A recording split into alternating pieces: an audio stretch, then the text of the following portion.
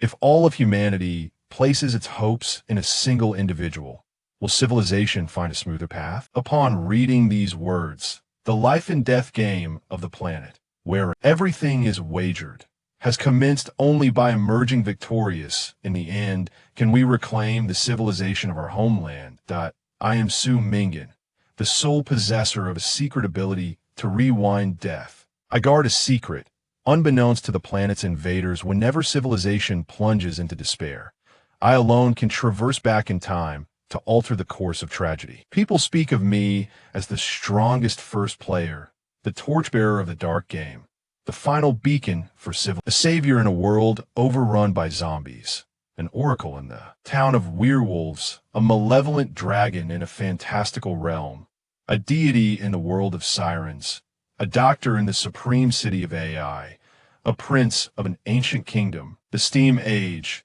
and the preeminent magician of the medieval era. These are all facets of my existence that I deceive the world with lies, repeatedly rewinding and time and again, I bury the failed timelines. Time and again, I forge successful timelines. To slay every individual, to redeem every soul, in pursuit of delivering the finest future for humanity to them. Even if it means bearing the weight of countless graves. Even if it entails treading upon the corpses and ashes of innumerable cells. Chapter 1. You possess a radiant and brilliant future. The greatest fortune in a person's life is to discover their mission in the prime of their youth. If victory remains elusive, then await the next cycle to venture forth. If the light of dawn remains hidden, let the torch be passed to the next generation. Everyone is acutely aware of humanity's baseness and desires. Yet the remnants of nobility and faith have allowed this explorer tribe to continue to blaze in this Alornithan game. They have raised the banner of war against the divine in the heavens. The one who stands at the pinnacle of the world watches over the future of all humanity, wagering life and death against the... He gazes longingly towards his distant homeland, carrying the fervent aspirations of civilization. Excerpted from the Future Games commencement, the top 3 posts on the human forum titled First Player Su Ming'an. You have perished. Crimson letters appeared before Su Ming'an's eyes, as red as blood. Constricting his heart, he gasped, beads of sweat cascading down his brow. He had never anticipated that an otherwise ordinary day would unfold in 3 hours prior. Ding dong. The world game is loading. Su Ming'an lifted his head, rubbing his eyes, convinced he was hallucinating from an all-nighter spent editing videos. He was 18, a freshman majoring in psychology with a penchant for philosophical and detective novels. He occasionally streamed horror games, garnering a modest following. Today was merely an ordinary day. He had just concluded a calculus lecture when a woman, claiming to be from Bilibili, summoned him to ACAF.MR. Mr. Su, a female voice called out to him that we would like to invite you to participate in a real-life game. A red-haired woman seated before him spoke gently. That a real-life game? I have no intention of doing so at the moment, Su Ming'an replied. The sound of paper scraping against the table broke the silence as the woman pressed a pitch-black card towards him. This game is rather different, she said. Why? He lowered his gaze on the card. Blood-red letters seemed to be etched in crimson. With the world as the arena, with real beings as the lives. Multiplayer, infinite dungeons, a simulated world, combat and struggle, global players, fierce competition. A high-level game awaits your participation. Su Ming'an frowned at the unconventional invitation. Not interested, he said, tossing the black card back to her and turning to leave. Do you know what path you are choosing by walking away? The woman inquired. Su Ming'an did not pause in his steps. The woman watched him depart quietly, making no further attempt to retain him, merely displaying a subtle smile. Whoosh! A vehicle sped past, splashing water onto the ground, and Su Ming'an leaped aside, hearing other pedestrians curse the speeding car. Goodness, driving so fast. Are they in a rush? Su Ming'an covered his ears, still ringing from the pedestrian's outburst. The world game is loading. He faintly heard such a voice, which had lingered since the previous night, as if reminding him that something significant was about to transpire. In the realm of science, where magic is dismissed, he found it difficult to voice such thoughts that he hailed a cab, intending to attend a birthday party for a high school classmate that evening. Inside the taxi, the radio announced. According to information released by the cardiovascular surgery transplant team at the Shaoshu Academy of Sciences, the double heart surgery has entered a critical experimental phase. In the future, combining two hearts could help extend human lifespan. This theory remains in the experimental stage. The public is advised against attempting to replicate. Su Ming'an was taken aback. Such potentially hazardous news could make its way into the taxi's broadcast. One heart corresponds to one human life. This is the natural. Biologically, there is no such thing as rights as humans perceive them. There are only various organs, abilities, and characteristics. Attempting to forcibly defy this principle and seize another's heart would inevitably result in the deprivation of that life. Trade, transactions, political machinations, moral coercion, public opinion, emotional bias, the trolley problem, and unrecognized sacrificial exchanges, these are all issues. He arrived at the gathering location that a classmate named Shen Shui ushered him inside. Today was her birthday celebration. Her makeup was subtle, yet clearly meticulously applied. He realized he was the first to arrive. In the kitchen, Shen Shui's distant relative, Lu Anna, was preparing dinner. Where are the others? Are they collectively late? He inquired. They should be here soon, Shen Shui replied softly. The homey girl in an apron, the dimming daylight, the unique aroma within the room, and the somewhat ambiguous. Su Ming'an had heard whispers that Shen Shui once harbored feelings for him. Though these were mere rumors, not worth believing. Shen Shui sat beside him, silent, propping her chin on her hand, gazing at him. What's on your mind? Su Ming'an asked. Su Ming'an, Shen Shui began. What do you wish to pursue after graduating from university? Perhaps becoming a freelancer, Su Ming'an replied. Then why did you choose psychology? I yearn to seek the tranquility of my inner self, Su Ming'an remarked. Previously, I scoured the internet and found an overwhelming chorus of warnings. Do not study economics, flee. Avoid civil engineering, escape. Steer clear of education, run away. Thus, I enrolled in a discipline that seldom elicited such cries of alarm. As it turns out, it has been quite rewarding. I have developed a fondness for psychology. Shen Shui, upon hearing this, smiled. Her eyes curved gracefully, resembling two exquisite crescent moons, reflecting on her evident concern for him. Su Ming'an felt compelled to reciprocate politely. And what about you, Shen Shui? What do you? Shen Shui's gaze momentarily intensified. In that instant, the contours of her figure were softly illuminated by the light, as if ancient oil paint. I wish to see the ocean, she eventually said. See the ocean? Is it truly that simple? Su Ming'an inquired. Indeed, she replied. I have never beheld the sea, as I cannot venture too far from home. Suddenly, she declared, to see the ocean is merely a desire of mine. I wish to open a tailor shop, stitching buttons and crafting garments. That I long to be a journalist, to learn about the plight of miners, and to express my outrage over the brutal truths of the world. I yearn to live this life to the fullest. Su Ming'an found himself at a loss for words, perplexed by how the conversation had taken such a profound turn. She did not wish to be ensnared within the confines of an ivory tower and monotonous work. She yearned for a life enriched with meaning and aspiration. Seemed. Why not try a piece of dessert? Shen Shui suddenly offered him a osmanthus pastry. Just as Su Ming'an grasped the delicacy, Shen Shui lunged towards him. If it were an ordinary boy, witnessing the class beauty rush towards him would undoubtedly send him into a frenzy, rendering him oblivious to everything else. However, Su Ming'an remained vigilant. He understood that unusual circumstances often concealed ulterior motives. His hand instinctively reached for the defensive dagger he carried at his waist. Shen Shui's hand shot out suddenly, and with a sharp clatter, she knocked the dagger from his grasp. It was then that Su Ming'an realized, unbeknownst to him, his strength was at the intoxicating aroma within the room. What do you intend to do? Su Ming'an's gaze turned icy.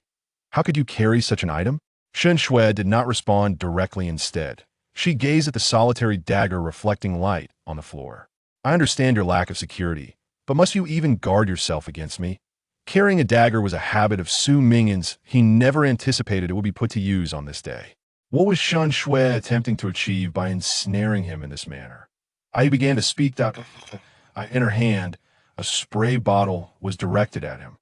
The moment he inhaled the mist, all his strength beat. A soft voice, warm as breath and as gentle as a feather, whispered in his ear. I simply like you, that's all. Stay by my side, forever. With that, Su Ming'an closed his eyes. Accompanied by a sharp pain in his chest, akin to being sliced, his final breath slipped away. The other party had indeed intended to take his life. Just moments ago, they were engaged in a light-hearted conversation about the sea. The world game has officially commenced.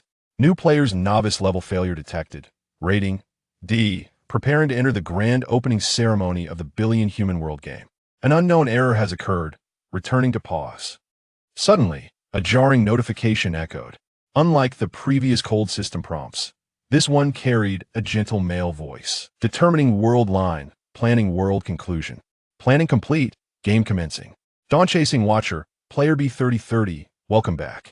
The authority to disregard death has been bestowed upon you. The world awaits your command.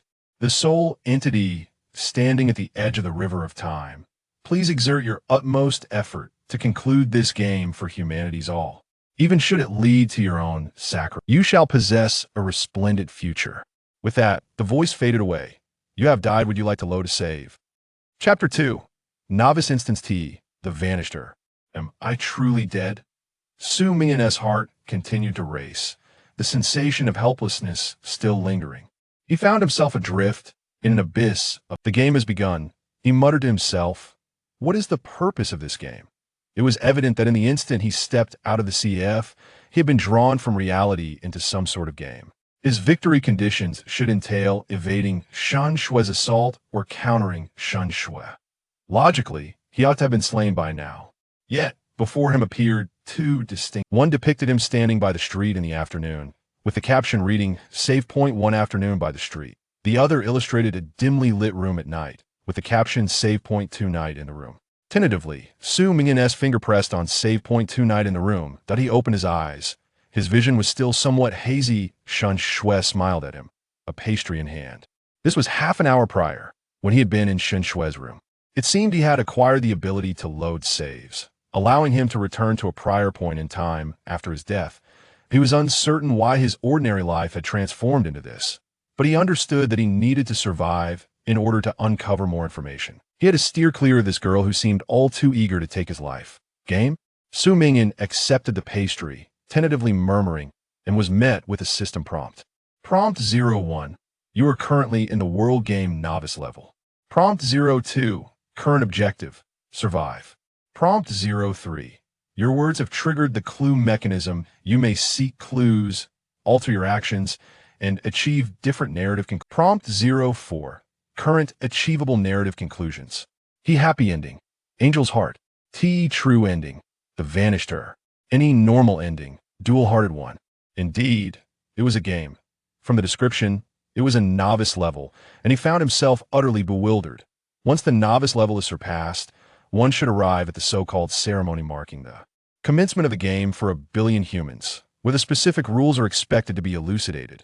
Why not sample some delicacies? Shan Shue suggested from the side, appearing extraordinarily composed. However, when Su Ming'an cast his gaze upon her, he distinctly perceived the words materializing within his field of vision. Clue obtained 3 peculiar bulge. Peculiar bulge. I have noticed that the hem of the young girl's skirt is bulging. What could she be concealing? My curiosity is piqued, yet I doubt I possess the courage to reach out and invest. Progress 10. Clues have been recorded in the clue log and may be viewed at any time. He observed a section labeled clue appearing in the lower right corner of his vision, which could be accessed with a mere thought to reveal the clues contained within. Su Ming'an set down the pastry. I need to visit the restroom, that he required a moment to retreat to other areas, at least to evade Shan Shue's gaze.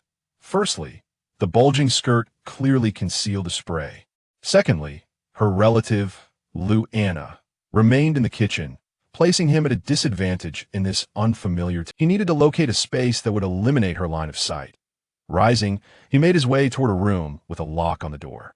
As he passed by the coat rack, he spotted a pristine white lab coat hanging, adorned with a tag.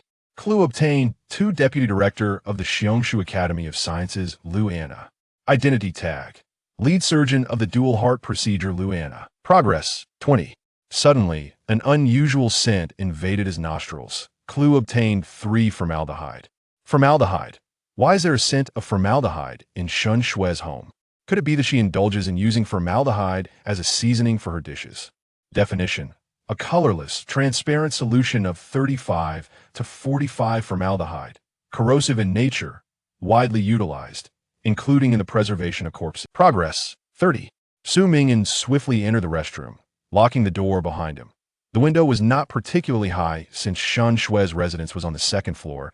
He could leap from the window without sustaining severe injuries. As he perched on the ledge, his foot unexpectedly brushed against something. Could it be a hidden compartment? Su Ming'an halted his attempt to climb through the window and pried open the concealed space. He discovered a trove of surgical instruments, anesthetics, and a diagnostic notification letter housed within a toolbox. Xiangshu First People's Hospital. Patient comrade Shin Shui is currently receiving interval treatment at our facility. Despite our active interventions, her condition has deteriorated, prompting this critical illness notification. This is to inform of the potential consequences. In summary, the patient has voluntarily opted to forego chemotherapy and proceed with discharge procedures. Patient's signature: Shun Shui. A brief diagnostic notification. Su Ming'an stared at the thin sheet of paper, his hands trembling. It was like this. Due to her terminal illness reaching its advanced stage, Shin Shui sought to enlist Lu Anna, the deputy director, to perform a surgery using his transplants, thereby prolonging her life. This explains why he had to die. Though the surgery appeared devoid of scientific merit, those teetering on the brink of death would clutch at any semblance of hope. No, just as it is now. She intended to take his life, to sustain her own existence with his vibrant vitality. As he gazed at the paper, an alto familiar, intoxicating fragrance wafted through the air unexpectedly, catching him off. At that moment, he was further convinced of Shun Shue's intentions. His sight dimmed slightly, and soon his breathing grew increasingly labored. Before slipping into unconsciousness, he beheld the restroom door swing open, revealing Shun Shue's impassive visage, accompanied by Lu Anna. The gleaming silver scalpel was blinding. Time lost all meaning. He could not ascertain how long it had been or where he had been relocated, but it plunged into his chest, crimson blood seeping. You have perished. Under the afternoon sun, fragmented rays filtered through the tree canopy. A seemingly ordinary college student stood beneath a street tree. His scream: Shun Shui. Su Ming'an, don't forget about tonight's gathering. Swish, a nearby vehicle splashed water directly onto him. How reckless. Driving so fast. Are you in a hurry to be reborn? A passerby, equally soaked, exclaimed. At this moment, Su Ming'an's breath was stifled. Only then did the air flow back into him, cooling his chest. After this encounter with death, he opted for the first scene, namely save point 1, afternoon by the street. Returning to the afternoons, he felt at his side, accurately locating the cold touch of his concealed dagger. Hailing a taxi, he rushed home. During the ride, he inquired with several classmates, all of whom claimed there was no gathering involving the class flower. Brother Ming'an, you must have stayed up too late, his close buddy Bolong remarked. We've told you to order takeout less and to avoid those pink websites. I didn't look, Su Ming'an replied. Previously, he had not been well acquainted with his high school classmates, which is why he had not learned in advance. It turned out that Shun Shui had invited only him to this gathering. His memories lingered in that living room, where shadows danced like flickering flame. The pale skin, flushed cheeks, and the scalpel that had pierced his chest. Is there a personal interface?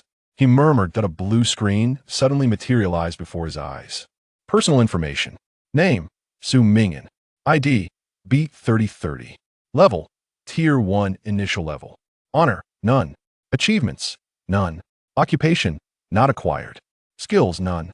Health: 500. Reference data only does not represent a fixed value.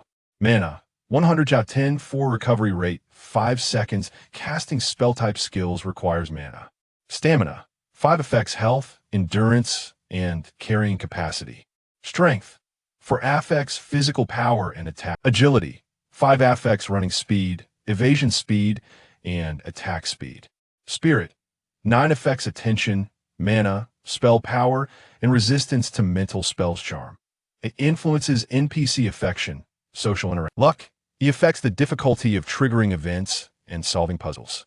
The quantified attributes are innate, with the average value among all humanity set at 5, which can be enhanced through the acquisition of points or training. Points: 0 after completing the novice level. These can be used to purchase items. Combat power rating: 50. This metric is a reflection of current performance and bears no relation to actual combat situations. The global leaderboard will be activated upon the conclusion of the first world. Ding dong. The phone emitted a sound. Although it had rung several times before, Su Ming'an had chosen to ignore it until the screen's illumination captured his attention. Shen Shui, why haven't you replied to me? Shen Shui, are you not coming? I prepared your favorite tea and snacks. Shen Shui, why aren't you here? Did I do something wrong? Shen Shui. Shen Shui, open the door. I'm here. Ding-a-ling, ding-a-ling. The doorbell chimed playfully.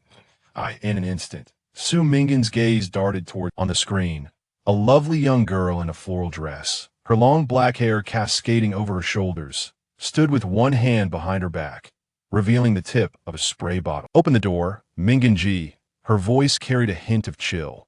Without hesitation, Su Ming'an rose, opened a drawer, and retrieved a bottle of clear liquid, mixing into the tea on the table. He harbored a slight penchant for collecting items. After completing his preparations, he opened the door. Outside stood the enchanting girl with her flowing black hair. You made me wait for so long, Shen Shui said in a half-pout. Come in. Su Ming'an confirmed that there was no one else in sight.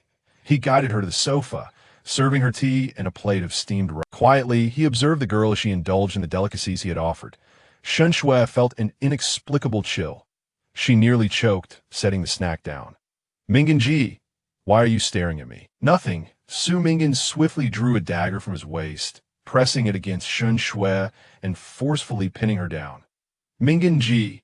Shen Shui panicked, attempting to retrieve her spray, only to realize her. Where's that person in your house? Su Ming'an inquired.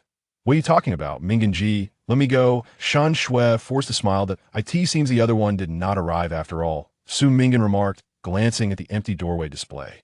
Ming'an Ji, there's something I have never told you.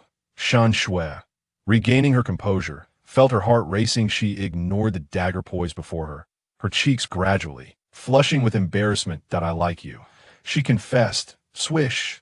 A deep gash erupted at the base of the girl's throat. HP 200. Fatal wound.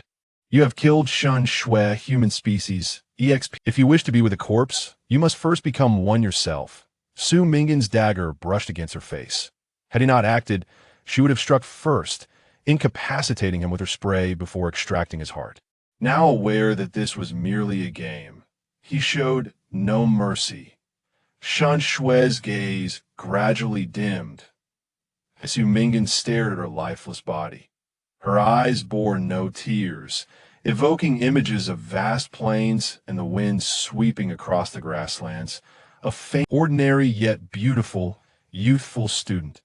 Why had she made such a choice? To kill him, implant his heart into her fading body, thereby prolonging her existence? Then, with his vibrant heart, did she aspire to behold the ocean? Was this her notion of a free and independent life? Was this the fulfilling and passionate journey she desired? Then what purpose did that heart, now nestled within her chest, serve? Did it beat for her so-called affection, or for the radiant future she envisioned? Knock, knock! Suddenly, a knock resounded from outside. Lu Anna stood at the door. Shen Shui, are you in there? Lu Anna knocked, her voice tinged with urgency. Su Ming'an recognized her as the accomplice of Shen Shui. He gazed at Shen Shui's corpse, refraining from touching her, and used the hilt of the dagger to dislodge the death spray from beneath her skirt. Picking it up and door. Shen Shui, respond. Lu Anna called, growing anxious as her hand slowly reached for the weapon at her back. Bang! The door swung open abruptly. Su Ming'an emerged, spray in hand, covering his nose, and swiftly pressed down with his fingertips. Caught off guard, Lu Anna's legs buckled, and she collapsed, unconscious, with no further. Su Ming'an set the spray aside. Indeed, it had been a most senseless farce. Yet at least he had survived, evading her grasp for his heart. Before him lay the unconscious Lu Anna, her phone tumbling to the floor, producing. He picked it up, just in time to catch a glimpse of a segment of QQ message history. The message had been sent merely 10 minutes prior. Shun Shui, 1556. Anna, after transferring my heart tissue to him, please remember to clean up the bloodstains to ensure he returns safely, without suspicion. Lu Anna, 1557. I understand. Su Ming'an was momentarily taken aback. That moment. A chilling wind seemed to whistle through his chest. He turned to glance at the girl on the sofa, seemingly asleep. Noticing the pale whiteness that subtly he could no longer perceive the vastness that had once dwelled in her eyes. His fingers swiftly scrolled through their chat history. The first message concerning this matter dated back to a week ago. Shun Shui. Anna, I wish to forego treatment. The doctor says I have no more than a month to live. Luana, I respect all your decisions, dear. Shun Shui. Anna, is the dual heart surgery you are researching real? Luana, although the outside world deems this surgery absurd, I believe it merely lacks qualified experimentation. There are no living subjects available for our trials. Seemingly implausible experiments often face skepticism and ridicule before they are genuinely undertaken. However, I am convinced that if successful, individuals possessing two distinct types of cardiac tissue could undoubtedly extend their lifespans. Shun Shui. Sister Anna, is what I read in the files true? Su Ming'an truly has been afflicted with a terminal illness? Anna, that is a certification from the Xiangshu Hospital. It is not a deception. Shun Shui. Shun Shui. Sister Anna. Shun Shui. Please take me away from the hospital and back home. Luana. Shun Shui. I think, since I'm destined to die, I might as well offer my heart to him. Luana, why would you make such a choice? You could possess his heart as well, dear child. Shun Shui. Sister Anna. Shun Shui. I have often pondered the significance of my existence, being one who has suffered from illness since birth. What purpose does my life serve, consuming resources and materials, counting down my days from the moment I open my eyes? I am unable to create, to give, nor can I leave even the faintest trace behind. After my passing, my loved ones and friends will gradually erase all. Shun Shui. Yet one day, I suddenly realized that I too have things I do not wish to regret. Shun Shui. I found myself yearning to attend his graduation ceremony, to witness him shining under the spotlight, to see him cherished by many, to have him visit my tailor where I craft new garments for him, to picture us as newspaper reporters together, embarking on field interviews, witnessing the blood, sweat, banners, grains, and vegetables. Shun Shui. I suddenly, desperately longed to see him step into a glorious future. Shun Shui. Moreover, I wished to see the ocean with him. Shun Shui. Is this what it feels like to love someone? I do not know. Is my desire a crime? I do not know. Shun Shui. I only know that someone like me, who has opened their eyes merely to await eternal slumber, can no longer continue on this path. Shun Shui. Therefore, even if he harbors resentment towards me, it matters not. I simply wish for my heart to continue beating within his Shun Shui. My love is selfish, and it may never be acknowledged by others. Shun Shui. But as long as he lives, that is enough for me. Shun Shui. As long as he lives, that. Luana. Shun Shui. I am sorry, Sister Anna. Luana. I understand. Luana. I will prepare for the surgery and ensure your heart is given to him. Absurd. Gazing at the chat history, Su Ming'an found it utterly ludicrous. He discarded his phone. Shun Shui had meticulously planned everything, arranging every detail. Even aware that this contravened public order, even recognizing it as a crime, she selfishly and inexorably sought to bestow her heart upon him. She intended to wield the scalpel, opening his heart to plant herself within, determined to grow along his blood vessels, embedding her in. This was her unique yet absurd, selfish yet selfless love. Yet he did not have cancer, devoid of living materials. Luana deceived her, transforming her heartfelt intent. He turned to gaze upon the young girl's lifeless body. Her pupils were dilated, her expression serene and tranquil. The waning sunlight filtered through the curtains, casting its glow upon her visage, her dark locks lifted by the breeze, her wild eyes. At the moment Su Ming'an wielded the blade, extinguishing her life. Did she ever regret her actions? In her final moments, Did she still wish to offer that sinful? In the second before her life ebbed away, did she gaze upon him with that sorrowful expression? Was it the last lamentation of her soul, a high-pitched and fleet? As he looked upon her body, he felt as if he could hear the tremors of her spirit, rare and precious, foolish yet knave. That, as Su Ming'an recalled, that each time before death, the scalpel in Shen Shui's hand. Thus, Shen Shui intended to preserve his original heart while providing him with an additional cardiac tissue. However, they overlooked one crucial detail, the singular point that rendered this farce a thoroughly tragic affair for his own heart resided on the right side. Hence, he had perished from a ruptured heart. Consequently, she now lay slain due to a misunderstanding. Thus, this act, dubbed love, which scorned humanity, morality, and order, had devolved into an utterly He stood frozen in place, the scent of blood lingering in his nostrils.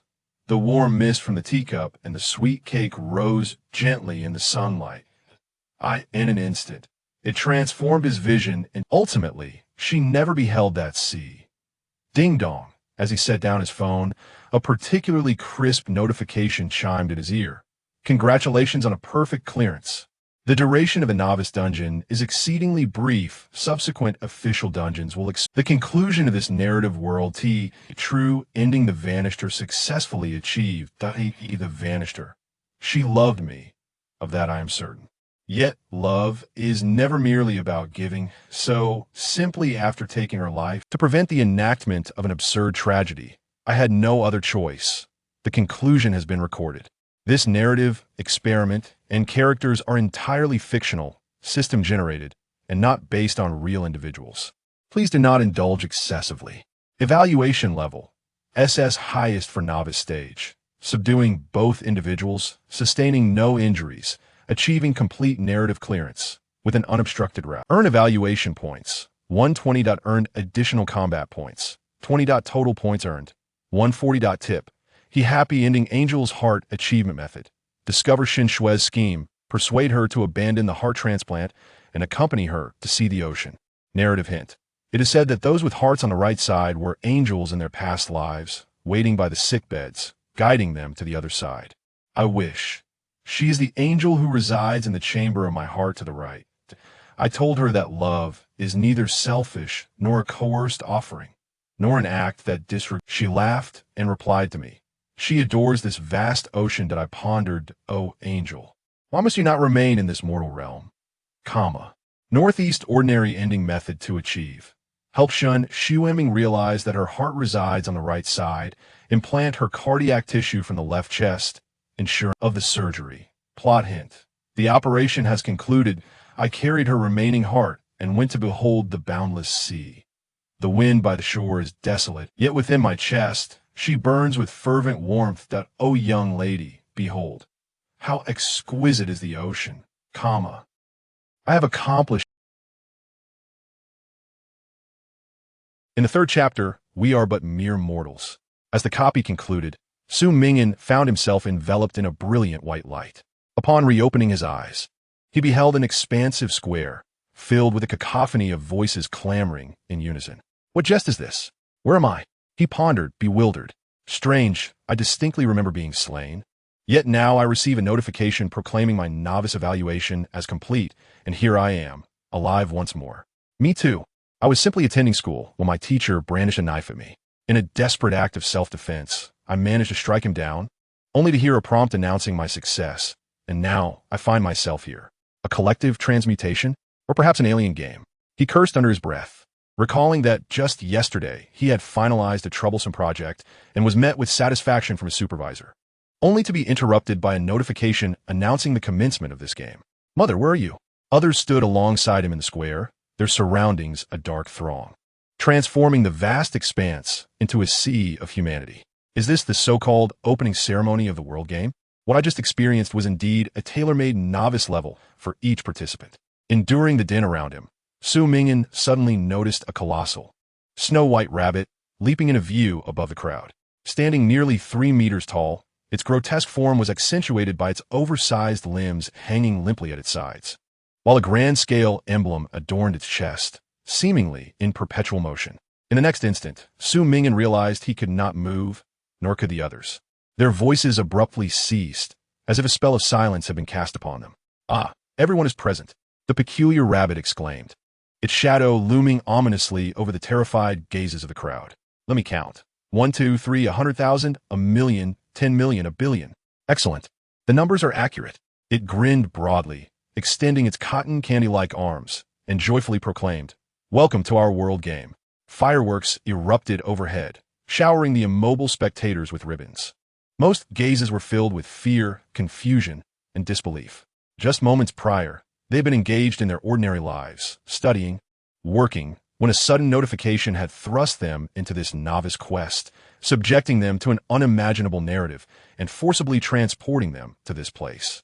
Faced with such a reality that defied comprehension, all were engulfed in trepidation of the unknown. Su Ming'an steadied himself. It appeared this rabbit was the orchestrator of the game, or perhaps a host-like entity. He felt no trepidation. As a connoisseur of horror games, this extraordinary occurrence opened a window to new possibilities. The previous game simulations featuring Shun Shui and Lu Anna's novice levels had been rather intriguing. Given the system prompts, it was clear that diverse gaming worlds awaited. Greetings, everyone. Before diving into the details, allow me to introduce myself. You may call me Boss Rabbit. It is my honor to serve as the chief organizer of this game, what you might refer to as the game administrator or system. The rabbit beamed, arms outstretched. The date is September 30th, 2021, at 3 p.m. 3 hours ago, the individual novice quests of the world game officially commenced, with a staggering 10 billion human participants. Congratulations to the chosen ones. You now possess the opportunity to alter your destinies. Become participants in this game, embarking on journeys through various alternate realms. As the rabbit exuberantly expressed these words, a luminous screen illuminated the square, displaying the scenery of Jiaxing from 3 hours prior. The once bustling city, with pedestrians bustling by and farmers toiling in their fields, froze in time as the clock struck 12. Among the stillness, Su Ming'an caught a glimpse of himself, departing from CAF. In that fleeting moment, his figure, clad in a coat, was suspended at the door. Time on Jiaxing had been eternally halted at that instant.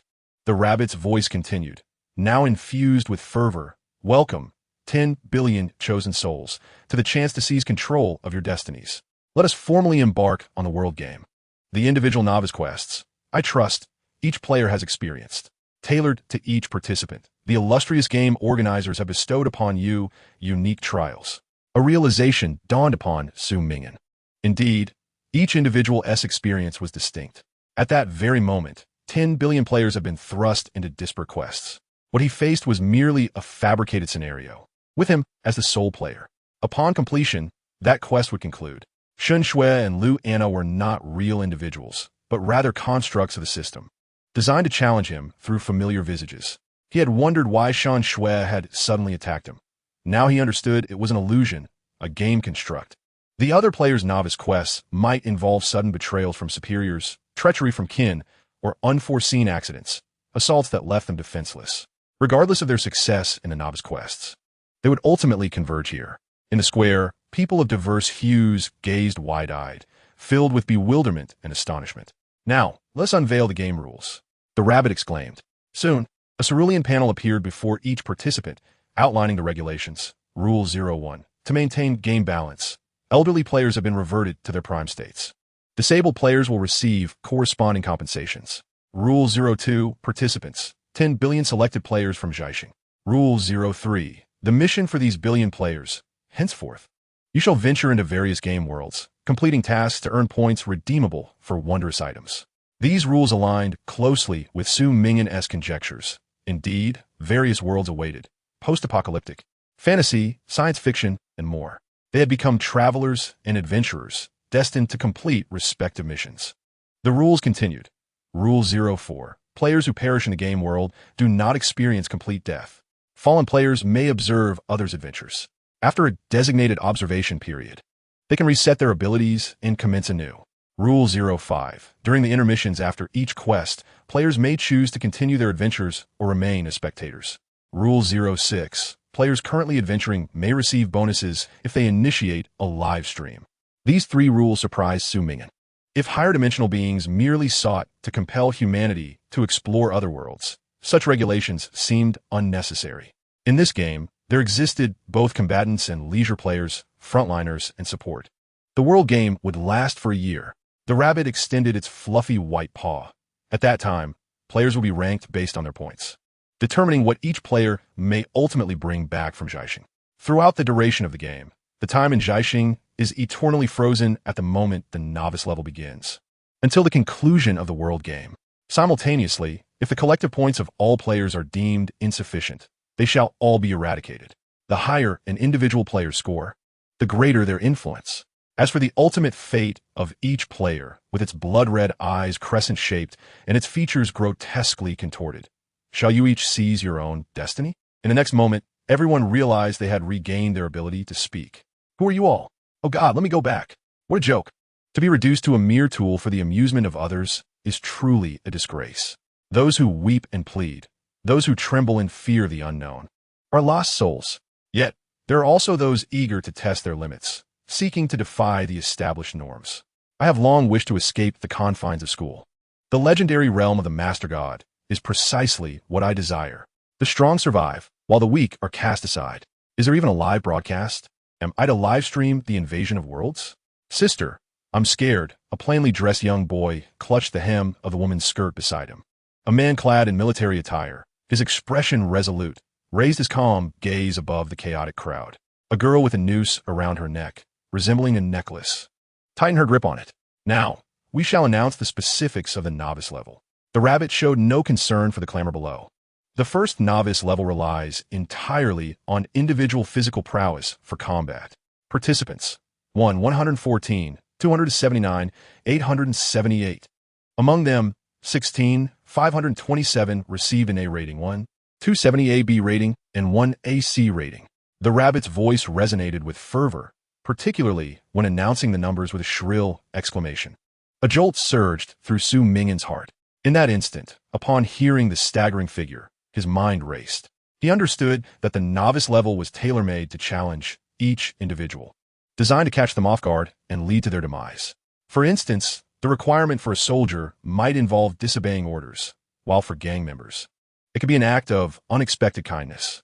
If someone were to make an irrational decision, contrary to their usual behavior, they could potentially succeed. However, adherence to the narrative path must be unwavering, without a hint of hesitation from start to finish. But if everyone could save their progress, then his own performance should not be exceptional. Many others are far more alert and formidable. He could hardly claim to be the best. Unless, of course, this death rewind skill was uniquely his own. Perhaps only those endowed with the ability akin to a death rewind could achieve such a rating. Moreover, it could be surmised that even the organizers were unaware of the existence of this skill. He still recalled the evaluation he received upon his first death. Had the organizers known he possessed a death rewind, they would not have immediately concluded with an evaluation upon his demise.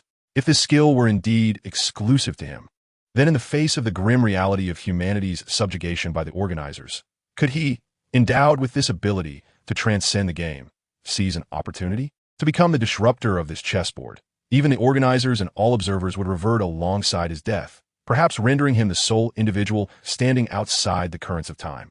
He swiftly concluded this train of thought. Now, let us welcome the first participant to achieve an A rating to address us. Let's give a warm round of applause. The rabbit clapped enthusiastically. Suddenly, a beam of light shone upon Su Ming'an, isolating him from the throng. In that moment, he felt an invisible force lift him higher and higher, as if he were being drawn by that very light. The Master God's space did not force him into a corner. A pure white mask appeared upon his face, rendering his form exceedingly indistinct, ensuring he would not reveal his identity in subsequent tasks. Oh dear, the current top contender on Zhaixing appears to be quite remarkable indeed. A formidable first place. Please share your acceptance speech. Rest assured, we have instant translation available, so there are no language barriers. The rabbit thrust a blood-red microphone toward his lips. Su Ming'an looked down upon the boundless square, the endless horizon, and the multitude of people, a sea of dark figures, countless shimmering gazes now intertwined with his fate. The weight of an entire world coalesced here. He took the microphone. World game, he spoke. He noted that his voice had been encrypted, rendering it unrecognizable to others. He took a moment to ponder. Then his voice began to flow from the heavens, gradually enveloping the entire square. While it may seem absurd to tether the fates of the global populace to a judgment called a game, at present, we find ourselves unable to terminate this game. The crowd, charged with fervor, vented their anger, clamoring to overthrow the organizers. These sentiments are not misplaced. Yet, humanity's future remains a blank slate. We lack the capacity to oppose the organizers. What we can do is to enhance ourselves within this limited space. His voice paused, and an eerie silence fell below. Countless faces turned upward, gazing at him, their eyes reflecting a myriad of emotions. After a brief interlude, he continued, I often ponder, what does luck mean for an individual? People raised their heads, the entire assembly hushed. A billion gazes converged upon the figure bathed in light. I cannot speak for others, but in my view, to borrow a line from the monumental work, The Stars Shine for Humanity, Su Ming'an proclaimed, the greatest fortune in a person's life is to discover their mission in the prime of their life. We are fortunate. We're in our prime, at least physically, we no longer age. Even children are no longer frail. We are fortunate to have discovered our mission.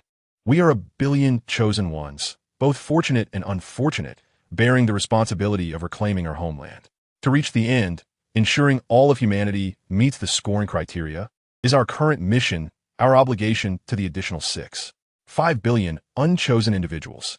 We are humanity, regardless of whether we were soldiers, students, or held other identities. The task of advancing humanity's collective score now rests upon each of us.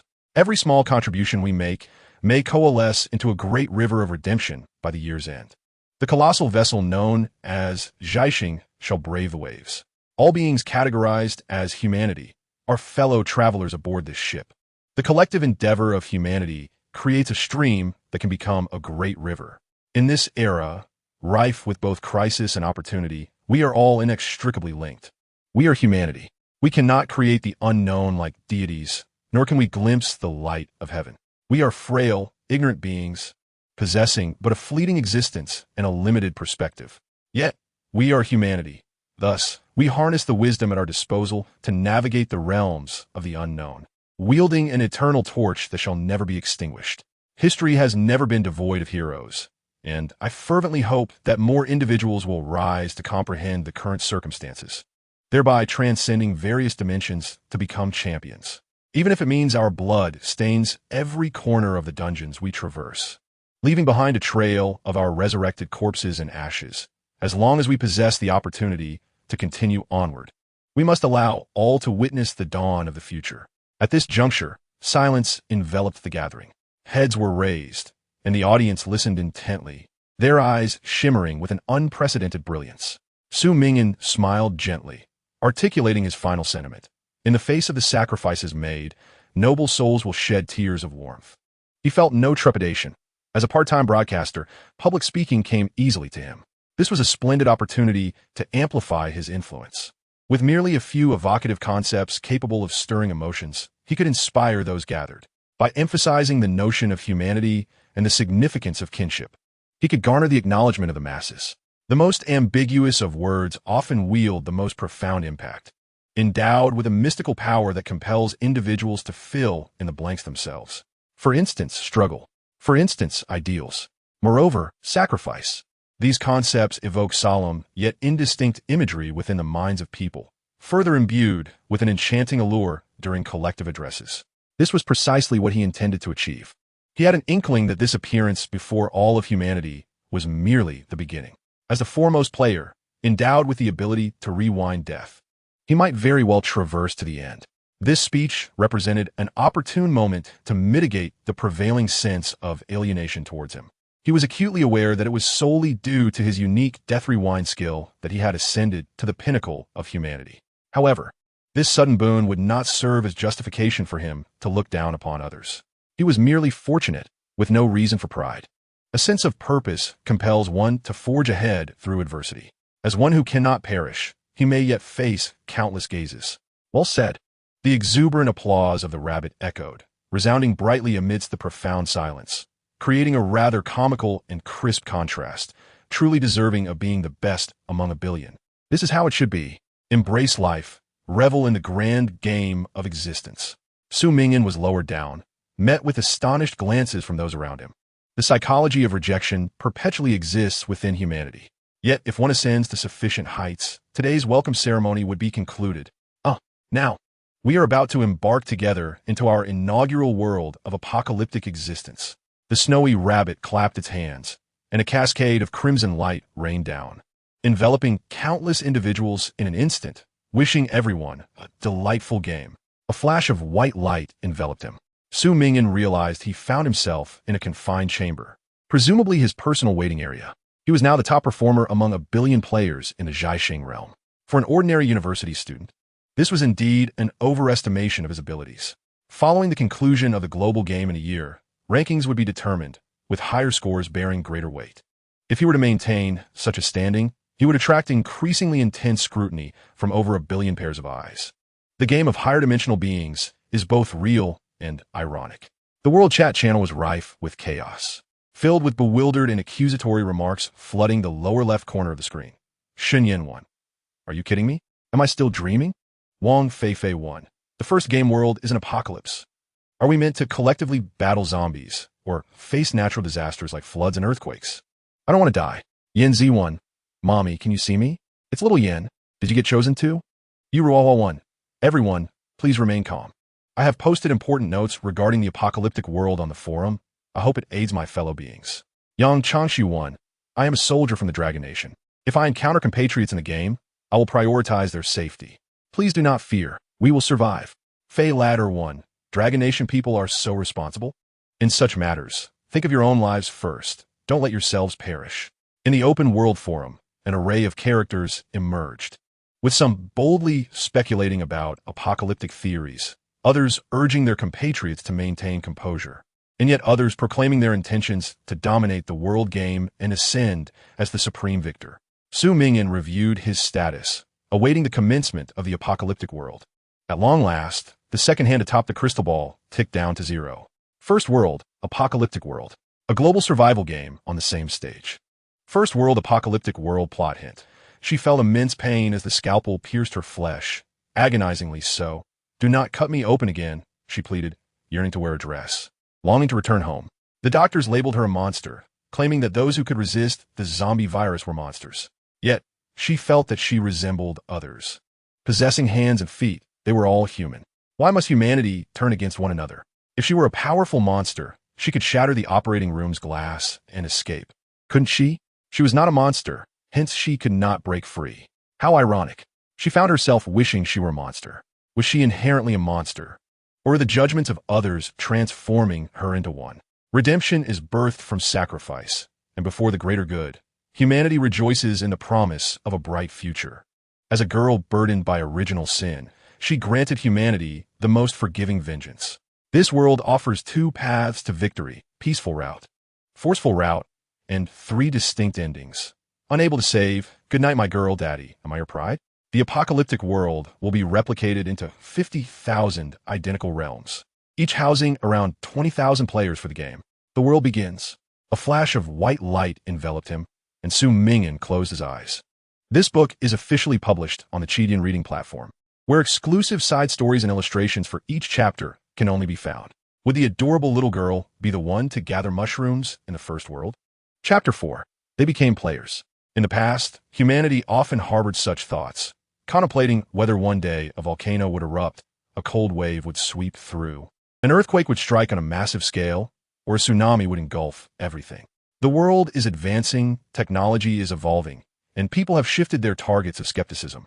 They ponder whether meteors might fall from the sky unbidden, if the sun could alter its course, whether artificial intelligence could spiral beyond control, and if extraterrestrial civilizations might suddenly descend upon us. Humanity is perpetually rife with doubt, questioning the future of our species and whether civilization can continue to thrive in safety and stability.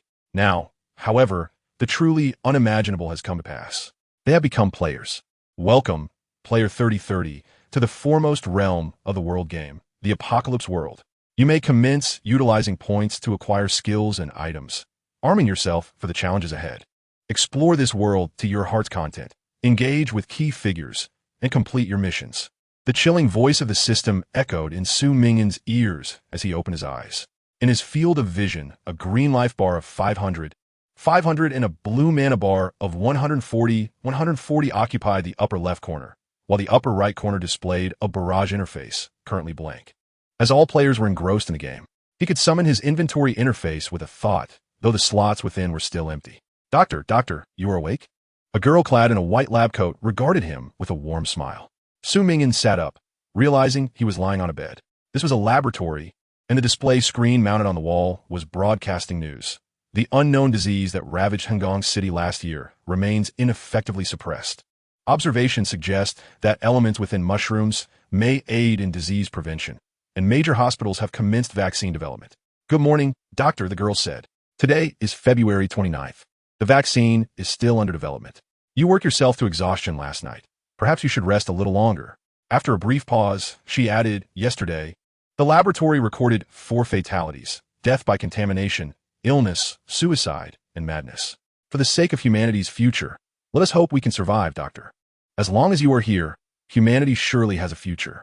The girl bore a badge reading assistant to the doctor at Hangong City Vaccine Development Center, Xiaohan. Su Ming'an realized he had taken on the persona of a doctor at the research center. It appeared that this scenario operated on a possession mechanism, with players assuming initial identities. Ding dong. Welcome to the first world, players. World name, Hangong City Zombie Apocalypse. Story prompt. If I were to perish here, would anyone mourn for me? If I were to drink the blood of a marauder, could I find peace in the afterlife? Background. All players are entering the game for the first time, and during the game, they will automatically comprehend the local language. Basic task for all players. Survive until the 15th day. Perfect completion requirement. Find the antibody and deduce the cause of the apocalypse. Key figures in this world. Duo, daughter of Han Yin and Chun Limin. Su Ming'an contemplated. It seemed that his objective within this scenario was to diligently acquire the antibody and uncover the reason behind the apocalypse. The question of where to find the antibody loomed large. Doctor? Noticing his silence, Xiaohan inquired with a hint of confusion. It's nothing, Su Ming'an replied. Xiaohan was evidently a native of this world, not a player. He could not allow her to discover that he was not the actual doctor. It appeared that 20,000 players had entered this world, each assuming different identities. He had embodied a doctor, a fortunate circumstance, at least avoiding the misfortune of becoming a scavenger. Doctor, I will head upstairs to check on the vaccine's progress, Xiaohan smiled. Once she departed, Su Ming'an promptly opened his personal information interface. Personal information name, Su Ming'an ID, 3030 level, stage 1 honor, none achievements, none profession, not acquired skills, none health points, 500 mana, 100-104 recovery speed, 5 minutes stamina, 5 strength, 4 agility, 5 spirit, 9 charm. Luck, points, 140 combat power rating, 68 he heard the system's voice, achievement unlocked, endless horizons above a billion beings. Is your public address. Gain 40 points. Honor unlocked. First in newbie level the current strongest among a billion beings. Maintain your indomitable spirit. Gain 40 points. Su Ming'an glanced at his current points, 220. Given that the average points among most players range from 30 to 70, he had already secured a significant advantage. Suddenly, he realized that his Death Rewind skill did not appear on the information panel. An exclusive skill. He was increasingly convinced of his suspicions. This was likely a secret known only to him, though its origins remained a mystery. He accessed the skill acquisition section. Commencing skill acquisition phase. Player detected as having achieved perfect completion. Skill tier set to maximum. Greatly increases the probability of obtaining advanced skills. The cost for drawing a skill is 120 points. Do you wish to proceed? Yes. Acquired epic, red tier, potential skill, clone, upgradable. Clone 1, mana cost. 80 you can create a clone at the cost of 1/3 of your power. The clone possesses the same innate strength as the original. Should the clone perish, the original strength is restored. The original may reabsorb the clone through contact or choose to have it explode. The clone's strength is directly related to the original's spirit points. Note, skill potential ranges from low to high, with potential levels being common, white tier, advanced green tier, rare, blue tier, epic, red tier, and legendary, purple tier. New skill acquired, combat power, 6870. With 100 points remaining, he realized that a subsequent draw for a maximum tier skill would be unattainable. Su Ming'an opted to draw from the next tier down, which cost 80 points. Acquired rare blue tier, potential skill, Annihilation upgradable. Annihilation 1, variable mana, cost, anything within your touch, may be dissolved by annihilation energy, with potency contingent upon the mana invested. New skill acquired, combat power, 13840. He allocated the remaining 20 points to attribute enhancements, each requiring 10 points. He increased his strength by 1 and his spirit by 1. His current attributes now stood at stamina, 5, strength, 5, agility, 5, spirit, 10. After augmenting his strength, he distinctly felt an increase in the power of his punches, and with the enhancement to his spirit, his vision became notably clearer. This was the sensation of becoming stronger. Should he acquire more attribute points, his physical prowess would undoubtedly undergo a qualitative transformation. The shop section had yet to be unlocked. Su Ming'an cast a final glance at his panel, noting his combat power stood at 188, with his level still at the initial stage 1. It should be akin to the usual gaming experience, where slaying monsters leads to leveling up, which in turn grants new attribute points. Over the course of these 15 days, he may also undertake various side quests, earning points that can be exchanged for attribute enhancements and equipment, thereby amplifying his 4 core abilities: stamina, strength, agility, and spirit. Ding dong! After the conclusion of the first world, the career module will be unlocked, allowing you to acquire a personal profession, such as battle mage, shadow priest, dual-wielding warrior, mechanical sniper, orc shapeshifter, paladin, necromancer, and many others. Su Ming'an realized that choosing a profession would be a pivotal decision, one that necessitated careful contemplation regarding his future development. Should he become a warrior who cleaves through all, a master of elemental magic, fire, earth, light, darkness, wind, thunder, and ice, or perhaps a mechanic adept with firearms and explosives, or a summoner forging pacts with spirits? In any case, he must accept quests, vanquish zombies, and continuously strengthen himself to uncover the secrets behind this apocalyptic world and achieve a flawless completion. Lucy, huh? You seem rather relaxed, don't you? Suddenly, a comment floated across the top of his screen. This was likely a deceased player, now reduced to an audience stripped of all points and power, who had stumbled upon his live stream. It was quite unfortunate that this individual had met their demise so prematurely.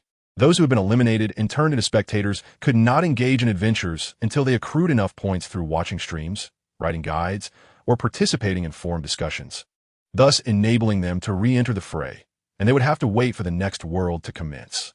The comments were prohibited from revealing useful information about the dungeons. There would be no sharing of plot details, serving only to identify individuals. The livestream interface resembled that of a typical streaming platform, with higher-rated streams appearing at the forefront. This spectator likely perished earlier that day, casually clicking on a live stream and entering. This viewer was unaware that they had actually entered the stream of the first player. I heard that the strongest player, Edward of Grand, already has 150 combat power. How much do you have? Your stream lacks any heat. Perhaps you should consider changing the name. The spectator remarked. The streams with higher ratings ultimately yield point rewards. After all, there are few adventurers, and no one wishes to perish repeatedly. We rely on those of you willing to undertake quests. As an adventurer, Su Ming'an could not see other streams and could only view his own, which he had not renamed, a rather unremarkable Su Ming'an's live stream. He found this amusing, reminiscent of his own past live streams. What do you think should be changed? The viewer suggested Solo Zombie Slayer or Crushing the Apocalypse as potential titles. After moments thought, Su Ming'an altered the name to World Game, Online Vacation. He tested it out and discovered he could restrict the viewing content for his audience. After all, one cannot broadcast everything. One must be cautious of any potential disruptions. You seem quite at ease. What is your rating for the novice level? An audience member queried. When I return to adventure, you must take me along. We will kick the boss rabbit and punch the organizers. The relationship between adventure streamers and their audience is symbiotic.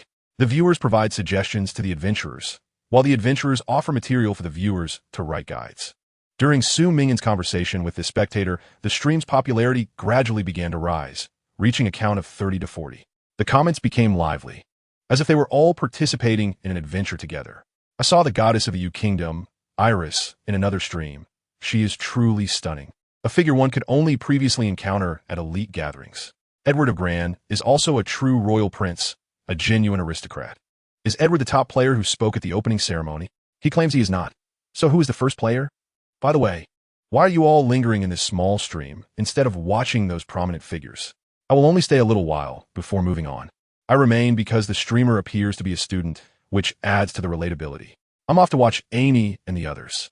They were previously Grand Nobles, definitely worth a look. Streamer, you have quite the audacity. Your novice level rating must be quite high. Novice level? Su Ming'an replied. I am. Haha. I believe you, we believe you. So, does that make us the loyal fans of the first player? Haha, just kidding, I don't believe it. Su Ming'an paid little heed to these comments. He was streaming to earn points and had no intention of pandering to anyone, often too lazy to engage in conversation. Though he had no desire to flaunt his status as the top player, he would not go out of his way to conceal it either. In no more than 15 days, the leaderboard would be unveiled, and his identity would be impossible to hide. At that moment, the world's gaze would be fixed upon him. The first player? An infinite distance lay ahead, countless individuals, the first among billions, a weighty mantle for a world, a merchant as wealthy as a nation. Politicians wielding immense power and top-tier celebrities, while he remained merely a student. His identity as the first player would inevitably be revealed. When that time arrived, what fervor, scrutiny, admiration, and even worship would he face? He rose from his bed, stepping out of the stark white laboratory into a deep, shadowy corridor. Since the task was to find the antibody, there might be some within a laboratory. Following the rough wall, he ventured into a pitch-black room. It was eerily silent, save for the sound of a clock ticking away. Suddenly, a gust of wind rushed past him, and Su Ming'an raised his hand, gripping the assailant's arm. In the darkness, neither party could discern the other's features. He lifted his knee, delivering a sharp strike, his hand momentarily flickering with power, eliciting a cry of pain from the opponent as their arm was injured. The glint of a blade halted for a moment. Yet his knee met the adversary's abdomen with unimpeded force. Thud! The opponent seemed to be propelled back by the impact, crashing heavily to the ground. The current number of players in the world game stands at 117, 676, 882. Oh, please, come and save me. Su Ming'an approached the direction where the individual had collapsed. Perhaps the person, wary, sought to restrain him, but he would not limit his retaliation to mere self-defense. Wait, the individual called out, and soon a glimmer of light appeared. It was a woman with a ponytail, currently on the ground, her arm marred by a horrific, melted scar, holding a glowing flashlight. Su Ming'an stepped closer, intending to deliver another kick. Wait, are you also a player? The woman exclaimed. Yes, Su Ming'an replied. We can gather clues together. I am currently posing as a sanitation worker in this research facility. There are many locals here, and I fear they may see through my disguise, she explained. No need, Su Ming'an said. Who knows if the woman harbors ulterior motives?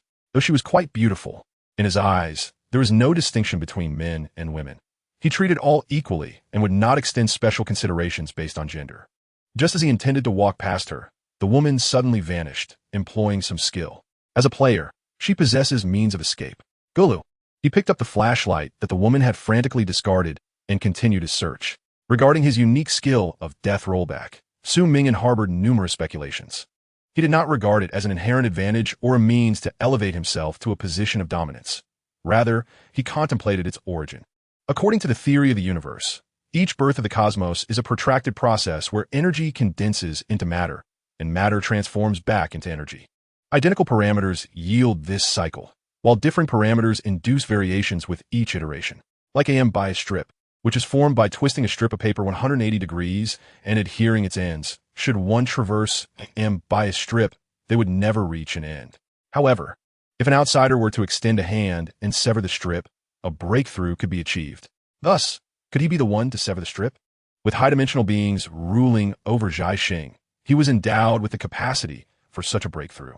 If he were to shamelessly exploit this ability, becoming the strongest player, oppressing others, and flaunting his superiority, would he not betray this potential for resolution? Moreover, and most crucially, if humanity ultimately fails to meet the required score and faces annihilation, would he, the one with death rollback, not be doomed to perish repeatedly, trapped in a cycle of life and death, yearning for survival, yet unable to attain it? He resolved that humanity must prevail. Su Ming'an pondered deeply, yet how to break the cycle, and whether this ability eluded the notice of the high-dimensional beings, remained unknown to him. More information was required.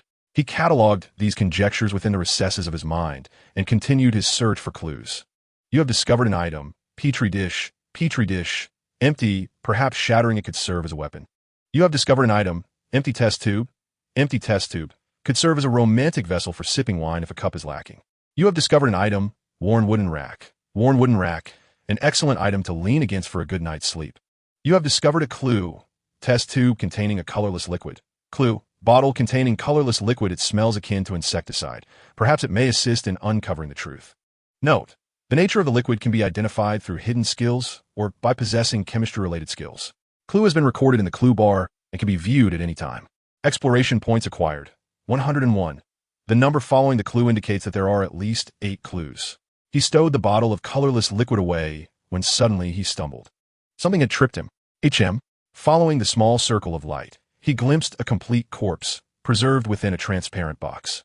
Strangely, mushrooms sprouted from the corpse, as if nourished by human flesh and blood, appearing remarkably fresh and juicy in stark contrast to the desiccated body. In this apocalyptic world, it seemed that the end times were inextricably linked to mushrooms. Su Ming'an straightened up. Suddenly, he heard a peal of laughter, like the chime of silver bells. It seemed someone was breathing softly behind his neck, sending a chill down his spine. "Please, come quickly, save me." He turned around, but found nothing, just a figment of his imagination. Surely, charm cannot have any effect on ghosts and monsters. Current players in the world game: 1-046, 580. 632, Dr. 6, we are humanity's last hope. Su Ming'an heard laughter again. He lowered his gaze and beheld a little girl clad in blood-red attire.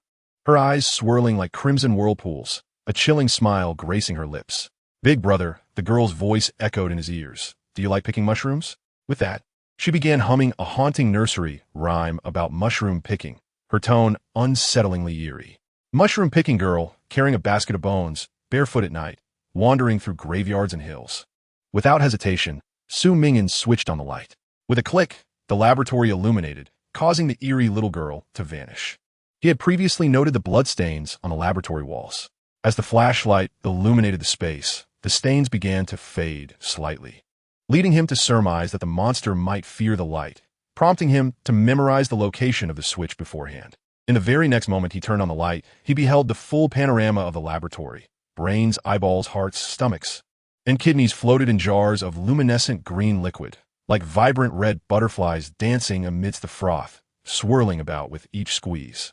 This was a room for storing human organs, with a corpse still hanging from the ceiling. "Doctor!" A knock sounded from outside the door as a girl entered. "Doctor, how did you end up in the human storage room?" asked Xiaoan. "I'm coming," Su Ming'an replied, still uncertain of the outer world and hoping to conceal his identity as anything but a doctor. His mission was to find the antibody and unravel the mystery behind the apocalypse. He followed Xiaoan out of the room, passing through a long corridor where a group of children sat in a classroom, their eyes bright as they recited poetry. "Do not go gentle into that good night. Old age should burn and rave at close of day. Rage, rage against the dying of the light." As Su Ming'an walked past them, a girl with braided hair lifted her gaze. "Doctor, everyone says you're the smartest adult. May I ask, when will I grow up?" The girl looked up at him, her round, rosy face beaming. "You still need about 8 to 10 years, Su Ming'an replied dutifully. "I heard that when you become an adult, you can leave this laboratory and go outside." The girl smiled. "The outside world must be beautiful, right? There's sunlight, dew, and flowers and birds." "Doctor, I want to grow up. I want to be tall. I want to learn to paint and sing so that every child can be happy. They will listen to me sing, and I'll tell them what beautiful sights are out there." "You will grow up," Su Ming'an assured her. "Thank you, doctor. I will work hard to grow up." The girl with braids waved from behind. Su Ming'an gazed at this beautiful scene, momentarily lost in thought. Perhaps the apocalypse had not yet come? "Doctor, we're almost out of the potions in the laboratory. We must go out today," Xiaoan stated as she turned the heavy door handle. "What about the others?" Su Ming'an inquired. Xiaoan lifted her eyes, her pupils dark and clear. As the iron door swung open, blinding sunlight poured in, enveloping Su Ming'an. "Doctor, have you forgotten?" Xiaoan said. The iron door opened wide, revealing a world where the sun blazed high, buildings lay in ruins, and a thick haze hung heavily in the air. As the iron gate swung open, Su Ming'an beheld a harrowing scene. The remains of humanity lay strewn about, their abdomens ripped open, flesh and blood scattered across the ground, with desiccated intestines and viscera oozing forth. There were no flowers, no dew, no birdsong. The only movement came from the stiffly animated corpses of the undead. The city resembled a living ruin, devoid of anything but dust, debris, blood, and tears. Xiaohan observed this grim tableau. Most of your colleagues had long since perished, victims of the apocalyptic bacterial infection. Only these genetically cultivated children remained, never to breathe the outside air, living their entire lives within the confines of a laboratory. She offered a faint smile, her dark eyes shimmering with the brilliance of the sun, as if capturing golden rays within her irises. Yet, the words that escaped her lips were steeped in despair and cruelty. "Doctor, I regret to inform you that we are humanity's last hope." Tears trickled from the corners of her eyes. The zombie crisis erupted suddenly several years ago. A third of humanity transformed into mindless ghouls, driven by an insatiable hunger for flesh and blood. Those scratched by them would swiftly succumb to infection and join their ranks. Fortunately, some underground shelters were established in time, and the research center where Su Ming'an resided was one of them. Besides the research center, several shelters dotted the city of Hongkong. Yet only Su Ming'an's area was deemed capable of developing a vaccine. As he passed a bus stop, Su Ming'an overheard the chatter of players. "This place is crawling with zombies. There are hardly any survivors left. I wonder how my parents are doing. Were they chosen to come here? Oh well, since I'm here, I might as well make the best of it. I heard from that rabbit host that completing tasks can earn you points, which can be exchanged for powerful weapons and attribute points. Once I grow stronger, I'll return to Zhaixing in a year and give that client who always nitpicks my work a good thrashing. Damn it, he has sent my proposals back 5 times. I'll crush his skull. Who knows? Maybe the next quest will take us to a fantastical alternate world. I can't wait to encounter beautiful elven maidens, dragons and heroes, interstellar realms, and a future world of insectoids, or perhaps a martial arts world filled with chivalry, or the divine and sacrificial Western realms. This group of players likely held the status of survivors from other shelters, venturing out in search of resources. With a swift motion, Su Ming'an struck down a zombie with a makeshift club he had found. Though his strength was modest, it sufficed to crush the skull of the undead. Upon its demise, he acquired experience points. Experience points? 450 more points needed to reach level 2. Upon leveling up, you will receive 3 attribute points per level. Upon achieving higher levels, you will gain special identities, enhanced skills, and advanced equipment privileges. Stay tuned. Su Ming'an realized that leveling up in the early stages was rapid. He needed to slay just 9 more zombies to advance. Currently, his combat prowess relied primarily on 2 skills, duplication and annihilation. Both possessed immense potential, awaiting development to truly shine. Suddenly, a female student stumbled and fell to the ground, paralyzed by fear. She was a player brandishing a glowing sword. Unlike Su Ming'an, whose initial points were exorbitant, most players who died quickly in the novice stage only accrued 40 or 50 points, barely enough to enhance a single attribute. Many had entered the game as ordinary individuals, too timid even to slay a chicken. Su Ming'an assessed the situation and, calculating the distance, chose not to recklessly intervene. The student let out a heart-wrenching wail, the last sound of her life. In the next instant, a ghastly zombie sank its teeth into her throat. Xiaohan remained unmoved. Although the student wielded a sword, she lacked the courage to wield it, resorting only to screams that attracted the undead. Rescuing such a person would only lead to a cascade of similar events, where countless others would follow in their wake. If even one failed to save, all would direct their ire at them. Su Ming'an wiped the blood from his hand. There were countless players destined for elimination within the game. He had no time to save each one. Had he leaped to her aid from that distance, he would likely have met the same fate of being bitten. He possessed the ability to gauge lethal distances, yet the spectators lacked such insight. Merely perceiving his inaction as neglect, and a wave of condemnation arose. Clearly, we are all Zhaixing residents. This mindset is far too extreme. It's precisely because of players like the host that I perish so swiftly.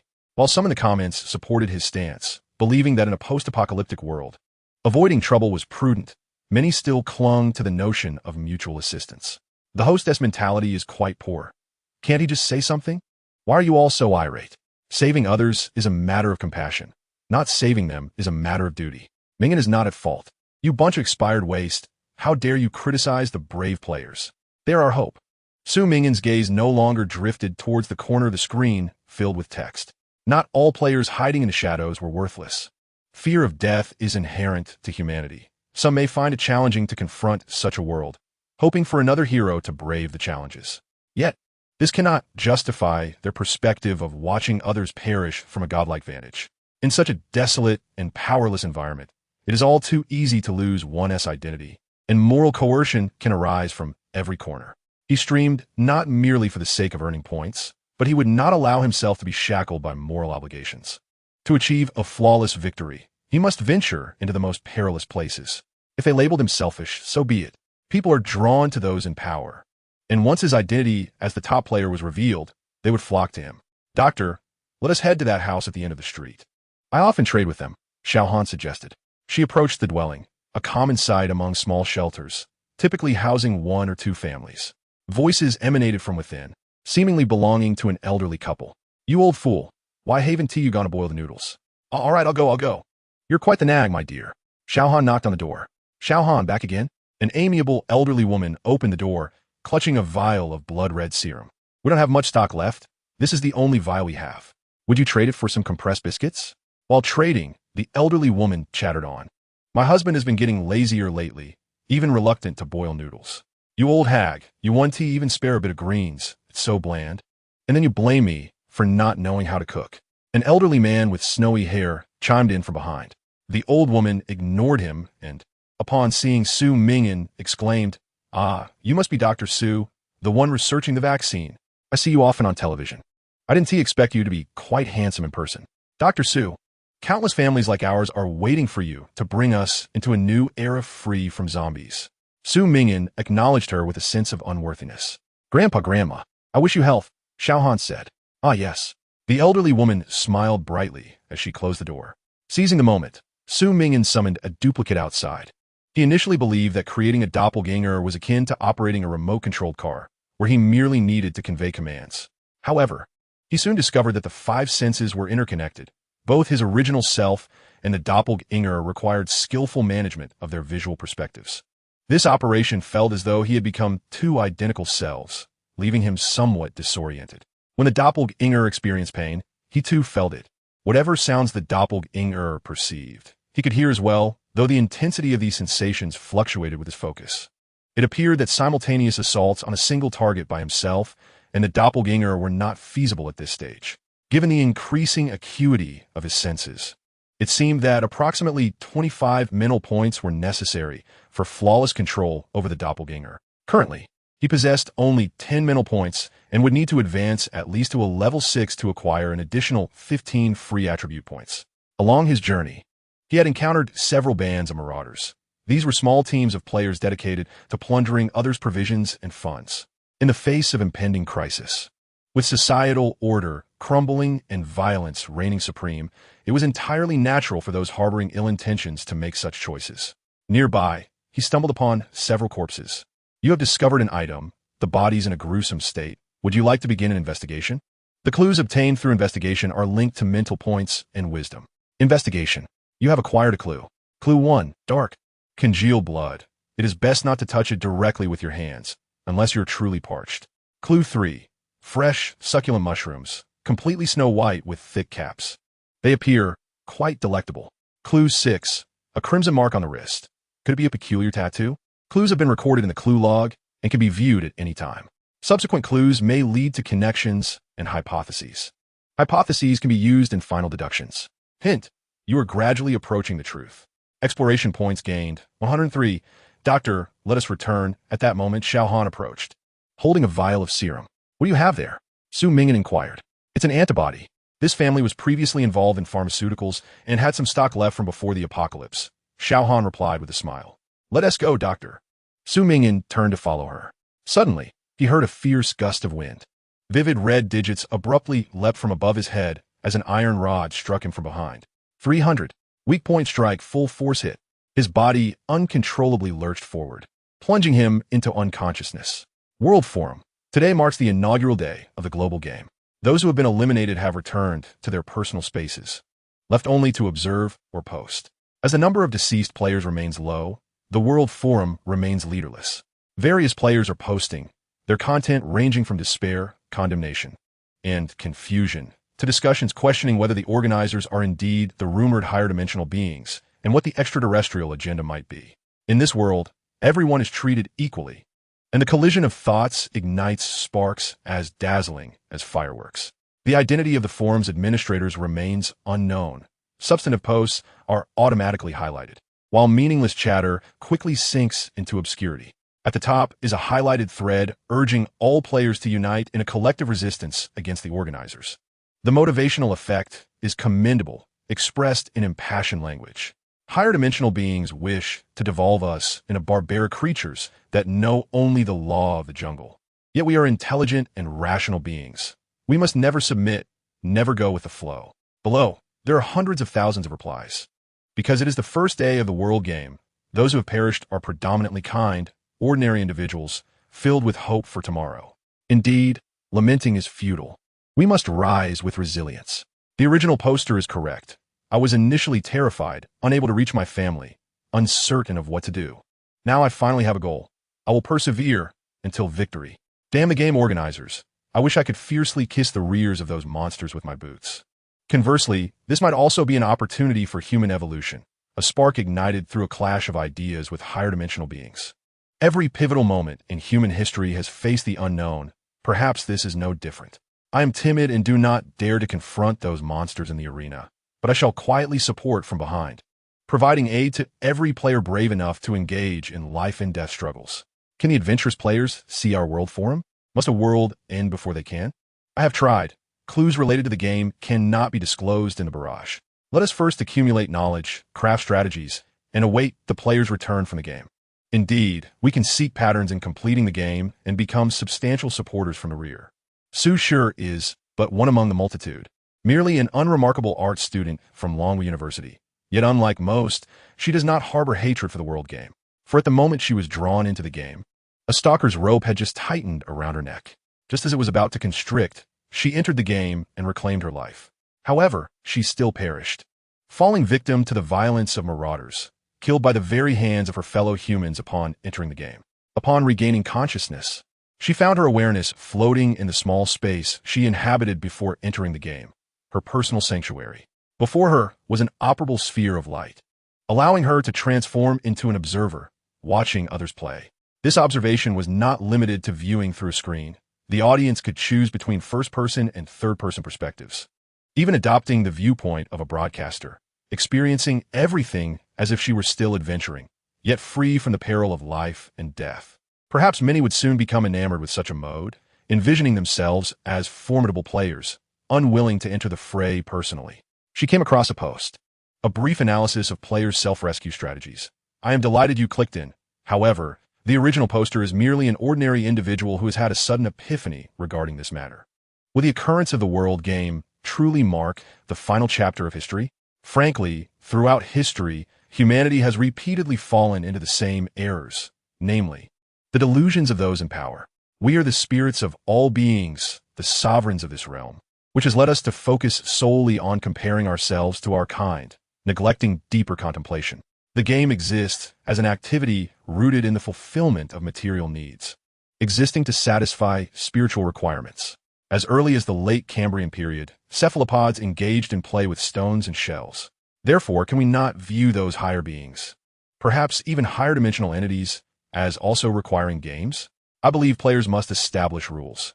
A system is the measure of all things and is indispensable, even in chaotic times.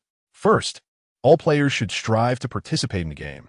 Based on my observations, merely writing strategies on forums or watching live streams yields minimal personal points, while engaging in adventures grants far greater points than lurking in the shadows. Secondly, even if one harbors trepidation, it is imperative to respect those intrepid players who dare to engage. They're the true warriors and should not be subjected to blame or moral coercion. They are enduring experiences beyond our imagination, and even selfishness and desire are but natural inclinations.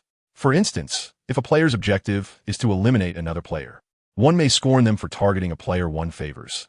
Yet it is unjust to condemn them from a moral high ground while pitting peers against each other. Thirdly, players who are reluctant to participate should refrain from immersing themselves in the streams of adventurous players. These are not mere entertainment broadcasts. Instead, gather relevant information about the game and compile it on the forum to support them. We require more information that can aid their endeavors. Fourthly, to my knowledge, this is a competitive game. Although the leaderboard has yet to be unveiled, its unveiling is likely imminent. I hope that, when the time comes, everyone will honor those who grace the leaderboard and refrain from seeking notoriety by exploiting their weaknesses exposed during live broadcasts. For those who endure to the end may very well emerge from within their ranks. Fifthly, I wholeheartedly concur with the sentiments expressed by the first player at the opening ceremony. Despite widespread criticism regarding the enjoyment of such a game, upon deeper reflection, I find their words to contain an undeniable truth. I remain unaware of the identity of the inaugural speaker, yet I sense that they possess the potential to go far. Thank you for your attention thus far. Below this post lies a myriad of responses, a tapestry of diverse thoughts intertwining and creating a vibrant display of perspectives. The current player count in the world game stands at 999, 536, 685. Chapter 8. You are no longer required to participate in this game. The pain from the blows to your head lingers. When Su Ming'an awoke, his health bar read 337, 500, slowly recuperating. Beside him lay the unconscious Xiaohan. The assailants who had rendered him unconscious were a band of players stealthily approaching to plunder.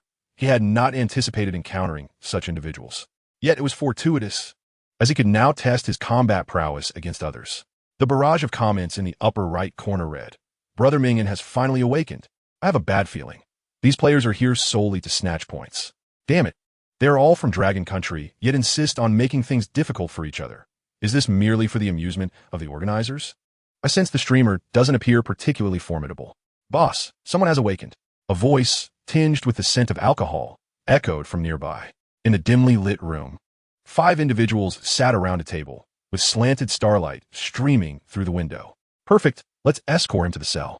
A man with a buzz cut nonchalantly blew on a bottle, seemingly dismissive of Su Ming'an. Who will do it? Awang, you go. None of them were eager for the task, and eventually a diminutive, seemingly mild-mannered boy was pushed forward. I'll go myself. Su Ming'an, under the curious gazes of the others, confidently approached the refined boy. He had some inquiries he wished to make regarding these marauding gangs. The burly men exchanged bewildered glances, incredulous at the unexpected cooperation. In any case, we'll all end up crying for mercy when we hand over our points. It hardly matters now. Indeed, let us continue drinking. The two traversed the dark corridor, flanked by some vacant rooms and towering iron bars. The refined boy maintained a vigilant gaze on Su Ming'an, his demeanor notably cautious. Suddenly, Su Ming'an heard the system's notification chime. Ding dong. Acquired level temporary mission. Escape this place. Point rewards based on task completion. Mission description.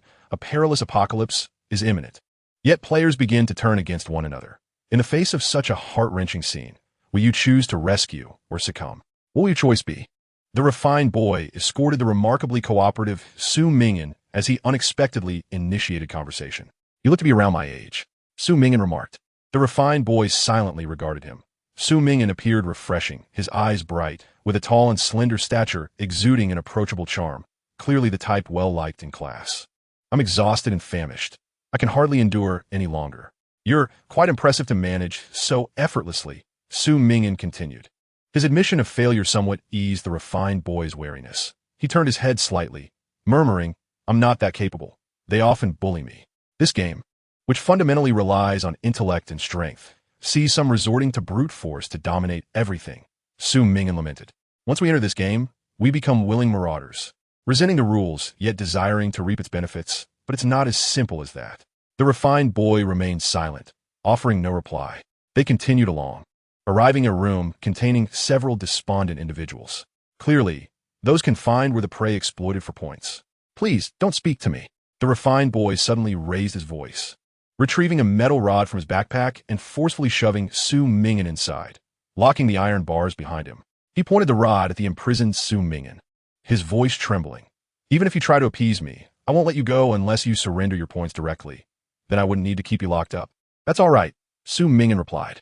I merely believe that sometimes one must not forsake their principles. Perhaps influenced by his approachable demeanor, the refined boy lowered his tone, revealing a hint of despair. I too wish for this. When will this cursed game end? I don't even know how my parents are faring now. Are they starving? Are they being bullied? Those whom you have tormented could very well be someone else's parents, Su Ming'an stated. The refined boy's arm trembled violently, and he broke down in tears, exclaiming, I don't want this either. I am being forced into it. I want to go home. I genuinely want to attend classes and school. As he wept, the refined boy heard a clatter. The lock on the iron bars fell to the ground before him. He lifted his gaze to find Su Ming'an's outstretched hand poised against his temple. You are no longer compelled to play this game. Su Ming'an gazed into his eyes. Before the refined boy could raise the metal rod, a sharp sound pierced the air. A dark sheen appeared on Su Ming'an's fingertips, signaling the skill, Oblivion. 500. Critical hit. Piercing blow. The health bar plummeted to 0 in an instant. The refined boy closed his eyes, his face streaked with tears. Su Ming'an retracted his hand, stepping over the boy's lifeless body, and picked up the metal rod. You have slain Wong Wong. Player 0, non-competitive instance. No experience gain. Acquired item. Exquisite watch strap. Exquisite watch strap. A gift from Wong Wong's parents on his 18th birthday. It appears to hold some value. The recycling price is 5 points, and upon returning to the main divine space, items can be sold. Acquired item. Rusty iron rod. Rusty iron rod. It barely qualifies as equipment, yet stained with blood, it remains a formidable weapon. Cannot be taken back to the main divine space. Combat power 190, updated based on combat, status 5, in Su Ming'an's field of vision. The barrage of comments was lively and animated, with a live stream's popularity soaring into the hundreds. Oh my goodness! I initially thought this streamer, with a student-like appearance, would be a harmless lamb, but their ruthlessness in killing is astonishingly swift. The student has risen, a high schooler, saving the world. What the streamer said holds merit, but is killing so directly, not excessively cruel. We must also maintain our perspective as Zhai Xing people. Stop being kind-hearted. This bespectacled boy is not a good person. There are many ways to survive, yet he chooses to plunder others. Su Ming'an sharpened the iron rod into a pointed tip, hearing the desperate cries of the imprisoned individuals behind him. Thank you. Can you take us out? Please. I'm really scared. A few people cried out, seemingly eager to follow him. Su Ming'an slightly shifted his stance, revealing the body of the cultured boy that had been concealed. The gaping wound at the temple was painfully evident, dark red blood oozing from the gaping hole. The once desperate cries of a few had been silenced, as if their throats were constricted. One middle-aged man even shrank into a corner. Su Ming'an strode towards the exit. If you wish to escape, just grab any weapon and follow me. His pace was brisk, while the others hesitated. Should we wait a bit longer? A young man quivered. He has killed someone. He is no good either. A middle-aged woman exclaimed, her emotions flaring. He is just a teenager, yet so ruthless. We cannot follow him. We will die. 9 chapters. I love you, my daughter. Su Ming'an returned to the round table, meeting the drunken gazes of 4 men. What a waste, that fool A Wong. He actually let people go, remarked a man with slightly longer hair, belching from drink. I will handle this. One person stood up, brandishing the iron rod. However, the man with a buzz cut seemed to have regained his composure. Fixating on Su Ming'an. A Wong hasn't returned. Did you kill him? The expressions of the others shifted to shock and uncertainty as they looked at Su Ming'an. The buzz-cut man's gaze grew cold. Let me think. The reason you dare to provoke us might be that the novice personal dungeon granted you quite a few points, and you acquired a decent skill. Thus you believe you can take us all on alone? In this world, internal strife is the most foolish act, Su Ming'an retorted. The man smirked as he extinguished his cigarette. In the next moment, a pitch-black handgun appeared in the man's hand. Bang! A gunshot rang out, and a burst of blood erupted from Su Ming'an's chest. 450. Weak point strike, penetrating injury. Su Ming'an collapsed. Is this your alliance? The man mocked. The others erupted into raucous laughter. Yet in the following instant, Su Ming'an's body suddenly swelled, and a violent explosion thundered through the air. Boom! The self-detonation of the clone possessed considerable destructive power. When Su Ming'an's true form emerged at the entrance, he beheld several figures groaning on the ground. So, this was the effect of the clone's self-detonation. Su Ming'an committed this scene to memory. He felt fortunate that he had chosen to draw skills rather than expend all his points on attributes, for even if his strength had soared above 15 points, he might not have been able to contend with such a large group of men armed with guns. How could you possibly possess such a skill? The buzz-cut man lay on the ground, blood spilling from his mouth, his eyes filled with disbelief. Is it a clone? 2 lives? Dual control? How could a player possess such a skill at this stage? What is the true evaluation of a novice on the other side? The buzz-cut man was incredulous. He had clearly commanded a small team, wielding power over the lives of several prey like a deity, easily seizing their points to sustain his own wealth. Everything was just beginning. He had just extricated himself from the quagmire of a dead-end society, and a future illuminated by violence lay before him. Why had it come to this? The man choked, his life ebbing away. Su Ming'an glanced at the fallen equipment of the deceased and stuffed it into his backpack. Unrusted iron rod. White grade, it appears to be a decent weapon, capable of at least cracking open a skull. Attack power 4. Damage enhanced based on strength exerted. Durability 6, 10. Equipment requirement. One-handed weapon, strength requirement of 5 or above. Special attribute, stained with blood, will become even more powerful.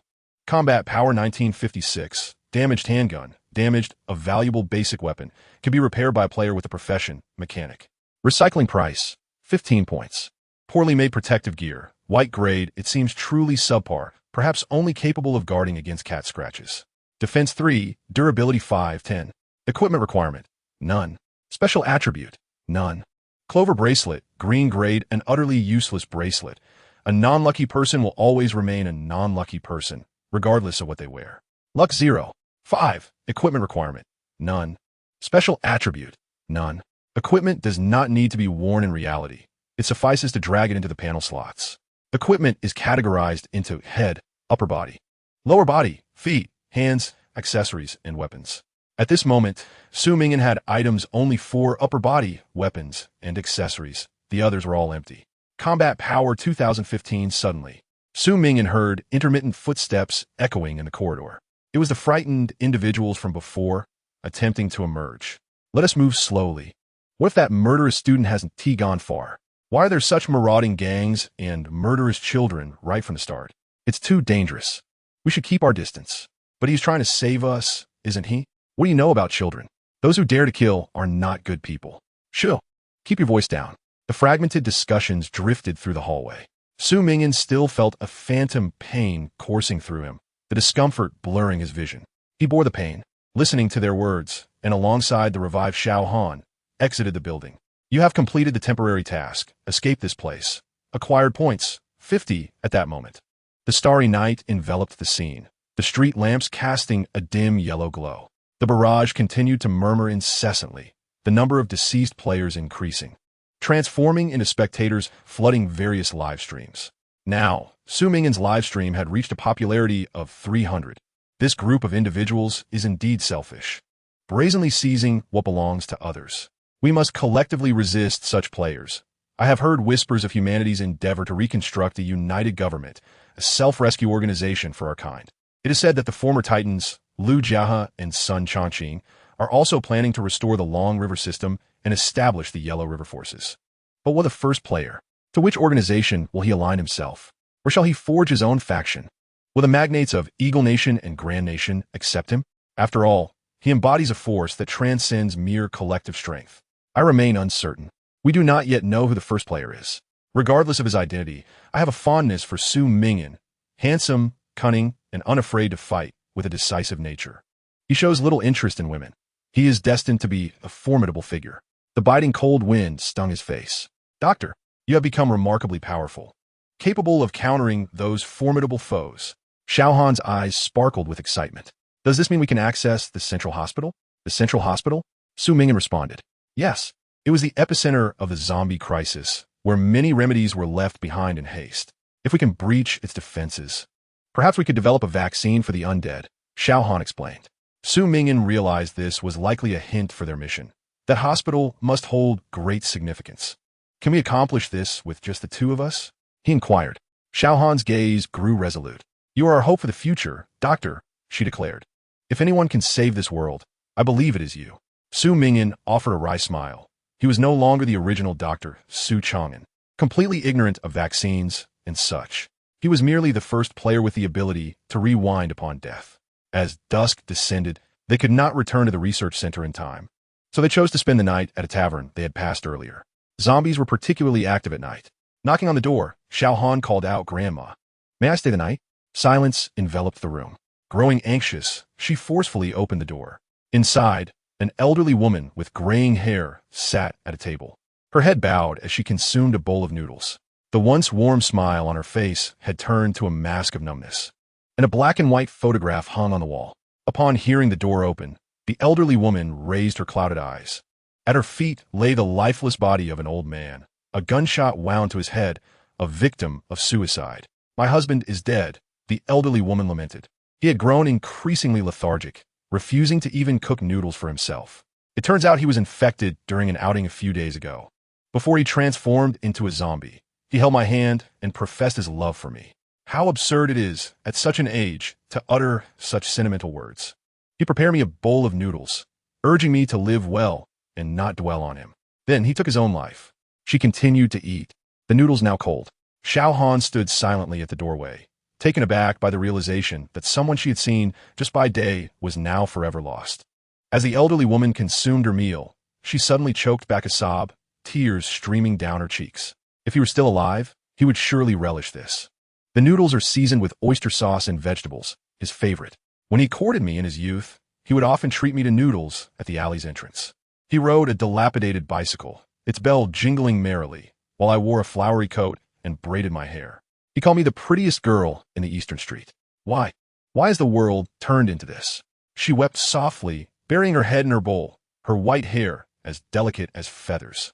Before the apocalypse, I often berated him for his inactivity, urging him to help with chores. Yet, after the outbreak, he transformed into the bravest man of all. He ventured out to gather food and water, forbidding me from leaving the house. When I did step outside, he would become furious, insisting he could find resources on his own. Though he had grown old, he acted like a man.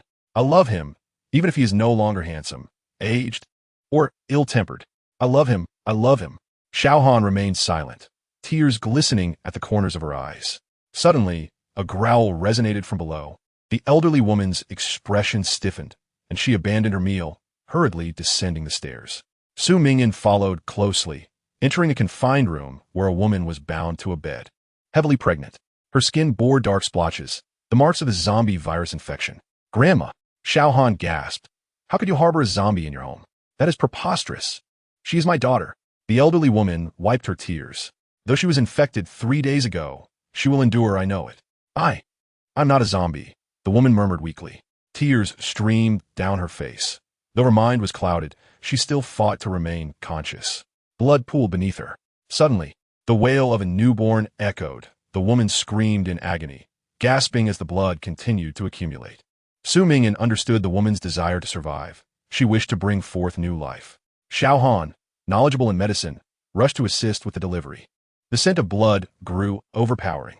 The infant, unaware of the pain endured by its mother, cried out, its tiny face wrinkled, ignorant of the world's suffering. The woman, eyes wide, glanced at her child as she expended the last remnants of her vitality. You must live, she whispered, her voice barely audible. You must see the new century filled with birdsong and blossoms. If only I could hold on a little longer, if I hadn't contracted the zombie virus. Perhaps I could witness you grow, teach you to read and write, and see humanity reclaim the cities of a new era, if she were a competent mother. In the next instant, the growls of the undead erupted, and the woman's skin rapidly shriveled. She fully transformed into a zombie, yet she restrained her primal urge for flesh. Persevering until the very end, with her final ounce of strength, she brought forth a pure child into the world. What form will morality take in an era dominated by power and self-interest? It is love. The elderly woman trembled as she raised the gun, aiming at the zombie woman, ready to end her suffering. I love you, my daughter. I love you, I love you. The gravity of those words weighed heavily, echoing with profound sorrow. The elderly woman's scarred hand quivered as she squeezed the trigger. The zombie woman screamed, but in that fleeting moment, as the gun was aimed at her, she caught a glimpse of her newborn child and found a brief clarity. Live, she implored. As death loomed, it seemed she smiled, an expression of release, happiness, fulfillment, and maternal love. Bang! Chapter 10. The Overturned Ark of Noah. After shooting her daughter, the elderly woman embraced the infant and retreated into the bedroom, remaining silent. Su Ming'an spent the night on the second floor, a family portrait resting on the table before him. In the photograph, the grandfather donned a Zhongshan suit, while the grandmother was clad in a qipao, their daughter standing serenely between them, with the picturesque scenery of the ancient town framing their figures. Mountains and rivers reflecting in the backdrop.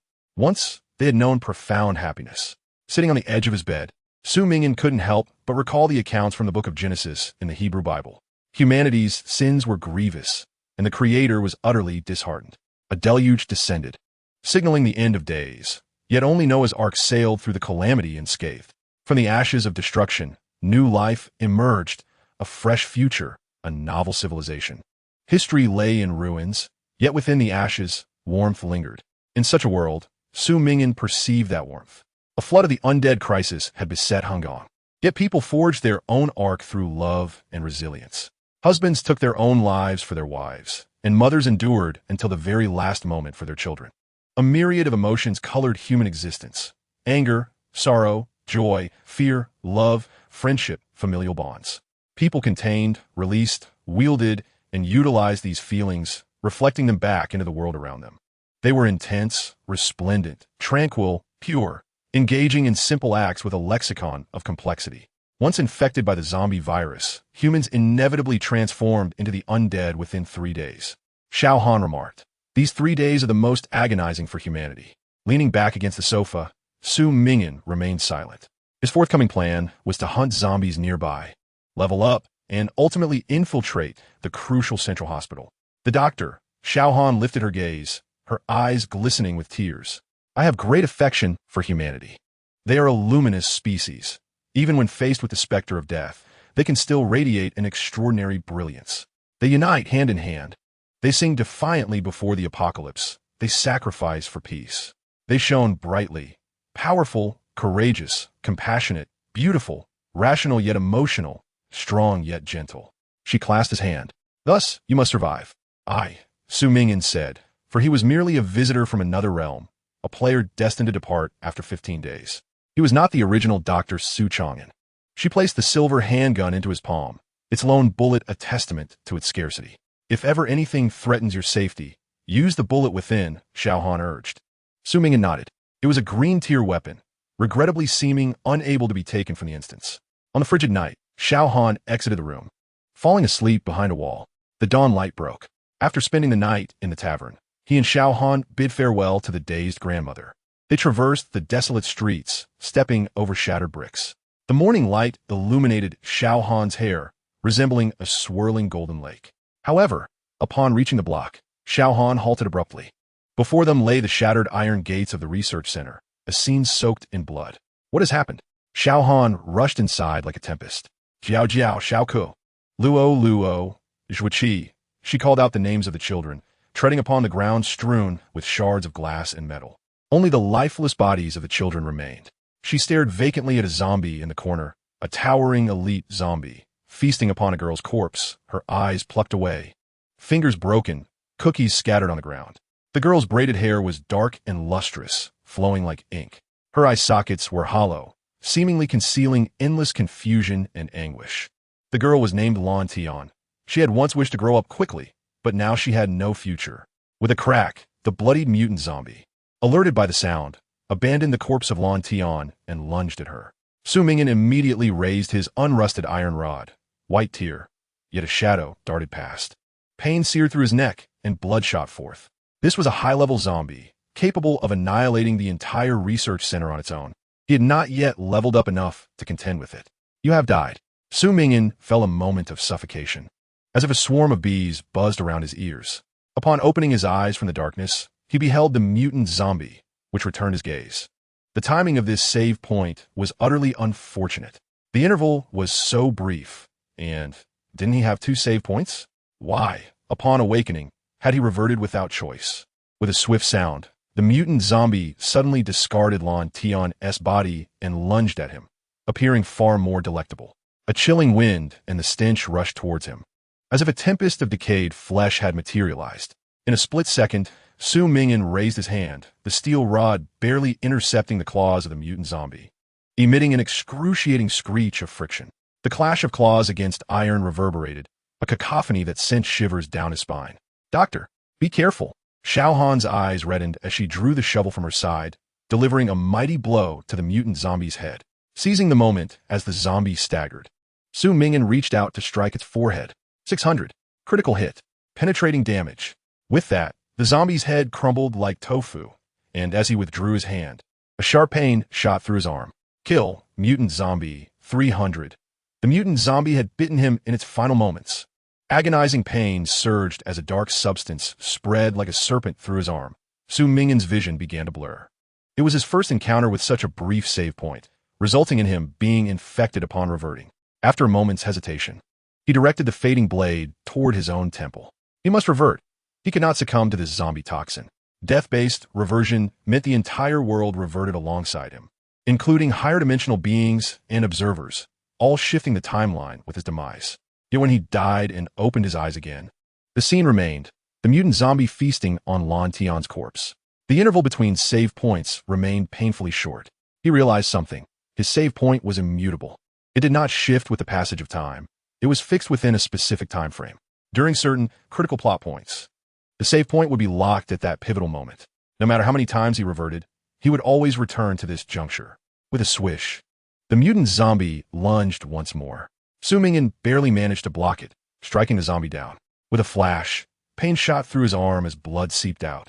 He had been scratched again during the fray, and he could not endure another reversion. His mental state deteriorated further. Another reversion might leave him unable to withstand even the initial lunge of the zombie, trapping him in an endless cycle of death. Death-based reversion was not an invincible power. The anguish of death was all too real, potentially leading to visual and auditory hallucinations, a testament to the extreme psychological torment faced by humanity. He glanced at his charred arm. The potent zombie toxin offered no grace period, and he would soon transform into one of the undead.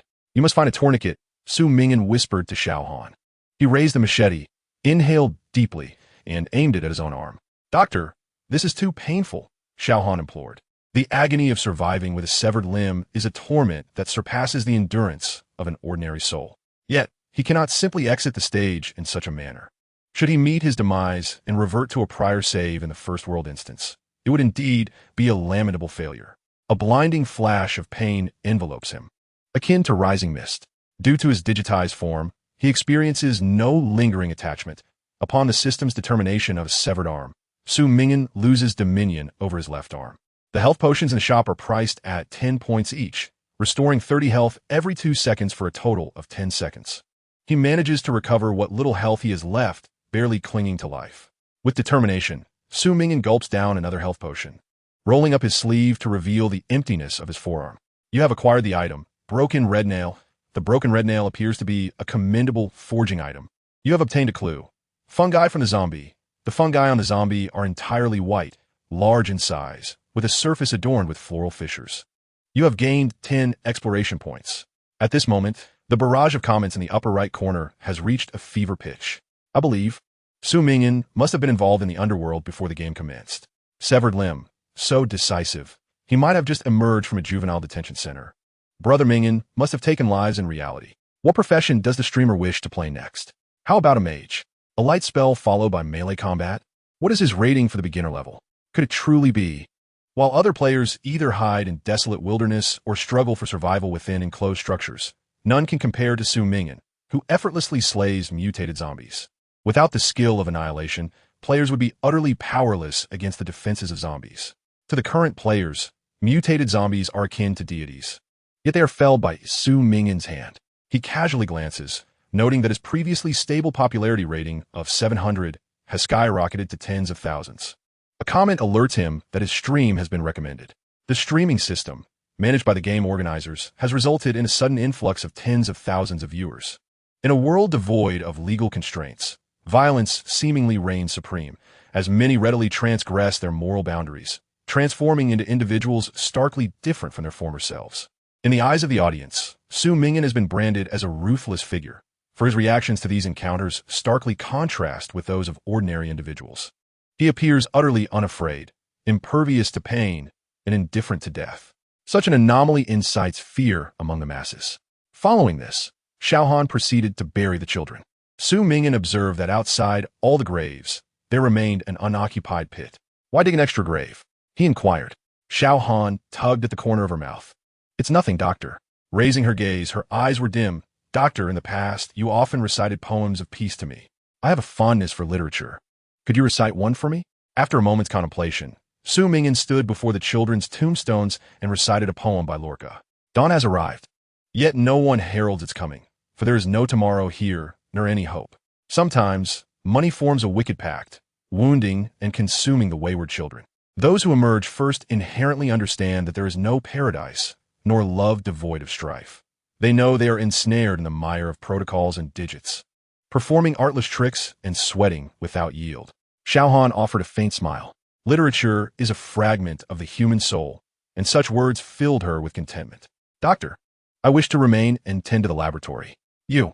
Xiao Han supported her injured arm. "Let us meet again later." Su Ming'an resolved to depart. He needed to slay zombies to level up and must charge into the most perilous areas. "Doctor, please take care." Han appeared unsurprised by his departure. As he turned to bid her farewell, he caught a glimpse of a peculiar smile on her face. Han seemed to possess a wealth of knowledge. Upon exiting the laboratory, Su Ming'an slaughtered zombies with an efficiency double that of an ordinary human. His advantage lay in his fearlessness toward death and the enhancement provided by the skill of annihilation, allowing him to shatter the skulls of zombies. On the fourth night since the instance began, Su Ming'an leveled up twice, ascending to Tier 1 Level 3. He gained 3 free attribute points per level, totaling 6. He allocated all points to Spirit. The strength of his doppelganger correlates with his spirit points. Higher spirit allows him to command the doppelganger with greater ease. After investing his points, he distinctly sensed an enhancement in his vision, perception, judgment, and acuity, as if he had acquired a pair of invisible new eyes. In a realm where the average spirit points stand at merely 5, his 16 points grant him a commanding superiority. Judging by the rate of growth in his sensory acuity, it is estimated that he will need to reach around 25 points to effectively control his doppelganger. This skill is potent but challenging to wield in the early stages. With a bloodied iron rod in hand, he scoured for a place to spend the night. Near the city's edge, a tavern glowed in the darkness. Its light a dim, cold yellow. A figure stood outside the tavern. Was that another player, like him? Su Ming'an, is that you? The player called out suddenly. Upon seeing the person's face, Su Ming'an's wariness eased slightly. He had not expected to encounter an acquaintance in such a place. This familiar figure donned a pristine white cat-eared coat, her face illuminated by the light, almost translucent. Her black eyes sparkled, reminiscent of stars descending into a pitch-black ocean. Could it be that he would encounter her here? What a stroke of luck, the acquaintance remarked. Su Ming'an glanced at his glaring luck displayed on his interface. This acquaintance had been a friend for several years, a gaming partner, though he had often deemed her skills lacking and hesitated to play alongside her. Yet, her luck was undeniable, coupled with years of sword training, endowing her with some combat prowess. Even as the strongest among humanity, luck was a force that would not relent due to his superior fighting ability. Let us try teaming up. If it doesn't work out, we can part ways. Consider it a fortunate charm. Su Ming'an agreed to form a party. He noticed Ye's avatar appear in the upper left corner of his vision, her level being Tier 1 Level 1. With a health bar of 500, 500, a mana pool of 100, 100, and a combat power glaringly set at 60. The initial value. My rating for the beginner level is decent. There is some combat power, Ye stated. What about you? How is your progress in the beginner level? Su Ming'an replied, and as the words left his lips, the barrage of comments erupted with laughter. Brother Ming'an is at it again. I previously saw several streams claiming to be the only ones to clear the game. Yet, in battle, they looked utterly defeated. So many veterans couldn't team manage it. Why should you? It's absurd. Did the other billion people just wither away? Please refrain from mockery. What if they're indeed sincere? Indeed, I trust Ming'an. Ming'an is remarkable, replied a voice, accompanied by a playful emoji. You cast a fleeting glance at him. She neither questioned nor ridiculed him, differing from the barrage of derision directed at Su Ming'an. She was inherently inclined to trust others. Yet, he harbored no romantic sentiments towards her, nor did he for anyone else. How did you sustain that injury to your arm? Yu inquired. I inflicted it upon myself. I see. Yu chose not to press further. I discovered a path leading to the central hospital. Perhaps we could explore it tomorrow. Very well. I shall share the clues I have gathered. Su Ming'an recounted his experiences. Upon mentioning the mushrooms growing on the corpses, he noticed a distinct tremor in Yu's hand. Were you consuming? He questioned, gesturing toward the packaging in her grasp.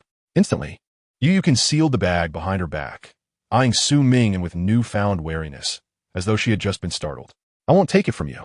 Su Ming'an reassured her. Yu revealed her hand, and the package was clearly marked with lion's mane mushroom cookies. Su Ming'an's gaze fell upon her wrist, where he discerned a faint crimson mark. He fell silent, contemplating whether he should swiftly distance himself from her. What troubles you? Yu tilted her head in inquiry. If all players who consume mushroom-based food are destined to become corpses, then I must remain vigilant. I cannot afford to keep a potential ticking time bomb by my side. Yu mused, her fingers delicately caressing her chin, their touch soft as silk. Before the transformation occurs, in my life, she stated. Now, let's enter this tavern. I have found a place to spend the night. Su Ming'an lifted his gaze, surprised by her calm demeanor. Yu seemed unfazed by his silence. Stepping ahead of him. Perfect clearance progress. 15, survival probability slightly increased. Upon entering the tavern, they were greeted by a hunchback proprietor, whose face bore the characteristic smirk of a shrewd merchant. "Young man, would you care to sample my prize vintage? 20-year-old daughter's red. Guaranteed to enhance your experience with this lovely lady." "No, thank you. We are merely acquaintances." Su Ming'an declined the elder's offer, ascending the stairs. He could immediately sense something amiss within this establishment. Nevertheless, he had a knack for gravitating towards the most problematic of places. The old man's expression darkened momentarily, but was quickly replaced by a facade of hospitality as a flurry of hurried footsteps echoed from the entrance. "Finally, we found a place to stay. This game is truly lethal. Is there anything to eat, boss? Can it be cheaper? Damn it, I wonder who that speaker at the opening ceremony was. They must be living quite comfortably while we are like dogs, fleeing from zombies. Will the world leaderboard be released? I want to climb the ranks too." A group of young players burst into the tavern, their complaints spilling forth as they stumbled in exhaustion. The proprietor's smile returned, albeit insincerely, as he welcomed the newcomers. Total players in the world: 964, 528, 568, Chapter 11. The Hope of Sacrifice. Su Ming'an ascended the stairs and casually selected a room for the night. Yu trailed behind, closing the door before suddenly speaking, her tone slightly off. Su Ming'an sat on the bed, cleaning a steel pipe. "What did you say?" "This tavern has a scent of blood. It may be perilous," Yu replied. "Indeed, there is danger," Su Ming'an acknowledged. "I previously encountered some unusually grotesque corpses. Beyond the zombie crisis, there exists a condition known as mushroom disease, wherein individuals become entirely covered in mushrooms. The news claims that mushrooms can cure this affliction." Suddenly, Yu's expression shifted as she connected the dots. Could it be that the materials used to treat mushroom disease are derived from the mushrooms growing on corpses? This establishment is likely a mushroom cultivation site. Su Ming'an yawned. They entice people here, trapping them, using their bodies to cultivate mushrooms. The entire city serves as a vast crematorium. After all, by isolating a group based on health, they can label individuals suitable for becoming mushrooms and those deemed worthy of salvation by them. It is not the disease that kills, but rather the insatiable greed of mankind. Listening to his words, Yu stood for a prolonged moment against the chilling night breeze, feeling a shiver run through her. Suddenly, the old man's raspy voice echoed from outside the door. "Young man, young lady, would you care for some snacks? I gather you haven't eaten yet." Yu stealthily approached the door, her face pressed gently against the peephole. She locked eyes with the old man, whose gaze was murky as if submerged in a swamp. She swallowed hard, instinctively wanting to retreat. "Why the silence? Have you fallen asleep?" she heard the old man murmur. Creak. The old man outside, his hands stained with blood, held a basket of mushrooms.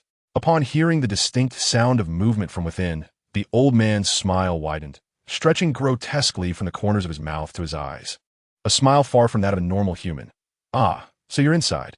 Yu jolted, realizing that the once firmly locked door had somehow been opened. Creak. The old man, drenched in dark blood, grinned at her through the ajar door. Suddenly, with a resounding thud, a steel pipe grazed Yu's hair, striking the old man squarely. 120. From the bed, Su Ming'an seized another intact steel pipe and swiftly approached the struggling old man, thrusting the pipe with a swift motion that sent a spray of blood erupting forth. 600. Fatal injury, penetrating wound. Su Ming'an's actions were decisive, catching the old man entirely off guard. After dispatching the elder, Su Ming'an discovered a crimson mushroom, exuding a liquid reminiscent of human blood. Such a substance could claim some lives while saving others. "What are you doing clutching that blanket?" he suddenly asked, observing Yu twisting and turning beneath the large sheet. "I wish to change rooms," she replied, yawning and trudging lazily. "All right." She turned back to mention a game. Su Ming'an pondered for a moment before realizing what she referred to. Yu had been his friend for several years. He would often play games with her, but her ineptitude led him to lose interest swiftly. He was aware of Yu's challenging circumstances and her introverted nature, which occasionally led her to become overly engrossed in gaming. However, he had no desire to entertain her lack of skill. Thus, he had previously misled her, claiming that a new jumping game was on the horizon and that he would play with her once it was released. Little did he know that the game he fabricated had yet to materialize, while the world game had already commenced. He had also acquired a skill transcending the rules, becoming the foremost player globally. He knew he could never return to playing games with anyone else, lest he squander precious time for advancement. Not to mention, he had no inclination to play with her at all. At a loss for words, Su Ming'an found himself momentarily speechless in response to her. Yaya, too, gazed intently at him. Yet, she soon turned away, dismissing the moment. Forget it, she murmured, clutching her blanket as she retreated to an unoccupied room. I am tired. Good night. Good night. Su Ming'an finally managed to utter as he watched her depart. With the specter of death looming over him, it was inevitable that he would often find himself in perilous situations. Following the revelation of his identity as the foremost player, he would undoubtedly attract the attention of an entire world, making it inconvenient for her to accompany him. Once the clues were gathered, it would be best to part ways. He stepped outside, surveying his surroundings for a moment before unlocking the passage that led to the underground. Holding a flickering candle, he ventured in. At the end of the path, he encountered several relatively fresh corpses, youths whose eyes remained wide open, brimming with terror and disbelief. Fresh mushrooms thrived upon their remains, a grotesque symbol of the hope burgeoning within this city, a morbid hope, one that bore the name of sacrifice. He cast a fleeting glance at the bodies, candle in hand, and retraced his steps. Good night. The candle's flame was extinguished in an instant. Since the commencement of the world game, numerous players had succumbed to the strife among their own kind and predatory factions. They had never anticipated that the most treacherous of blades would come from their own brethren. Fueled by resentment, these players flooded the forum, shattering the monotony of encouraging posts. This game is inherently one of self-destruction. How could it ever achieve peace? If the collective player score falls too low, we all fail. Let us dispense with the idealism. To secure ultimate victory, elimination is imperative. They encountered a pinned post from the organizers titled, "A Brief Analysis of How Players Can Save Themselves." The responses below had already reached billions and continued to evolve, encompassing both praise and criticism. Many once prominent figures from the business world and top-tier celebrities on Zhaixing voiced their thoughts, drawing considerable attention. A consensus emerged. For the sake of final victory, a certain degree of sacrifice was necessary, as long as players maintained their moral compasses. Excessive condemnation of competitive actions within the game was unwarranted. A game that posed no real threat to life while nurturing combat skills and emotional intelligence presented an opportunity for humanity. Yet, players remained apprehensive. In a game where life and death hung in the balance, ambition and desire could spiral out of control. In the end, those who acquired everything, players whose disparities were magnified, what would they become? Would they, too, rise to become tyrants akin to the organizers, wielding dominion over all humanity once more? Remaining players in the world game: 940, 689, 521, Chapter 11, The Prophetic Dream. The following day, after a night of rest, Yaya awoke at the crack of dawn. She sat at the table, nibbling on a chocolate bar, methodically consuming it from the top down. First the shell, then the filling, as if performing a ritual. Su Ming'an opened the door and beheld her. The barrage of comments often scrutinized their relationship, which he found disrespectful. To him, she was merely his comrade. Yaya, not a striking beauty. Even if she bore the countenance of a rugged brute, he would perceive no difference. He judged individuals not by their appearance or gender. Good morning. Today we shall venture to the central hospital. Su Ming'an rubbed his eyes. I had an unsettling dream, Yaya confessed. Since childhood, she had frequently experienced peculiar dreams. If she dreamed of rain the next day, it would indeed pour. If she envisioned a power outage at school, it would come to pass. After some research online, she discovered that such dreams were referred to as prophetic dreams. Last night, she had a nightmare in which she met her demise. I've located the central hospital. It should be a crucial clue point, Su Ming'an remarked, dismissing her words. How did you find it? Yaya inquired. Su Ming'an gestured toward the entrance, and an identical version of himself stepped through the door. Yaya paused for a moment before realizing the nature of Su Ming'an's skill, duplication, a formidable ability that undoubtedly came at a significant cost. Suddenly, she recalled the day the game commenced, the figure who had delivered a speech above countless souls. Even then, she sensed a peculiar resemblance in his manner of speaking. It turned out he had spoken the truth all along. As Su Ming'an placed his hand on the duplicate, he reabsorbed it, alleviating the dizziness he had endured throughout the night. It was this duplication that had left him utterly fatigued, rendering even ordinary conversation challenge. Once they had gathered their things, they pushed open the door. Today, the zombie crisis appeared to have erupted in full force. Even in daylight, numerous zombies roamed the streets. Along their journey, they were met with countless cries of despair and the rasping wails of the undead. Passing through a neighborhood, Su Ming'an spotted a dying player. This player seemed to possess the ability to summon white birds, which swarmed around him, shielding him from the onslaught of nearby zombies. The fallen avian bodies scattered like bright stars against the ground, creating a celestial map of silver constellations, their contrasting red and white forms connected by trails of crimson blood.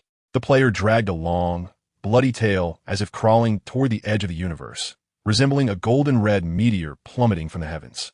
Just as Su Ming'an prepared to engage the zombies, he witnessed the player abruptly snap his own neck in an act of suicide. He must have realized that survival was futile and that he would become merely a spectator. Thus, he chose to end his life. Sparing himself from the torment of the undead, Ye observed. Su Ming'an frowned deeply. Indeed, within this game, there existed not only players unable to adapt, but also those who had become exceedingly adept at the rules. This was a protracted battle. Remaining players in the world game: 618, 507, 328. It hurts so much. The scalpel, please don't stab me anymore. The doctors in white coats call me a monster, claiming that I, capable of resisting the zombie virus, am a monster. But if I were a powerful monster, I could break through the operating room glass and escape, right? I'm not a monster, so I cannot break free. How ironic. Almost wish I were a monster. Am I truly a monster, or have those who perceive me as such force me into monstrosity? I don't understand. It hurts so much. Please don't cut me open again. I want to wear a dress. I want to go home. Excerpt from the World Forum's plot analysis. Duo's diary. Chapter 12. Come play a game with me. The Central Hospital, located in the heart of Hangong City, had fallen into ruin for several years. The tiled floors were stained and littered with the grotesque forms of zombies. It resembled a darkened furnace, ripe for harvesting experience, yet fraught with peril. According to the clues Ye had gathered, the hospital harbored vital leads.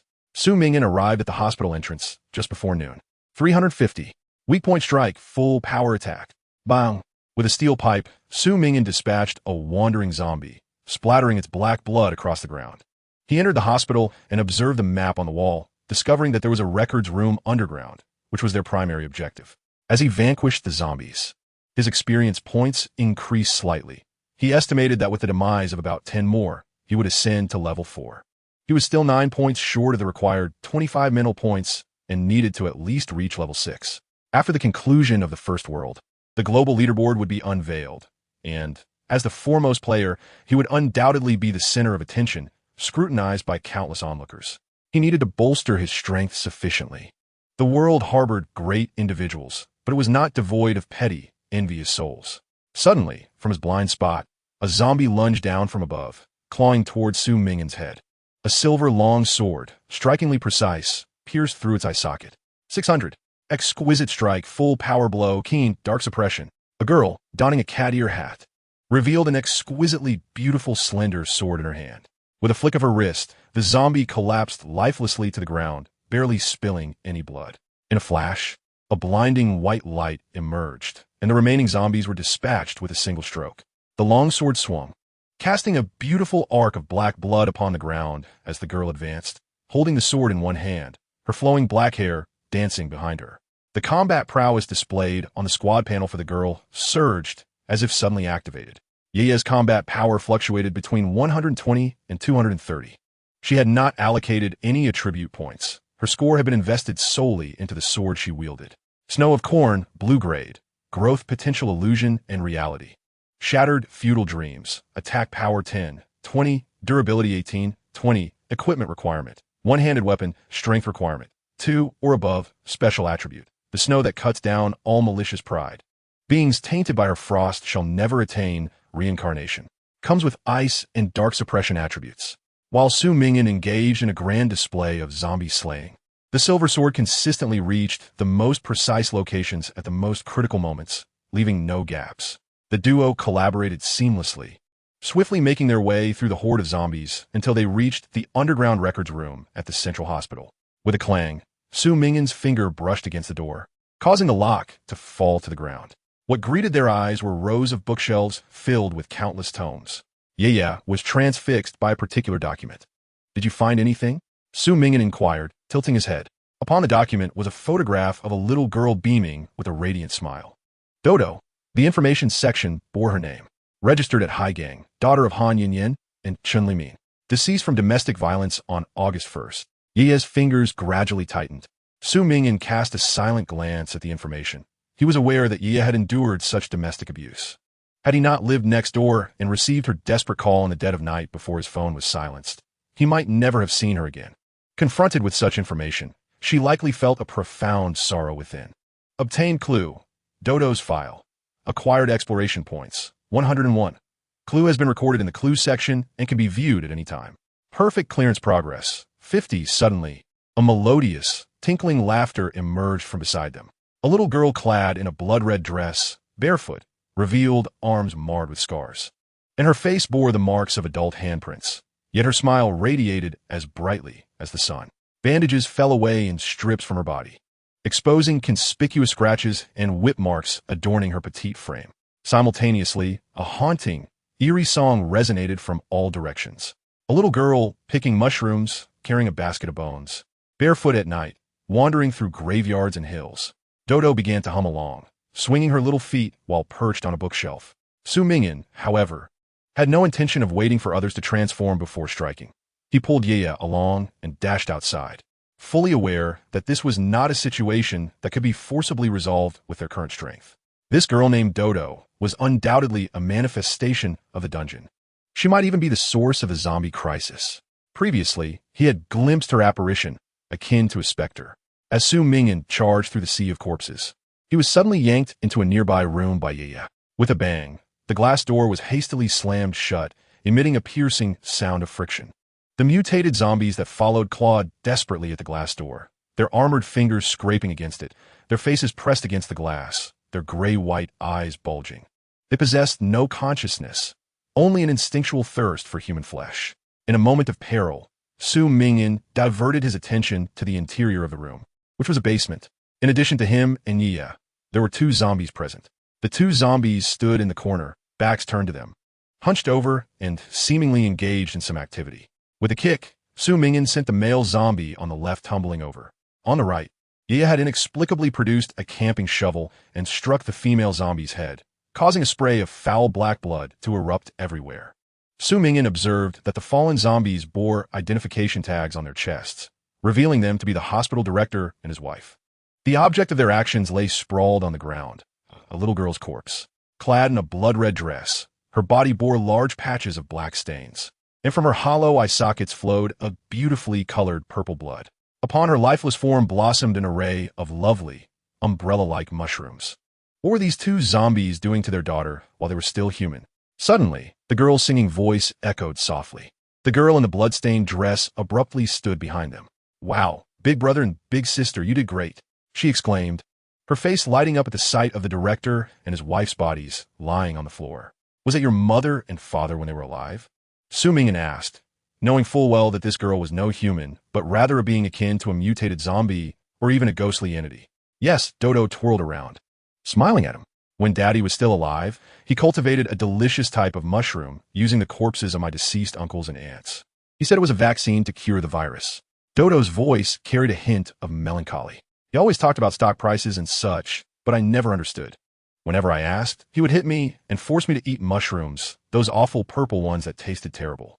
Gradually, black stains began to reappear on her body. Then, Dodo continued to spin in place, her mouth widening into a bigger grin, her eyes filled with a yearning for love. "Dodo bled too much and died. I am in excruciating pain. Oh, the agony. I dread the touch of those sterile, white surgical blades and the thought of my body being sliced open.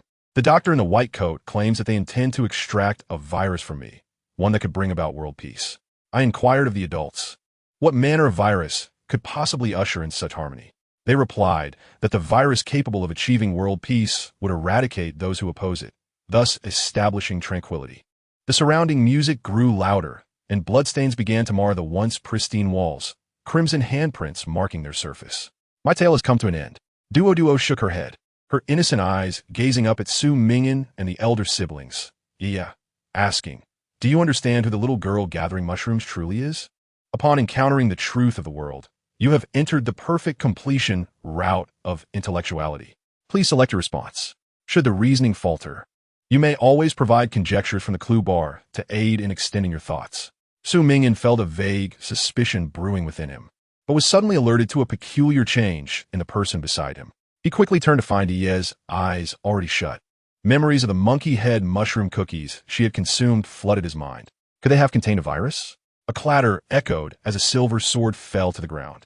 He noticed large patches of black on her skin.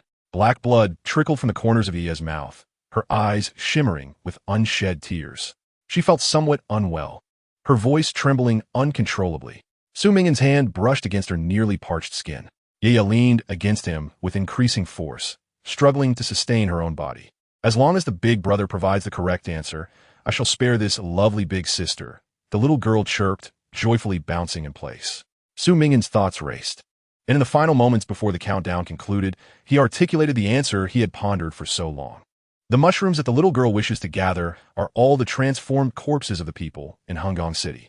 From the very beginning, she was merely a petri dish for the virus cultivated by the principal, and the experiment failed, leading to your death from blood loss. He beheld the little girl smile with delight. Correct, she exclaimed, and he immediately turned to the side. In the next instant, his vision was engulfed in a sea of crimson. Ia's comforting gaze still lingered on him, but the light within it had dissipated into the stillness of night. Blood erupted forth. In the blink of an eye, the headless corpse of the girl plummeted, blood gushing from her severed neck, splattering him entirely. Congratulations, big brother, Duo exclaimed. Her hands spread wide, grinning at him. You guessed wrong. Su Ming'an stared wide-eyed, the scalding, dark red blood cascading down his slightly parted lips, carrying a searing warmth.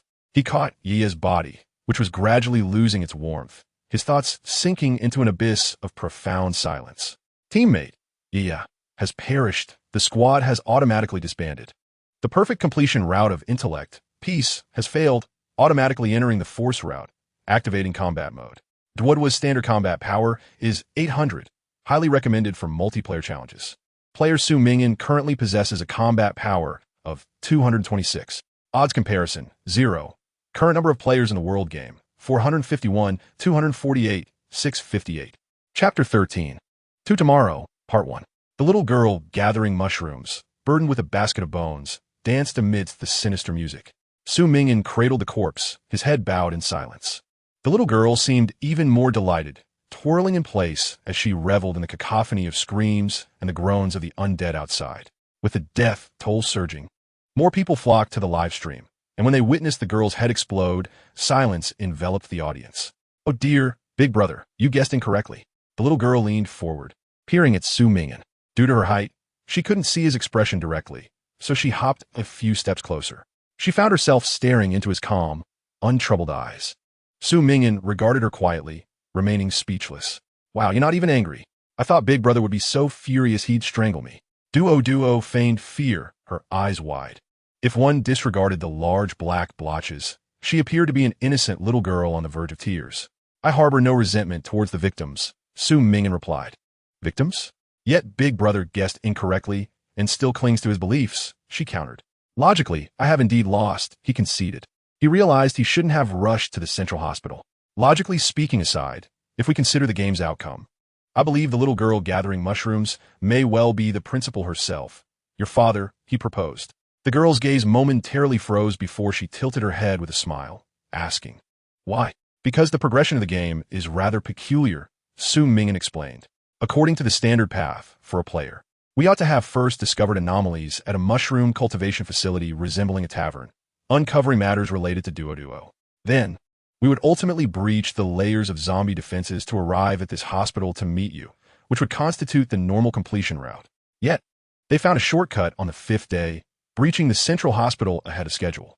Our approach to the truth has been too expedient, completing 15 days' worth of progress in merely 5 days. Su Ming'an continued, thus, there are still missing clues.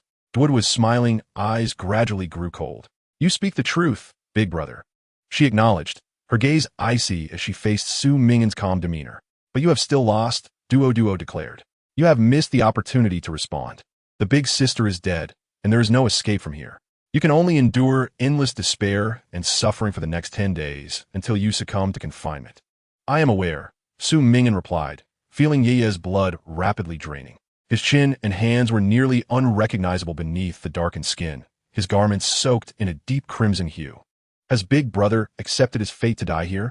Duo grinned, her lips curling as she watched him. Fear not, big brother. Duo will treat your and big sister's bodies with utmost gentleness. There are many delicious mushrooms I will carefully, tenderly plant within you, one by one. Very well. Do as you wish. Su Ming'an dismissed the chattering little girl and retreated into a corner, cradling Ye's lifeless form. He tilted his face slightly, her blood trickling down his chin, and gently leaned her against him, picking up her head from the ground and placing it upon her severed neck. Since heads tend to fall, he propped the body against the wall, managing to present a semblance of a complete girl before him. After completing this grim task, he shook the blood from his hands and called softly into the empty air, World Game's host, Boss Rabbit. You can see me, can't you? He sought to uncover certain truths through this opportunity. What answered him was an oppressive silence. Although the number of participants is immense, as the foremost contender, I believe I deserve a modicum of your attention. May I have a moment to converse with you? Su Ming'an inquired. In an instant, a crimson ray flashed by. A pristine white rabbit materialized amidst the stillness, adorned with an ostensibly innocent smile. Oh dear, my beloved top player Ming'an, the delightful first contestant. Though I, as the host, ought not to directly interfere with the game, the call of my cherished top player is simply irresistible. Its body began to move in a peculiar manner, limbs swaying as if they were strands of over-twisted noodles, a sensation of unbearable anticipation washing over it. Oh dear, my darling top player is on the brink of demise here. Is he pleading for mercy? If so, should I acquiesce or refuse?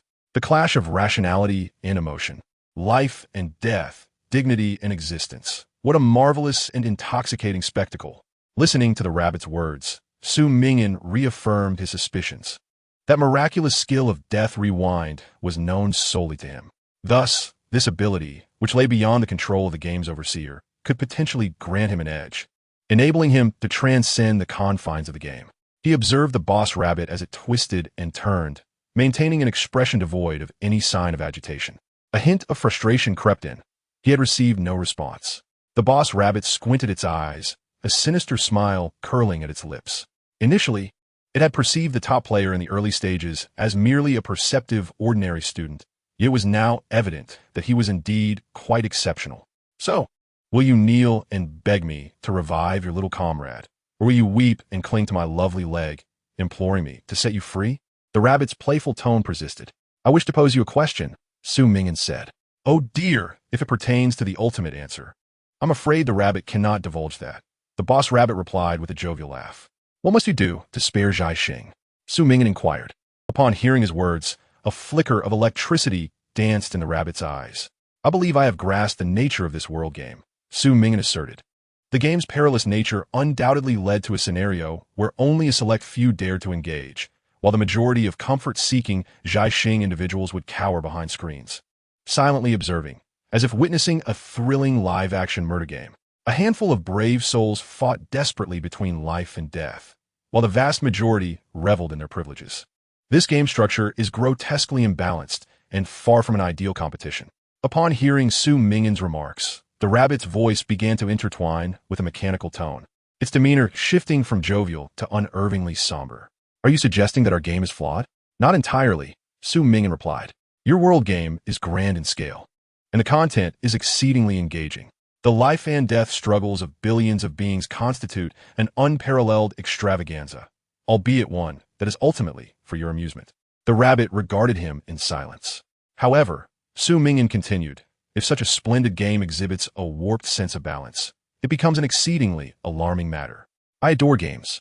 While this particular one does not appeal to me, I sincerely hope that this otherwise magnificent experience does not develop a ghastly rift. His blood-stained hand lifted slightly. Bathed in the crimson glow of the setting sun cascading through the high window, the light, thick as blood, gradually melded with his gaze, which shone with an astonishing brilliance. As the game's host, Boss Rabbit, you shall indeed mend this fissure, will you not? Su Ming'an raised his chin defiantly. Alternatively, you could acknowledge the imperfections of the game and admit to its systemic flaws. Our game harbors no loopholes, the snowy rabbit replied flatly. Upon hearing the boss rabbit's assertion, Su Ming'an smiled. Indeed, you possess no loopholes. Thus, those who dare to participate in the adventure must inevitably attain rewards unattainable to those who remain on the sidelines. That is the essence of a fair game. Su Ming'an's words followed with the precision of a blade, leaving no room for ambiguity. They may acquire the conditions for a flawless conclusion to the game, or the power to rescue Zhai Xing, or even command it. The ultimate victor shall receive their rightful due, correct? Indeed, that is the rule, the rabbit conceded, nodding hesitantly, unless that individual can achieve perfection. Thus, every world must be completed flawlessly, Su Ming'an stated. Precisely, the boss rabbit affirmed. A genuine smile finally graced Su Ming'an's face, as if a flame had ignited from the depths of his eyes, his gaze becoming intensely fervent. He had successfully elicited the information he yearned to uncover. Then, does the reward for the ultimate victor include the means to redeem Zhaixing? He continued without pause. From the outset of the game, Su Ming'an had understood that the players' seemingly desperate struggles were merely for the sake of establishing their own rank. Even after the game's conclusion, Zhaixing would remain under the control of the game's organizers. Who could say if there would be a second or third game? Thus, he devised a plan. He first confirmed the perfection of the game's mechanics, compelling the other party to acknowledge the game's balance, and then drew out inquiries regarding flawless completion to procure relevant information. He intended to exploit this inevitable demise to coax out the method that could utterly liberate Zhaixing from peril. After all, there could be no worse outcome than this. He had discerned that the organizers appeared bound by a certain necessity for fairness. Mentioning fairness elicited a visceral reaction. This might pertain to the game's essence. The organizers could also be beholden to external forces. There could exist a third party, and perhaps the world game and its organizers were not one and the same. The organizers could wield the world game, but could not govern or alter it.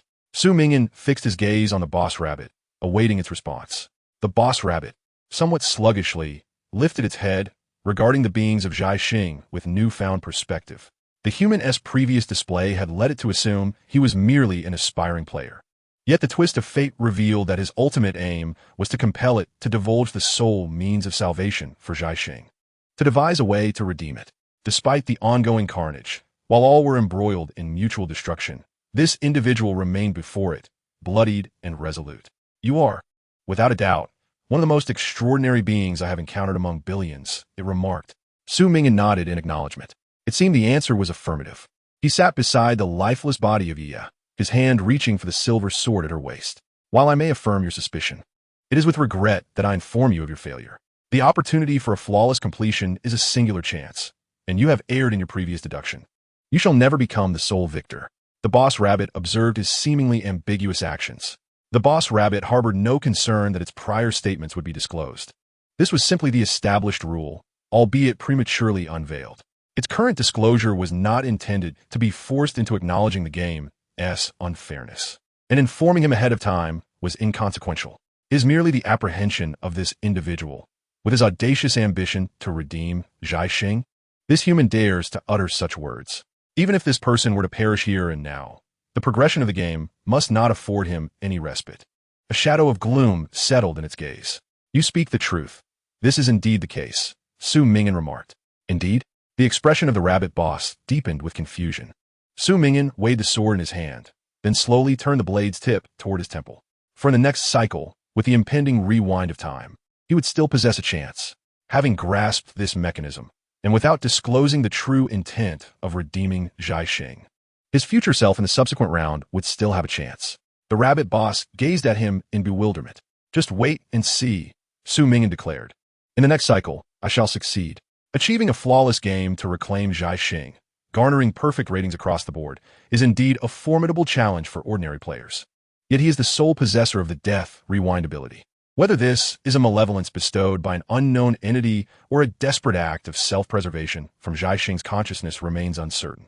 However, having caught a glimpse of the dawn, he resolved to entrust this seemingly impossible task to himself. The golden finger of death rewind does not come without reason. It is not merely a tool for climbing atop others, but rather a burden from which one cannot escape. He has become the chosen one. The greatest fortune in a person's life is discovering their mission in the prime of their youth. He murmured this phrase, savoring its meaning as if it were a delicate morsel. The despair of the collective breeds an even greater despair. Even in the early stages of the game, a pervasive panic has already begun to emerge. Humanity, gazing skyward, cannot see the heavens. They are blind to the future. In the chaotic throngs, all are akin to ships adrift in a vast sea. They submit to the fate crafted by the game, tossed about in a script penned by higher dimensional beings. Yet, with the ability to rewind death, he is able to approach these higher entities. Death is the root of human fear. Once it is conquered, limitless possibilities arise. A freshly graduated student, upon becoming a firefighter, possesses the courage to confront death directly. Through the death rewind, he aspires to become a beacon for others, an entity they perceive as the one who will never fall, akin to a steadfast lighthouse. One must be adept at affirming their own worth. Even a grandiose self-perception is a form of success. Better to die with a roar than to live in silence. Such is their nature. Why should they claim otherwise? Ignorant humans cannot easily glimpse the light of the heavens as deities do. Thus, they rack their brains, burning flesh and blood, learning to exploit all that is known to scheme against the unknown in a bid to salvage the so-called future. If victory eludes them, they shall wait for the next cycle to charge forth. If they cannot yet glimpse the dawn, they will pass the torch to the next generation. All are aware of their baseness and desires. Yet the remnants of nobility and faith allow this exploratory cohort to continue burning in the darkness, raising a flame of rebellion against the deities of the horizon, whether for the future of humanity or to avoid the cyclical descent into death. Let him return to a moment before the errors were made, achieving flawless completion, discovering the most perfect strategies in every realm, and then redeem Zhai Xing. In the next instant, blood splattered as he thrust the slender blade into his temple. The rabbit boss stared in stunned confusion as the figure before him collapsed, still unable to comprehend the intent behind his words. The crimson light of the setting sun streamed through the high windows, casting a strong and poignant halo upon the quiet corpse. The wheels of time began to turn in reverse. Chapter 15, the game begins. The warm winds of June whisked through the dry leaves. The thick stench of blood and decay pervaded the air, and outside the window, the city lay in ruins, haunted by grotesque zombies. Time reset, returning to the 5th day since the dungeon's opening. They remained in the tavern, yet to venture to the central hospital. I had a rather unsettling dream, Yu whispered. When she turned her gaze to Su Ming'an, she found something distinctly different about him today. An indescribable feeling held her gaze captive. What kind of dream? Su Ming'an inquired. Well, it seemed that a once beautiful fairy tale was suddenly missing a page. Yu replied. Su Ming'an made for the door. We won't be going to the central hospital today. Let's explore outside instead. All right. Yu, an intuitive player, unhesitatingly abandoned the original plan upon Su Ming'an's suggestion to venture elsewhere. As Su Ming'an opened the door, the barrage of comments began to roll in. Good morning, streamer. Streamer, you aren't still boasting about being the top player, are you? What level are you now? The strongest player, Amy, has already reached level 3. And you must still be at level 1, right? Better step up. Good morning. Su Ming'an responded cheerfully, unperturbed by the comments. He had become the only individual standing at the precipice of Time's river. He did not believe that the sense of mission to save the world was inherently his. Rather, having been granted an opportunity, he was determined to seize it with all his might. Like a hardcore player who has mastered the path to victory, he instinctively sought to avoid the worst possible outcome, to avoid becoming a mere plaything of higher dimensional beings. He too was engaged in a struggle for survival. Though the originally available save slots 1 and 2 had vanished, he could only awaken to find himself reborn at a fixed point in time, no longer able to make a choice. He did not understand the reason behind this, nor if it was due to the peculiar nature of the novice level. Nevertheless, he felt fortunate, for all still held the chance to start new. He would forever possess the opportunity to begin again. Humanity had transformed into isolated islands, wandering through a dark forest where monsters lurked. Travelers glimpsed one another across the waters, their lights cutting through the mist.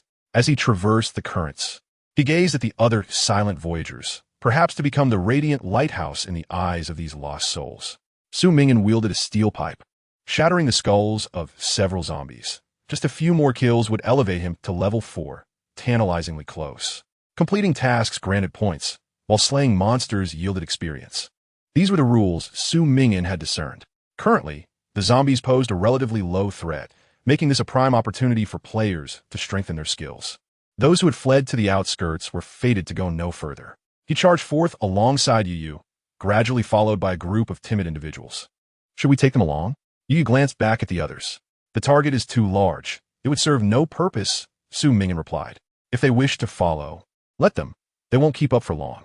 In reality, Su Ming'an's only offensive skill, the annihilation, still required him to use his fingers to unleash it. For now, he was akin to an ordinary player in physical prowess, relying more on Yu's swordsmanship to dispatch the zombies. However, many succumbed before the undead, not due to a lack of combat prowess, but rather because of the paralyzing fear within. they found themselves unable to wield their blades. That evening, the World Forum buzzed with activity. Pinned, Celebrity Hall, a discourse on the dominant figures rampaging in the apocalypse, as adventurous players clashed in the game. The eliminated spectators flocked to the forum, seeking solace in their own little spaces while tuning into various live streams to gather information. Today marked the 5th day since the commencement of the global gaming event. Despite the players' psychological preparation, the gruesome scenes unfolding before their eyes proved unbearable. The public's focus gradually shifted from concerns about the crisis to an obsession with the game itself. A deluge of analyses regarding top players erupted on the forum. Some spectators compiled a ranking list they deemed credible. Chapter 16, Hall of Fame and Preliminary Rankings.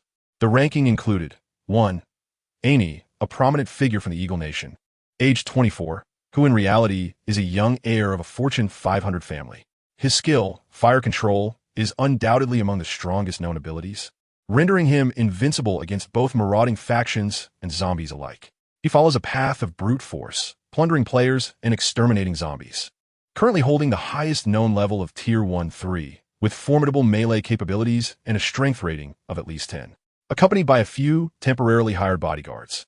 His live stream consistently ranks within the top 10, making his prowess likely to place him among the top 3. While the exact numbers remain unclear, his combat power is estimated to be around 250. Based on his usual demeanor during discussions, I suspect that the incredibly cool player who spoke at the opening ceremony might indeed be him. Rating, based on current performance, highest score 10, potential 7, power 10, intelligence 5, charisma 6. Accompanying this were several images, featuring frontal shots and depictions of the flames erupting during battle, offering a striking visual impact.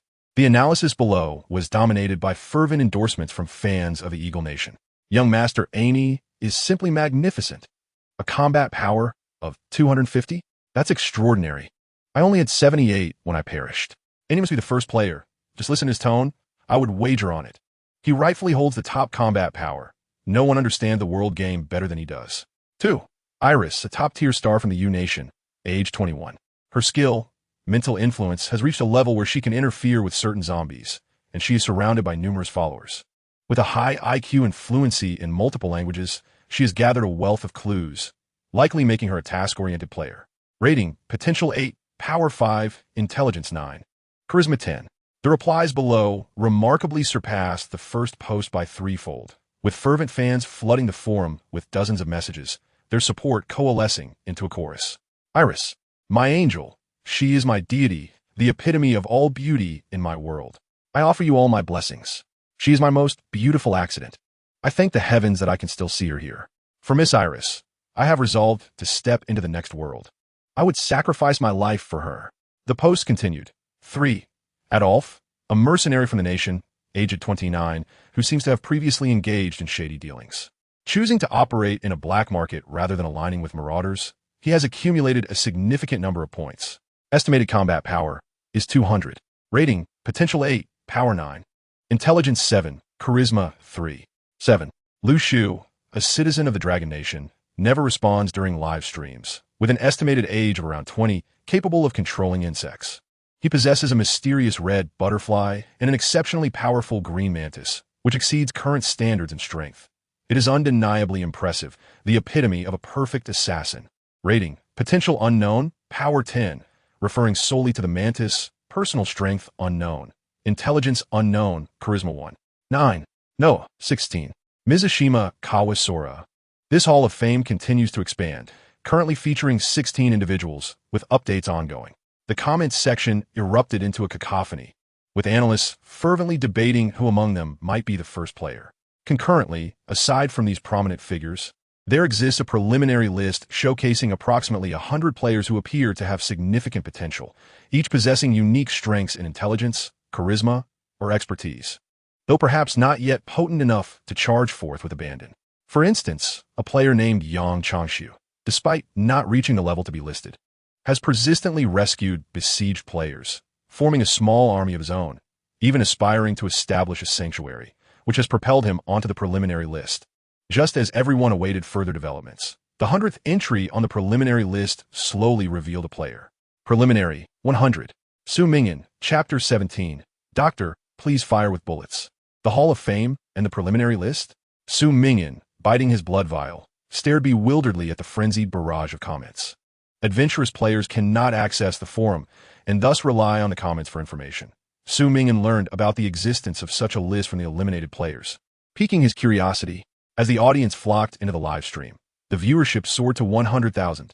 Clearly, everyone was eager to glimpse the new figures, even if just to watch and leave. Out of curiosity, Su Ming'an inquired about his description. Preliminary 100. Su Ming'an is a formidable individual. While this may not be sufficient for him to make the list, it paints a deceptively complex picture of a Dragon Nation player. His real identity is that of a student. His mental capacity remains unknown, and the other three attributes seem to reflect an ordinary individual's level. Yet his skill is extraordinarily powerful, with a black hole ability that guarantees death to any who approach him. Of course, his shortcomings are evident. The short range of his damage-dealing abilities offers little assistance in combat. However, if he can create distance, he becomes a skill surpassing even fire control. His mental state is chillingly calm, exhibiting ruthlessness by severing limbs for survival without anesthetics. The previous live stream garnered little attention due to its obscurity, but a brief segment that made the recommendations led me to believe he deserves to be listed. Estimated combat power is around 120. Rating, potential 8, power 5, intelligence unknown, charisma 5, and he appears to have a skilled swordswoman by his side. Such a description left Su Ming'an staring at his combat power panel, which read 230. The comments continue to flood in. Does your arm still hurt? I felt a pang of sympathy watching. I don't know why, but I find the host so relatable. What are your thoughts on Hall of Fame, and who do you think the first player might be? The first player, a figure who has been the subject of fervent discussion from day 1 to day 5, simultaneously derided by many yet fervently adored by the majority. The only individual to stand formally in the spotlight, having delivered an impassioned speech under the gaze of billions of souls. Cherished by numerous players who have discovered the guiding light, the discourse surrounding the Hall of Fame has engendered a plethora of supporters and debaters within contemporary forums. Following the emergence of the Hall of Fame, countless spectators have engaged in fervent disputes, fervently attempting to assert that their favored player deserves the title of the foremost champion. The leading player? Su Ming'an, upon learning that the highest support is currently for a certain Ani, reflected momentarily, a blood vial poised between his lips, as a gentle sweetness enveloped his palate. It is I, he remarked with a smile. Stop jesting, streamer. That is hardly credible. I believe that Lu Shu stands a better chance of being the leading player. I think it's Adolf. The question of superiority remains an ever-present topic of conversation. Su Ming'an shook his head, continuing to dispatch the undead. He surmised that the revelation of his true identity was imminent. His prowess had surpassed the current average player's capabilities. With a swift motion, blood splattered forth as he dispatched a zombie, and he beheld a familiar silhouette. A young girl, clad in a thick cotton coat, traversed the ruins, seemingly en route to a destination. Who is that? Ye inquired. An indigenous inhabitant of this world. A companion to my identity, Su Ming'an responded. Xiaohan. Upon hearing the voice, Xiaohan turned and caught sight of Su Ming'an. Today, she adorned a sun hat embroidered with daisies, her cotton coat a serene lake green, and a plastic flower garland encircled her wrist, exuding an essence of spring. Her dark hair danced in the wind, reminiscent of a cascading river of gold, and her eyes sparkled with clarity and innocence. Doctor, look what I found, she exclaimed, extending her hand to reveal a music box. Inside, a wooden puppet dressed in a red dance skirt twirled gently. I discovered this in an abandoned shop. I never expected to find a music box in such pristine condition. By the way, Doctor, I'm heading back to the research center now. Shall we go together? Su Ming'an agreed, for he, too, intended to return. As they traversed the block, Xiaohan observed Su Ming'an wielding his weapon in tandem with Ye, dispatching zombies with precision. Look, Doctor, this music box is truly lovely. The puppet wears a red dance skirt. I remember that during peaceful times, there were dancers like this. I hope that one day, I can become an exceptional dancer. She lifted the music box and tinkled the mechanism, producing a melodious sound. Gradually, they arrived at the entrance of the research center, a site concealing the remains of countless children, their graves lined in rows. However, one grave stood conspicuously empty. Xiaohan knelt, wiping the inscription on the tombstone. Doctor, I suddenly have a craving for candy. There's a box in your room. Could you fetch it for me? Su Ming'an nodded, for he indeed needed to retrieve some sustenance from his quarters. He opened the drawer, revealing a jar of candy, clearly a product of the apocalypse. A small note affixed to the jar read, A New Year's gift from Xiao Han to the doctor, accompanied by a charming emoticon. He returned to the grave with the jar. "Xia Han," he called, only to find her lying on the ground, standing helplessly beside her. Xiao Han lay adjacent to the vacant grave, her body speckled with dark blotches, resembling a toppled gravestone. In just a brief moment of absence, she had inexplicably collapsed. "Xiao Han." Su Ming'an lifted her. She blinked slowly, extending her hand to grasp the candy jar. Her fingers trembled momentarily, unable to maintain their hold, and the candies tumbled to the ground. Su Ming'an retrieved the jar and placed it back in her hand. Yet, she still could not grasp it. Her palm quivered as if in spasm, scattering the candies like shattered stars. "Doctor," she murmured, "though humanity shines brilliantly, some among them are profoundly vile. You've been infected all along?" Su Ming'an realized. "Yes," Xiao Han replied. 3 days ago, I wasn't bitten by a zombie. Rather, I was struck by those who wield the zombie virus as a weapon. I did not perish at the hands of the undead, but rather by my own kind. How despicable they are." Su Ming'an remained silent, standing beside Ye. Suddenly, Xiao Han raised her head and, with a voice that thundered like a roar, cried out, "But why? Why can I not even save these despicable compatriots? Why? Why can't I have just a bit more time? I wish to save everyone. I want to save that grandmother, save that grandfather, rescue their pregnant daughter, save the children in the research center. I want to save everyone. I love them all. I love them." Su Ming'an remained mute, his eyes reflecting Xiao Han's visage as it gradually withered. "I long for," she continued, the brilliance in her gaze fading. "The moment spent with you in the research center alongside the children were my happiest times. Today I wore my favorite outfit, and just before my demise, I found a music box I adore. When I spotted you by the roadside, I felt such joy. I realized that I would not depart alone. If only I could survive, if I could witness the dawn of a new era, if I could behold the blue skies and white clouds." Her eyelids began to droop. Her hand rested upon the weapon at Su Ming'an's waist, placing it in his palm. "Doctor," she whispered, "if one day anything threatens your safety, please use the bullets within to defend yourself." The threat she had alluded to was, in fact, herself.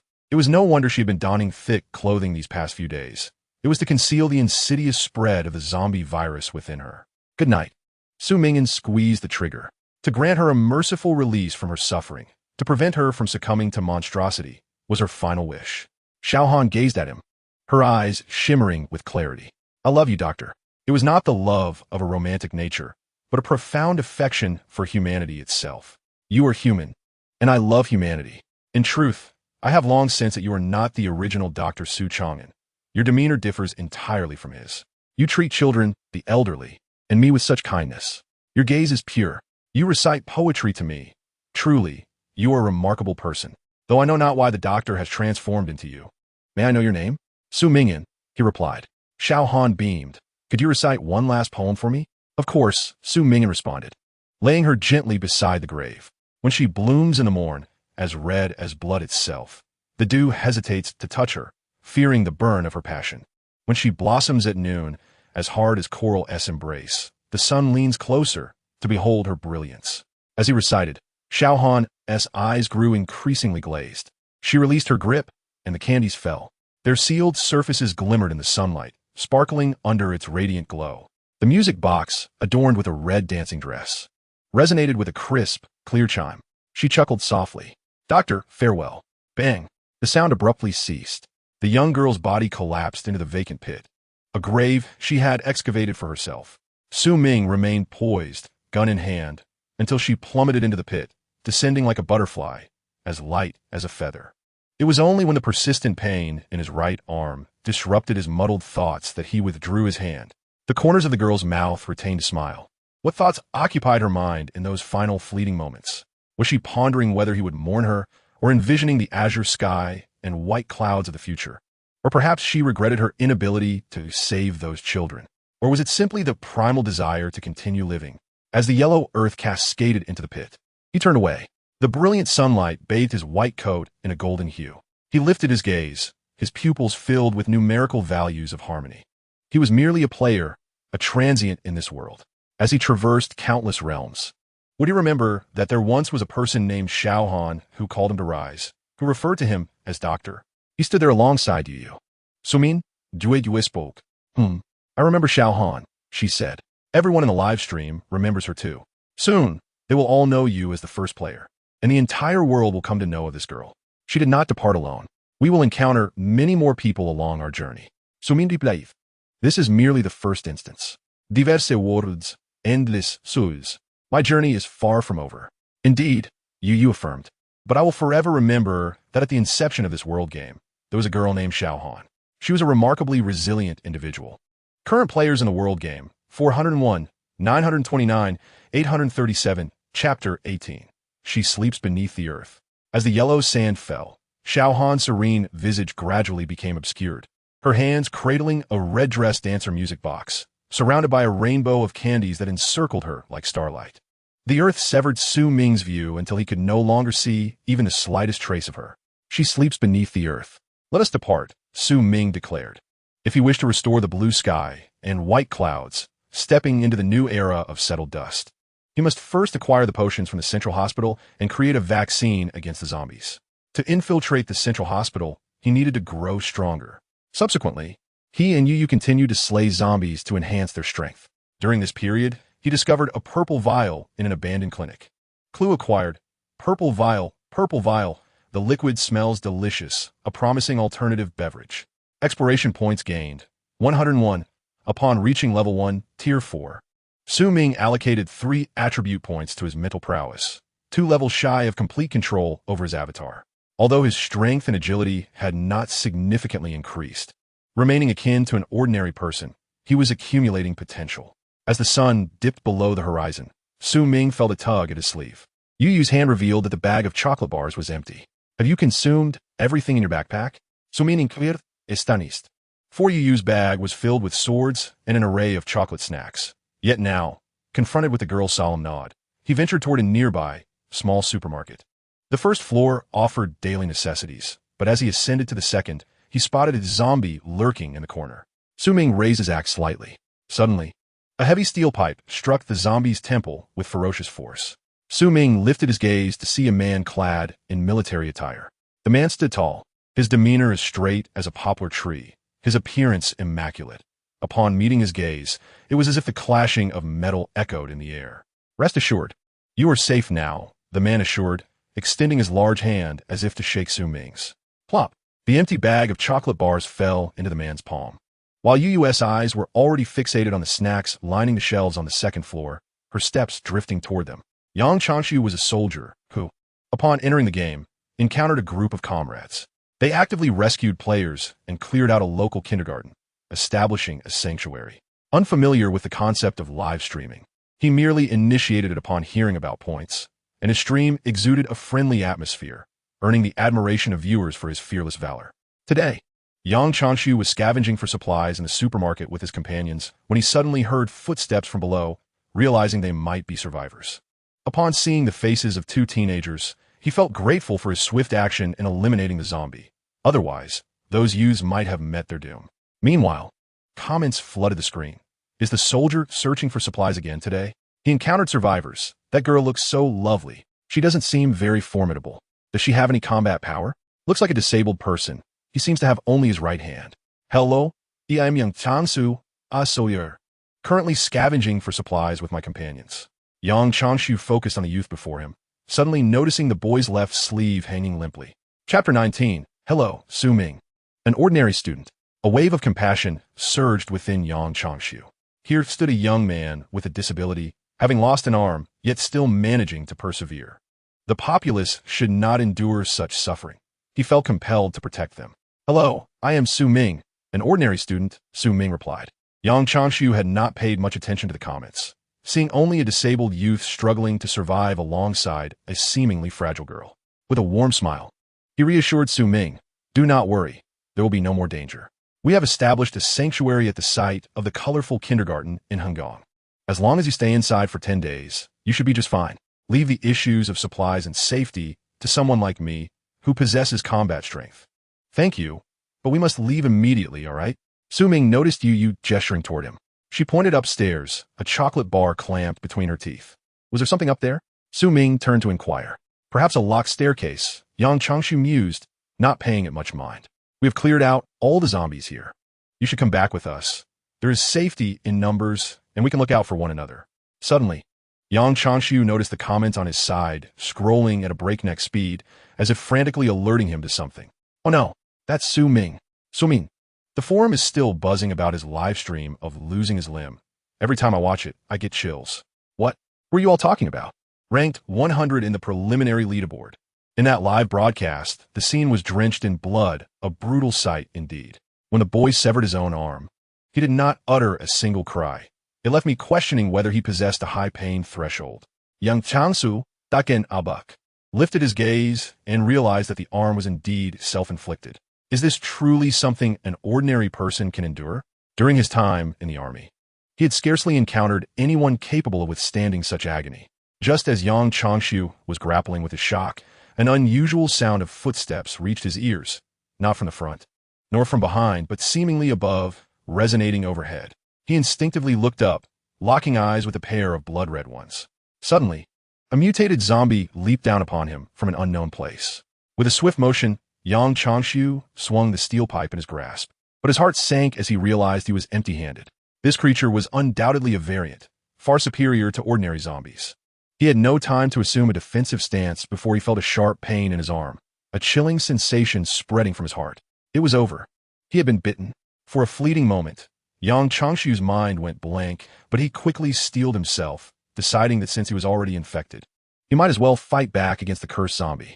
Out of the corner of his eye, he caught a glint of blinding silver light.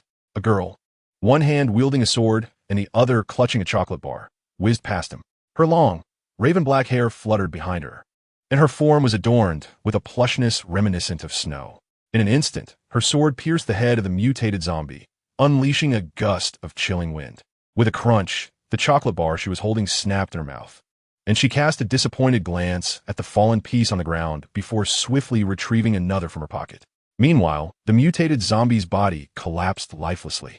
Is Chapter 20 the antidote? Captain, Yang, how are you?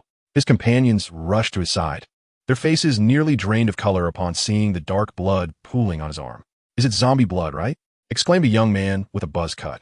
Having fallen into the clutches of a marauding gang from the very first day, he lived a tormented existence, fearing for his life until Yang Changshu kicked open the hellish door and pulled him to safety. In this group, Yang Changshu was their guiding light, the spiritual leader of their refuge. If he were to suddenly vanish, enduring the pain, Yang Changshu rolled up his sleeve, revealing a wound that had decayed and broken the skin, dark blood seeping out. It was too late for amputation. There was no saving him. Instead of sighing, he smiled, placing a reassuring hand on the shoulder of the young man, who looked on the verge of tears. What does it matter? Once I finish distributing this batch of supplies, I will take my leave. Here is a map of the area. Night is approaching. Take it and hurry back. The rest of the shelter is waiting for you. Captain. A woman with black hair approached, grasping Yang Changshu's hand. It's all right, there is still hope. We're nearing the central hospital, where there must be clues to counteract the zombie toxin. Isn't old Chin, who was injured today, still under observation at the shelter? He hasn't turned into a zombie yet. Aman, Yang Changsu Sudenli Barket. Yes. The woman stood rigidly, instinctively responding to his commanding tone. Now, immediately, take the supplies and return to the shelter. His voice was resolute. This zombie is not ordinary. I cannot become your ticking time bomb. This is an order. Take these 2 students and go back at once. The woman's stern expression gradually softened. Understood, she replied in a hushed tone, offering a respectful salute. The other 2 stood tall, silently, saluting the man. Even knowing that death would render them mere spectators, the sensations they experienced felt no different from the reality of dying. As long as they managed to survive this first chapter, during the intervals, they could freely choose whether to become spectators.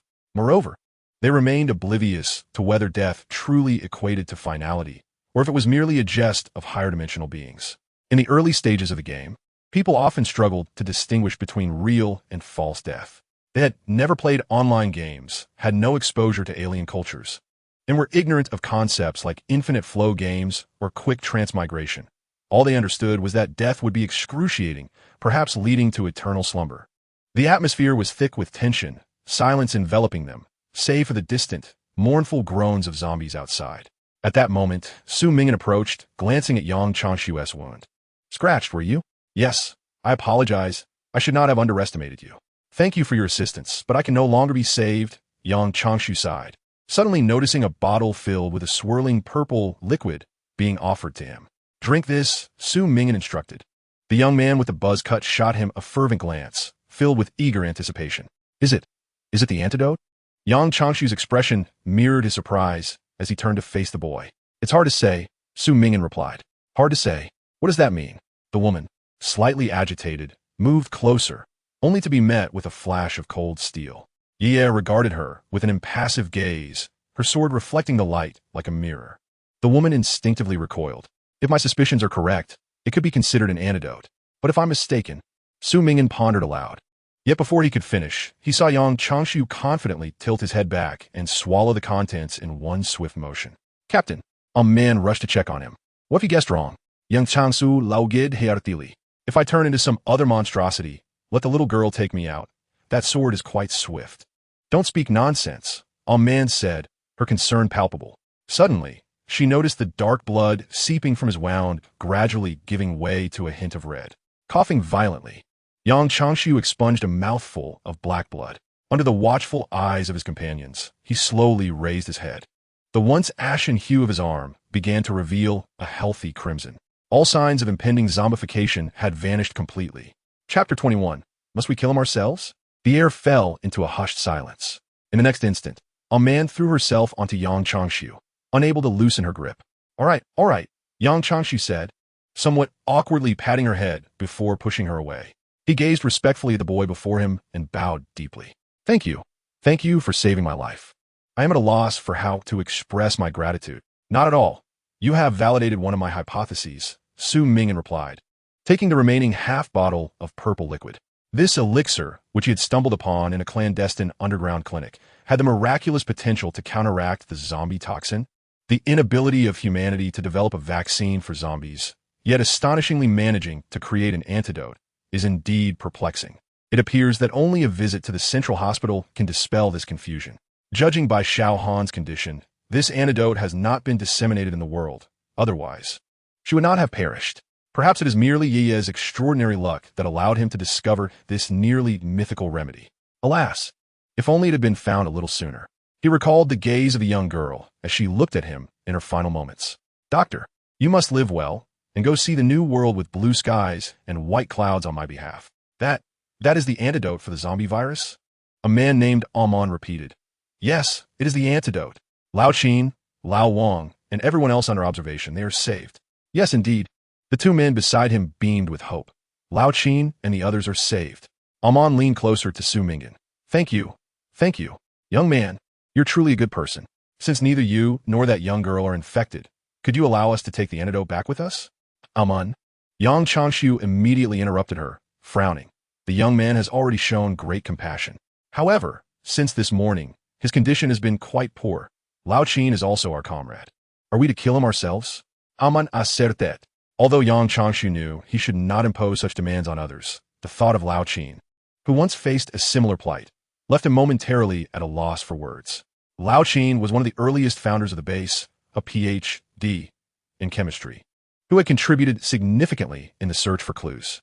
He was reluctant to witness someone suffer and die so painfully, even if it merely involved experiencing the process of death.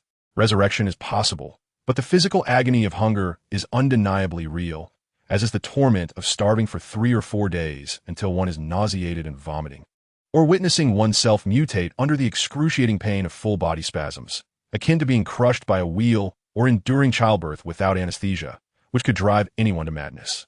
This experience is almost indistinguishable from reality. Even with the prospect of resurrection, the instinct for survival remains fiercely alive. It is akin to being suddenly stabbed on the street. Even knowing that one will awaken in a safe hospital the next moment, one would still struggle in a pool of blood like a grasshopper before losing consciousness.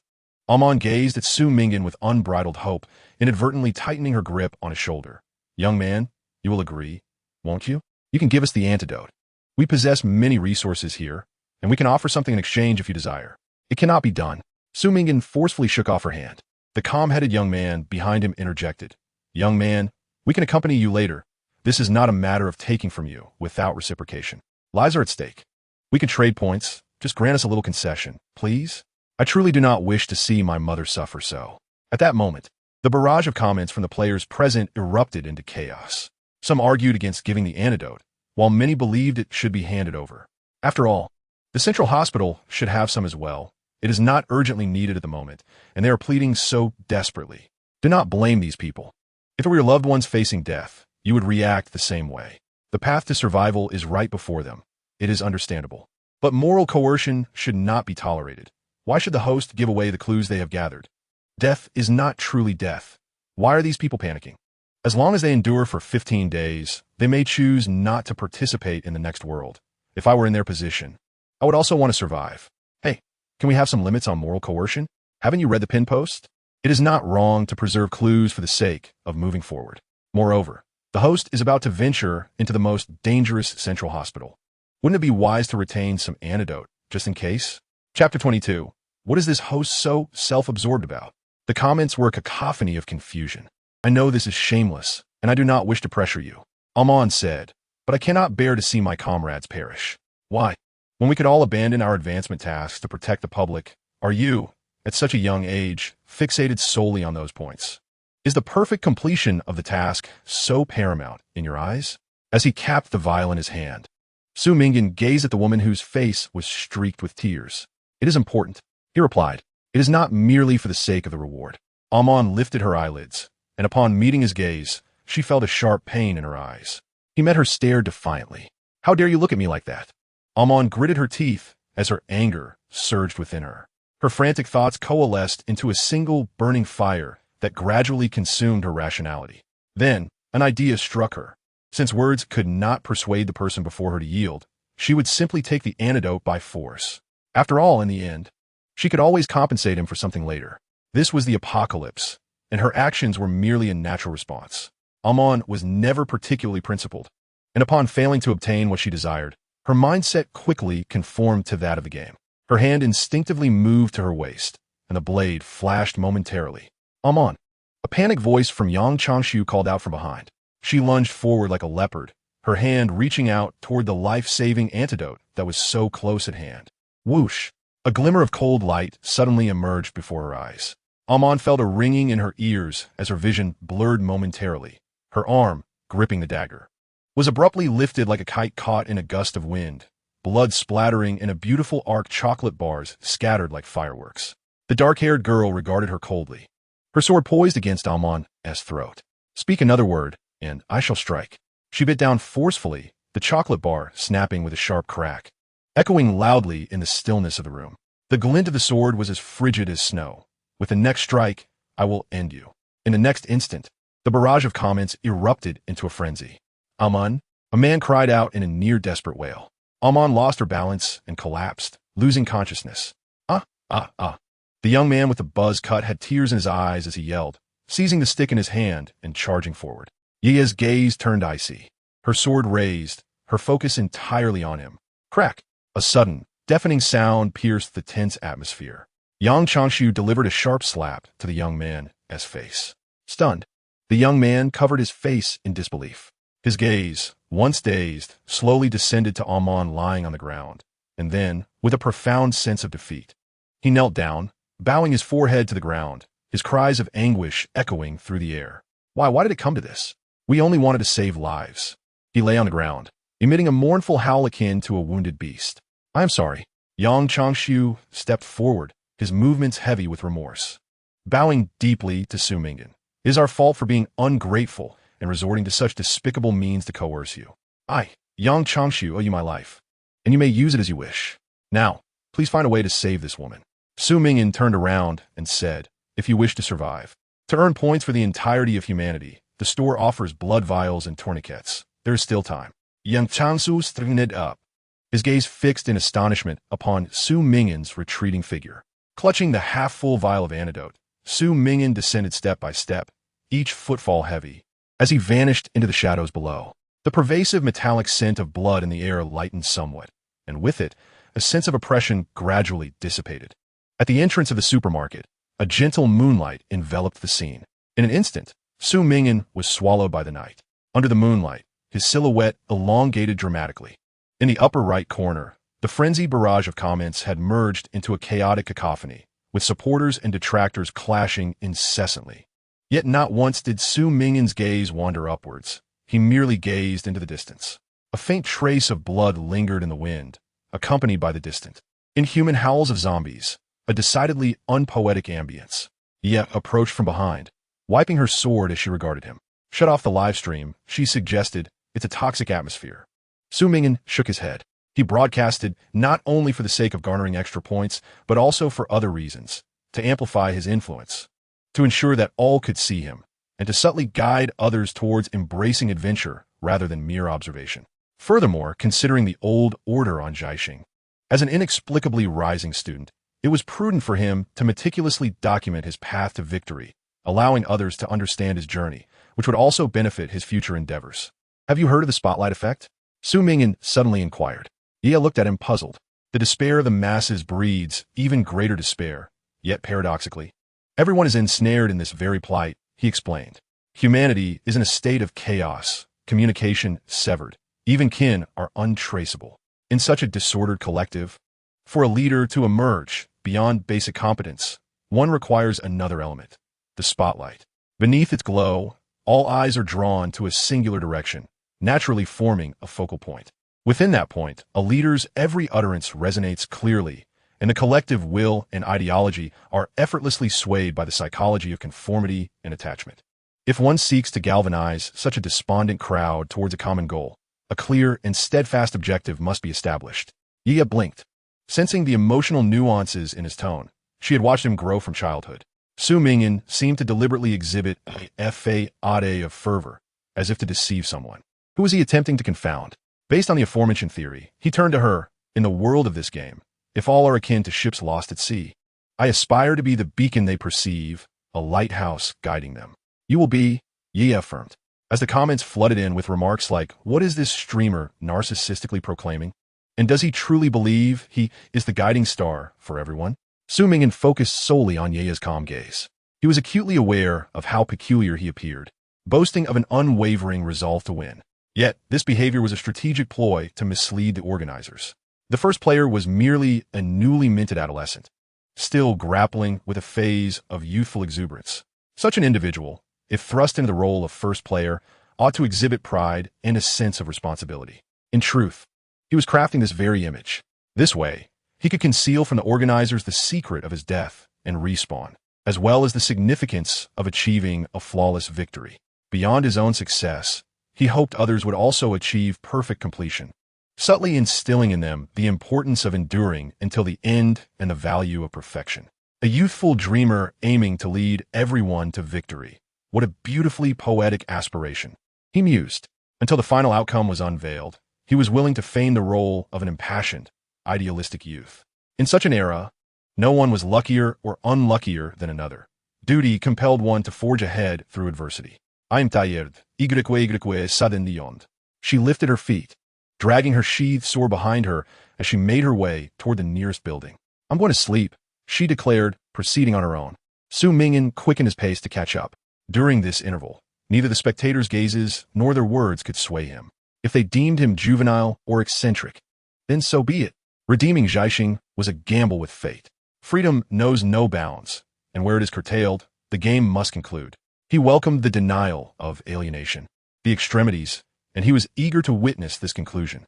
He had seized this constrained freedom and would ignite the flames of rebellion with it. He was prepared to immerse himself in the enveloping gloom of rain, in this era devoid of illumination. Remaining players in the world game, 354, 338. 529, Chapter 23. The first player?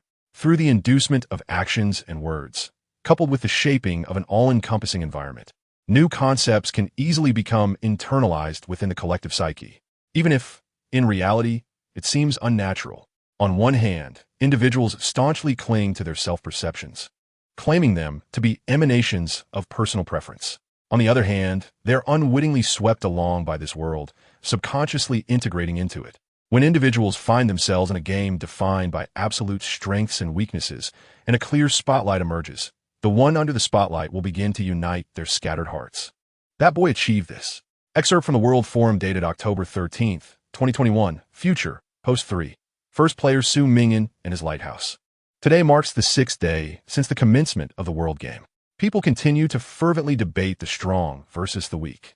Yet, many have begun to immerse themselves in the role of behind-the-scenes operators, earning points. Suddenly, a plethora of derivative works emerged, along with posts offering insights into humanity's future, elevated to prominence. Amidst the abundance of prominent works on the World Forum, a brief video unexpectedly captured public attention. It was a live stream recording, seemingly crafted by a viewer. However, unlike typical screen captures, the viewer had skillfully adjusted the recording angle, rendering it an exquisitely edited piece. The figure within the footage was none other than Su Ming'an. He smiled amidst the morally coercive barrage of comments superimposed in post-production, his words exuding a disconcerting calmness. The hope ignited in the eyes beneath the light rendered the veracity of his statements ambiguous. The original poster has edited this segment of the recording, leaving behind a solitary inquiry. What are your thoughts on him? Below, a multitude of viewers captivated by the video flood the comments. Incredible, simply incredible. Which Hall of Famer is he? He must possess wealth to such an extreme. I don't know why, but I find him so cool. Who is he? I must watch his live stream.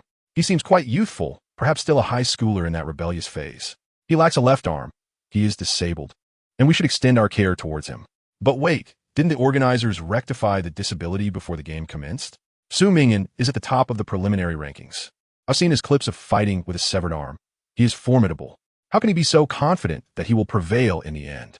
I watched the edits of his battle scenes made by his new fans. The girl beside him seems quite strong, yet he appears to possess merely 100 in combat power. Ming'an, the new fans are ecstatic. This Dragon Country is so cool. I adore this type. World Heat Level 5 Live Room, Annie. In a flurry, flames swept through the air like the tail feathers of a phoenix, swiftly gliding over the bodies of the zombies. Thud, thud, thud. The cadavers thudded to the ground, emitting a dull sound. Standing at the forefront, the golden-haired youth flicked his right hand, and the flames danced back to him like ethereal sprites, his movements exuding unparalleled elegance. The crimson flames nimbly circled around him, rendering him akin to an emperor commanding the fire. Amy, you look absolutely stunning today. Behind him stood a woman with golden curls. Her fingers twirled her lovely long hair, her smile reminiscent of blooming red roses. Boring, Amy remarked as he retracted the flames. He was the scion of a vast conglomerate in the real world, his appearance, demeanor, and capabilities all exceptional, with Twitter followers rivaling those of top-tier celebrities. Wealth, luxury vehicles, and beautiful women were never in short supply around him. The scepter of power lay firmly in his grasp, making him a natural darling in the eyes of others. Young Master Amy has reached first tier today. I can't fathom who could possibly match him. Amy should be the world's best. I don't believe anyone could surpass him. Though this dreadful game is hellish, I feel fortunate to witness so many faces I couldn't see before. The barrage of comments flowed across the screen like a torrent, moving faster than the blink of an eye. A moment's distraction could result in dozens of blank screens flashing by. Amy, are you heading to the Central Hospital today? The golden-haired woman sashayed towards him. Yes, I've already deduced the final outcome, Amy replied. As far as I know, no player has yet managed to decipher the riddle and achieve a flawless victory.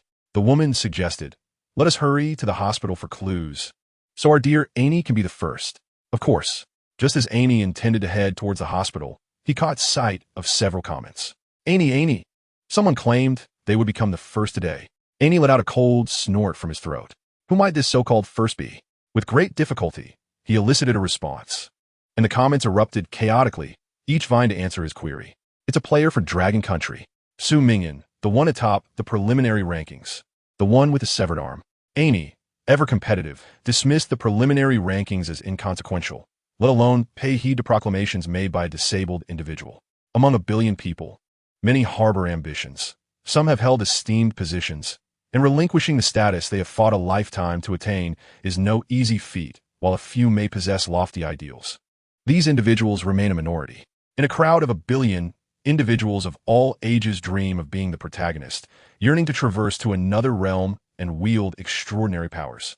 Who would concede to a suddenly emerging world champion? Naturally, there exist benevolent souls in the world, such as organizations aiding children in finding their families and those who offer psychological counseling without charge. Humanity is not devoid of virtue, yet at times, these merits are overshadowed by glaring flaws. In the digital realm, one encounters both disingenuous influencers and keyboard warriors, alongside those who stand atop moral high ground to cast judgment. Oh, it's that cool boy. He is simply outrageous. I've always been drawn to such men, the golden-haired woman remarked, her eyes sparkling with amusement. I haven't heard of him, Annie replied. If it were Lu Shu from Dragon Country saying such things, it would be acceptable.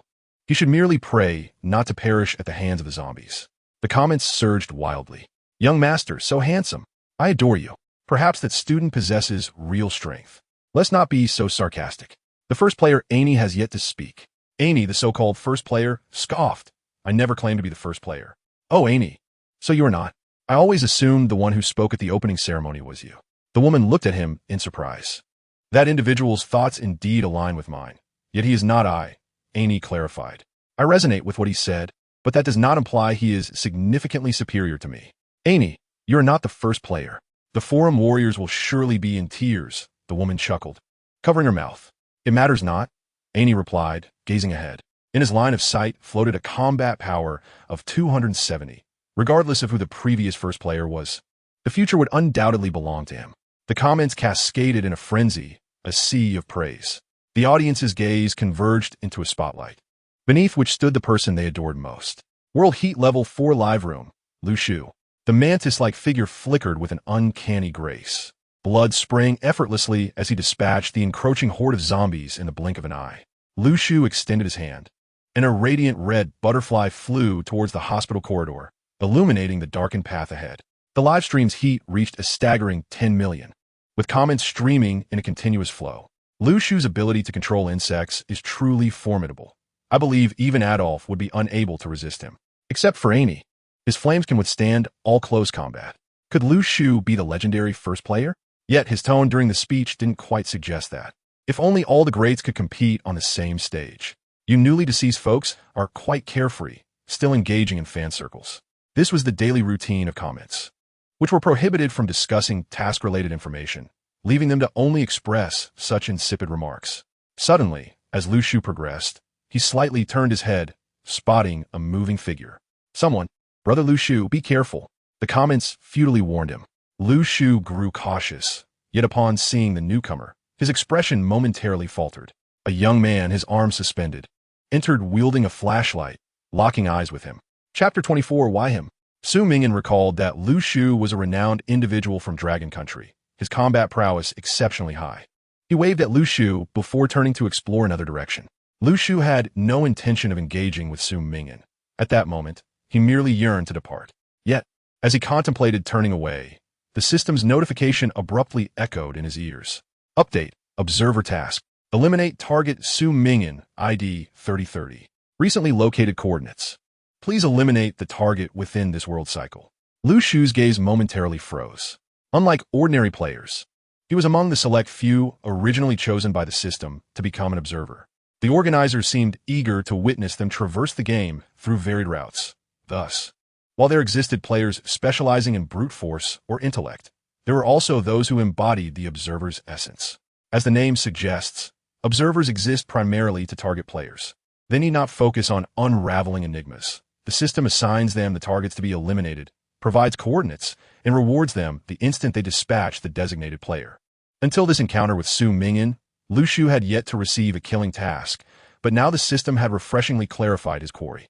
In an instant, Lu Shu seemed to slip into a combat state. However, witnessing the unguarded figure before him evoked a sense of bewilderment within him. Why was Su Ming'an, an unremarkable and kind-hearted player known for rescuing those in distress, the target of his hunt?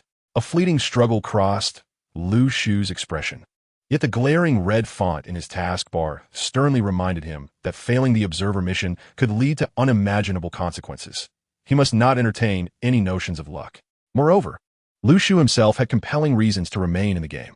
He lifted his finger, a flash of emerald light coursing through. The mantis, akin to a green shadow, lunged into Su Ming'an's body.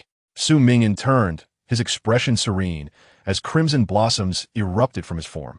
Even Lu Shu had not anticipated how effortlessly this strike would transpire, akin to a blade slicing through delicate parchment.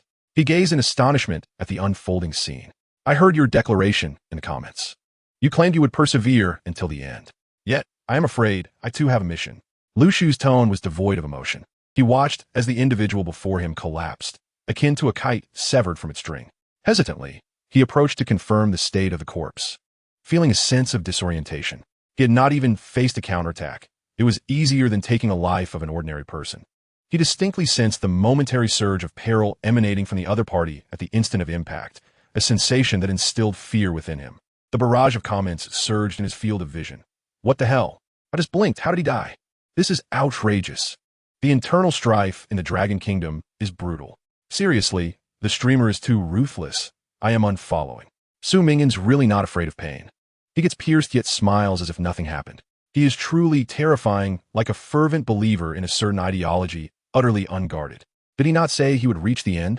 What does Su Ming'an mean? I refuse to believe he is merely a player ranked 100 in the preliminary standings. He must ascend to greater heights. Yet, it is undeniable. Lu Shu is evidently superior to this preliminary contender. Su Ming'an is quite arrogant. Perhaps he is merely seeking excuses for his downfall. Lu Shu stared, somewhat dazed, as he turned over the lifeless body, his hands stained with ample blood. Although he had not received a kill notification and suspected the other might be feigning death, he remained perplexed. A chill ran down his spine. In his 20 years of life, no matter how bizarre, he had never encountered such an inexplicable individual. Despite being a student whose every action adhered to reason, he displayed a madman's apathy in the face of pain and death. His legs felt weak as he straightened. Gazing at the pitch-black path ahead, he drew forth the black blade from behind and advanced. Outside the central hospital, the sun shone brightly. The remnants of a small fountain remained at the entrance, while a dark-haired girl dangled her legs from a circular bench. A round bread adorned with chocolate beans clutched in her mouth. Suddenly, beside her, Su Ming'an's form trembled violently, his bloodshot eyes snapping open. The girl's gaze turned icy as she unsheathed her pristine blade. What happened? My clone was slain. There are enemies within. Su Ming'an wiped the blood from the corner of his mouth. The phantom pain lingering in his chest reminded him of his recent encounter. Upon arriving at the central hospital, Su Ming'an had not rushed in immediately. He had sent a clone inside, primarily to ascertain if players targeting him lurked within.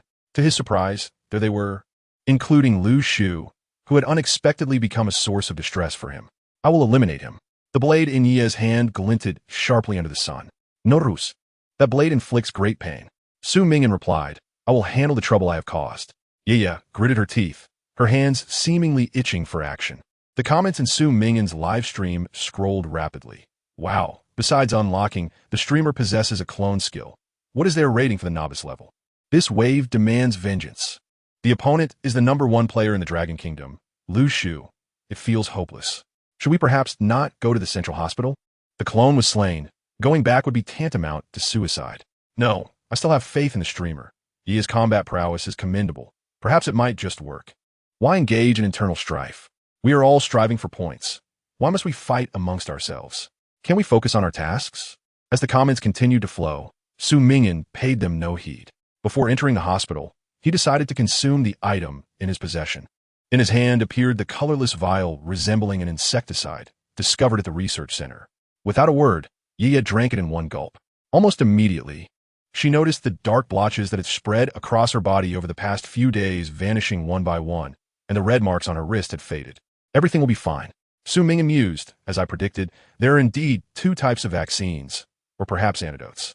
The virus from a mushroom lies dormant within the human body, and its vaccine must be implanted on a corpse, which is the origin of this colorless vial. I found it at the research center. You consumed the monkey head mushroom cookies, contracted the virus, and require this antidote. Conversely, the virus from the zombies necessitates the purple liquid to detoxify. Similar to how I detoxified Yang Changshu, I discovered the purple vial at an abandoned clinic. He suddenly caught Ye's gaze, one imbued with a unique, misty bewilderment. Do you not understand? It matters not. Su Ming'an continued towards the hospital. Everything will be fine.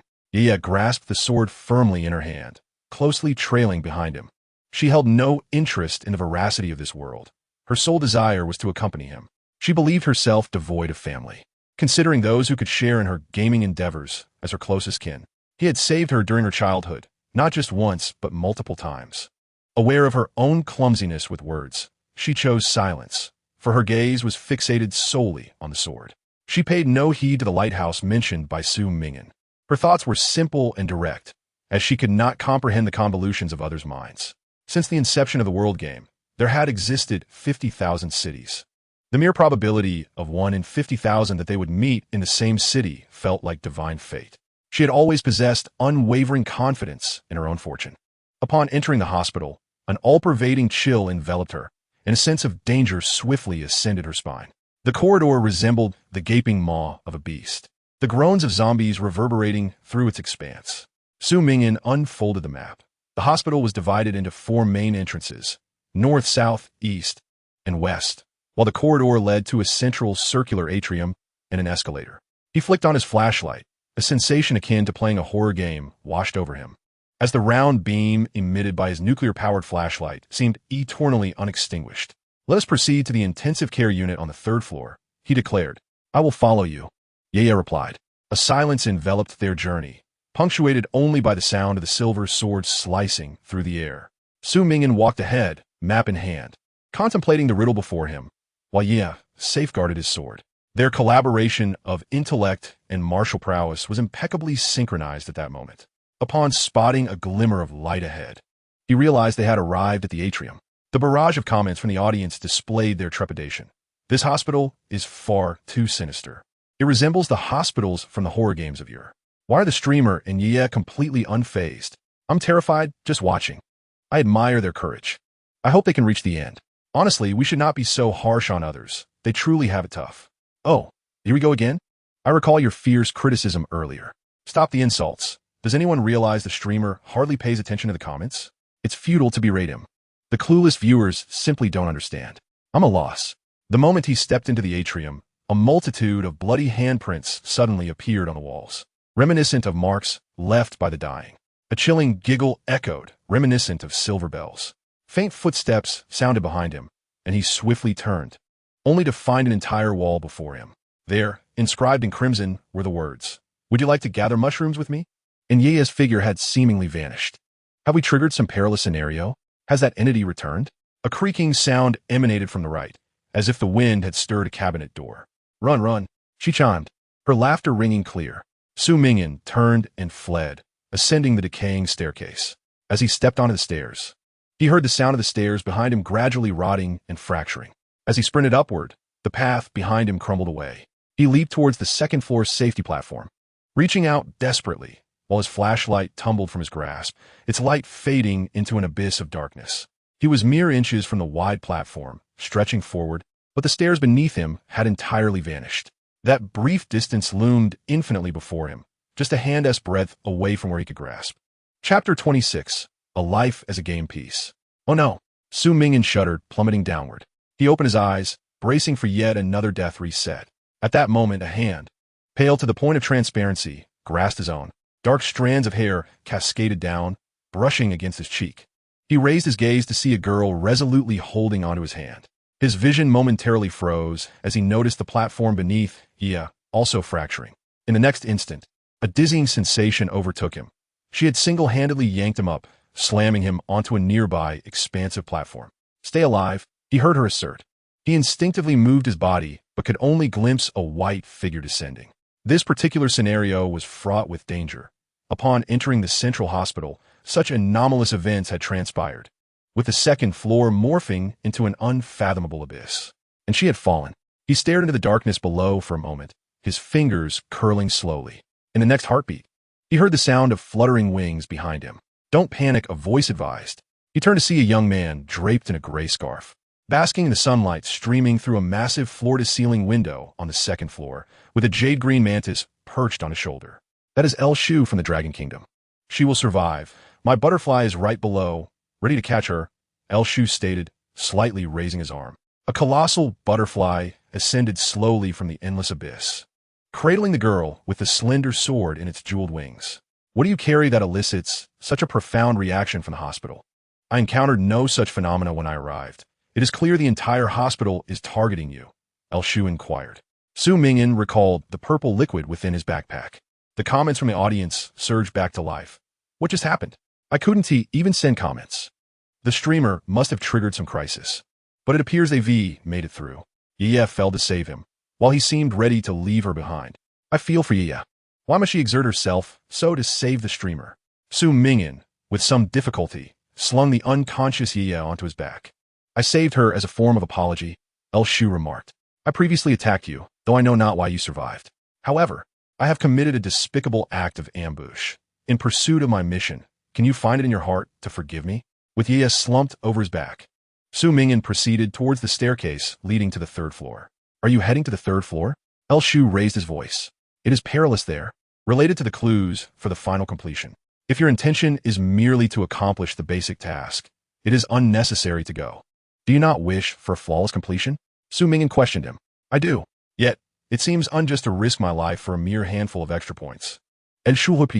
We are all noted individuals from the Dragon Kingdom. Although you're on the preparatory list, your skills are intriguing. If you do not mind, I can ensure your safe exit once I finish exploring the second floor. Shu perceived that this young man had consistently treated him with courtesy and did not seem malicious. He found no harm in assisting him further. But then, he noticed the light in Su Ming'an's eyes dulling. I understand, Su Ming'an replied. What? Shu was taken aback. Su Ming'an carried the unconscious girl on his back as he made his way toward the third floor. Hey, are you courting death? Lu Shu was perplexed by this individual's intentions. After all, he could barely clutch a weapon with his hands. Su Ming'an, casting a long shadow, stepped into the seemingly endless corridor. The third floor of the hospital bore no significant difference from the others, yet against the somber walls. He spotted the little girl in the red dress awaiting him. Big brother? Duo slowly lifted her head to gaze at him. The barrage of comments continued to discuss Lu Shu's situation. I thought they would fight. Does the streamer possess a doppelganger skill? Dual control? I distinctly remember seeing him die in Lu Shu's stream. It turns out that streamers can send out information they know, which previously couldn't be done in Lu Shu's stream. I assumed the streamer only had a black hole skill, and the range was rather short. Does this mean there will be changes on the pre-selection leaderboard? If he adds a doppelganger skill, then Ming'an's combat capability is actually quite formidable. Goodness, how many points are there in this novice stage of the Dragon Kingdom? What is his rating? Why are his skills so powerful? Su Ming'an looked at the smiling duo before him. Truly, she would not be easily dismissed. Big sister, what happened to her? Duo inquired curiously, leaning forward. She may have been too exhausted, which is why she sleeps so soundly, Su Ming'an replied. He had attempted to awaken Yu, but to no avail. She appeared to have fallen into a deep slumber, the recent fall possibly having taken a toll on her. What a pity, what a pity. One less person to play with Duo. There was a hint of excitement in her tone, as if she anticipated something. But it's all right, big brother. You came to the third floor of the hospital in search of the final clue, right? Please state your conditions. Su Ming'an responded. Duo had once adored playing chess but always lacked companions. She smiled at him. However, now I enjoy watching others play chess. Big brother, I would like to see you play a game against other players with your lives as the pieces. Could you grant Duo this request? In the next moment, Su Ming'an heard the system's notification. You have entered the third floor of Central Hospital, automatically entering the perfect clearance route side quest world chessboard. Clearing the side quest rewards the final clue, Duo's dossier, leading to perfect clearance. Final evaluation and rewards will be determined based on performance in the match and the disparity in power. With a maximum rating of perfect level, current combat power, individual 240, team overall combat power, 240. Duo tilted her head, seemingly eager. Duo believes in Big Brother. Even if it's just one person, you could be incredibly strong, right? In the next instant, Su Ming'an discovered that his attire had changed. He was no longer clad in a modern long-sleeve shirt, but instead donned a resplendent blood-red robe adorned with wide, fringed velvet and wielded a long sword etched with intricate patterns. He lifted his gaze, and the dilapidated third floor of the hospital had vanished, replaced by a vast starry sky above and an enormous black and white chessboard beneath his feet. Life is a chess piece? What manner of game is this? Su Ming'an heard the system's notification chime. Ding! You have been appointed as the Red King. The game rules will be announced shortly. The World Chessboard Quest serves as a combat mechanism for player teams, randomly matching players from among 50,000 parallel quests as opponents. Currently, selecting from the players entering the third floor of the hospital, please wait. Ding! Match successful. Our team, Su Ming'an. Yu, currently incapacitated. Overall combat power 240. Enemy team, Annie, Jolia, Hubert, Hans, Selt. Overall combat power 868. Disparity in strength. Su Ming'an's gaze sharpened. He sensed a profound malevolence emanating from the matching mechanism. Hesitantly, He contemplated pressing his fingers to his temples, but upon seeing the label, perfect level, he slowly relaxed his hand. He had to secure this rating. After all, there was a death rewind mechanism. It was worth the gamble. Chapter 27. The World Chessboard. Human civilization faces a crisis. Unimaginable phenomena have emerged. Extraterrestrial intelligent races have appeared, world games have unfolded, and advanced extraterrestrial civilizations have descended. Before we were prepared or armed, even while our interstellar navigation capabilities remain confined to the solar system, incomprehensibly advanced civilizations arrived. We are akin to toys, chess pieces, or clowns on a stage, amusing others, lost, fearful, and frantic, adhering to the rules set by the organizers, timid and unable to resist. Like a swarm of ants grasped in the hands of a child, human civilization is on the brink of extinction. Can we place the survival and hope of an entire civilization in the hands of a single individual, even if he is the first player?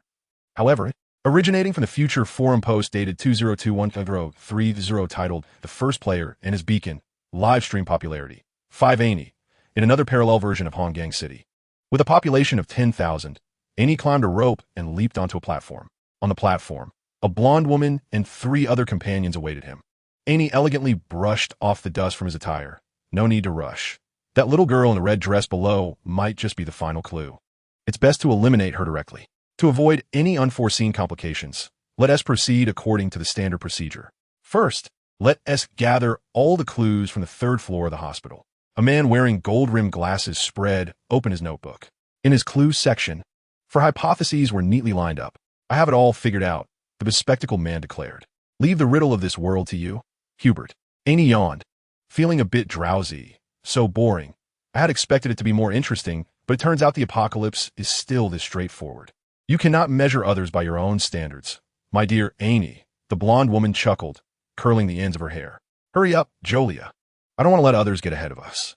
I heard that Mizushima Sora's group is close to collecting all the clues from the hospital, and I certainly don't wish to trail behind her, Annie remarked.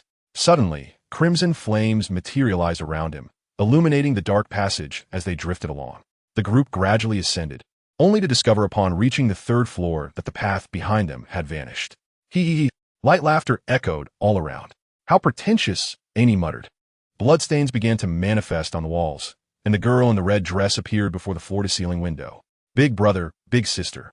Duo's complexion was pallid, yet her smile radiated an extraordinary brilliance. Her eyes were fixed intently upon the newcomer, as if she had encountered a delectable delicacy. Unlike the individuals Duo had observed in other districts of Hong Gang City, you all exuded an aura of formidable prowess. Need I say more? Annie lifted her chin defiantly. Impressive. Indeed. Thus, even more delectable. Duo spread her arms wide, and in that moment, her smile was imbued with an unparalleled warmth. Come, let's engage in a game of chess. Esteemed older brothers and sisters. Annie and the others noticed an immediate transformation of their surroundings. The ground morphed into a black and white checkered chessboard, and the eerie corridor vanished, replaced by a vast, deep blue expanse resembling the starry sea. A side quest? Annie mused, glancing towards the horizon, which seemed to stretch infinitely. Entering the perfect completion route world chessboard, current combat power, individual 291. Total squad combat power, 868. Perfect completion progress, 60. The headmaster, her father, had always cherished chess. Standing across from the chessboard, Duo lowered her head, her tone tinged with a hint of grievance. Though he often claims that I do not understand, he refuses to teach me. Duo had always been obedient, never venturing outside or conversing with others. After leaving the operating table, all she desired was to play chess, even though she never grasped the rules. Nor did anyone accompany her in play. Suddenly, she lifted her head, her eyes sparkling with brilliance, but now, nothing matters anymore. Her smile radiated warmth. Older brothers and sisters, let's play a game of chess. Although not with me, you may play with others, using your lives as the pieces. In the next instant, Annie and the others heard the system notification. Ding. Match successful. Our team, Annie, Jolia, Hubert, Hans, Selt, total combat power, 868. Enemy team, Su Ming'an, incapacitated, total combat power, 240. Please assign positions for your team members. Available positions: Knight, Guard Tower, Bishop, Queen. Annie cast a glance at the enemy team's roster. Recognizing Su Ming'an as a player from the Dragon Kingdom who had made brash claims on the preliminary leaderboard about reaching the final stages. Matching against this individual seemed a perfect opportunity to teach him a lesson. Remaining players in the world game: 332, 546, 809, Chapter 28. First player? Beneath the vast starry sea lay an immense black and white chessboard. Amy stood atop this board, positioned at the rear of the blue side, capturing the attention of the world. The comment flooded in. "So handsome. Young Master Amy is truly dashing." Oh, come on, you brain-dead fans. Isn't it nauseating to shower such praise? Hubert, Jolia, and every member of Amy's team are renowned figures. They are undoubtedly one of the strongest teams in the world. I wonder who is unfortunate enough to face them. Who is the opponent? What terrible luck to encounter His Majesty Amy's team. Su Ming'an. Sounds like a name from the Dragon Kingdom. I know him. He made the preliminary list due to his missing arm, but he doesn't seem very strong. Perhaps he possesses some strength. Let us wait and see. Amy extended his hand, the tip of his sword aimed directly forward. Moments ago, the system had imparted the rules to him. The world chessboard was divided into red and blue factions. Based on the number of remaining team members, one could select a single individual to become the king, while the others would serve as obedient pieces at the king's command. The pieces' strength equated to their inherent combat power. The mode of attack was turn-based. Only one piece could act per turn, capable of moving towards the enemy and attacking when within range. The king was crucial, should they fall. Regardless of the health of the others, the game would end in immediate failure. The knight possessed an attack bonus, with a short attack range but a long movement capacity. Yet knights could not directly attack the king by bypassing enemy pieces. The guard had a short attack range and movement capacity, able to strike any piece within its attack range. The tower could attack any enemy piece from afar, but could not attack the king directly by crossing over the queen. The bishop specialized in healing, capable of restoring health to any ally during their turn. The queen had both extensive attack and movement ranges, employing magical attacks. Although her damage was less than any other piece, she possessed a sacrifice skill, allowing her to offer herself to provide comprehensive bonuses to any ally piece. This skill was limited to one use per match. Moving, attacking, or utilizing skills each consumed a turn. All pieces were entirely at the king's discretion. They possessed the right to act, but not to refuse orders. In a typical ad hoc team, such arrangements would incite fierce competition for the king's position, with individuals reluctant to entrust their lives to another. However, Amy's team was an exception. He effortlessly garnered the trust of all members, confident in his ability to lead them to victory. Furthermore, two special rules existed. First, when only the opposing kings remain on the board, all turn-based rules would dissolve, leading to a direct clash. Secondly, should the game reach a stalemate, a hidden rule would be revealed. After reviewing these details, Amy appointed Hubert as the bishop, Jolia as the queen, Hans as the knight, and Selt as the tower. Upon his command, the teammates instantaneously transformed, the scene becoming extraordinarily magnificent. His gaze, somewhat distant, traversed the vast starry sky toward the opposing Red King, where only a solitary figure stood, carrying an unconscious girl on their back. This should be an effortless victory, Jolia, Amy remarked to the woman beside him. Su Ming'an observed him. You appear quite confident, he noted. Amy chuckled, prompting Jolia to stifle a giggle as she elegantly tossed her long hair, encouragingly saying in the Dragon Kingdom's tongue, "You are quite brave. Your streaming room may not have many viewers. They perhaps haven't informed you of the formidable team you are about to face. Nonetheless, I personally admire your courage despite your missing arm, and I find your demeanor quite appealing. If you concede now, acknowledging your earlier boasts, I might consider engaging in a more profound dialogue with you." Amy furrowed his brow at Jolia. All right, I shan't say more. Dear Amy seems to have objections. Jolia playfully tossed a kiss toward the opposing side. Good luck. May you perform splendidly before the eyes of millions. In Su Ming'an's streaming room, the comments were flooded with viewers who had rushed in, coming from young master Amy's stream. This so-called Su Ming'an, despite his disability, appears utterly harmless. How brave of him to ascend to the third floor of the hospital. Perhaps he had no inkling of the team he would encounter before matching. What are the odds of matching against the world's #1 team? A single individual, unable to fully appoint positions in the team, particularly Ming'an. This seems exceedingly unjust. He truly exerts himself. Has the organizers' matching mechanism gone awry? The quality of the matches is akin to my own ranking system in the game. Enough, Ming'an, Though you aspire to reach the end, this is ample. We shall not blame you. Su Ming'an cast not a glance at these comments.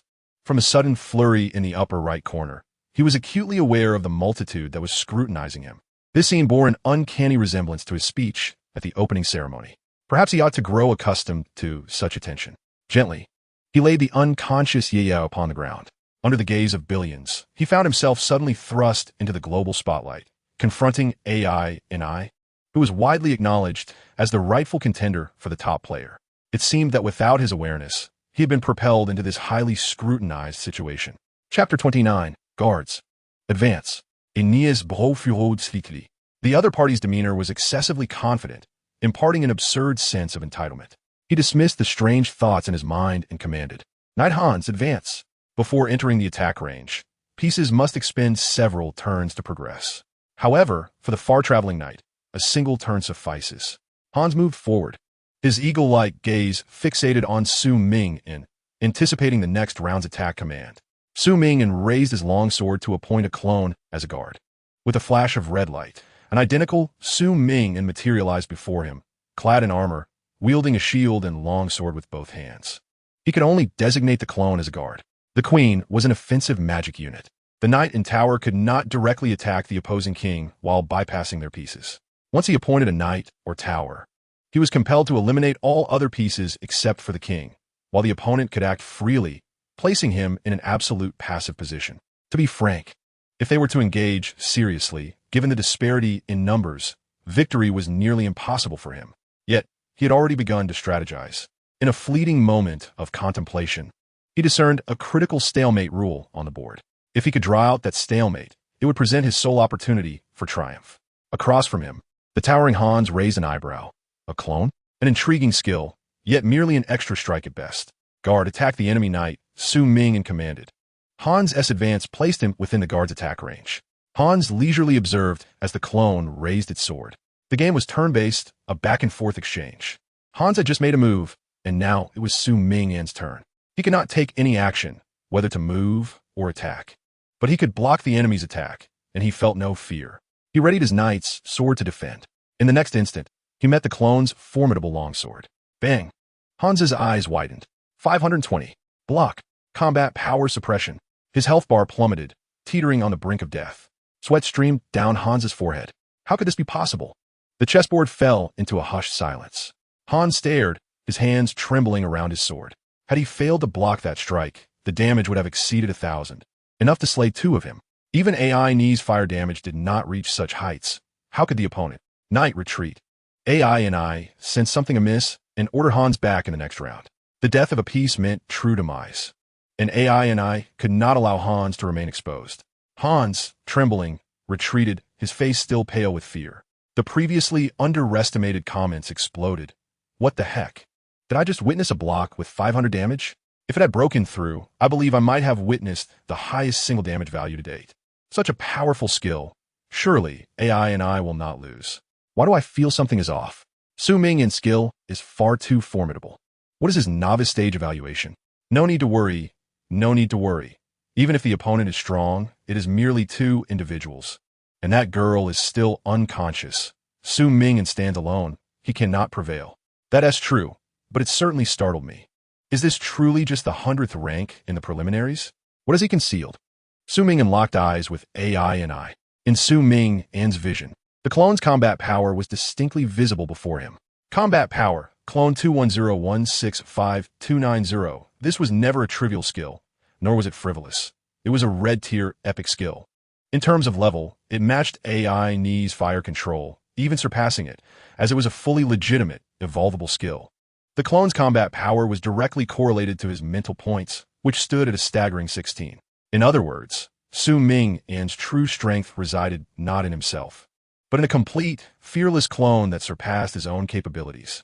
However, the limitation of his mental power prevented him from attacking with both himself and the clone against a single adversary. The sky began to brighten slightly, a blood-red hue emerging. It was his turn. Guard, advance. Su Ming'an issued his second command. Chapter 30. Directly attack the enemy king. Under the vast backdrop of the starry sea, black and white squares intertwined. Countless stars flickered around, gradually fading into silence. The The world chessboard, the global stage. Under the gaze of billions, the clone raised its sword, the armor clashing with metallic resonance. It stepped forth, crossing into the enemy's territory. Under Su Ming'an's gaze, AI Ni's expression grew increasingly grave. He seemed to have grossly misjudged the opponent's combat power to a significant degree. Tower, AI Ni commanded, directly attack the enemy king. The tower piece was the only one capable of attacking the opponent without any movement. AI Ni understood the limitations of the rules. As long as he eliminated the opposing king, victory was his. In other words, he need not concern himself with the absurdly strong clone. He had already devised strategies for the subsequent turns. If he pressed the clone, no one could withstand its strike, and his companions would only be dragged down.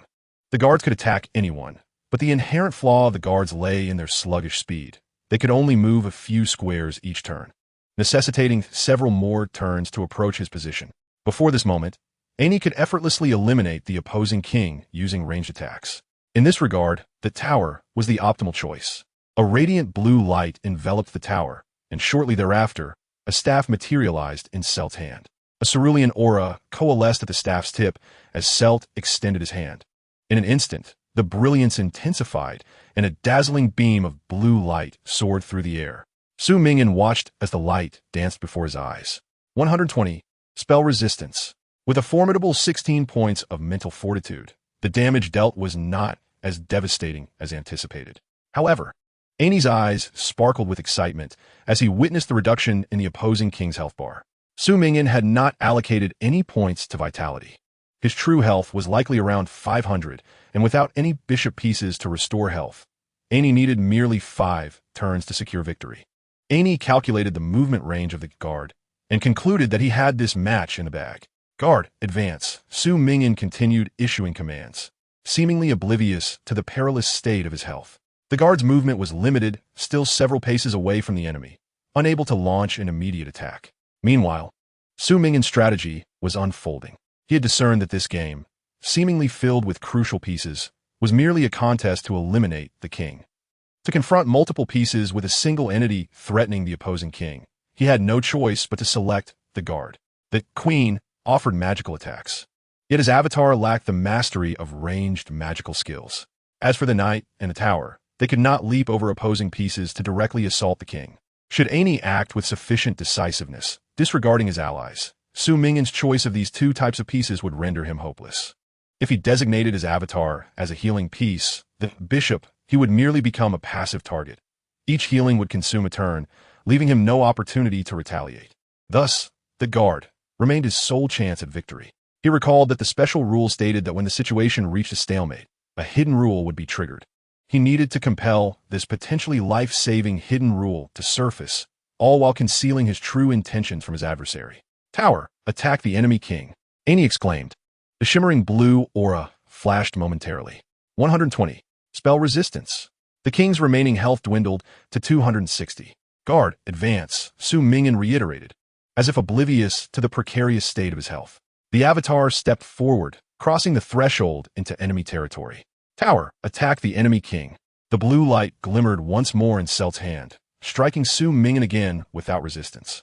This time, the blue light shimmered with an exquisite luster, trailing a long tail like a shooting star, unmistakably a critical hit. Blood trickled from the corner of Su Ming'an's lips. 130. Spell resistance.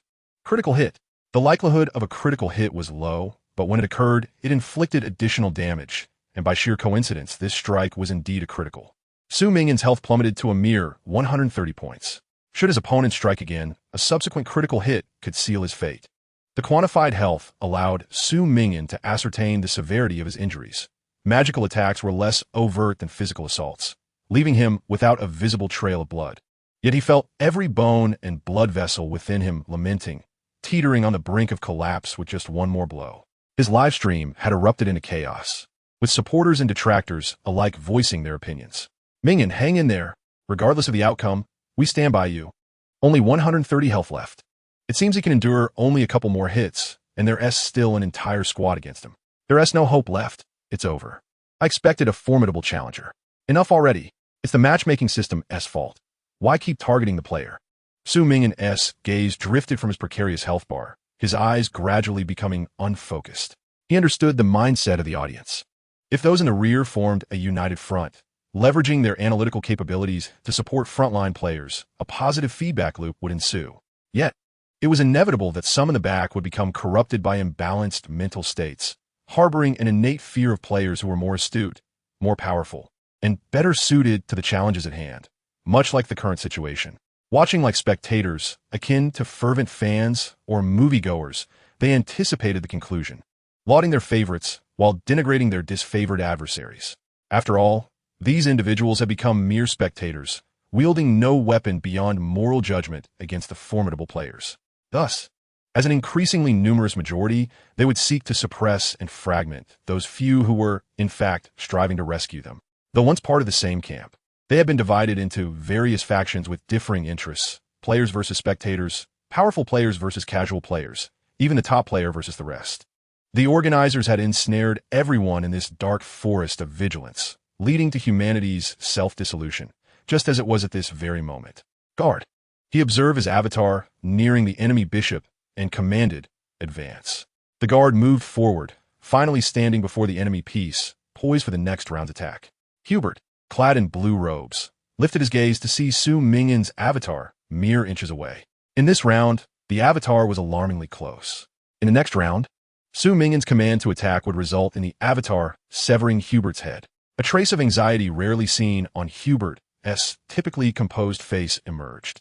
The figure before him, wielding a great sword, despite its student-like appearance, now appeared terrifying.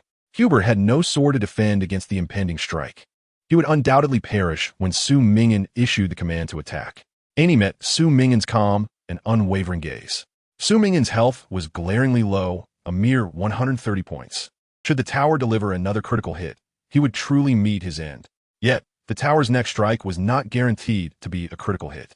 If it failed to deliver a fatal blow, Su Ming'an would undoubtedly command the complete decapitation of Bishop Hubert. Annie foresaw this scenario, aware that if the tower's final strike did not result in a critical hit, he would inevitably face such a predicament. He held a substantial advantage, 5 against 1. There was no need to sacrifice Hubert. If anyone were to fall, it would suffice for another to take the hit. However, Hubert and Gloria were exceptions. Even if the tower did not score a critical hit, he was confident he could withstand the Avatar's strike. Bishop, retreat, Annie commanded. Guard, advance, Su Ming'an echoed. With the bishop having retreated, the guard needed to continue its advance to reach striking distance. The armor of the Avatar clanged as it took its next step, positioning itself beside Queen Gloria. Annie immediately interjected, Queen, retreat. Jolia retreated a few steps, her back drenched in cold sweat. At the moment when her doppelganger approached her, she felt as though the specter of death was drawing near. The guard, Su Ming'an, hesitated for a moment, but in the next instant, his gaze brightened slightly. Advance. The doppelganger took a decisive step forward. The next to approach was King Annie of the Blue Nation. Flames flickered around Annie, weaving into a gossamer garment that delicately enveloped him. He gazed at the doppelganger, now mere inches away, and caught sight of the sharp blade, its surface reflecting his image. It was now his turn. Su Ming'an awaited his command. The previously disheartened comments began to shift. I seem to see a glimmer of hope for a comeback. Impossible. Annie can definitely withstand this blow. Your Highness Annie, do not retreat. Show that brat from the Dragon Kingdom what you're made of. Come on, Su Ming'an. Huh? If only Brother LV Shu were here, there might actually be a chance. Upon catching even the slightest hope, the desperate will to survive surged forth. As if pulled from mire, the audience seemed to sense a shift in momentum. Annie stared at the sword poised before him. With a critical strike from the tower, victory would be his. Even if that did not occur, he was confident he could survive the subsequent onslaught from the doppelganger. Annie was proud and remarkably composed. This was his advantageous position, which had always been the case. One could say it was a guaranteed victory. The gaze of nearly a world's worth of spectators converged here. As the battle unfolded, an increasing number of viewers entered the live stream, with forums broadcasting in real time. The weight of attention gathered was overwhelming, so much so that retreat seemed nearly impossible. Yet Annie knew he had already won. Everything was under his control. He observed the blue light in the hands of the tower, issuing the command, Tower, attack the enemy king. Annie did not back down. Hubert and Jolia could not withstand the doppelganger strike, but he believed he could. Thus, he chose to attack directly. In Chapter 31, I found myself in the same predicament as you. Under the watchful eyes of billions, the tower, Selt, inhaled deeply, the blue light in his hand flashing. A radiant orb emerged, exuding brilliance, illuminating the surroundings like a shooting star. This aura was far brighter than previous ordinary attacks. Such a beautiful gleam promised a lethal blow to the enemy king. Aini exhaled, Selt released a breath of relief, and even Jolia, still sweating profusely, wore a smile of survival. It was a critical hit. The damage threshold was met, ensuring that the enemy king would lose all remaining life in a single, complete blow. The comments flooded in, a chorus of praise for Aini and exclamations of victory. Su Ming'an lifted his head, deep in thought. He was not the chosen one, nor could he diminish the probability of a critical hit. Ironically, it was that extremely low chance of a critical hit that had occurred twice in succession. Su Ming'an pondered extensively, yet from any perspective, he had no retreat left, not even in the event of a rollback. As long as he faced Aini, this scenario would unfold. Even if that last strike did not yield a critical hit, his doppelganger would likely not be able to eliminate Aini in a single blow. Initially, he had merely been testing whether his opponent would dare employ a sacrificial strategy, testing if his adversary would choose to retreat, testing whether the doppelganger could eliminate Aini, and testing if he could force out hidden rules.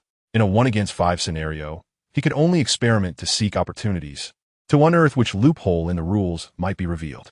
It was evident that his opponent remained remarkably calm. The fortunate matchmaking mechanism had ensnared him in a predicament, also exposing him to critical hits. Thus, if he were to roll back now and seek alternative methods, perhaps avoiding confrontation with this group altogether, he suddenly recalled a certain evaluation. The comments fell silent. It's over. Is the heavens truly preventing Ming'an from winning? Why do I feel like the host is being targeted by the organizers? With this nonsensical matchmaking mechanism and those miraculous critical hits? Is this it? Are we saying goodbye to Ming'an? I quite liked him. Su Ming'an raised his gaze, watching the wave of blue light surging toward him. His teammate, Yia, entered the fray, accepting the title of queen. He suddenly heard her voice. Pieces of armor materialized silently, conforming to her form, a vivid crimson cloak billowing behind her. She grasped a silver longsword, its blade reflecting a blinding light akin to snow under daylight. Unlike Jolia, the opposing queen, Yia's regal attire was not a complex and elegant gown, but rather a combat dress adorned with leaf-like armor, revealing her slender waist and long legs, the armor gleaming, with even the embedded gemstones bearing sharp edges. She raised the icy glaive, known as Kaon's snow, toward the approaching blue light. She had awakened. The tower had a long attack range, capable of targeting any piece of the opposing side, but it could not directly strike the king without first engaging the queen. With a swish, the blade flashed. 300. As the queen, Yia intercepted the tower's strike aimed at her king. Yia had not allocated any points to her attributes. Her mental prowess was that of an ordinary individual, leaving her nearly defenseless against spells. The blade could deflect steel, yet could not withstand such a luminous magical assault. She bent her body, her health plummeting to 200. One more hit would spell her doom. You've awakened? Su Ming'an gazed at her. Blood trickled from the corner of Yia's lips, the corners of her beautiful almond-shaped eyes slightly drooping. Yet she smiled. Now, our situations are alike, she said with a smile. We both have health that could fall with a single blow. However, unlike the tower, which could not directly attack the king, it would prioritize striking the queen. Aini regarded the girl with the snow-white blade from afar, sensing a hidden potential within her seemingly delicate frame.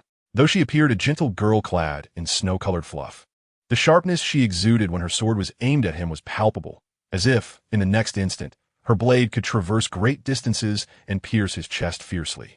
The opponent is clearly incapacitated. How can she join the fray? Aini gritted his teeth, feeling an unexpected turn of events. However, he knew he must now focus on his own position, because it was now the turn of the Red King, and the doppelganger, serving as the guard, was now standing directly before Aini, within striking distance. Guard, Su Ming'an's eyes glimmered coldly, directly attacked the enemy king. A sudden eruption of flames engulfed Aini. It was not his turn to attack, and all he could do was resist with every ounce of his strength. He could not fathom how this game, which had always seemed so simple and mundane to him, had escalated to this perilous juncture. The doppelganger, with a combat power of 300, raised its sword. As the blade descended, Aini desperately twisted his body, feeling the icy steel pierce through his fiery defenses in an instant. His eyes trembled violently as he witnessed the blade glide perilously close to his neck, inflicting an excruciating pain that burrowed deep within him, slicing through flesh and bone, leaving a trail of agony that nearly rendered him unconscious. 445. Flames weakened. Severed limb. Major blood loss. Amy! Amy!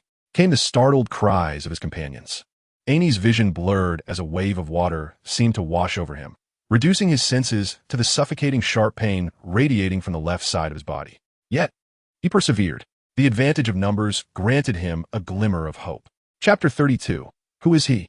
Amy felt an unusual lightness in his body, as if something had flown away. He gasped for breath like a fish out of water. With tear-filled eyes, he reminded himself to maintain his composure, to endure. In the midst of his fervent prayers, the blade finally relented. Amy heard a dull thud as it struck the ground. He blinked through his haze, inhaling deeply, his gaze shifting to his own body. He beheld the emptiness of his left arm. Amy, it's all right. You can fully recover afterward. Pull yourself together.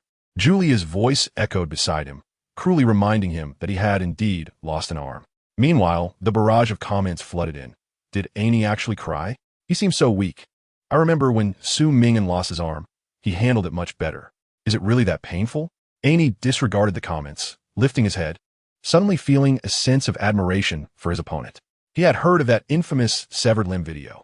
It was said that Su Ming'an's expression hardly changed, even as he stared at his mangled arm and applied a tourniquet, leading Amy to briefly believe that it didn't hurt at all.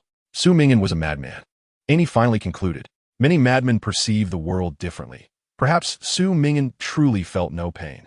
In the tower, Amy couldn't even wipe away his tears, yearning only to conclude this excruciating battle. Attack the enemy nation. He began, but the pain caused tears to fall anew. The wind howled around his vacant left arm, bringing an icy chill. The ruby of the sword glimmered ominously. At the moment when the doppelganger had not fully vanquished Amy, a premonition of dread began to swell within Su Ming'an. The opponent was still alive, and the tower remained. Moreover, their queen was still in play. The tower could not bypass the queen to attack the king, which meant that if Amy sought to eliminate his opponent, he must first slay Yiye. Although Amy was unlikely to withstand another strike from the doppelganger. Once Yiye was killed by the tower, it would become his turn, allowing him to command the doppelganger to strike Amy and claim ultimate victory. However, this was contingent upon the premise of Yiye being killed, an insurmountable condition. If he ordered the doppelganger to eliminate the opponent, yet it became the opponent's turn, the tower would inevitably strike and kill Yiye first. The tower would always prioritize attacking the queen. No matter what, they could not escape the grim reality that the queen would perish. Yiye appeared as if marooned on an island, surrounded by lurking sharks, the edges sealed tight. Standing helplessly on a ship, unable to find any means to rescue her. The comments were a blend of shock and sorrow. I feel a sense of foreboding. Even if the streamer wins, Yiye will ultimately. I like Yiye. I don't want her to die. Can we pause this dungeon? I don't want either side to perish here. Dream on. It's a matter of either you die or I live. Su Ming'an has actually pushed Amy to this extent. Who on earth is Su Ming'an? What is Su Ming'an's evaluation in the novice stage? I just want to save Yiye. She is wonderful and doesn't he deserve to die? I've never regretted being just an audience member more. Amy's gaze trembled. He too recalled this point. In truth, he had no confidence that after killing the opponent's queen, he could withstand the terrifying blow from the doppelganger. Both sides were in similar predicaments. If Amy commanded the next strike, without a doubt, Yiye would perish, and he himself would likely succumb to the fate of having his head severed by the sword. This confrontation was perilous from start to finish, every step akin to walking on a razor's edge. After Yiye entered the fray, Su Ming'an had found a way to stalemate the situation. The air grew tense. Who are you, really? Amy suddenly inquired, gradually losing faith that the opponent was merely an ordinary student from the Dragon Kingdom. Chapter 33. You are the first player. Su Ming'an gazed at him without responding. The game imposed a fate upon all. Once one joined, everyone became a willing victim, lacking the power or will to disrupt it. They loathed the rules, yet yearned to benefit from them. To Su Ming'an, Amy, in his desperate pursuit of the title of first, had become one such individual. This was a question he would not answer. Amy inhaled deeply. His blood seemed to gradually cease in accordance with the rules of the world as chessboard, enough to prevent him from succumbing to death from blood loss. Yet the pain persisted, and he even felt as though the left side of his body no longer belonged to him. He issued the command, King, retreat. After giving the order to himself, he felt his feet could move, and in the next moment, he retreated several steps until he reached the limit. Guards advance, Su Ming'an commanded, just as before. King, retreat. Ani gritted his teeth, watching the blade return to his presence, once more issuing the humiliating command. Su Ming'an pondered question. If he, as a teammate, fell on the board, would it affect the evaluation of this critical mission? If she died, and the task was not deemed perfect, then guards advance, he stated. He sought to find a breakthrough. Both sides had reached a stalemate. One feared the tower would attack, and thus dared not retreat, while the other, unwilling to take another hit, hesitated to flee. Silence enveloped everyone as they recognized the heavy significance beneath this seemingly farcical situation. Before this moment, they had never imagined that an obscure player from the qualifying list could force Ani into such a predicament. All eyes were upon him. Beside him, Ye, sword in hand, remained poised without a hint of trepidation. Su Ming'an, she suddenly declared, I respect all your decisions. Su Ming'an's gaze shifted to her countenance. You cannot halt your progress here until the passage of 15 days. Ye stated, command the guards to stand still. Let the tower assault me, slay me, sacrifice me, and eliminate the opposing king. You must continue until you achieve a flawless victory. You are the foremost player. With a sense of relief, Ye uttered these words. You cannot stop here. At the very instant her words left her lips, the audience erupted into chaos. Excited, enlightened, incredulous, and screaming. Myriad languages and thoughts from around the world collided, rendering the moment extraordinarily vibrant. Su Ming'an pondered. Ye was indeed worthy of achieving a perfect victory and becoming the lighthouse among humanity. She was intelligent, skilled in swordsmanship, and most importantly, she shared his aspirations, ensuring that their ultimate wishes would remain aligned. Wait, he said, the hidden rules. He had been anticipating the concealed regulations that would emerge once the situation reached an impasse. As Su Ming'an contemplated, a pristine white rabbit materialized at the center of the black and white chessboard. Oh dear, what has captivated all the spectators here? The flamboyant rabbit exclaimed, its gaze sweeping downward as if just realizing, our esteemed first player is engaged in a life-and-death match with another. No wonder, both are remarkable figures. It laughed joyously, its limbs contorting into bizarre shapes. At that moment, everyone finally grasped the astonishing truth. This seemingly diminutive dragon kingdom student, who had lost an arm, was indeed the enigmatic number one, the very individual who spoke at the opening ceremony. Initially, disbelief lingered, but upon witnessing Ani bloodied and in disarray as he was pursued, the possibility began to solidify. How thrilling! The boss rabbit chuckled gleefully. The current number one player and the crownless king striving to dethrone him. Only one shall emerge victorious. While the loser forfeits everything, power, reputation, honor, even comrades. Its laughter was wild, reminiscent of a train's whistle, or the cawing of crows in a forest, sending shivers down spines. So this is how it is. It seemed to nod in agreement. Such a spectacular match ought to be a back-and-forth exchange, a clash of supreme intellect and strength. How did it devolve into such an awkward stalemate? This impasse is indeed unsightly. Ani and Su Ming'an's gazes were fixated upon it. Thus, according to the original stipulations, when a situation reaches a stalemate and cannot proceed, the hidden rules of the world chessboard are revealed. Su Ming'an heard a chime in his ear. Reveal the hidden rules of the world chessboard. When the situation reaches a stalemate and cannot continue, any surviving piece may choose to sacrifice itself, directly attacking the opposing king, or block any attack from the opponent. Chapter 34. Issue the command. The boss rabbit squinted, a grin leaking from its blood-red seams. A peculiar glow flickered in its hand.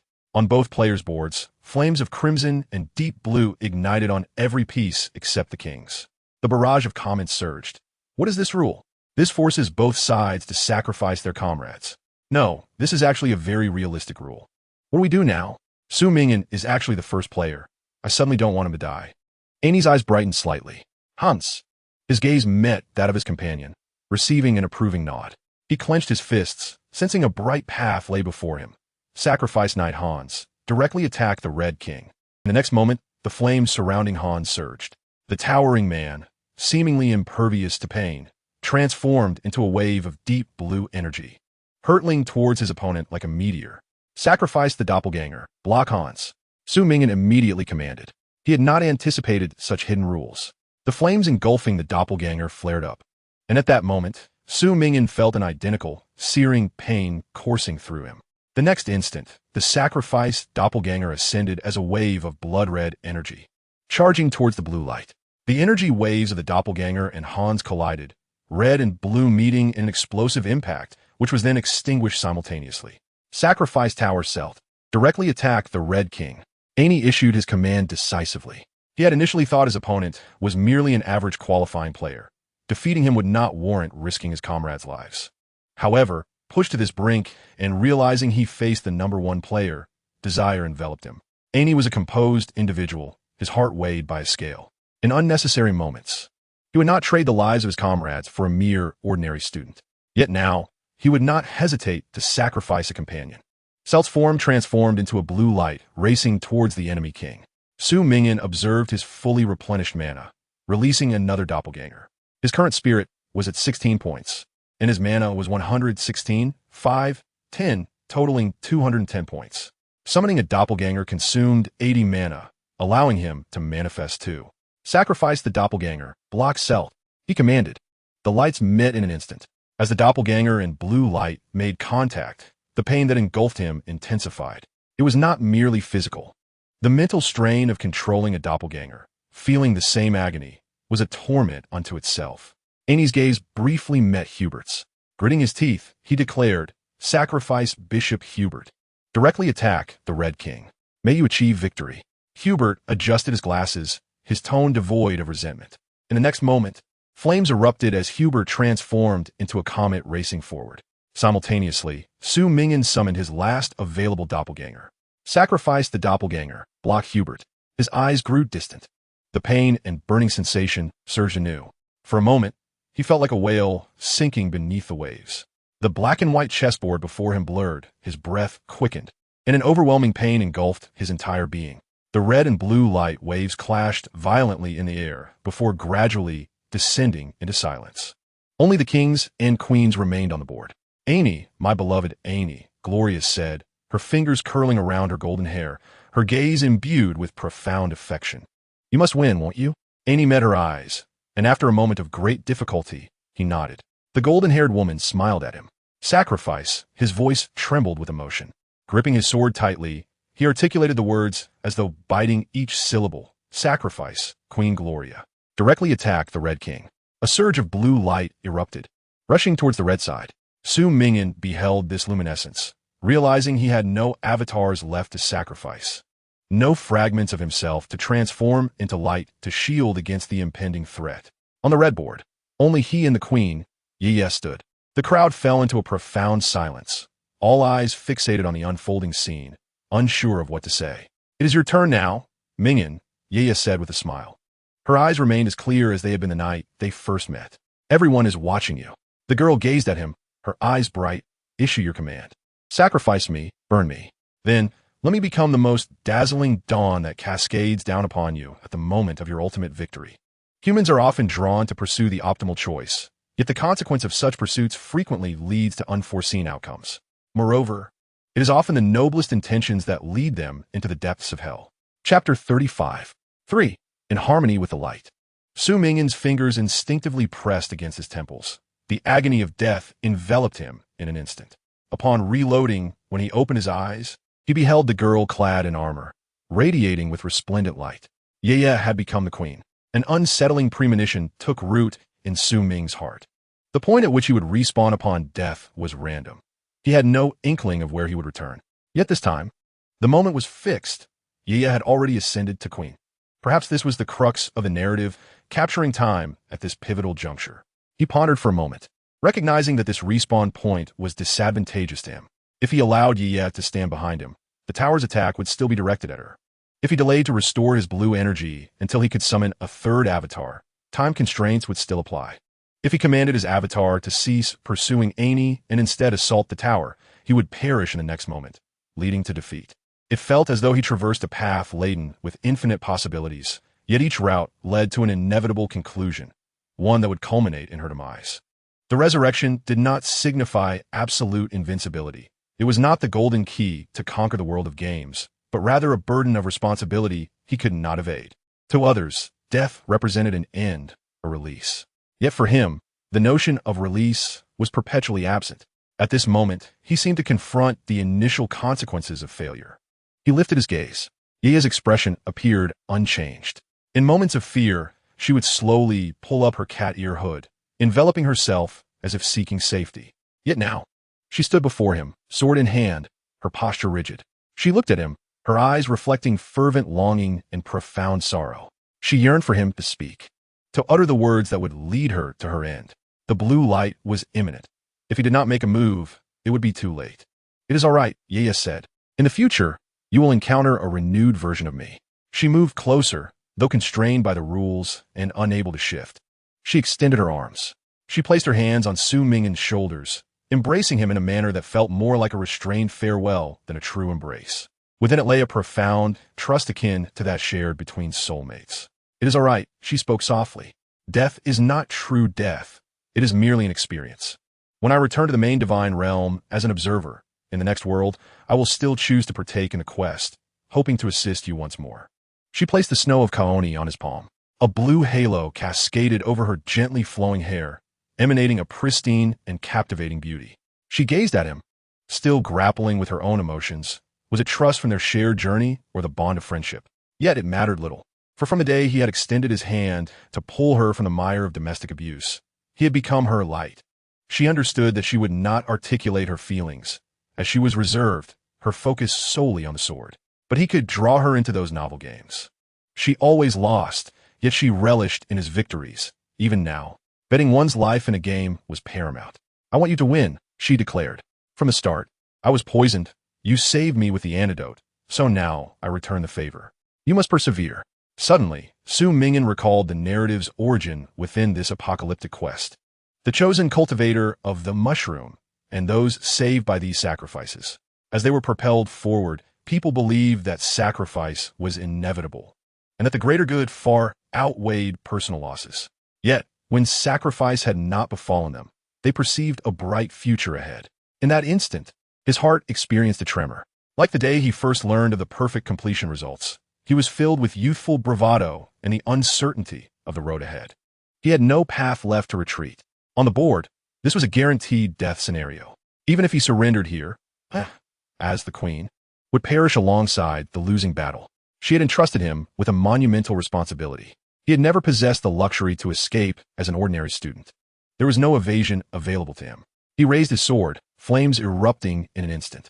Yaya's typically placid gaze finally sparkled with genuine delight.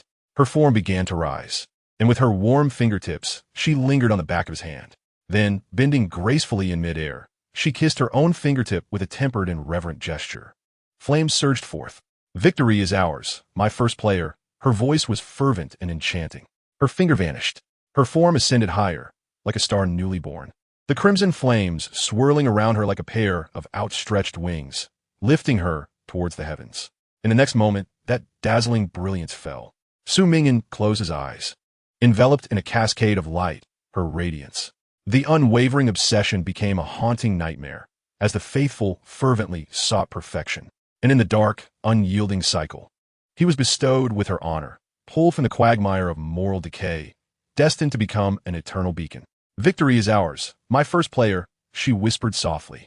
Her silhouette ascended ever higher, akin to a newly risen star, the vibrant crimson flames swirling around her like a pair of outstretched wings, carrying her toward the heavens.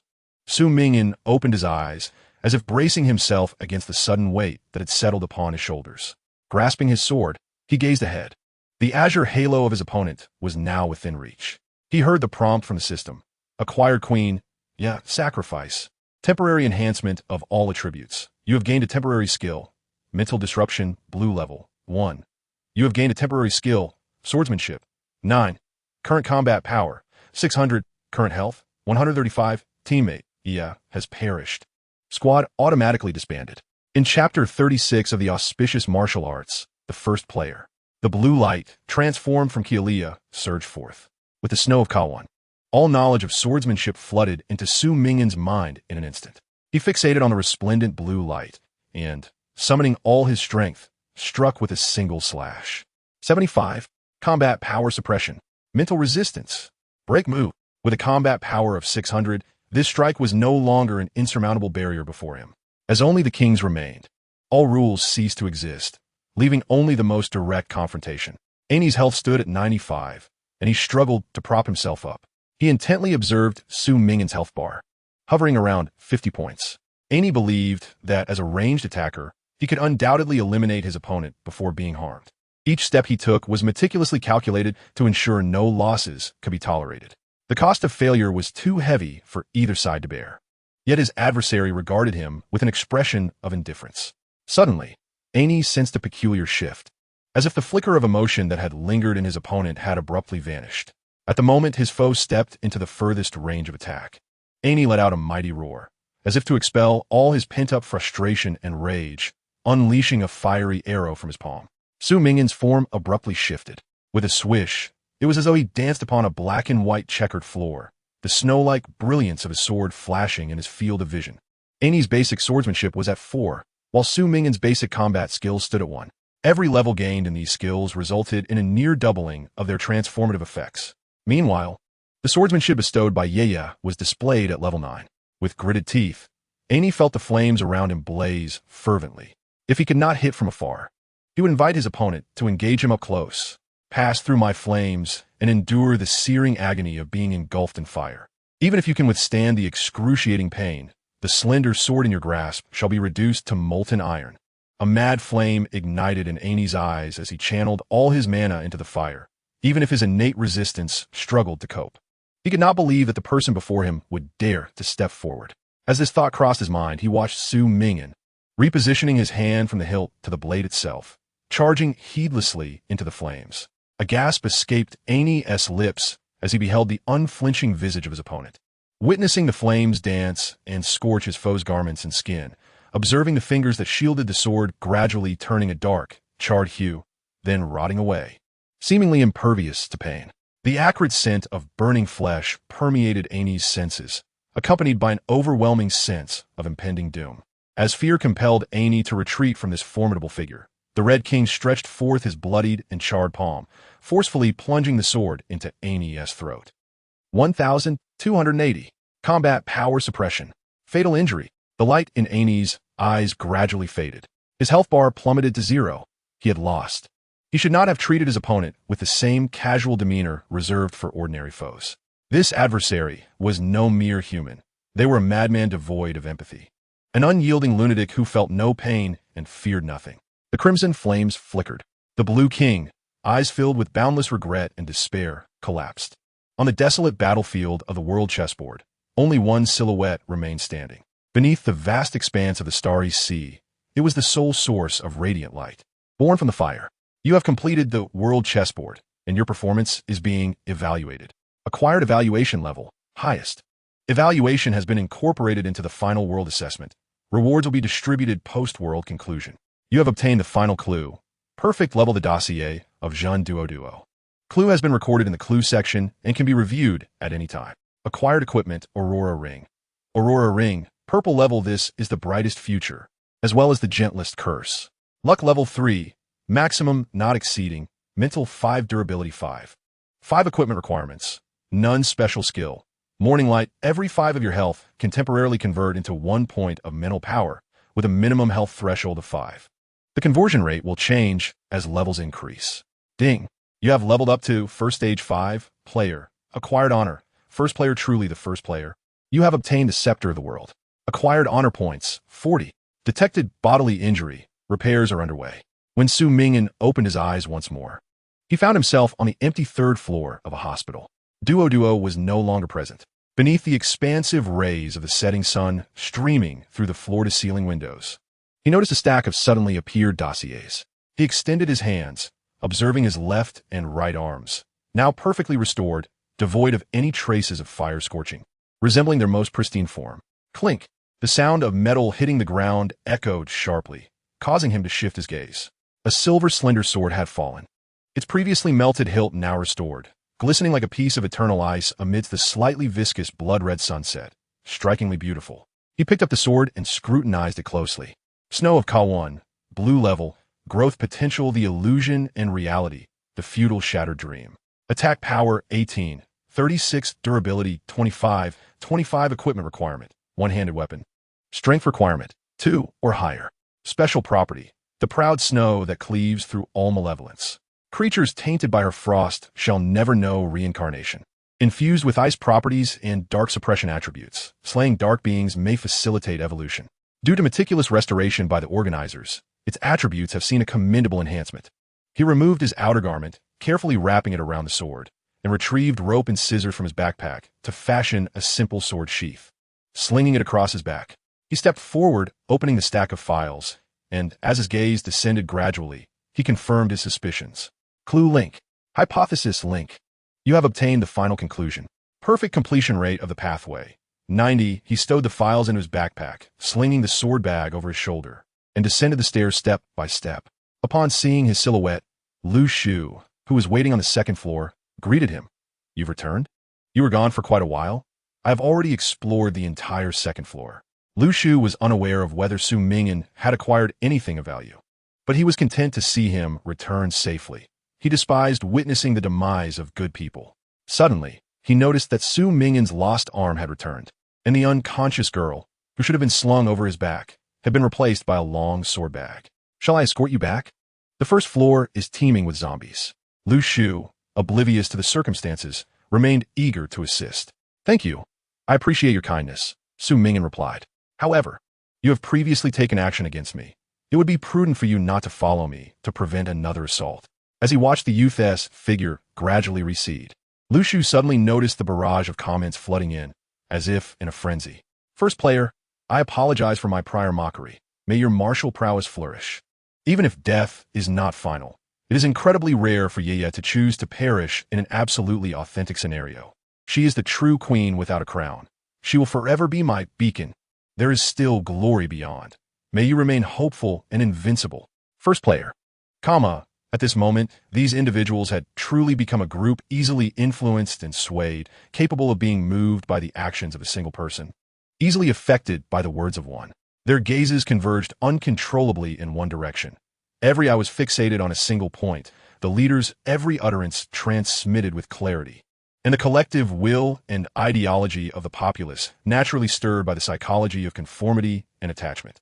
The individual, standing in the spotlight, became the focal point capable of effortlessly guiding the movements of the group.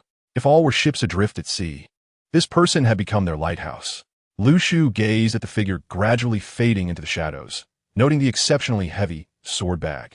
He suddenly recalled the barrage that once spoke of this youth's audacious claims. The words from that recording lingered in his memory. In the spotlight, all eyes are directed towards one point, naturally forming a core. If we wish to lead such a desperate group towards a common goal, we must establish a clear and resolute objective. If all are but ships lost at sea, I hope to become their lighthouse. Lu Shu contemplated the figure disappearing into the darkness, savoring those words repeatedly. A newfound brilliance sparkled in his eyes. Chapter 37. What are we proud of? Confronting humanity with itself has always been a challenging endeavor, and the game has constructed a mirror for all to gaze into. Perhaps we should be grateful to this group of enigmatic extraterrestrials. They have revealed to us the future awaiting those whose nature and malevolence have been suppressed. We emerge from desolate mountains, returning to swamps, ensconced in ruin. Only the valley grants us wells from which to glimpse a sliver of truth's dawn. What do we take pride in? Excerpted from the World Forum of the Future. Firepost 5 cough, cough, cough. Su Ming'an choked on the dust. He lifted his head, beholding the grand entrance of the hospital. He had arrived at the central hospital, now filled with zombies. He needed to locate Duo in the underground archive and complete the final conclusion. Su Ming'an's current mental points stood at 27. His level had risen to 1 with 6 free attribute points entirely allocated to spirit, and his doppelganger's combat power soared to 245, normal combat power 275,380. Even the currently strongest known fighter, Lu Shu, averaged around 300 in combat power. Su Ming'an closed his eyes, allowing his 380 combat power doppelganger to wield a fire axe and stride into the hospital, as if entering a deserted land, effortlessly dispatching any beast that dared to impede him. 50, he slaughtered his way from the first floor to the 5th, and once on the 5th, he inspected down to the 1st. Throughout, Su Ming'an stood quietly in place, eyes closed, as waves of zombies were eradicated. You have cleared the central hospital of Hongkong. Ding. You have leveled up to 1 level 6 player. Once again, he allocated 3 attribute points to spirit, raising his mental resistance to level 3, and instructed his doppelganger to remain on the first floor while he prepared to venture towards the underground that had once brought him to the brink of death. Su Ming'an? Footsteps approached from behind. Su. The man behind seemed rather anxious, blurting out a greeting. Su de Shun? Su Ming'an's steps faltered. He no longer paid attention to the barrage or the skyrocketing viewer count in the live stream, knowing full well his stream would undoubtedly rank first, and countless individuals on the World Forum would know his name. I am not a deity, Su Ming'an replied, for there is nothing to be proud of. Yang Changshu scratched his cheek. Su Ming'an? For some reason, despite standing before a youth shorter than himself, Yang Changshu felt a twinge of trepidation in meeting his gaze. The look in those eyes reminded him of the officer he had seen during his first days in the army, punishing subordinates with 30 laps. The barrage in Yang Changshu's view erupted wildly. Holy cow, it's Su the Lighthouse. What kind of title is Su the Lighthouse? It should be Su de Shun. Su de Shun has become so melodramatic, though it seems he has always been this way. The first player of the Dragon Kingdom. The first player in the world. Waves glow sticks. He did not wield Ye's sword. Has he borne her will upon his back? I'm astonished. The military brother is in the same city as Su de Shun. What a coincidence. I knew days ago that Su de Shun was extraordinary. I didn't expect him to be the legendary first player. I came from Su de Shun's livestream. He has become so cold and indifferent to us, sobbing. He used to greet us. Killing a wife to attain enlightenment, I understand now. The one who mentioned killing a wife can scram. Do not tarnish Ming'u's sentiments. Please. Su de Shun has ascended from the preliminary rankings to the unquestionable hall of fame's first position. He has become so aloof. I once thought he was whimsical. Now I realize his journey has been anything but easy. Ming'an, waving a glow stick. I aspire to become Ming and Ji's lighthouse. Be cautious in your words. Once Ming and Gum mentions this, he tends to become rather unpredictable. And who knows, he might just slice you up. Yang Changshu felt a wave of anxiety wash over him. Even though he was not well-versed in the intricacies of live streaming, he could sense that he was engaging in a dialogue witnessed by millions. Countless eyes were scrutinizing their exchange. Mustering his courage, Yang Changshu spoke, though it may sound rather presumptuous. You've already visited the central hospital, and, that purple antidote. Is it? A bottle containing a swirling purple liquid was hurled at him, and he instinctively reached out to catch it. The ease with which he obtained it was almost startling. The earlier atmosphere of moral coercion and sharp retorts had dissipated. Yang Changshu merely opened his mouth, and the other party tossed the precious antidote to him without a hint of reluctance. Does this imply that the other party has completely unraveled the enigma of the world, and thus no longer has a need for this? Or perhaps there was no one left around him who required that vial of antidote anymore. Yang Changshu looked up, the silhouette of the youth gradually fading into the shadows of the hospital. Su Ming'an entered the hospital with unwavering resolve. He navigated the cold, dim staircases with ease, making his way toward the room that had once witnessed death. A pile of zombie corpses lay strewn outside the door, and the outer glass door had long been shattered, leaving only the inner roll-up door tightly secured. There must be someone inside. Otherwise, the roll-up door would not remain closed, Su Ming'an surmised. He speculated that the hospital's archives might hold vital information, a notion not lost on other players. Perhaps someone had ventured here, but was unable to escape due to their limited strength, trapped within that room. The fate of those inside remained uncertain. Life or death. They could be in grave peril. After all, the bodies of the director and his wife lay within, having triggered the final deduction on Su Ming'an's first entry, leading to their demise. Is anyone out there? A female voice called. Are you alive? Su Ming'an inquired. Yes. You've already dispatched the zombies outside, haven't you? I've been trapped here for ages. Thank you. May I open the door now? The woman's voice was faint, suggesting she had been injured for quite some time. Go ahead, Su Ming'an replied.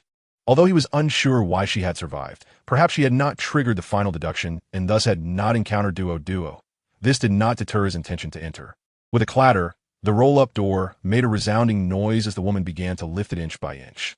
Remaining players in the world game: 325, 469, 803. Chapter 38. You look quite different today. Yu Ruohua was an ordinary office worker, leading a mundane urban life at her desk. She had a deceased special police boyfriend, which gradually steeled her resolve to step out of her sheltered existence. On the first day of the world game's inception, she resolved to investigate clues alone. Many events transpired during her quest. She was captured by a band of marauders. Fortunately, a young man with the ability to create clones, rescued her and others. Later, while evading a horde of zombies, she found herself hiding in an empty room for days, completely surrounded by an uncountable number of zombies, unable to escape. With nothing else to occupy her mind, she engaged with the comments in her livestream. Although her viewership was modest, everything began to shift during one particular conversation. She discovered the identity of her savior, the young man with cloning abilities, Su Ming'an. The chat erupted in fervor, with viewers informing her that he was still alive. A formidable leader with a severed arm, who had even been featured in the World Forum's preliminary rankings. Upon learning that this young man was far from ordinary, she began to pay attention to any messages related to him in the chat. Su Ming'an was often accompanied by girls skilled in swordsmanship, who left no zombie with a chance to retaliate. Su Ming'an had gathered numerous clues, procured the antidote, and found himself morally coerced by a group. Yet he remained cold-hearted and unyielding. He raved about wanting to become the eternal first player, and his videos spread like wildfire. Yuruahua felt her strength waning as she consumed the last morsels of her food. The incessant scratching at the door by the zombies continued, leaving her to hope they would somehow disperse, or that she might endure until the end within that dark, dismal room. Engaging with the chat had become her sole daily activity. When she heard that Su Ming'an had entered the perilous central hospital and was about to confront the infamous Annie, her heart, which had grown somewhat desiccated, fluttered with concern. How unfortunate. He is bound to lose, she thought. Then, she watched the live commentary from the chat, witnessing the ultimate outcome unfold before her. An overwhelming sense of absurdity surged within her. The individual she had heard so much about was indeed the legendary first player. At that very moment, he vanquished Annie. A tidal wave of excitement swept through the World Forum, inundating it with analyses and broadcasts of this battle. No one had bet on Su Ming'an before the match, nor even during it, until the very end. All players who had interacted with Su Ming'an basked in his glory, as countless viewers flocked to their streams, inquiring about previous information concerning him. Yuruahua was no exception. She leaned against the now unopenable roll-up door, watching the inquiries flood the chat. She had lost track of the number of days since the apocalypse began. All she felt was her body gradually weakening, struggling to move. Yet at that moment, the chat inexplicably fell silent. The chat was prohibited from revealing information about other players' whereabouts or task clues, resulting in numerous sentences being obscured, preventing the streamer from seeing them. Bewildered, she observed the changes in the chat, only to hear steady footsteps approaching from outside. She realized a player was arriving, and they were exceptionally strong. She knocked on the door, desperate for help. The chat surged wildly, but no useful information emerged. She had never witnessed such fervor from her viewers. All the messages raced upward, with a few exclamatory phrases slipping through, charged with excitement. "He-S here. He-S here. It's really him. Streamer, please call for help. This is your best chance." She immediately pressed against the door, crying out for assistance. "Is anyone out there?" She called out, her tone brimming with eager anticipation. "Are you alive?" She heard a deep male voice respond. Yuruahua felt a sense of familiarity with that voice, yet could not place it. She clung to the door, continuing to plead, "Yes. You've dealt with the zombies outside, right? I've been trapped here for a long time. Thank you. May I open the door?" "Go ahead," came the voice, steady and calm, as if the recent battle had exerted no effort on him whatsoever. A wave of joy surged within Yuruahua as she summoned her last ounce of strength to lift the roll-up door, allowing it to rise gradually. As the rolling shutter door slowly ascended, she caught sight of a pair of black shoes standing amidst a pool of blood. Above them lay a white long-sleeved shirt, devoid of any bloodstains. She noticed that the figure bore a pitch-black, satchel-like object on their back, the elongated shape reminiscent of a sword.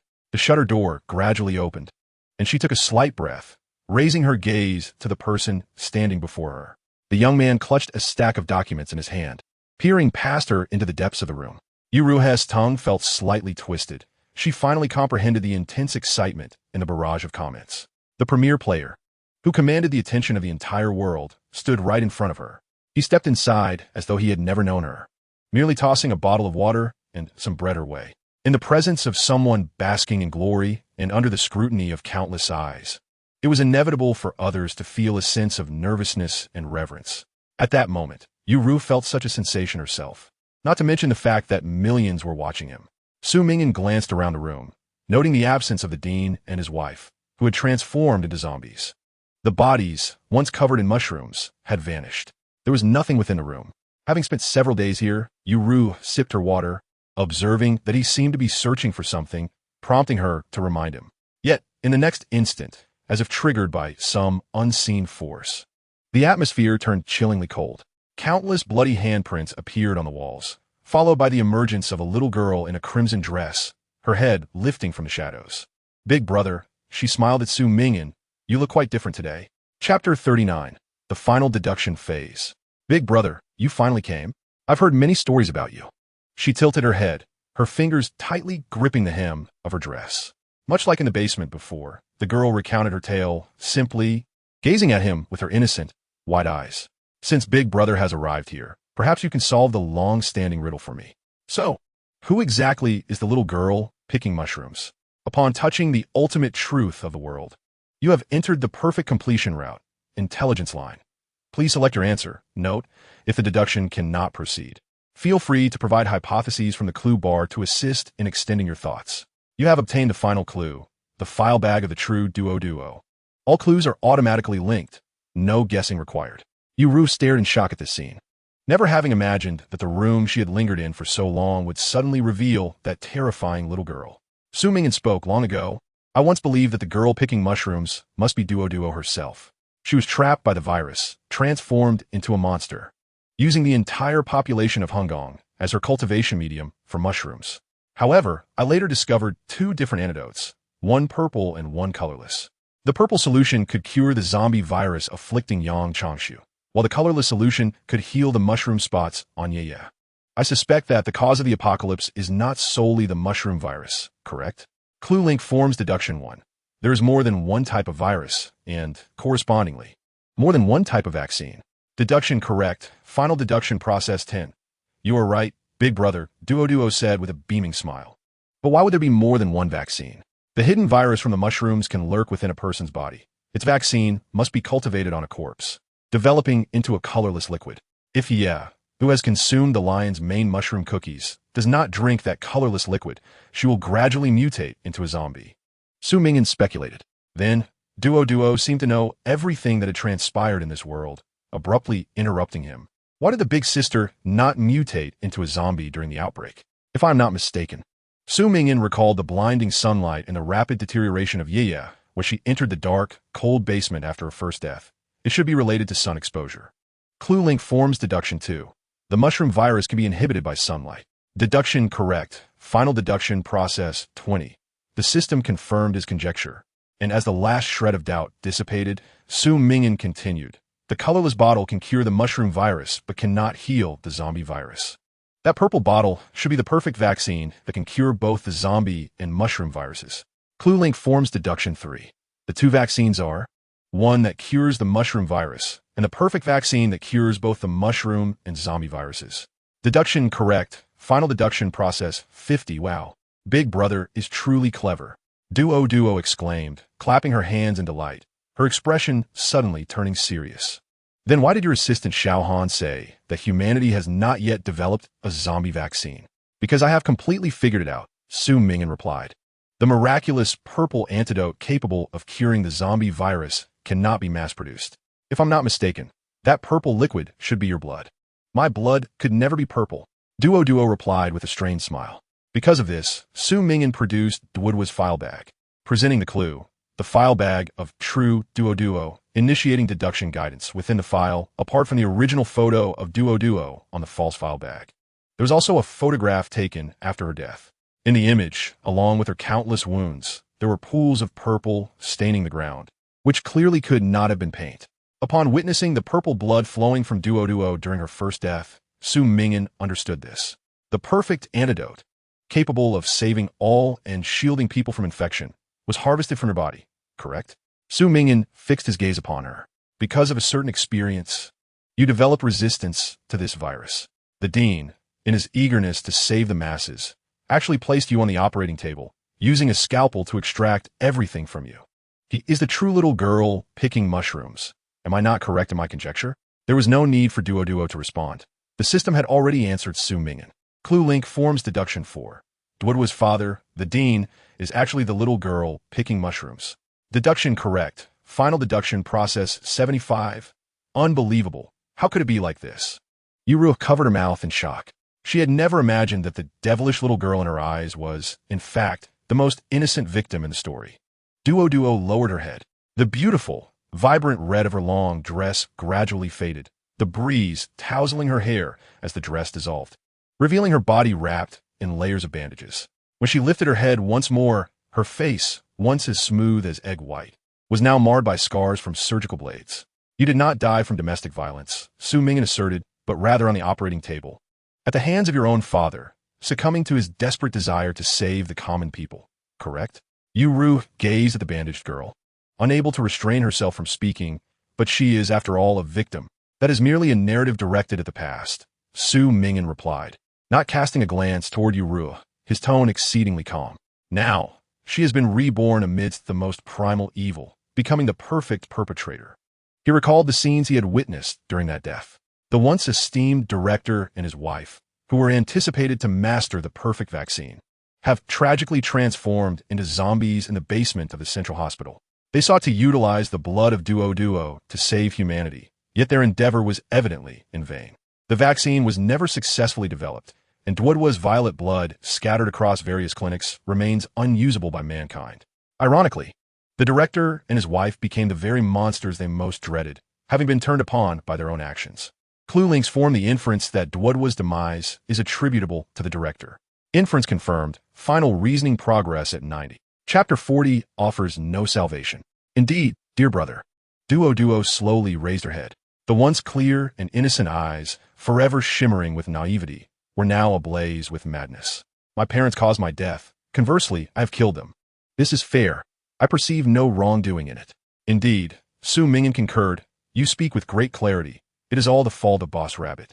Yuruahua detected the evident mockery in Su Ming'an's tone.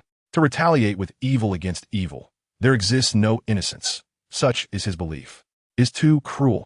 Yuruahua clenched her fists tightly, lamenting the fact that, despite being their biological daughter, they could stoop to such depths.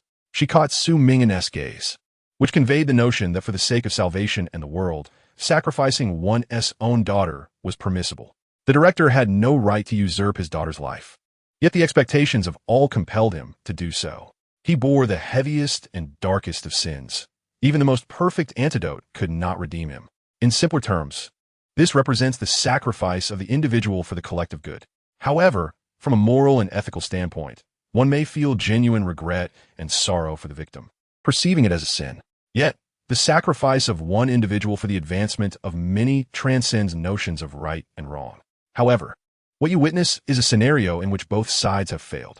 Yet, had the director succeeded, the world would not resemble its current state. Countless lives would thrive, and vitality would abound, with no further lives on the brink of extinction. Su Ming'an fixed his gaze upon her. If, instead of the pitiable Duo, you stood before another girl, one who had lost everything in the apocalypse and barely escaped, a girl who should have lived joyfully under the sun, would you still extend your heartfelt sympathy towards Duo? Yuruahua found herself momentarily speechless, unable to muster a retort. Therefore, to argue over such matters is inherently futile. There exists no definitive right or wrong in this context. Su Ming'an withdrew his gaze, yet the director himself harbored selfish motives. He had fed Duo the precious perfect antidote while failing to consume it himself, thus succumbing to infection and becoming a zombie. He had hoped that, upon the experiment's conclusion, Duo would be forever free from the virus. Yet she succumbed instead, mutating into a creature that commanded the zombies. All were sacrificing themselves. Perhaps everyone was at fault, yet from a broader perspective, they seemed devoid of error. Duo's parents failed, and thus appear to be in the wrong. However, had they succeeded, who would care for a girl sacrificed to save the majority? He recalled the smile of Xiao Han, the lifeless form of the girl beneath the blue sky, and the grandmother's tear-stained bowl of noodles. This so-called scale of life bears no semblance of equality. Inference confirmed. Final reasoning progress at 100. Reasoning process at 100. Final inference established. Will the mushroom picker be a lovely little girl? Final inference complete. The little girl, swathed in bandages, bore an increasingly profound gloom in her eyes. So this is what the big brother thinks, Duo uttered in a remarkably subdued tone. I once believed that the kind big brother would have some sympathy for me. Sympathy is futile, Su Ming'an replied. Duo abruptly lifted her head. The gloom above the high window finally dissipated, and golden sunlight gently bathed her fragile form, adorning it with a radiant golden hue. She met Su Ming'an's indifferent gaze and gradually revealed a smile imbued with genuine warmth. Nevertheless, the inference is impeccable, she remarked. Her voice crisp as applause resonated throughout the empty room. Congratulations, big brother, you have flawlessly navigated the peaceful route. Simultaneously, Su Ming'an heard the announcement from a system. Ding dong, progress of the perfect completion route at 100. Congratulations on flawless completion. Will the mushroom picker be a lovely little girl? World instance, perfect completion. There are still 126 hours until the world ends. You may choose to return to your personal space directly or remain in the world until the end. Completion evaluation has been included in the final world assessment and will be calculated collectively after the world concludes. Acquired item, Dwidwa's doll. Dwidwa's doll, a red grade one-time item, when given to a dying human, will become your eternal companion. Acquired potion, Dwidwa's potion. Dwidwa's potion. Bring this potion back to the research center to create a widely usable zombie vaccine. Acquired honor, the moment of crowning. The first player to not disappoint expectations. May you be crowned in glory. Acquired honor points, 40. You are the first player in the world to achieve perfect completion at 100 progress. Would you like to announce this? The system will notify every existing player. Announce. A genuine sense of anticipation welled up in Su Ming'an's eyes. Upon hearing the confirmation of perfect completion, he felt an immense relief. Mizashima Chuankong is a name that stands alongside the likes of Aina Lishu in the Hall of Fame. Yet her pride does not stem from sheer combat prowess, but rather from the wisdom that has been lauded by the audience. She had swiftly gathered all clues, avoiding potential pitfalls that could lead to her failure, and directly proceeded to the central hospital.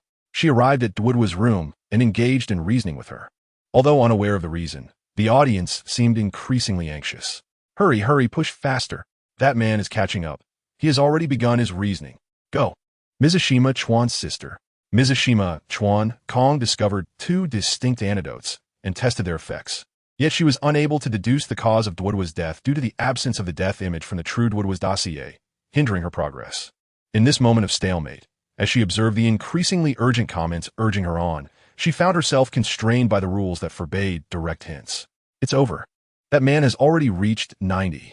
He seems to be recounting his philosophical tales, but it feels too late. Mizashima Chuan Kong could guess who the comments referred to, as nearly every existing player had seen his story in the comments recently. The first player. She harbored no interest in such notoriety, nor in being under the watchful gaze of billions, scrutinizing her every move. She was not one to relish the spotlight, nor did she aspire to be a flawless guiding star in the eyes of others. As she focused on the clues in her hands, a plausible conjecture began to crystallize in her mind. Suddenly, she heard the system notification. Congratulations, player Su Ming'an. You are the first to achieve a perfect completion of the 100 process challenge, crowned with honor, as billions cheer for you. Mizashima Sora let out a faint sigh. This outcome was not beyond her expectations. Stealing her resolve, she articulated the hypothesis she had just conceived, becoming the second player to attain perfect completion. However, the announcement of the second place would not carry the same world-shattering impact. The global announcement appeared in every player's system interface. Lu Shuxing's steps momentarily faltered as he gazed towards the second hospital, as if a beacon of light was igniting before him. A lighthouse. He savored the words, and a sense of realization dawned upon him. Abruptly, he surged towards that direction, cutting down the zombies that surrounded him with the precision of a mantis. His gaze hardened, as if he had found his faith. He had always cherished kindness, brightness, and those who stood in the spotlight. In pursuit of, or perhaps to become, such a person, he was ever fond of altruism, vanquishing evil, and upholding justice. As for the reason, it was tied to his lineage.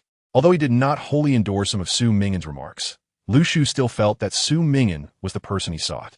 He excitedly dashed towards the central hospital, crimson butterflies fluttering behind him, leaving a trail of beautiful luminescence. Yu Ruohua observed as Duo suddenly fell silent. In the midst of the stillness, Su Ming'an stepped out. Wait, big brother. Duo suddenly lifted her head, offering a reward for her initiative. You can take this. She extended her hands, sprinkled with glowing specks, revealing a vial containing a swirling purple liquid. The perfect antidote. Su Ming'an silently regarded the vial in her hands and picked it up. The past was bygone. Duo smiled at him, a look of relief washing over her face. But big brother, If you still wish to save someone, you can use this. There is no one left. Su Ming'an replied, there's no one left. Blue skies, Xiao Han, yeah. He tightened his grip on the vial and walked decisively towards the door, not glancing back. Yu Ruohua exchanged a glance with Duo Duo, unsure of what to say. This big sister, Duo Duo addressed her. The game is divided into 50,000 identical instances of Hongong City, but only one perfect completion can exist within each instance. You no longer have a chance. I understand. Thank you. Yu Ruohua nodded at her and hurried after Su Ming'an's retreating figure. Sparks suddenly flew from behind her. Yu Ruohua turned to see the room engulfed in flames. The glass door, which had just been repaired, closed before her. She stood outside, witnessing a girl completely ablaze, huddled in the corner of the room. In that corner, two bodies emerged, a man in a white coat and an Eastern beauty. Duo Duo approached them amid the inferno. As she moved, her steps became increasingly light, and the terrifying bandages that had clung to her began to unravel, revealing her once grotesque wounds fading away, replaced by a beautiful red dress and the tender, fair skin of a child. She donned that exquisite gown, drawing closer to the corner, her dark hair waving amidst the flames. Then, all the hatred, gloom, and darkness in her eyes dissipated entirely. A smile graced her lips, imbued with childlike innocence and affection. As she intimately leaned against the two cold corpses, Yu Ruohua stood outside, her hand pressed against the glass.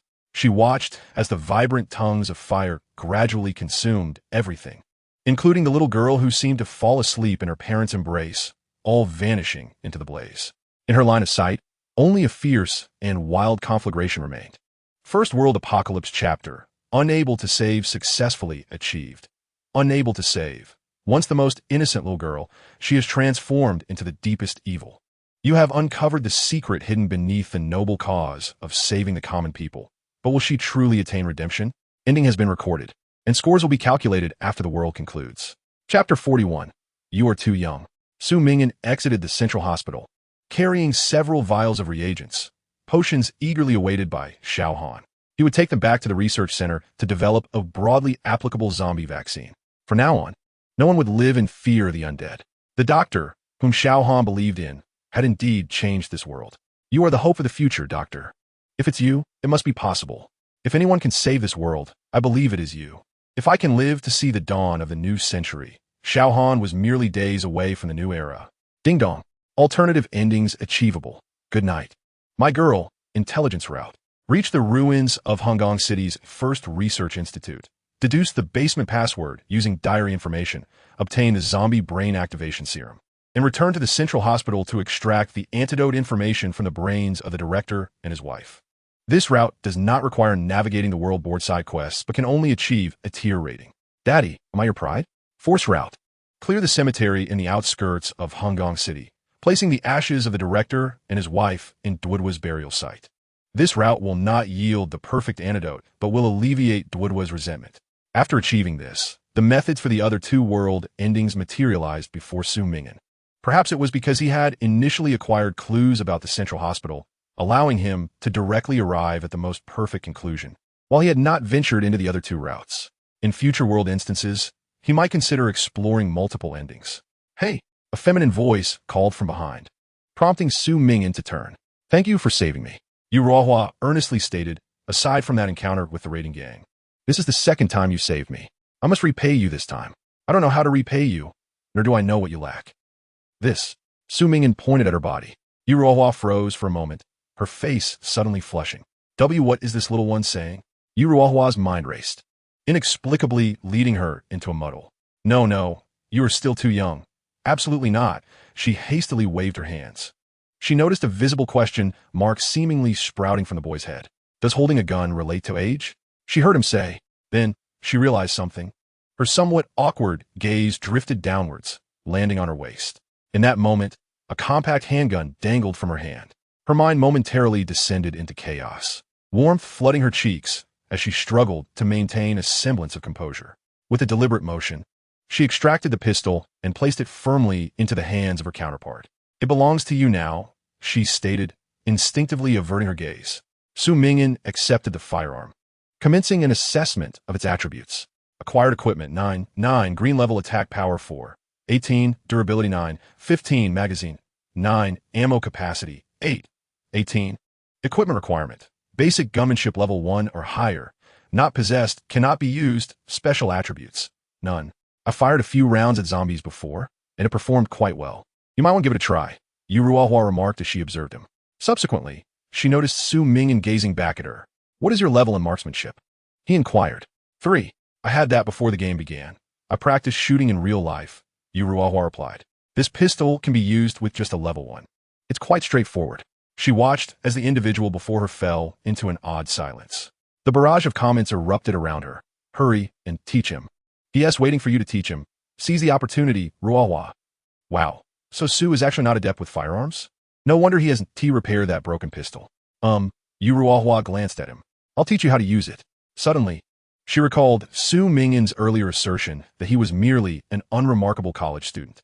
How could he be unremarkable? Admittedly, not knowing how to use a gun was somewhat lacking. I'll instruct you on the shooting stance. This is for stationary shooting. Your feet should be positioned shoulder-width apart or slightly wider. Keep your toes naturally apart. Then angle them slightly to the left and back. She recited the mnemonic, noting that he was perceptive enough not to require her to repeat or adjust his stance. There is also the method for dynamic shooting. It's a bit more challenging. You should grip the gun with your right hand, akin to a one-arm shooting posture. Your left hand should be cupped around the trigger guard, angled to the left and back. She conveyed the general concept, and added that these were merely foundational stances. Achieving precision with moving targets necessitated extensive practice.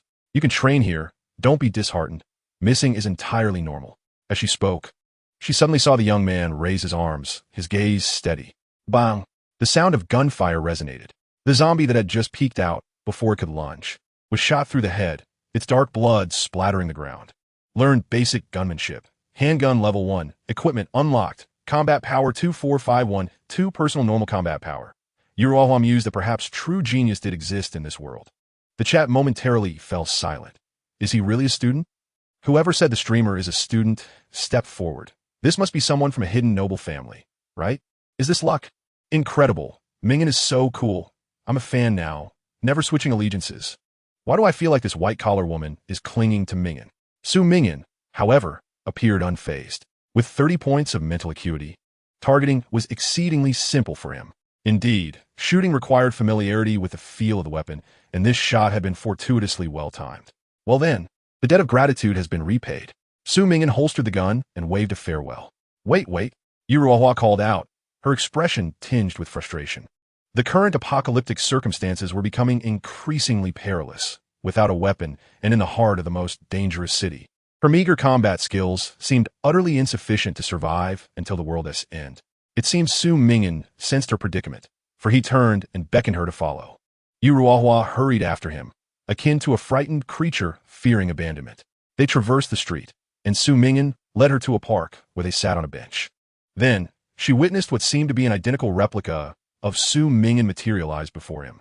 At the instant of this duplication, an unparalleled sense of threat washed over her.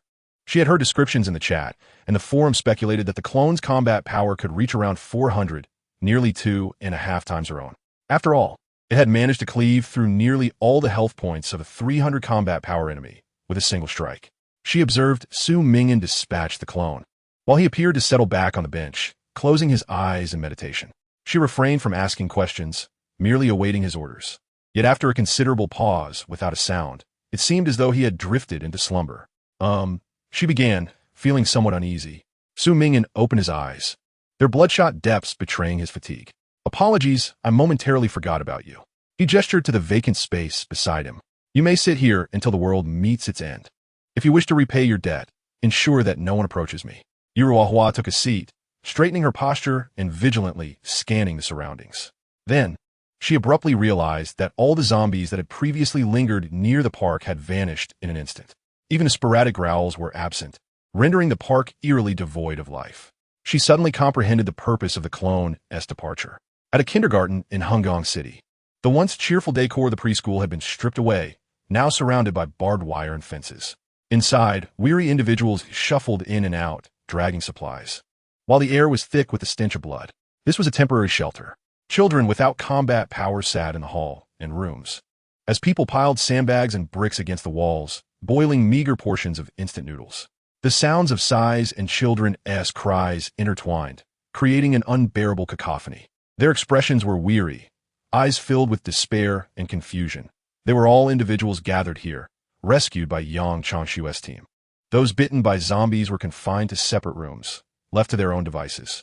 Suddenly, the sound of the iron gate being pushed open echoed from outside, followed by the approach of heavy footsteps. It's old Yang. They VE returned with supplies. Remaining players in the world game, 319, 876, 872, Chapter 42, the only antidote. They had returned with supplies, and at last, there was something to quell their hunger. Uncle is back. Will Mom and Dad have something to eat? The shelter erupted into a frenzy as some caught sight of the pile of supplies Yang Changshu and his team bore, eagerly anticipating. Let us distribute the supplies. The same rules apply as before. Regardless of age or gender, it's by head count, evenly divided. Yang Changshu began to portion out the items. Suddenly, he noticed a woman rushing forward, her child wailing in her arms. Minister Yang, the woman cried, tears streaming down her face. Our Pampan is so terribly hungry. The little food you have is simply insufficient. Please, have mercy and give him a bit more. Oh dear Mayam, please get up. Yang Changshu attempted to assist her. The supermarkets we could access have been stripped bare. Some are overrun with zombies, making entry impossible. There's only this little bit. We all can't eat enough. So we cannot make exceptions. As he spoke, a young woman in her 20s beside him began to weep. I can no longer endure this life. I cannot even satisfy my hunger, and my parents have vanished. I have no desire to play this game, yet I do not wish to die. How can I escape from this? I do not want to play anymore. I want to be a spectator, sobbing. Uncle, my mother is isolated in that small house. Will she be able to come out? A child tugged at his pant leg. Yang Changshu found himself the focal point of everyone's gaze, feeling somewhat at a loss and engulfed by despair. Even if death did not equate to a true demise, these individuals were averse to the prospect of experiencing it. Whether through starvation or self-inflicted death, a miserable existence was preferred over the finality of death. If they could merely survive these 15 days, they might choose to become spectators, thereby avoiding entry into the next world. The yearning for survival exists in every circumstance. Everyone, please remain calm. Our team will venture out daily to gather supplies. We will ensure your survival. Yang Changshu could only offer this promise to stabilize their spirits. Suddenly, he produced a half-filled vial of purple antidote that Su Ming'an had tossed to him, shaking it in his hand. Look, we have made significant progress. We received a perfect antidote capable of curing the zombie virus from the generous first player. If we continue our research with this, I believe we will no longer fear zombies. He had initially intended to instill confidence in them, to help them believe that hope still lingered and that the future was not far away. However, he unexpectedly noticed a shift in the expressions of those around him. The flicker of hope ignited in their eyes was accompanied by an insatiable desire and greed. A realization dawned upon him. Who will be allocated this soul antidote? A voice broke the silence. Could it be given to my Aishion? He was among the first to be isolated. He must be suffering. A woman looked at him with eyes brimming with hope. Yang Changshu's expression grew complex as he regarded her. He would not disclose that her Aishion had transformed into a zombie the day after infection, ultimately meeting a gruesome end. Please save my brother Bolong. A girl in school uniform mustered the courage to speak. He was bitten while trying to save others. He deserves to live. Uncle, can my mother be released? Can that small vial save her? A child gazed at him with innocent eyes. Yang Changshu awkwardly held the vial aloft, standing amidst their expectant stares. With difficulty, he opened his mouth. This vial, the antidote. His voice faltered. I will give it to old Chin. He is nearing the end. He is a chemistry PhD and has studied the antidote since the beginning. There may still be hope if he continues. However, do not panic. Even if you perish, you can still become a spectator. What opportunity is there? A middle-aged woman wailed. What nonsense alien game is this? Who to help us? How can the dead possibly be resurrected? What spectators? What live broadcasts? I have toiled in the fields and fed cattle my entire life, and have never heard of such things. These aliens must desire our demise. Suddenly, someone grabbed a nearby bat and dragged their weary body towards the exit. Staying here is futile.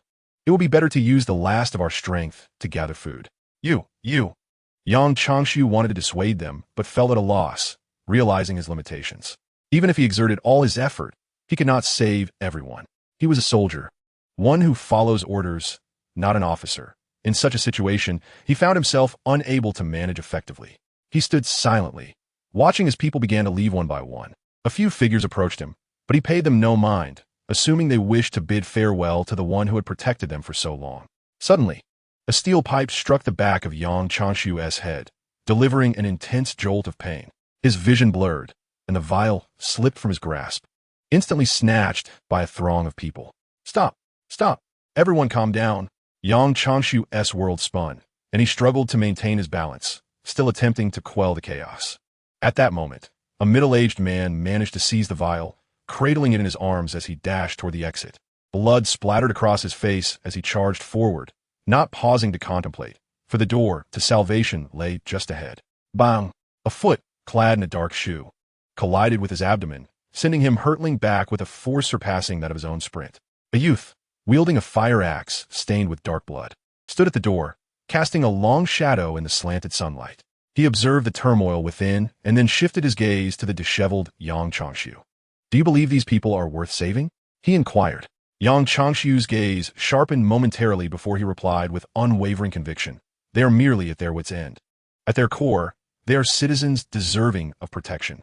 I am a soldier. As long as they accept protection, I have an obligation to safeguard them. His words were resolute, emanating from deep within his heart. He heard the other man chuckle softly. Then, a bottle filled with purple liquid was hurled toward him. Su Ming'an said, I should guard this place for you go. He slightly shifted aside, allowing sunlight to pour in, casting a golden glow upon the ground. Young Tansu Strinkenet saluted him and hurriedly grasped the vial, racing toward the isolation room. The substantial antidote in his hand would become the hope for those trapped within. As he raced, he suddenly noticed that the terrifying sounds of zombies that had been echoing outside the shelter had vanished. In their place lay layers upon layers of zombie corpses, stretching from one side of the path to the other. Dark blood soaked the ground, creating a crimson pathway. The crisis had been averted, and the surroundings fell into silence. The area around the shelter had transformed into the safest location. Was this the doing of Su Ming'an? Yang Changshu finally grasped the weight carried by the title of the first player. He glanced back at the youth leaning against the door, unblemished by blood, and tightened his grip on the vial, racing toward the isolation room without a backward glance. First player, you're the first player, right? Someone exclaimed excitedly towards Su Ming'an, who stood at the door. I have heard of your deeds. Yang Changshu and the others lack the capability. You can certainly help, right? You can enter those supermarkets and keep us alive, can't you? Yes. You can effortlessly acquire everything that remains in the city if you are willing to become the protector of this shelter, others chimed in. The zombies at the entrance had been cleared away. Su Ming'an tilted his head, observing them. As long as you possess the courage to wield a weapon, you do not need to rely on the shelter. You can survive on your own. You all wish to live so desperately, and you just sought to escape here. Surely you would not want to remain within the confines of the shelter? No. It is not the same for middle-aged women waving their hands repeatedly. Young man, I have heard of your remarkable prowess, surpassing that of anyone else. However, we find ourselves utterly devoid of strength. If you could merely bring us a small token, we would be able to endure. Indeed, the outside world is fraught with peril. Who would willingly venture forth if they were not driven to the brink of despair? Several individuals chimed in, reminding everyone that they are all citizens of the Dragon Nation and must support one another in this apocalyptic era.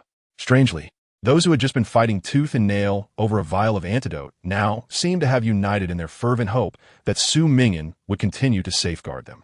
Moreover, young man, do you still possess that purple antidote? The women continued to beseech him. Yes, and my dear Ashion, and brother Bolong. I implore you, dear young man, just a tiny bit of that antidote, merely a morsel. The women persisted in their fervent pleas. Suddenly, a dagger clattered to the ground before her, its silver surface glinting ominously, causing her to recoil in fright, momentarily bewildered as to its purpose. Su Ming'an regarded them with a steely gaze. Whoever can pierce their own palm with this dagger shall receive the life-saving antidote. Since it is a matter of life and death, surely piercing one's palm cannot be too arduous. The expressions of the onlookers shifted from hopeful anticipation to sheer terror. Have you lost your mind? The woman exclaimed, regarding him as if he were a criminal. Why must you resort to such extremes when you could simply give us the antidote? No, this condition is exceedingly generous, Su Ming'an countered. You spoke of those afflicted by the zombie poison as your lifeblood, your most cherished loved ones. To pierce one's palm to save a life is indeed a bargain. You incur no severe cost. This condition makes me envious to the point of tears. As he spoke, a glimmer of sincerity shone in his eyes. If you cannot even accomplish this, who will continue to protect you as you cling to a meager existence? The opportunity to obtain the antidote is rare. I cannot distribute it equally among all. Consider it a test, a means to prove your worthiness to survive. The woman's eyes gradually revealed her growing fear. She became acutely aware of his irrationality, her steps retreating slowly, distancing herself from the dagger. The sunlight outside began to pour in, casting a radiant and captivating glow upon the dagger's surface. Once Yang Changshu had distributed the antidote to a select few.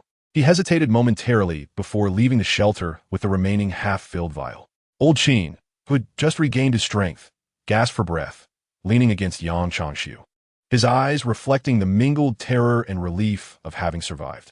Is this the antidote given to us by the first player? Old Qin marveled. He is truly a commendable individual, giving away such a precious commodity without seeking any reward. A truly noble comrade.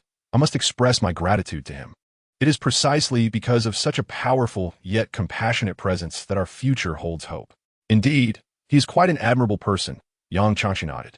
Although their initial encounter had been awkward, Su Ming'an's direct act of throwing the antidote to him was, in Yang's eyes, a true embodiment of selflessness. Supporting the eager old Qin who wished to convey his gratitude, he made his way back to the original room. I've heard he is a university student. Quite rare, indeed, to possess such awareness at such a young age. Old Qin's voice trailed off. The two stood before the shelter, gazing at the gruesome scene before them. Blood-stained ground. Two corpses lay sprawled, their heads shattered, a riot of colors scattered about. I stabbed him. Please, I beg you. Give me the antidote. A gaunt man, emaciated and desperate, had driven a dagger into his own palm, tears and snot streaming down his face from the agony. Yet, he still dragged his nearly spent body to collapse at the youth's feet, blood dripping like rain. Su Ming'an seemed oblivious to the grim spectacle, turning his head away. To his side, his subordinates wielded bloodied axes. What have you done? Old Qin, a researcher who had never witnessed such a scene, trembled uncontrollably. Someone attempted to assault me for the antidote, so I had to make an example of them, Su Ming'an replied coldly. It was self-defense. But what of that man? Old Qin asked, still incredulous as he stared at the man who had gone mad, piercing his own palm. The proof of necessity for the antidote. Su Ming'an addressed the weeping man. Who is this man's relative? Let them administer some antidote. Is this the condition you propose? Yang Changshu cuestionet astonished. To pierce one's palm to obtain the antidote? Why must it be this way? Such selection is warranted, Su Ming'an explained. In the original world, due to limited opportunities, endless tests were necessary, allowing precious chances to fall into the hands of but a few. This man has achieved that. Thus he is entitled to what he seeks. What is wrong with my actions? But it is unnecessary to go to such lengths. Yang Changshu retorted. If they cannot even dare to do this, even if sheltered, they will ultimately face even more desperate circumstances. Su Ming'an gazed at him. Moreover, if we do not proceed in this manner, how do you propose to allocate the antidote? By equal distribution? Do you believe it is right to perpetually divide equally? Have you forgotten the mistakes of earlier? Yang Changshu fell silent, momentarily taken aback. Yang Changshu, humans are inherently social creatures, Su Ming'an articulated. When panic ensues, it spreads like contagion within a group. In such moments, individual wisdom and independence are severely diminished, making it easier for the group to sweep individuals along. The despair of the collective only breeds greater despair. He continued, since we lack the capacity to shield everyone from panic in this world, we must eliminate the factors that incite chaos. You are too cruel, Yang Changshu interrupted, his voice filled with ire. Perhaps you believe this approach is correct, but we, the peace-loving Zhaixing people, cannot allow this game to distort our values. I recall when you were with that girl named Yi, you were not like this. What has transformed you into such? Then, he witnessed Su Ming'an smile faintly at him. Su Ming'an adjusted the somewhat slack sword sheath on his back. He turned away, stating, I've already cleared out the surrounding zombies. Do as you wish. If these individuals cannot even muster the courage to make an example of one, fixated solely on the order that existed before the game began, how could I possibly go to the trouble of saving them all one by one? If a person relinquishes their final hope, if they cannot affirm their own worth and significance, what future awaits them? Most people merely become accustomed to blind obedience, losing their ability to think. When a group strives in a singular direction, those who turn around or depart become outcasts. They yearn for order, to correct others, to heal themselves, to amend rebellion, to rid themselves of ignorance. Yet they also willingly linger, rejecting deviation, craving reason, yet easily succumbing to madness. His recent remarks and actions perfectly embody the image of a passionate youth who values only the strong, a quintessential representation of pure gaming competition. This persona has been firmly established. You, young man, clarify your words. Is there not an issue we can discuss together? Lao Qin attempted to call out to him. Yet, Su Ming'an did not pause in his stride. Instead, he departed from the scene directly, bearing his sword bag, as the sunlight cast a heavy shadow upon him. Remaining players in the world game: 308, 768, 273. The secret to flawlessly completing Chapter 44. In the cherished land of scorching winds, people cling to existence, taking life from fire. But, my dear compatriots, have you witnessed those who ought to be protected, unraveling under the lash of flames? World Forum, 10 hot posts shaping us, destroying us. Su Ming'an left that sanctuary. Despite achieving a perfect completion, he chose not to return prematurely. In this apocalyptic world, he had spent a full 15 days, nearly cleansing the entire city center of Hong Kong, with zombies avoiding him as if sensing his presence. During this time, he encountered numerous survivors. Initially, they revered him as the first player, but gradually, for reasons unknown, their admiration morphed into fear. They would lurk in the shadows, watching him eradicate zombies before daring to emerge. Su Ming'an observed the barrage of comments. The livestream's popularity surged to an astonishing level, with massive text scrolling every second. He noted the stark contrast in attitudes towards him. While players regarded him with awe or trepidation, the audience's demeanor was audacious and affectionate, with many openly referring to him as husband. He comprehended their sentiments. From the distance of the adventurous world, these spectators felt no threat, instead fostering a dreamlike illusion akin to romance. As the gap widened, they transformed into beings not of this world. The audience could freely indulge their fantasies, no longer perceiving themselves as mere humans, but rather as exalted, idealized lovers or quasi-deities. Ding! You have leveled up to Tier 1, Level 7 player. After eliminating the last nearby zombie, Su Ming'an ceased attending to his doppelganger and opened his eyes. Yu Ruohua remained seated beside him, gnawing on the provisions he had left behind. You finally finished. I've been here for 5 days, but there were no other people nearby, so I kept watch, she remarked. Upon hearing the noise, Yu Ruohua turned her head, noticing the bloodshot in Su Ming'an's eyes and the profound fatigue etched beneath them. Su Ming'an had been controlling his doppelganger for a full 5 days without respite. Although Yu Ruohua had managed to sleep during this period, he had not. Relying on sheer mental fortitude to persevere, determined to seize every opportunity to expand his advantage while his combat skills soared. Yu Ruohua, perceiving his exhaustion, felt a pang of sympathy. Su Ming'an was entirely defenseless while controlling his doppelganger, yet he trusted her vigilance. You've worked hard. Would you like to eat something? She inquired.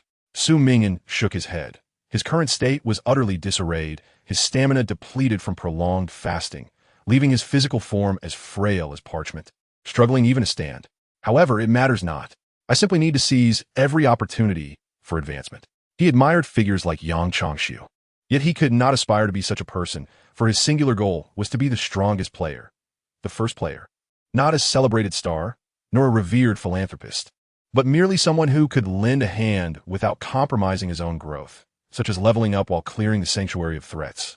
Yet, his primary objective must remain to grow stronger and ultimately prevail. Before the final victory arrived, he must embrace a semblance of selfishness. As Su Ming'an meticulously reflected upon any potential oversights, and, upon concluding that he had achieved perfection, he exhaled a sigh of relief. You are truly remarkable. I feel fortunate to have encountered you. Perhaps influenced by the barrage of comments, Yu Ruohua had been reassuring him since he awakened. Do not burden yourself too heavily. Yuan's departure is not your fault. My father once told me, the greater one's responsibilities, the heavier the pressure. They see you as the first player, as their savior. Yet I believe no one is obligated to be flawless. You bear so many gazes, but ultimately you are still just a child. Suddenly, she recalled something and broke into a smile. You see, just as you introduced yourself when we first met, as an unremarkable student, now I believe you are a truly impressive student, and that is all. Su Ming'an gazed at her, seemingly wishing to convey something, yet his focus gradually shifted, becoming fixed on something behind her. Yu Ruohua turned around. A young man with a green mantis perched on his shoulder emerged at the end of the road. He was the pinnacle player of the world, a figure of extreme danger, Shu of the Dragon Kingdom. His steps were swift, and in a matter of moments, he stood before them. "Do not be alarmed," Shu said earnestly, looking at Su Ming'an. "Su Ming'an, the first player. I am captivated by your theories." "And what of it?" Su Ming'an replied. "I have decided to follow you. I admire those who always hold the future in their hearts. I like you. I believe you are worthy of being my guiding light," Shu stated. "I have resolved to abandon my role as an overseer. I refuse to kill someone I wish to follow for the sake of a mere task."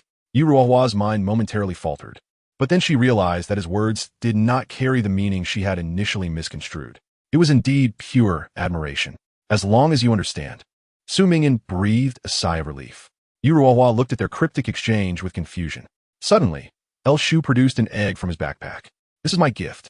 Acquired item. Spirit beast egg. Spirit beast egg. Unknown. This is a carefully cultivated spirit beast egg by the beast tamer Shu. With patience, it may grow to become an ally in battle." Su Ming'an expressed his gratitude, placing the egg into his backpack. A cool breeze swept through, carrying a faint metallic scent of blood. Afterward, he bid farewell to the two and returned to the research center. The reagents from Duo had already been delivered to the adult survivors at the center who were diligently developing vaccines. Perhaps soon, people would truly behold the azure skies and white clouds. He stood at the entrance, where a slight mound of earth remained, cradling those who could not return home. Inscribed upon a dark stone tablet were several lines of small text. "Little Han, 2038. If I should perish here, will anyone weep for me?" He gazed at the tablet, addressing her resting beneath the earth. "I have brought an end to all this. Henceforth, no one shall fear the cold nights." He placed the brightly colored candies found in the supermarket before her grave. "Good night, little Han. Should I perish henceforth, would there be any to mourn my departure? If I were to drink the blood of the marauder, might I find solace in the next life?" The 19-year-old dancer journeys westward, proclaiming, "Bestow upon me a torch to illuminate the path of those who tread before me. Let this new century dawn, incinerating the virus, allowing humanity to glimpse the azure sky and fluffy clouds. All the departed shall be reborn through him. I slumber in the valley of yellow earth. And then, with love and no regrets, I close my eyes. Doctor, farewell. The world counts down in its final moments. The countdown has concluded. Welcome back. Player." A burst of white light enveloped Su Ming'an, extricating him from the apocalyptic realm, reappearing in his initial personal space. Assessing bodily damage status, body intact. No evident wounds, no external or internal injuries, but significant fatigue. Commencing repairs. Repairs completed. Note: player's mental state system cannot be repaired. Please adjust accordingly. First world, apocalyptic world completed. Calculating evaluation. Congratulations on achieving a perfect clearance. World review. As the doctor in the newborn laboratory, deciphering the laboratory's mechanisms, acquiring the colorless mushroom antidote, infiltrating the persecutors' gang, rescuing several players. Teaming with player, entering the tavern and uncovering the secrets of the Hongong petri dish, Shaoan, perished. Found the purple zombie toxin antidote at the clinic, encountered the shelter group, Yan Chanshu. Entered the central hospital to obtain the final clue, crowned as the first player in the eyes of billions, teammate, perished. The first player in the world to achieve a perfect clearance. Subsequently rescuing the shelter from peril and cleansing the zombie horde in Hongong, rescuing over 1,000 players. Provided the reagent to the research center, ushering in the new century. First world comprehensive evaluation. Basic tasks completed, side quests completed, advanced tasks completed. Perfect clearance at 100% progress. First to achieve perfect clearance, side quest world chessboard at perfect level. Evaluation level, perfect, world ranking 1, 258, 452. 390 players remaining at the world's end. Earned evaluation points, 150 points. Earned additional combat points, 45 points. Earned additional Easter egg points, 420 points. Easter egg victim unfortunately infected with the zombie virus. Easter egg blue sky and white clouds. I want to see it for you, Shaoan. Easter egg young her, and him, if he were still alive, he would surely enjoy it. Easter egg Duo appreciates you very much. Hoping to gather mushrooms together when possible. Commencing live broadcast, based on the total heat of the broadcast room. Earned live broadcast points, 80 points. Total points earned, 295 points. Received Easter egg evaluation, Boss Rabbit's appreciation, although I do not know how you discovered the secret to perfect clearance. I eagerly anticipate your failure, beacon of humanity. Yet, as he prepared to engage in the routine skill acquisition segment, the scene before him abruptly transformed. The once confined personal space instantaneously morphed into a shadowy grand hall. Within the hall, a being cloaked in shadow gazed intently at him. First player, Zhai Xing, human species. Su Ming'an. The being spoke. We remember, we have never disclosed anything regarding the perfect clearance. Indeed, you have come? Su Ming'an lifted his eyelids. The organizers had sought him out, a development not entirely unforeseen. He had long perceived that his performance on the world chessboard was somewhat conspicuous. How did you come by this information? The organizer's voice was deep, imbued with an undeniable authority. Answer me, first player. Chapter 45, The First Player Trap. Su Ming'an immediately felt the weight of that presence, as if a mountain bore down upon him, nearly suffocating him. He gasped slightly, his eyes bright. The secret of perfect clearance? He chuckled, a hint of feigned delight and pride in his voice. So have I guessed correctly? A complete 100% perfect clearance indeed yields a final reward? The death rewind was his only leverage. He could not afford to reveal it. Although he remained uncertain whether this was the malice of an unknown entity, as a human, all he could do was exert his utmost within this circle. After all, he had no alternative. A guess. The organizers seemed to pause. So, you are indeed well suited to be a player. From a game structure, establishing a perfect clearance must carry significance beyond merely the additional 30 points, correct? Su Ming'an replied with a smile. Thus, I surmise that perhaps in the end, there awaits a grand prize for me, an almost identical reenactment. The difference lies in the fact that the current Su Ming'an is no longer the Su Ming'an destined to perish in the hospital basement. The organizers remain vigilant against him. From that death, he discerned that the organizers seemed intent on concealing the fact that perfect clearers could obtain everything. The response from Boss Rabbit had always been passive, merely acknowledging that their game bore no loopholes, thus conceding to his speculation about the final reward. Yet, in truth, the reward for perfect clearance was patently evident. This mechanism could be extracted through his inquiries, and undoubtedly, more individuals would ponder this mechanism. The future might not remain a secret. However, a boundary existed that he must never transgress, a line he had uncovered through his death rewind. So, first player as the most formidable player. What do you wish the final grand prize to be? The organizer's words echoed in his ears, their tone languid, seemingly devoid of danger. Only Su Ming'an understood the deep malice concealed within. What I desire still remains those things. Su Ming'an scratched his face, appearing somewhat bashful. As the strongest, I naturally hope that upon returning to Zhai Xing, I shall also be the strongest. I seek the right to dominate Zhai Xing. I wonder if the esteemed organizer might grant my request. He could never utter the term, redeem Zhai Xing. On that day, after dying in the basement, when he mentioned this possibility, Boss Rabbit had looked at him as if he were dead, a gaze laced with destruction that sent chills down his spine. He suspected that even if he had not actively rewound time then, he might not have survived. If acknowledging that perfect clearance could yield, everything still fell within Boss Rabbit's realm of acceptance. When I articulated the request to redeem Zhai Xing, it was as though I had triggered a landmine. If he merely aspired, as a Zhai Xing human, for a desire more aligned with personal greed, a smaller ambition to dominate Zhai Xing, such a request should indeed be recognized. But if it were something akin to redeeming Zhai Xing, an aspiration to completely expel the organizers, to draw a stark line of opposition, could he truly stand here in tranquility once more? He possessed a competitive spirit, yet not against beings of a higher dimension. He wasn't a tofu colliding with a boulder, insisting on a superficial comparison. Ah, I see. The voice of the organizer was notably subdued. Since this is your desire, pursue it boldly. We do not mind the strongest player becoming our proxy on Zhai Star. The term proxy indeed piqued Su Ming'an's interest. He reflected on its implications, realizing that the intentions of these higher dimensional beings extended far beyond mere gameplay. He must conceal his true objectives. Uncertain whether the term rules imposes any constraints on these entities, he recalled the fatal incident in the basement, where he discerned that even higher dimensional beings must adhere to certain principles. For instance, those who achieve a perfect clearance are promised everything they desire, including the potential to redeem Zhai Star. Based on the circumstances at that time, Boss Rabbit acknowledged both the former and the latter. The gravity of Boss Rabbit's demeanor was unmistakable. Thus, when the moment of victory arrives, will he be able to articulate his genuine wish? Although this remains speculation, and its realization is uncertain, he needs to further probe for information. Nevertheless, one must possess a goal worth striving for, to maintain one's humanity amidst this despairing game. This was the expectation his father had bestowed upon him that day. Thank you, esteemed organizer. Su Ming'an spread his arms wide, a smile gracing his face. As the beacon capable of governing Jai Star, I shall endeavor to reach the end, living up to your expectations. You may return now. The organizer seemed disinterested in prolonging the conversation, appearing quite busy. A flash of white light enveloped him, and Su Ming'an found himself back in his personal space.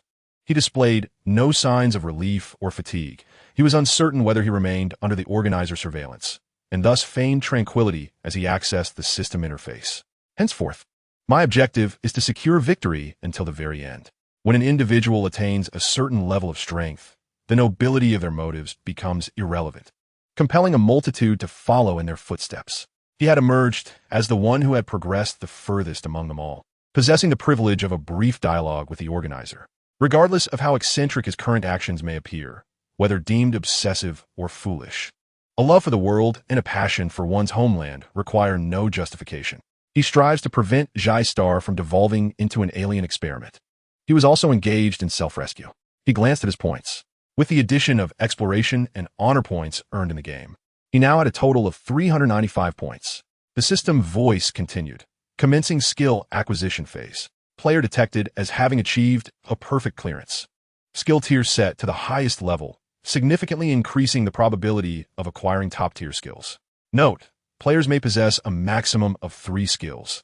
If further skill acquisition opportunities arise, existing skills must be replaced. Cost for 1 draw, 150 points. Would you like to draw? Yes. Acquired a rare, purple tier, potential skill, space, evolvable. Space 1. A highly controllable skill with immense potential, capable of expanding its utility through upgrades. Effect 1. Short-range spatial displacement. Mana cost. 120 points after 2 uses of spatial displacement. A 1-hour cooldown is required before further use. Upgrading red-tier skills and above requires defeating players who possess equivalent skill potential, limited to competitive worlds. Combat power. Personal baseline 26,050 for reference only. Remaining points. 245 points. It is advisable to retain some points. The occupational system will be unlocked before the second world commences. Due to your perfect clearance, you have received an additional item, Source of the World. Source of the World. No level, collect it with all your might. You will discover the irresistible allure of the laws that cannot be contravened. Su Ming'an gazed at the small orb of white light that had appeared in his hand, a brilliant shimmer obscuring its contents. Light. This was the very essence he pursued in every world. The Source of the World transformed into white light and penetrated the back of his hand, revealing a delicate pattern of white droplets on his skin. This symbol did not exist in the novice stage. It only manifested after completing the first world. This could imply that the novice stage does not count towards the perfect clearance progress. Su Ming'an exhaled softly, relieved that he was not entirely alone on this journey. The first world has concluded. The second world will open 3 days after the time flow in the main god space. The main god space, main god world, has been opened. Players and spectators can exit their personal spaces to engage in exchanges of points and items in the main god world plaza. Note, no gratuitous giving or large-scale trading is permitted. Maintaining the stability of point values is essential, or the system will impose severe penalties. The World Forum has been opened during the 3-day rest period. Adventurous players can log into the World Forum. The World Leaderboard has been opened. Please check the system panel for details. He stepped away from the luminous orb, and all screens dimmed. He surveyed his modestly furnished personal room, equipped with a bed and desk, devoid of windows, but illuminated by a bright light that rendered everything visible. The experiences in the apocalyptic world had left him exhausted, yet he persevered to access his panel, searching for Ye's account and sending a friend request. He needed to confirm her presence, even if she had become a spectator. The friend request remained unanswered for the moment, and fatigue overcame him as he collapsed onto the bed, closing his eyes. World Forum discussion area. Today's World Forum was abuzz with activity. Following the return of all adventurous players, the forum became even more vibrant, filled with a flurry of spectators who had long admired the adventurers. Eager for a glimpse of them, A glance at the forum revealed an array of sensational headlines. Things you must know about Lu Shu. A comprehensive live broadcast record. The complete record of Noel's power system. Bold speculations about his background. Rational analysis on how Ani can rise again in the second world. The World Forum even established dedicated sections for various esteemed figures, akin to a specialized forum for a particular individual, brimming with diverse posts about a single person. Naturally, the most popular and attention-grabbing was the section dedicated to the first player. Among the multitude, a significant portion focused on analyses of Su Ming'an's background, personality, social interactions, and abilities, with numerous self-proclaimed middle school classmates, neighbors, and friends of Ming'an emerging, alongside a wave of individuals claiming to be data analysts who had followed the live stream from beginning to end. The discussions spiraled into a cacophony, leading to debates about Ming'an's matchups with others, reminiscent of past discussions surrounding Frostmourne versus the Sword of Fire, or the strength comparison between Luffy and Zoro, or the extent of Lu Xun's famous quotes. Another wave of individuals, distinct from the analysts, have engaged in both glorification and critique of Su Ming'an's philosophy. These voices are even more fervent than the analysts, reminiscent of the various deities within the Jihu community. There is a heated discourse surrounding the drastic shift in the first player's attitude towards Su Ming'an's lighthouse theory, with some proclaiming him to be the beacon of humanity, insisting that others fail to comprehend Ming'an's suffering, exclaiming, "This is the true demeanor of the first player." Meanwhile, others contend that such ideation is a manifestation of a deviation from conventional morals. The vitriol of this verbal skirmish has spilled from trending threads to less frequented ones. The final group appears to be more indifferent to worldly conflict. They are pure enthusiasts, showcasing exceptionally high-quality visual and textual edits, filled with endless romantic expressions and poetic dreams. Thus, when Su Ming'an awoke after a long slumber and logged into the forum, he was greeted by this chaotic landscape. Dear player, Su Ming'an. Welcome to the World Forum. Followers, 0. Fans, 7. 298, 368, 21. Posts, 0. He glanced at the top of the forum, where a plethora of challenge letters awaited, pinned by various top-tier players, including a challenge from AI claiming to seek battle once more, all directed at him. Furthermore, he noted that players could not directly utilize points obtained from others in dungeons. Instead, such points are merely considered a plunder rating, redeemable for certain items. Players must enhance themselves through points awarded by the final dungeon evaluations. As he surveyed the forum, it continued to be inundated with a torrent of discussions, some speculating on the types of the second world, others summarizing the first world, and still others debating whether to become adventure players or mere spectators. There were speculations regarding humanity's future, grievances against the game organizers, and contemplations on the lighthouse theory. Su Ming'an, who had initially been in a state of bewilderment, suddenly felt invigorated and promptly clicked on a post titled, "Personal Reflections on the First Player's Lighthouse Theory." He was met with an opening that read, "I heard that if you place the term lighthouse in the title, there's a chance to catch my beloved Ming'an's attention. Even if the probability of being noticed is minuscule, I shall exert all my strength to shout, 'Ming, I declare you are my lighthouse, my hope, my entire world. I am your most devoted fan, and I shall follow you eternally." Su Ming'an immediately closed the post, vexed that he had indeed been lured in by the title. A cursory glance at other posts led him to click on another titled, "To Follow or to Abandon. Thoughts on Humanity's Lighthouse Successor." The introduction read, "This is a chronicle of my romantic journey with Brother Ming'an. Today marks the third day of our love. And even across the distance of a world, I have always cherished him. I aspire to be his lighthouse." Accompanying this was a photo, conspicuously edited, showcasing a livestream screenshot of Su Ming'an seated on a bench, though his companion, Yuro, was obscured, replaced by a two-dimensional girl gazing at him with longing. Su Ming'an swiftly bypassed this, scanning the subsequent replies. Suggestion, change to First Player's Trap. What a character, I am utterly astounded. Thought it was yet another analyst. But it turned out to be a case of false advertising. Silently, Su Ming'an shut the post, yet after some browsing, he discovered a seemingly rational one that had emerged during his slumber, a highly popular post titled, "The Hope for the Future, Humanity's Radiance, the Ever-Shining Lighthouse." The author was L. Shu, adorned with a silver honor badge indicating world ranking fourth, unmistakably distinguishing him from any named twin. Chapter 46, World Rankings.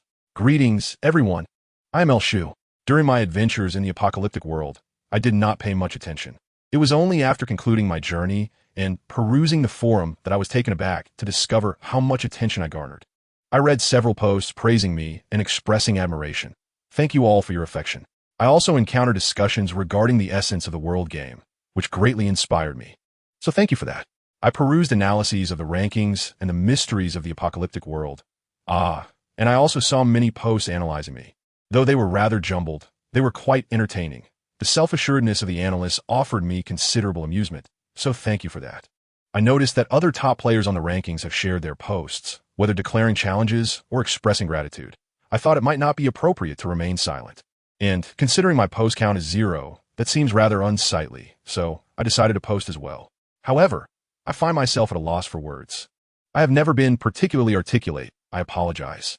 I truly do not know what to say. Wait. I recall seeing many posts about my exchanges with the first player. It seems that everyone is quite interested, so to fill the word count, I'll mention a few things. The first player, his theories. Regrettably, I did not witness them firsthand. I only learned about them through the barrage of comments. However, at the moment of understanding, I realized he is the person I have aspired to follow throughout my life. I have always admired those who carry hope, and the first player embodies that. He is resolute in his goals, immensely powerful, exceptionally wise, tenacious and unyielding, and dedicated to helping others. I hope to become like him, and even if many do not understand, I wish to emulate his spirit, never allowing loss or failure to halt my progress. At that moment, Su Ming'an beheld this self-proclaimed inarticulate individual as he eloquently penned a lengthy treatise extolling his virtues. Remarkably, this individual even utilized the phrase tenacious and unyielding twice. Just as he was about to delve into the responses below, he suddenly heard a notification chime. Ding. It appeared his friend had replied. His heart leaped. The weight he had been carrying lifted somewhat. She had responded. He quickly directed his finger to the friend notification. Opening the message. System notification. Due to player, Yu, not responding to the friend request within 24 hours, the request has failed. The sparkle in Su Ming'an's eyes gradually dimmed as he stared at the brief message, momentarily at a loss for thoughts. Where had his comrade, with whom he had shared life and death, vanished? This uncertainty gnawed at him. The sacrifices on the board could be revived. Why would she not reply? Could it be that the world game harbors identities and rules beyond mere players? After sitting in front of the luminous sphere for an extended period, he extended his hand to dismiss the notification and subsequently opened the world rankings. World ranking, comprehensive assessment 1. Su Ming'an, battle power, 310. First player, perfect completion, 1-2. Knower, battle power, 485. Perfect completion, 1-3. Mizushima Chuku, battle power, 395. Perfect completion, 1-4. Lushu, battle power, 405. Arthur, battle power, 395. 6. Adolf, battle power, 379. 7. Iris, battle power, 360. Perfect completion, 1-8. Wang Wanyu, battle power, 398. Perfect completion, 1-9. Jesse, battle power, 378. 10. Edward, battle power, 397. Perfect completion, 1. The world ranking system presented here holds far greater credibility than the Hall of Fame curated by players themselves. It is evident that the criteria extend beyond mere battle power. Otherwise, an individual with a battle power of 310, like Su Ming'an, could not possibly rank above several with 400. His actual combat prowess resides predominantly in his avatars. The leaderboard is refreshed only after the conclusion of each world instance and does not fluctuate in real time. Recalling that the main god space has now been opened, Su Ming'an approached the door in front of him and pushed it open. You are about to enter the main god plaza, server 37198. Due to the vast number of player spectators, the system has automatically divided the main god plaza into 50,000 sections, each capable of accommodating 20,000 players. Would you like to choose anonymity and conceal your appearance? Yes. This option must be selected, for otherwise, one might be immediately swarmed upon exiting. A flash of white light enveloped him. As his vision returned, the sounds of a bustling crowd filled his ears.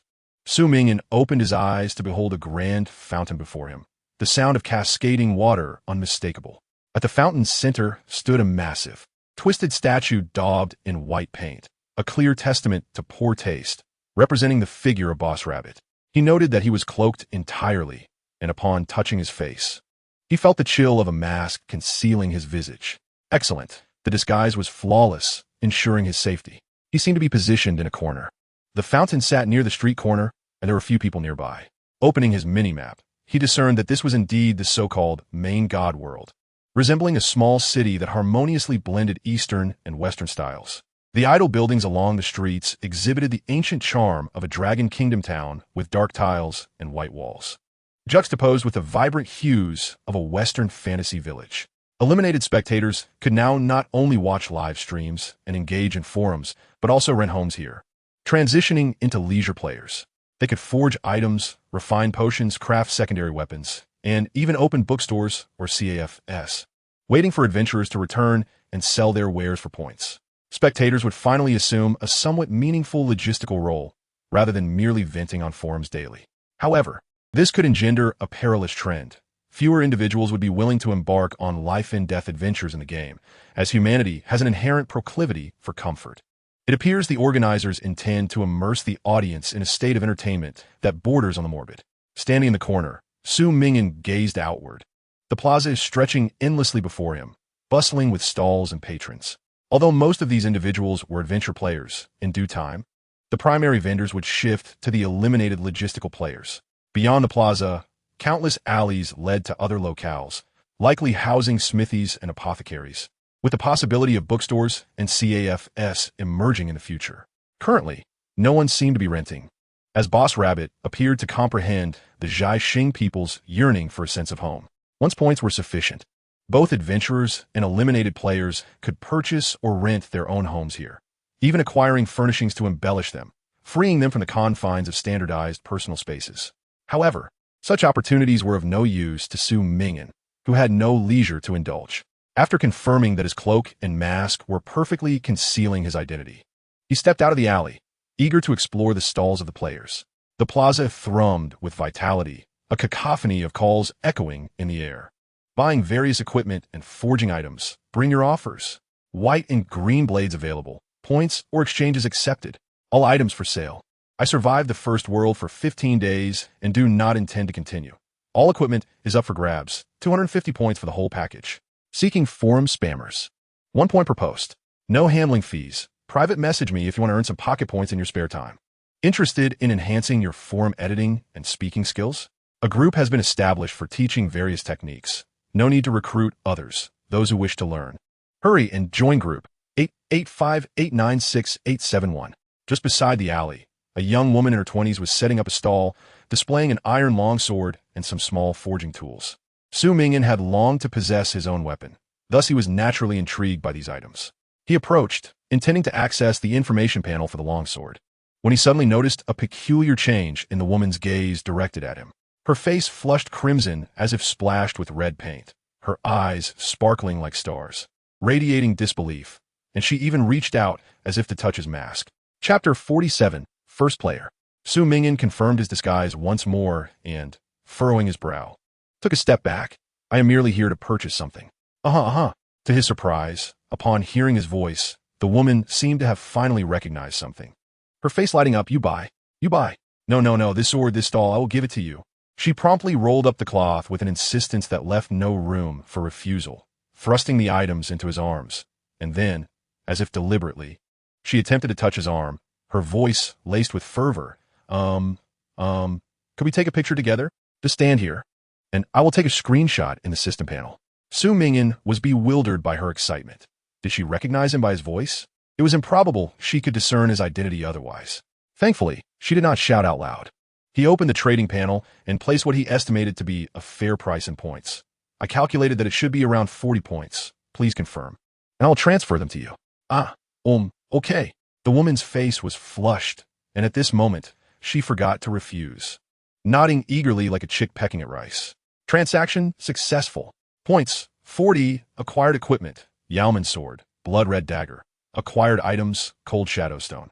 Acquired items, moonlight stone, Yaoman sword green grade, damaged, growth potential. This is his great final sword.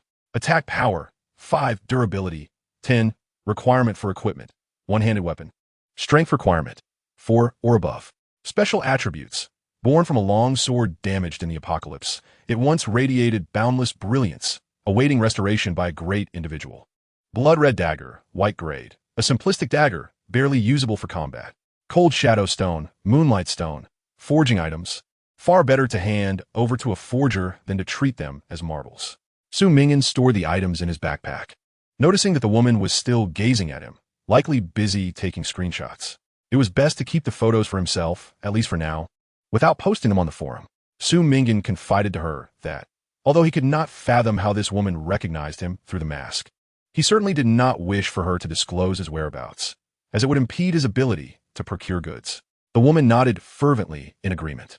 Continuing his stride towards the center, Su Ming'an remained vigilant, observing that the stalls primarily offered remnants of zombie bones and potions, which could assist in forging and concocting elixirs. Though many merchants sold weapons, the transactions were predominantly exchanges, swords for staffs, staffs for daggers, and so forth. He had yet to encounter any truly rare treasures. He pondered when the main divine space would unveil an auction house. Suddenly, as he ambled along, he sensed something amiss. With each stall he passed, the vendors would fixate their gaze upon him. Some even sprang to their feet, while others hastily opened their panels, unbeknownst to him whether they were chatting or capturing screenshots. Perplexed, Su Ming'an continued on his way, repeatedly touching his mask to ensure there had been no exposure.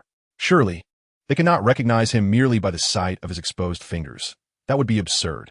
As he neared the bustling square, entering the line of sight of numerous onlookers, a myriad of eyes swept in his direction, igniting a sudden buzz in the atmosphere. Turning in confusion, he observed that those who had previously been moving or engaging in trade had simultaneously turned to stare, their gazes ablaze with palpable fervor. This was unexpected. Su Ming'an noticed that, aside from himself, many others had concealed their visages, so why were these individuals reacting so passionately? Oh my, the first player. Where is he? Oh my goodness. Where's my husband? Make way for my husband.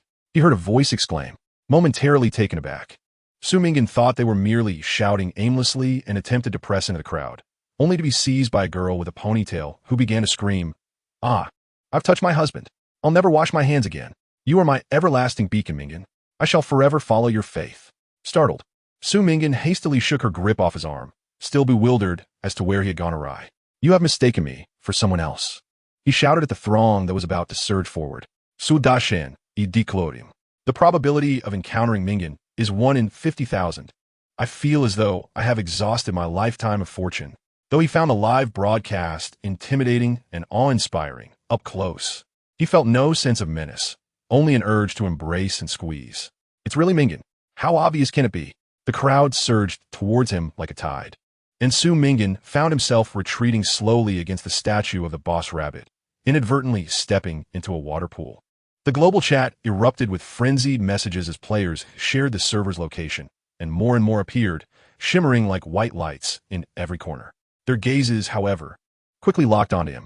Even now, Su Ming'an remained uncertain about what had been revealed about him, until, from a distance, he heard an excited voice exclaim, "Oh my, that's the first player. It's so obvious, with that huge title above his head." His expression stiffened slightly as he summoned the system mirror, raising it slowly. There, he beheld the glaring title hovering above him, reminiscent of an online game. First player, bright and resplendent, larger than his head, akin to a colossal light bulb. So this was the reason for the attention he had drawn, parading from one end of the square to the other. Retracting the system mirror, he gazed at the eager players whose hands were nearly outstretched towards him, his eyes suddenly turning cold. He extended his hand and summoned a doppelganger. "Approach any closer, and I shall slay you." He intentionally lowered his voice, infusing it with an intense aura of menace, which in a post-apocalyptic world would likely terrify numerous survivors. Yet, this crowd appeared undeterred, their expressions only growing more exhilarated. "My goodness, this doppelganger is identical. It's like a life-size version. How cool," a girl exclaimed, even attempting to reach forward to embrace it. "So adorable. Can I take this one home?" Watching from the live stream didn't reveal this lack of threat. Whoever said my Ming'an was heartless and cruel, I'm a fan now. Su Ming'an felt utterly bewildered, gazing at this enthusiastic crowd of players, failing to comprehend how they could remain so entertained amidst a life-and-death game. With Zhaixing still under the control of higher-dimensional beings, and everyone ensnared in such perilous circumstances, what were they so jubilant about? However, when he commanded his doppelganger to raise the blood-stained fire axe, the crowd finally fell silent. He instructed his doppelganger to hold the axe aloft, slowly retreating until he found himself cornered in the center of the water pool, leaning against the statue of the boss rabbit.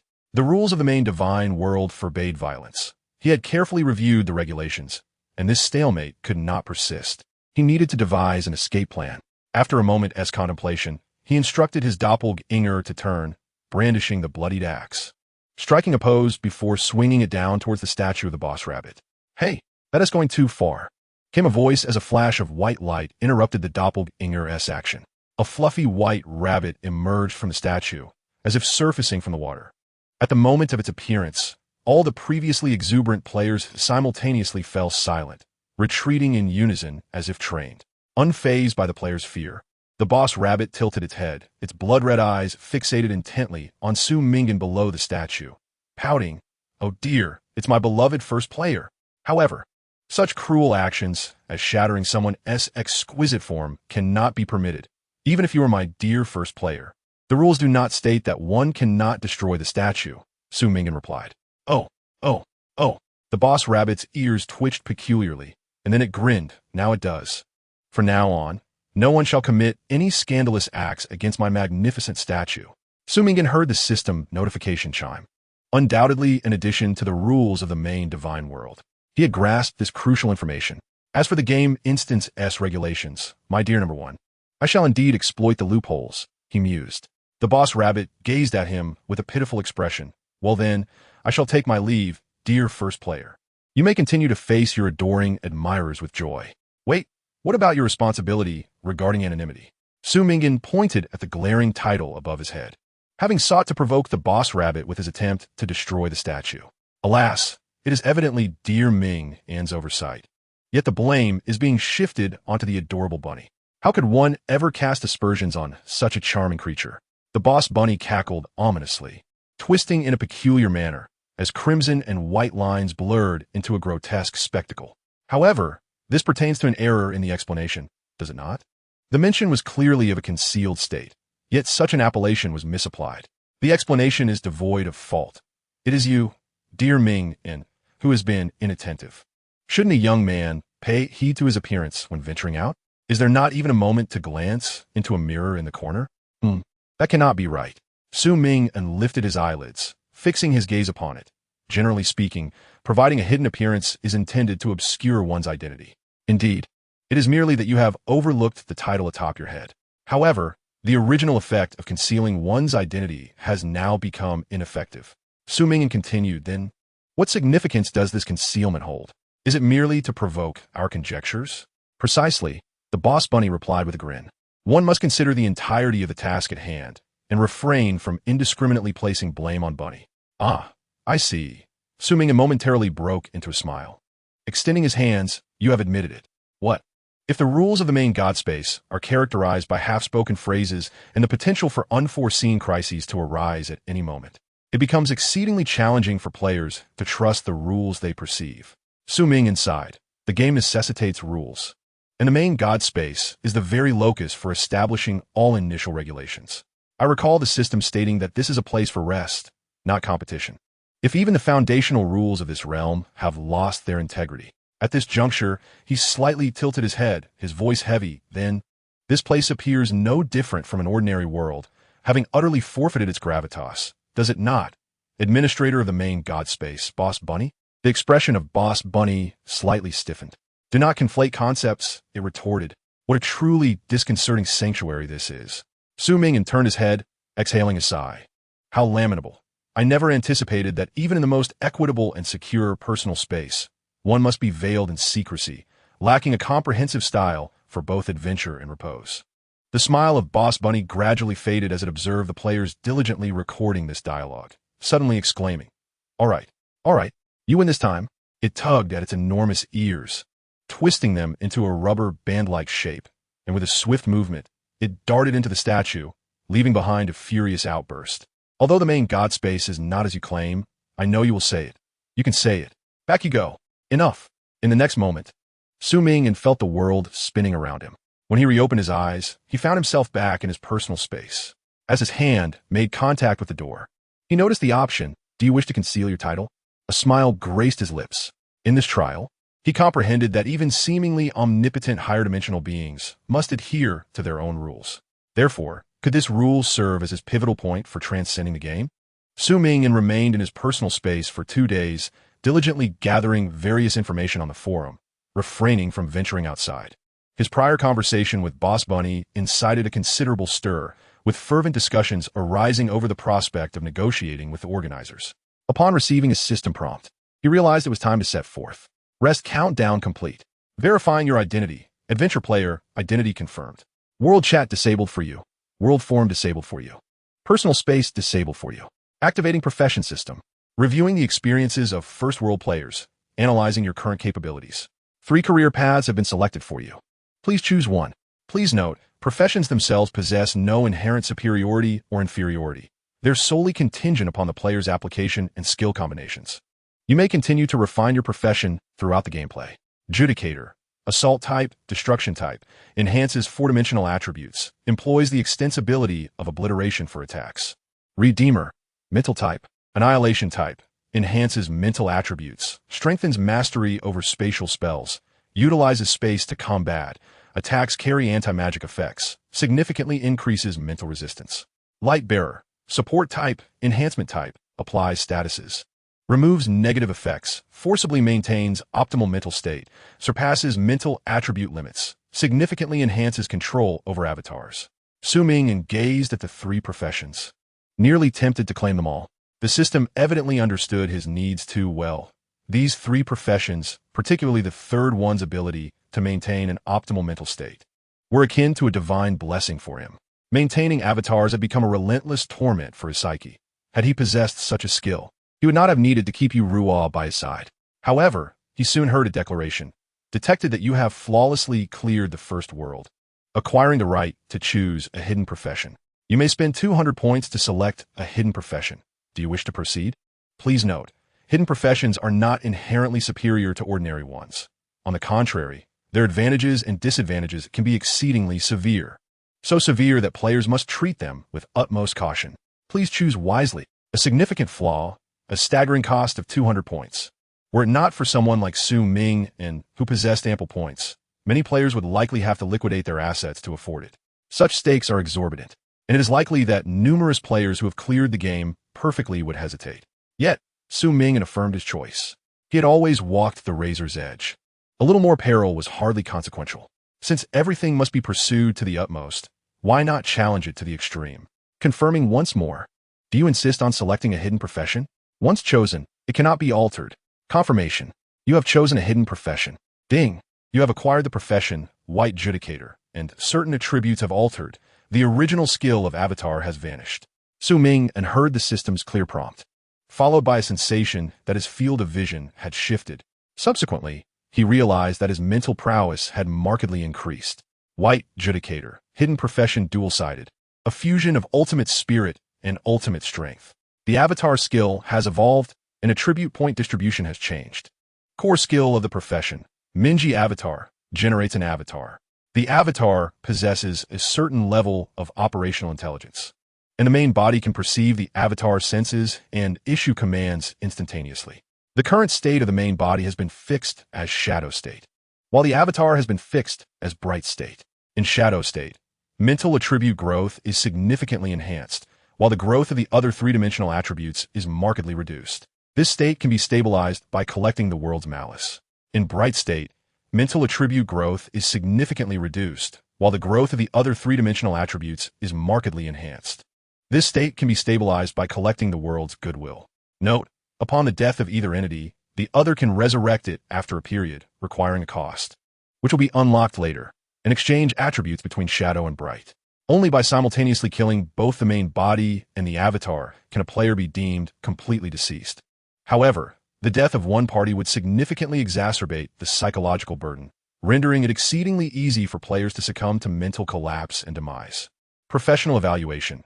You shall become the most steadfast, yet also the most wavering of seekers of light and shadow. May your faith remain unwavering as ever. Su Ming'an glanced at the skill description, which was written in a rather convoluted manner, yet he grasped the general idea. In the past, the demise of the main body meant the end of everything, compelling him to safeguard the main body while controlling the doppelganger. Now, even if the main body perishes, as long as the doppelganger exists, the main body can be resurrected, only by simultaneously slaying both himself and the doppelganger within a designated time frame, would he face complete death. This truly is a remarkable life-preserving skill. However, it also warned that death could easily lead to mental collapse. Clearly, he could no longer treat the doppelganger as a mere expendable tool to be recklessly sacrificed. Notably, the doppelganger appears to possess a degree of autonomous intelligence, rather than being a mere robotic extension of himself. Consequently, both the main body and doppelganger can act concurrently, representing a significant enhancement. He scrutinized the status panel and discovered that in the shadow state, he was indeed as fragile as parchment. Personal information, real name, Su Ming'an ID, 3030 level, First Order 7 honor, first player of the novice stage. First player, crowning moment, profession, white judge, hidden, equipment, roughly crafted protective garb, white, 4-leaf clover bracelet, green, dagger, white, aurora ring, purple, 9 green. Yalman sword, green, skills, purple level, space 1, a skill of immense potential control, which can be expanded through upgrades. Short range, spatial displacement, mana cost, 120 points. After 2 uses of spatial displacement, a 1-hour cooldown is required. Blue level, annihilation 1. Anything within your reach can be eroded by annihilative energy, with the power depending on the invested mana value. Core professional skill, Bright Knight, Doppelganger 1, generates a doppelganger. The doppelganger possesses independent cognitive abilities, yet the main body can still perceive the doppelganger as senses and issue commands instantaneously. Current status, the main body is fixed in shadow state, while the doppelganger is fixed in bright state. Caution, this skill carries a significant risk of death and collapse. Basic Gummanship 1, health points, 300 for reference only. Does not represent a fixed value. Mana, 100-2035, regeneration rate, 7 per minute, stamina, 3, shadow state, strength, 3, shadow state, agility, 3, shadow state, mentality, 40, shadow state. Greatly enhances spell-based skill potency, mental resistance, 42, charm, luck, bonus from 4-leaf clover bracelet and aurora ring, points, 5 combat power, 400, personal normal combat power, 450, doppelganger normal combat power, doppelganger, health points, 500-3015, for reference only. Does not represent a fixed value. Mana, 100 regeneration rate, 5 per minute, stamina, 15 bright state, strength, 15 bright state, agility, 15 bright state, mentality, 4 bright state, fighting specialization 1, inherent to bright state, knife specialization 1, inherent to bright state, swordsmanship specialization 1, inherent to bright state. Su Ming'an stared at his meager 300 health points, a quantity that could easily spell his demise with a mere touch. While this profession is indeed powerful, its glaring flaws are unmistakable. Both aspects are too extreme, and the mental state becomes perilously unstable. At this moment, the system continued to deliver notifications. Rest period has concluded. Dear players, welcome back to the World Game. Update announcement. Following the conclusion of the White Day Floating City instance in the Second World, the main god space will fully open. Casual players may choose to become blacksmiths, alchemists, rune masters, or engravers, and may establish their own shops in the plaza. Different servers' main god plaza can be divided by nationality, while the front rows of the main god plaza can be categorized into military political zones or private areas. The guild system and team formation system are about to be unveiled. Guild residences will soon be accessible. Stay tuned. White light surged around Su Ming'an as he conducted a final check on his attributes before closing his eyes. Second World, Sci-Fi World, White Day Floating City. Global Instance Competition Game. Participating players, 256, 730, 853. The sci-fi world will be replicated into 25, 673, 085 identical instances, with 8 to 12 players participating in each instance. As this is the player's second entry into the game, they will automatically learn the universal language for communication. This skill will disappear once the world concludes. The world begins. Before Su Ming'an could open his eyes, he perceived the familiar barrage of comments begin to scroll before him, with the excitement surging instantaneously from 0 to a staggering billion, the audience surpassing previous numbers. First, Sci-Fi World Cyberpunk Tournament. Indeed, the perspective of the first player is far more comfortable. It is far more enjoyable than the grueling endeavors of a player. I no longer wish to venture into the game for perilous adventures. Daily Inquiry. When will Yaya return? Has she become an audience member? Dear streamer, I apologize for criticizing you previously. I truly had no idea you were the first player. From the perspective of adventurous players, it appears many who survived until the end in the apocalyptic world have chosen to abandon the game. This is an elimination system. The number of those willing to participate in such a brutal game will only dwindle. Su Ming'an opened his eyes to behold a secluded mechanical floating city. Its architecture composed of countless interlocking parts, the pure white components exposing the structure to the sun, shimmering with an intensely blinding light akin to a celestial city. Surrounding him, tall fences enclosed the area, revealing that he was in a hospital. He discovered himself clad in a hospital gown, alongside 9 other players standing in the hospital's landscaped area, surrounded by ambulances and fire hydrants. Upon meeting the gaze of others, he noted the evident emotional fluctuations in their eyes, shock and disbelief, joy and excitement, alongside provocations tinged with malice. Ding dong. Players, the current status is waiting time. Players will appear in their original forms for brief interactions. In 10 minutes, you will be assigned different identities and appearances, and the instance will officially commence. The first player, a youth in a baseball cap, couldn't help but exclaim, "Will mechanical beings in the second world become beautiful brides?" Chapter 49, He and the Savior. It seems to be true. The screenshots flooding the forum are undeniable. Even with my eyes shut, I can recognize it. A few players gathered, whispering among themselves. Does that mean there are billions watching us? My goodness, he truly appears quite young. Reportedly, he is only 18 years old. I thought the live stream had applied filters. Should we try to leverage this connection? Have you seen the live stream clips people made about him on the forums? They've gone viral. I'm genuinely afraid of being stabbed by a dagger. But that situation seems rather extreme. After all, the antidote cannot be evenly distributed. I think he's quite all right. Others began to form groups, engaging in hushed conversations. Gordon is an unremarkable player who, through sheer luck, has managed to survive in a world overrun by zombies. He has chosen to embark on an adventure in the second world. Upon catching sight of Su Ming'an, he seizes the opportunity to approach him. "Ah, the first player, greetings. I have always admired your bravery. They say your success is merely due to luck, but I believe your defeat of Amy was utterly magnificent." Gordon receives a fleeting glance from Su Ming'an, who nods in acknowledgement. Scratching his head, Gordon smiles bashfully, feeling content with the response, believing that the other's demeanor is simply aloof. Suddenly, Gordon notices the barrage of comments in his live, streaming chat erupting with excitement. "Oh my goodness, it's him. God, it's Noel. What a serendipitous encounter at such low odds. This is nothing short of a historic meeting." Silently taking screenshots, this confrontation is bound to be spectacular. Turning his head, Gordon realizes that among their group, there is indeed a prominent figure. The individual is adorned in aristocratic Western attire, a dark red coat draped over a pristine white shirt, with a striking ruby bow tie gleaming at his chest. He possesses beautiful, shoulder-length golden hair, and his deep-set eyes glisten with a residual light beneath a cascade of vibrant shadows. Resembling a refined nobleman from the Middle Ages, if one were to overlook his relatively short stature of around 5 feet. Gordon instantly recognizes him as Noel, the second-ranked player in the world. The forums have long debated the superiority of Noel versus Su Ming'an, even conducting a large-scale poll, which ultimately revealed a narrow victory for Noel. After all, in terms of direct combat prowess, Su Ming'an's true form is perceived as too fragile, leading many to believe that defeating him, provided his doppelganger is disregarded, would be relatively straightforward.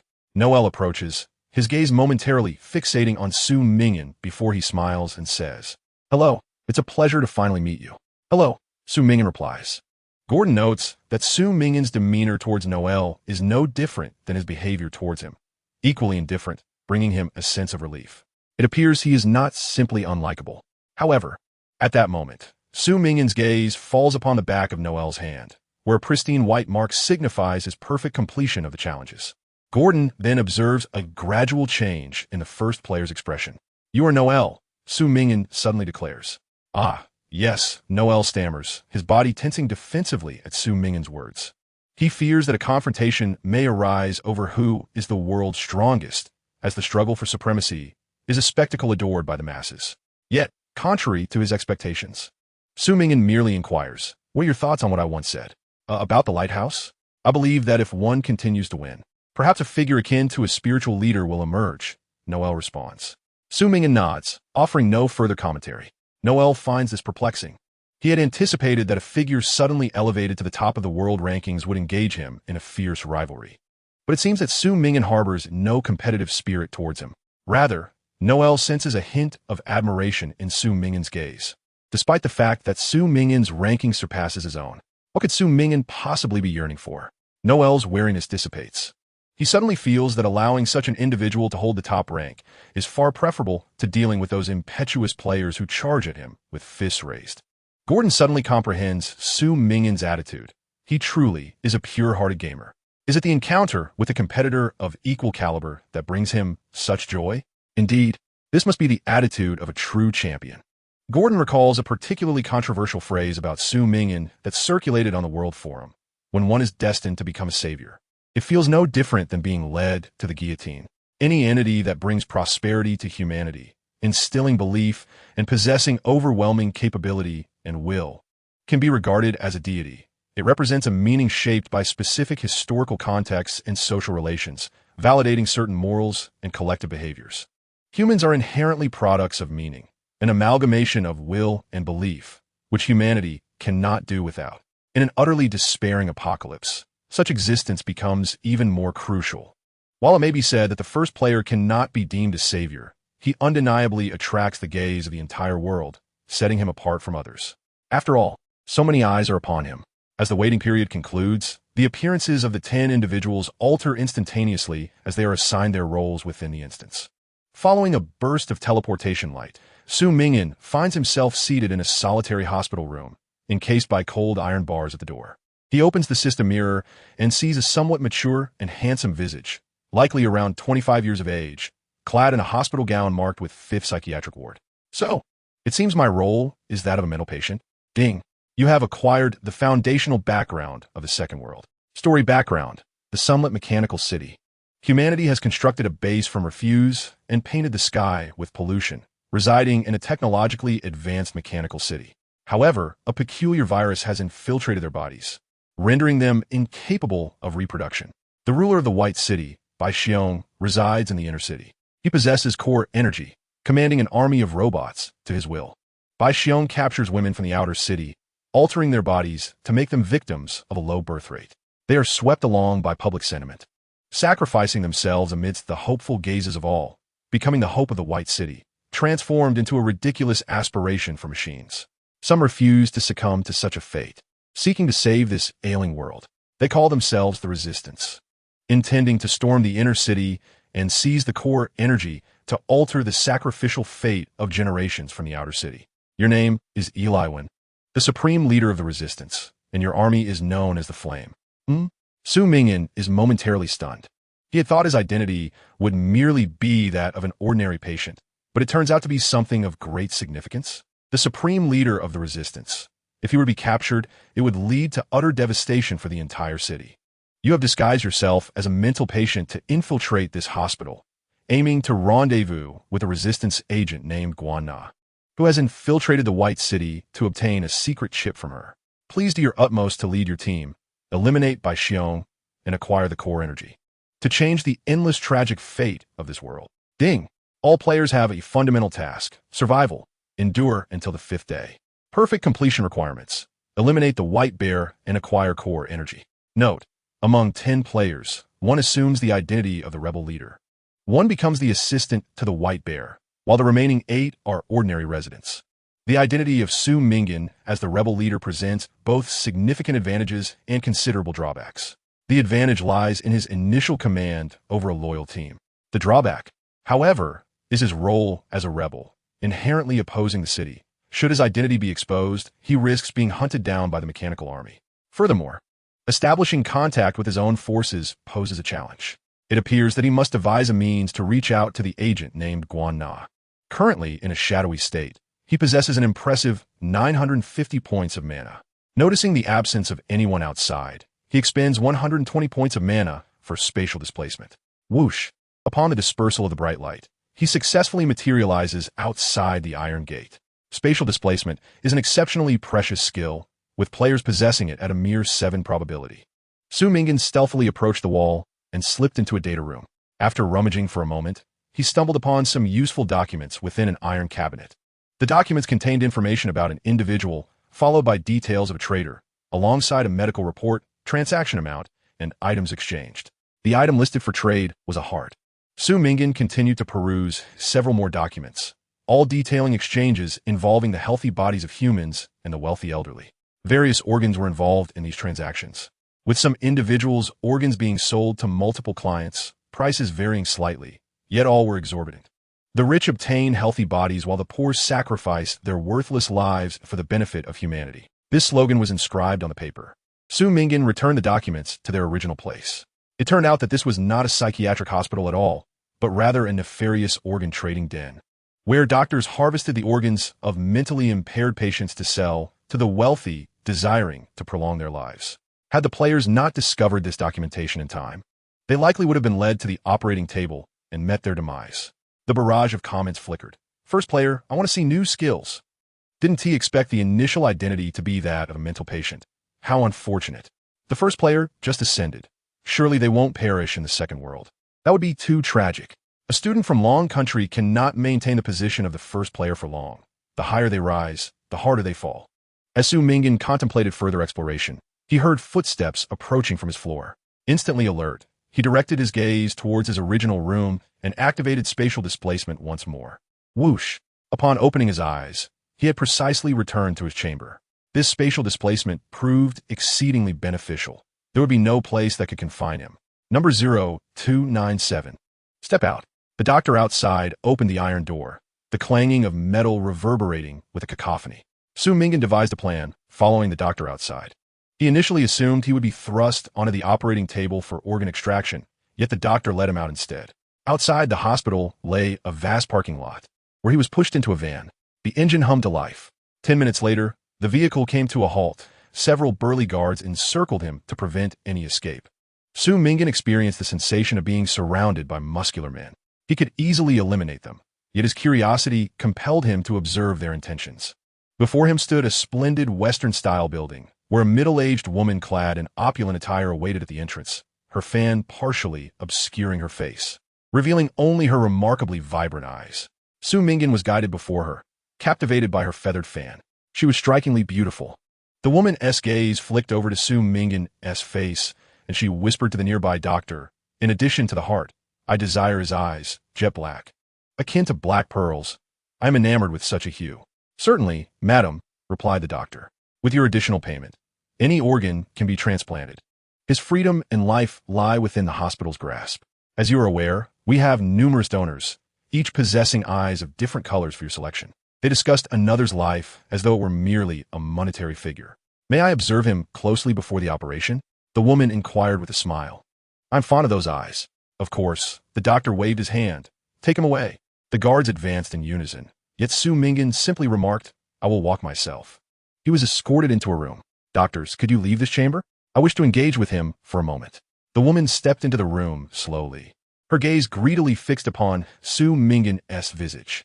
The doctor displayed an ambiguous smile. Certainly, madam, but to prevent the patient from becoming violent and harming you, we must administer an anesthetic. A syringe pierced Su Ming'an's arm. He offered no resistance, faintly realizing that the woman was intentionally dismissing others. Once the guards and doctors exited, the woman's demeanor shifted, and she leaned slightly towards him.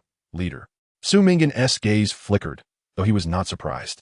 The woman lowered her head, her golden hair adorned with jewels glimmering under the light. She drew forth a knife from her waist, swiftly slicing a piece of flesh from her arm. Crimson blood seeped forth as she gritted her teeth, extracting a chip from her arm.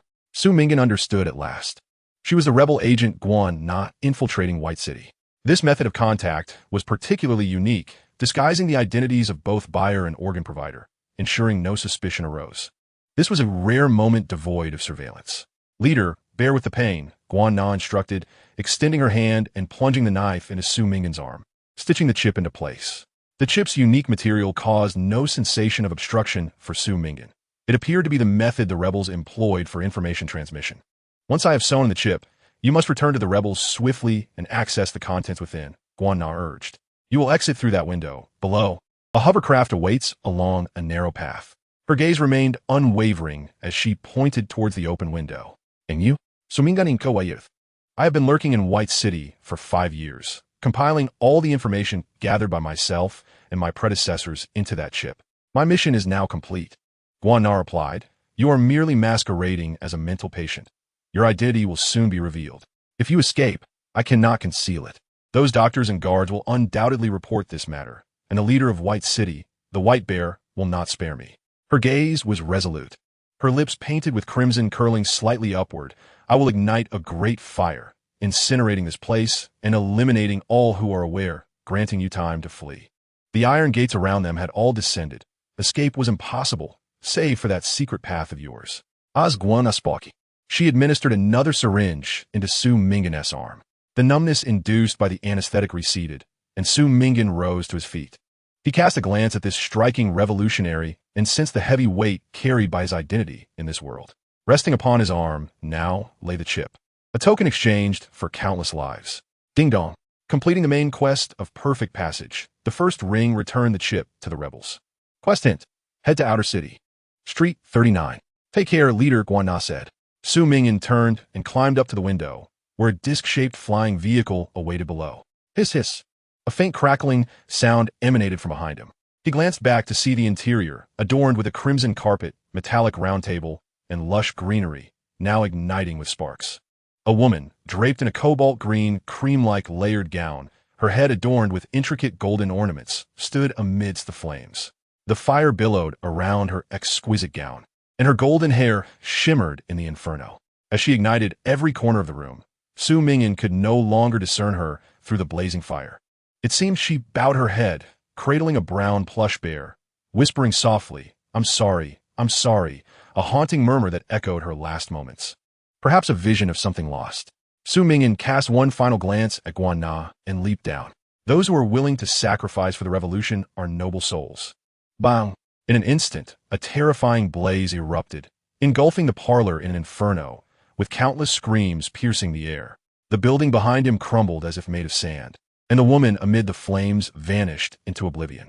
Su Ming'an tumbled onto the hay, grasping the nearby disc vehicle, which propelled him forward like a lifeless kite, swiftly distancing him from the fire. Boom, boom, boom. He turned back to witness the flames roaring, consuming the opulent structure and merging the entire villa into an explosive conflagration. A brilliant, soaring scarlet flame. In an instant, the vibrant hue saturated the snow-dusted sky. It roared and surged, the air scorching to the point of distortion, the heavens glowing with brilliant yellow and gold red, as if bathing the entire city in resplendent twilight.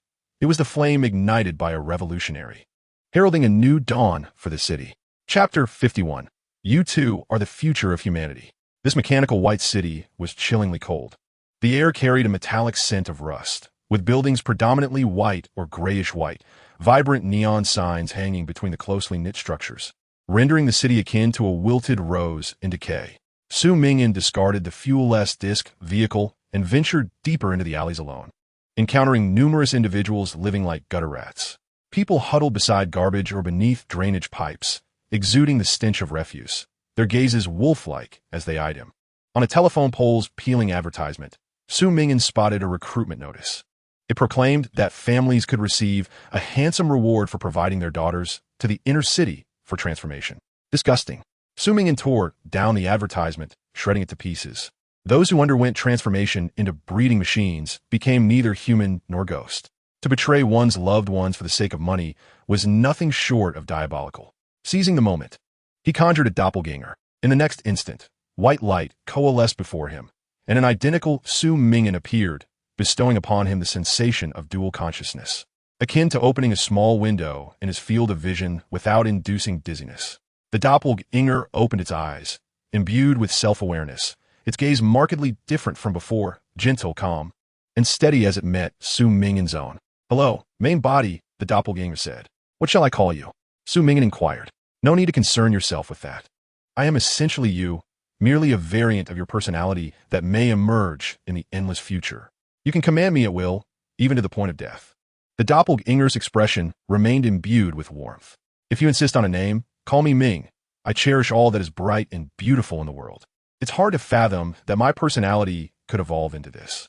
Su Ming'an gazed at the doppelganger, identical to himself, yet exuding the demeanor of a gallant knight. Perhaps this was the softer side of himself, Find Noah and track his movements, Su Ming'an instructed, handing the doppelganger an unblemished iron rod, white grade, as a weapon. Understood.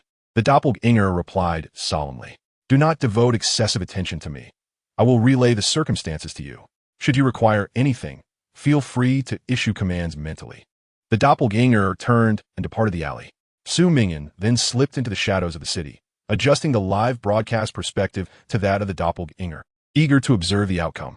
He could still see the barrage of comments, yet they were now directed at the doppelganger, unaware of his presence. Huh? Is that the doppelganger? A comment queried. Alas, as viewers, we can only watch Su Ming'an from afar. We are but a pack of useless souls. Not useless, the doppelganger replied with a smile. Though I cannot be a beacon, I possess my own light. In my eyes, you all remain as radiant as stars. Never forsake your future. After all, the victory of the Jai Star ultimately belongs to each of you. The comments fell silent for a moment, only to erupt like a torrent, filled with tears of joy, ecstatic shouts, and even a flurry of garbled excitement. The doppelganger conversed with the comments, his tone exceptionally gentle. Do not underestimate yourselves. You too are the future of humanity. Believe in your potential. No one is born the strongest. There is still time. You possess the right to continue striving. I appreciate this version of myself, he said. However, I believe that to love someone is to embrace all of them. The comments erupted into a chorus of tears, their fervor unprecedented. Old Yasa, it's over. I've succumbed. He smiles at us. He truly is a beacon. Is it bad that the first player has become a doppelganger? He used to be so arrogant. Thinking he was the best, it was quite off-putting. I hereby declare my formal allegiance to the beacon faction. In my next life, I shall become an adventurer and follow in Su Ming'an's footsteps, eternally pursuing my shining moon. Small though I may be, I shall also radiate my light. Su Ming'an? A voice called out, belonging to the world's second-ranked Noah. Noah had just escaped from the hospital and found the wandering doppelganger. The doppelganger looked up and said, Hello, shall we collaborate? Of course. You are Su Ming'an's doppelganger? Noah quickly comprehended. Collaboration between rank 1 and rank 2 is a splendid choice. Despite appearing youthful, Noah was actually 25. A consequence of a surgical experiment that preserved his youthful visage. As the second-ranked individual in the world, Noah possessed an intellect that was undoubtedly sharp, with an uncanny sensitivity to clues. Let us proceed, Noah. The doppelganger smiled. Though this world is repugnant, it is still worth saving. We shall uncover the secrets that have led to its decay, heal it, and redeem it. I believe it can transform into a form we cherish. His warm words radiated a persuasive firmness, and his gaze was filled with an invigorating, boundless hope. All right, let us go. Noah, momentarily taken aback by the doppelganger's smile, hesitated before following suit. The barrage of comments in the live stream was exhilarating, yet Noel remained acutely attuned to the fluctuations of human emotions. The avatar before him appeared more approachable than the previous first player, yet an undercurrent of danger permeated its words. The avatar spoke of an ideal we cherish, rather than the reality the city ought to embody. The seemingly fearless knight of light, if only imbued with unwavering brilliance in his heart, would regard all matters residing in the gray as inferior, necessitating eradication. How terrifying, Noel pondered as he followed suit. Su Ming'an continued his exploration through the alley, liberated from the cacophony of spectators. He stretched out his hand to shield himself from the snow cascading upon him when, suddenly, he heard a flurry of hurried footsteps. In an instant, a gray figure dashed toward him. Stop her. Don't let her escape. Hand her over and earn 50,000. Don't let her be snatched away by some other scoundrel. A coarse male voice echoed from behind, pursuing a blonde-haired, blue-eyed girl. Snow blanketed her head, her body trembling from the cold. Upon catching sight of Su Ming'an, her eyes sparkled with hope as her dirty hands grasped the hem of his garment. Please, save me. I don't want to be taken for reconditioning. I'm not a resource. Chapter 52. This city is ailing. Su Ming'an hesitated for a moment as he noticed several men approaching from the alley's entrance, their faces menacing and their builds imposing. The leader, a burly man, furrowed his brow and stepped forward, intent on seizing the girl. Don't come any closer, Su Ming'an warned. Mind your own business. I'm her father, and I'll decide where she goes. The man glared at him fiercely. She is your daughter, yet she is also an individual. She is not a resource. She doesn't want to undergo reconditioning. Did you not hear? Su Ming'an retorted. Bah, what do you know, you little brat? The man sneered, rolling up his sleeves. I've raised her for years just to hand her over. What use is a worthless burden? This is my family's affair. Stay out of it. He reached out with a large hand to drag the girl away.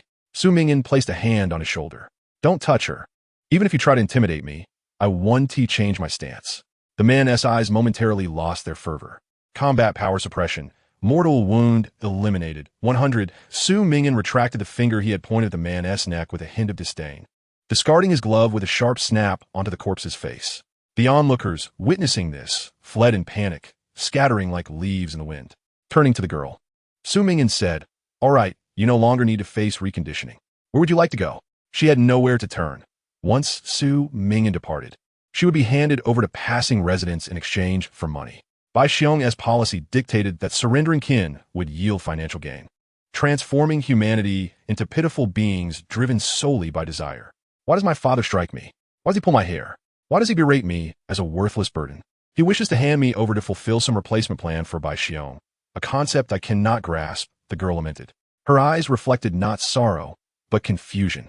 I tried so hard to please him, washing his feet and massaging his back, yet he only forces me to labor daily, exchanging me for money. Am I not his child? Why does everyone view me through the lens of a resource?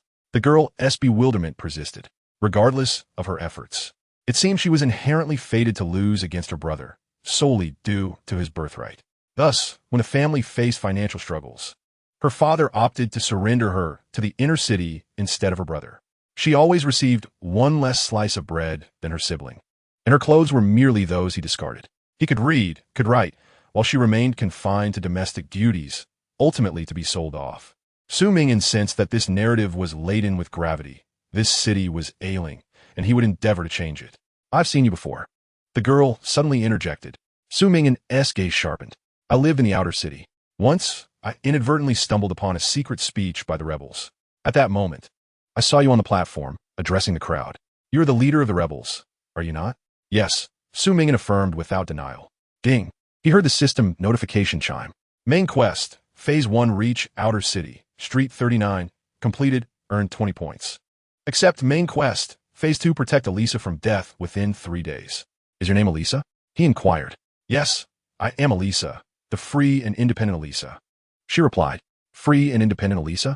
Her unique manner of self-introduction intrigued him. Big brother, you feel so familiar to me. Have we met before, in a way that feels intimately familiar? She queried again. Su Ming'an shook his head. This is the first time I've seen you. Elisa gazed at him, her head tilted in wonder, her reflection shimmering in the neon-lit puddles, veiled with a crystalline mist. In her eyes, the silhouette of the young man before her glimmered with light, the soft illumination softening his cold features, even the tips of his hair adorned with a luminous hue. He seemed to embody a beam of light. Would you like to walk with me? She heard Su Ming'an inquire, as she opened her mouth, hesitating to speak. Her entire self-image had been that of a burden. He was the leader of the revolution. How could she disturb him? Yet he extended his hand toward her, gently and tenderly, caressing her straw-like disheveled hair, his palm warm as if the sun were drawing near. No one had ever treated her with such gentleness, as though sunlight descended from the heavens. I can, she choked out. Can I truly accompany you? Having read in a storybook that if one felt warmth in both body and spirit upon contact with another, that was love, she pondered if this touch could indeed signify such a feeling. Come with me, Su Ming'an urged. Lead me to the camp where that speech took place. Elisa nodded earnestly. As they walked, she suddenly spoke up. I'm sorry. Su Ming'an looked puzzled. Why do you say that? I will be a burden to you, she replied. Why would you think that? I'm too selfish. Knowing I'm a burden, I still wish to accompany you. Everyone says my only value lies in being exchanged for money. If I were to harbor any other dreams, like pursuing love, it would be mere folly. They're the ones who are unwell. Thank you, truly, thank you. The sky began to rain heavily. The torrential downpour felt particularly ominous, lightning cleaving the air in two, and the girl's shadow reflected in the puddles, fragile and diminutive. Her clear voice pierced through the deluge, filled with apologies. A child deprived of love easily gets hurt, even by the softest touch. As the rain intensified, noticing Su Ming'an's thin, tattered clothing, Elisa suddenly sprinted a few steps into an alley. Before Su Ming'an could catch up, she returned, offering him a set of old clothes and a hat. Please don this attire. Do not catch a chill. It was a gift from a former brother of the resistance, Eliza remarked. Acquired item, resistance hat, and cloak. This is a garment imbued with hope. Once donned, you shall no longer be as conspicuous. Su Ming'an changed into the ensemble, which consisted of a white shirt, a small vest, and a black cloak. The cloak, open at the chest and reaching mid-thigh, was adorned with brown-black clasps on either side. The hat possessed a texture akin to silk, possibly crafted from some advanced synthetic fiber. He lowered the brim of his hat, feeling a slight weight on his shoulders, a consequence of the cloak's heft, which was beneficial for warmth and wind resistance. The fit was impeccable, the sleeves just the right length. Suddenly, Su Ming'an heard voices nearby, those of 4 men. He immediately gestured for Eliza to halt, and she obediently fell silent. Are you truly intent on confronting the formidable Su Ming'an and Noel? They are likely leaders of the resistance and would not spare us. One voice concerned. Indeed, it would be wiser to strike first, another suggested. Su Ming'an stepped forward, producing a sound with his footsteps. Who goes there?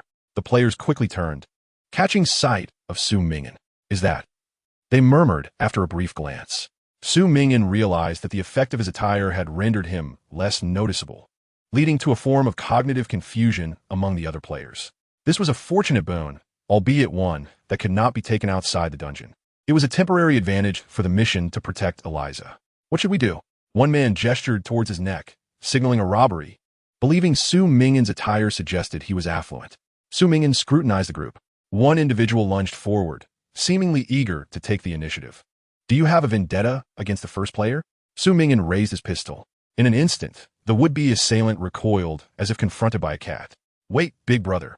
I see your insignia. You are one of the resistance? A scruffy man stammered. I haven't inquired about your business yet, Su Ming'an retorted. What are you miscreants doing here? Lurking in the shadows? We seek the resistance. A buzzcut man scratched his head and replied. Big brother, do you know the way? What is your purpose? We wish to join the resistance. Several players chimed in unison. The task of achieving a flawless victory involved infiltrating the inner city, making the resistance the player's prime choice. After escaping the hospital, these players had learned that many sought to join the resistance, hence their inquiry about directions. Upon hearing this, Su Ming'an acquiesced to their request, realizing that leading them to the camp would allow for an efficient capture.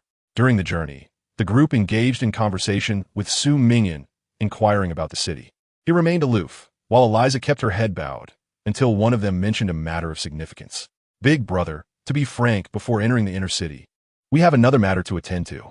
One of our number, Park Min-ho, is a trainee from the country, quite the smooth talker, and has been following closely. Flattering Su Ming'an, we have a bit of a grudge against 2 others, one named Su Ming'an and the other Noel. If we encounter them, we wish to settle things, and it will not take up too much of your time. Oh, a grudge, is it? Su Ming'an's gaze flickered. Those 2 are extraordinarily formidable. We stand no chance in a direct confrontation or ambush. We must lay traps in advance, Park Min-ho analyzed. I have prior military experience and know how to proceed. A scarred man stroked his chin, adding, if you could provide me with some points, I can create simple incendiary devices. If we eliminate the first player before he summons his clone, he is truly weak without it. As for Noel, he seems to be a melee fighter. We must ensure he does not reach us. We have incendiary devices. Su Ming'an listened impassively to their elaborate plans, bemused by their thought processes. Anyone who had thoroughly analyzed their combat footage would not underestimate the effectiveness of mere flames as a deterrent. Even Annie had broken through fire. The thought of their scheme ignited a fervor within him, as the flamboyant man, Kai, appeared exhilarated. If we truly eliminate that first player, we shall become the center of the world. His streaming audience counts in the millions. It was unfathomable that he would partake in such a reckless endeavor, especially since Annie had previously failed. Su Ming'an wiped down his pistol, slightly lifting his gaze. What grievance drives you to risk your lives to eliminate Su Ming'an? He inquired. It is merely a matter of competition, Park Min-ho elucidated. Big brother, you understand, do you not? By eliminating the strongest figure in everyone's eyes, one ascends to that position oneself. We are simply in this predicament. Su Ming'an remained silent. The men, illuminated by the city's light, waved their fists in unbridled excitement. Shadows danced behind them, elongated and somber, resembling the specters of demons. There exists a jest within the animal kingdom, applicable to humanity, before a tiger asserts its dominance. Monkeys naively believe they can become the rulers of the mountains. Unless the tiger delivers a lethal blow, they remain blissfully ignorant of fear. Chapter 54, Protect the Leader. In the underground encampment, the low structures resembled somber gravestones, factory wastewater trickling across the ground amidst exposed wires and crumbled bricks. This subterranean locale was rife with the debris and dust of construction. Eliza guided Su Ming'an and the 4 players down a staircase. The sound of bubbling water emanated from a clay pot, with sweet potatoes and potato chunks floating within.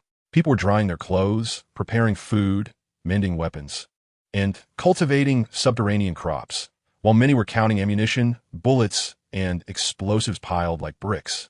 Upon noticing Su Ming'an, weary faces brightened with smiles. The leader has returned. Splendid. I have prepared a pot of potato soup, just in time for the leader. Su Ming'an's dark eyes surveyed the crowd, his smile radiating warmth and approachability. His charisma flourished in such a large gathering. Hearing everyone refer to him as the leader, the players began to sense something amiss. They recalled that one player had acquired the title of resistance leader. Thus, who exactly was the person they had been following? Park Min-ho's expression faltered, and in the next moment, he felt something press against the nape of his neck, an almost delicate touch akin to a caress. 1,387. Combat suppression. Annihilation. Critical hit. In the next instant, his health bar plummeted to 0, as if it had vanished into thin air. Confusion flickered in Park Min-ho's eyes. He could not even comprehend how he had met his demise. Su Ming'an withdrew his hand from Park Min-ho's neck. At last, he had led this group back to the resistance camp, ready for a comprehensive capture. Acquisition of equipment, leather boots, green-grade, reasonable defensive capability, albeit rather unappealing in appearance. After all, they don't need to be worn in reality. Defense 5, durability 9, 10. Equipment requirement, none. Special attributes, none. Eliminate players in the competitive realm, earning 500. In a state of shadowed malevolence. Gain 1 profession point. Profession points can be used to resurrect either the main body or a clone. Each resurrection requires 5 points, and should the points be insufficient, death is immediate. Several players' expressions shifted dramatically. They could hardly fathom that this was Su Ming'an, engaging in close combat with Su Ming'an. His main body is notably weak in melee. Kate immediately shouted. However, the camp's inhabitants would never allow these individuals to assault their leader. A black-haired woman decisively fired her weapon, and 3 fell lifelessly to the ground. Protect the leader. The crowd clamored, rushing forward, surrounding the remaining scarred man. A wave-like shield materialized. He was a water mage, his shield capable of deflecting bullets. Yet, Su Ming'an extended his hand, touching the scarred man's watery barrier. His fingers effortlessly penetrating the flow that could not be pierced even by bullets, as though slicing through tofu. "Do not come any closer," the scarred man exclaimed, his visage filled with despair. His professional skill, the water shield, could create a barrier based on the water he had stored, sufficient to withstand the majority of damage. However, under the corrosive properties of annihilation, his water shield was utterly countered, proving ineffective. The scarred man understood that the folly of his group was being laid bare before the entire world. The foremost player was far from weak, and had deliberately lured them here to capture them all. The World Forum would undoubtedly be flooded with screenshots of their arrogant self-satisfaction, transformed into various memes and anecdotes, ignominiously tarnishing their reputation across the forum. "I beg you, please spare me. You are the foremost player. Surely you can exhibit mercy? Have compassion for us mere players. Our survival is not easy. We are all human. Why must we make things difficult for one another?" The scarred man pleaded fervently. Su Ming'an replied coolly, "But just moments ago, you were preparing to ambush the foremost player with a different demeanor." The scarred man's complexion paled, realizing that there was no path to redemption. His expression contorted as he began to hurl insults. "What kind of foremost player are you? Lacking any sense of mercy, you still seek to slay players. Selfish. A person of such stature should not stoop to quibbling with ordinary players. You are unworthy." Su Ming'an unleashed annihilation, and the scarred man collapsed, his face ashen, crimson blood oozing from his temple. Su Ming'an delivered a finishing blow, executing the few remaining wounded players on the ground. "You cannot kill us. We are all players. Foremost player, you lack compassion," they exclaimed with their dying breaths, as if it were an egregious offense for Su Ming'an to take their lives. A complete collapse of the image of the foremost player. 500, 500, 500, in a state of shadowed malevolence. Gain 3 profession points. Acquisition of equipment, bone tooth necklace. Bone tooth necklace, blue-grade, a necklace made of bone, stark white in color, worn by the most ruthless of leaders. Agility 3. Spirit 2, durability, 5. Equipment requirement. None. Special attributes. None. Combat power 40030. Su Ming'an gazed coldly at the four corpses before him. Their faces were contorted, still cursing him in their final moments, accusing him of lacking compassion. Killing the foremost player does not guarantee you won the position. Such a notion is far too naive. These were not the first provocateurs, nor would they be the last. The gaze of an entire billion humans was fixed upon him, as myriad grotesqueries emerged. Navigating these encounters, armed only with his exceedingly limited social experience, was an inevitable path for him. This group was foolish, yet such fools are not rare. Humanity is eternally vibrant and diverse, with the depths of their ignorance unfathomable. Since acquiring the ability to revert to a state prior to death, he was destined to never return to his previously tranquil student life. Remaining players in the world game: 224-381-876. Chapter 55, We Are Fire. Su Ming'an entrusted a chip to the camp's prodigious hacker, a youth named Cookie. Decoding the chip would take at least a day or two. In the meantime, Su Ming'an planned to hunt mechanical foes to gain experience, anticipating new skills upon reaching the second tier. The air was permeated with the aroma of sweet potato and potato soup as people busied themselves cooking porridge. Su Ming'an had shifted the live-streaming perspective, and the audience reacted vehemently to the recent actions of the 5 players. The moral coercion displayed by those 5 players was utterly repugnant. Thankfully, everyone holds a righteous perspective and did not plead for the wicked. I believe that the foremost player should indeed exhibit mercy. Life is challenging for everyone. Why not spare them? See, what did I say? Just as I noted that everyone has a proper perspective, some self-righteous individuals jump in. I genuinely hope to encounter the foremost player. How could these dimwits even consider attacking him? They must have overestimated themselves, thinking that numbers could secure victory. Suddenly, a cacophony of footsteps echoed through the air. A group of battle-scarred rebels descended the stairwell, accompanied by 2 young girls. They were the rebels who had recently undertaken a mission, rescuing the 2 girls on the brink of being transformed. Tragically, they had also permanently lost 4 comrades. The leader, a robust man named Vincent, served as the vice captain of the rebels. Loka, Mariji, Raya, Hodbu, all perished, Vincent announced solemnly to the silent assembly. Each time a comrade fell, he would declare their names, ensuring that the departed were remembered as the living continued to face the new reality. The previously sharp-shooting black-haired woman, known as Dingyue, silently nodded, recording these names on the death list. However, a young man with striking blonde hair stood in stunned silence. Loka, my brother Loka, is dead?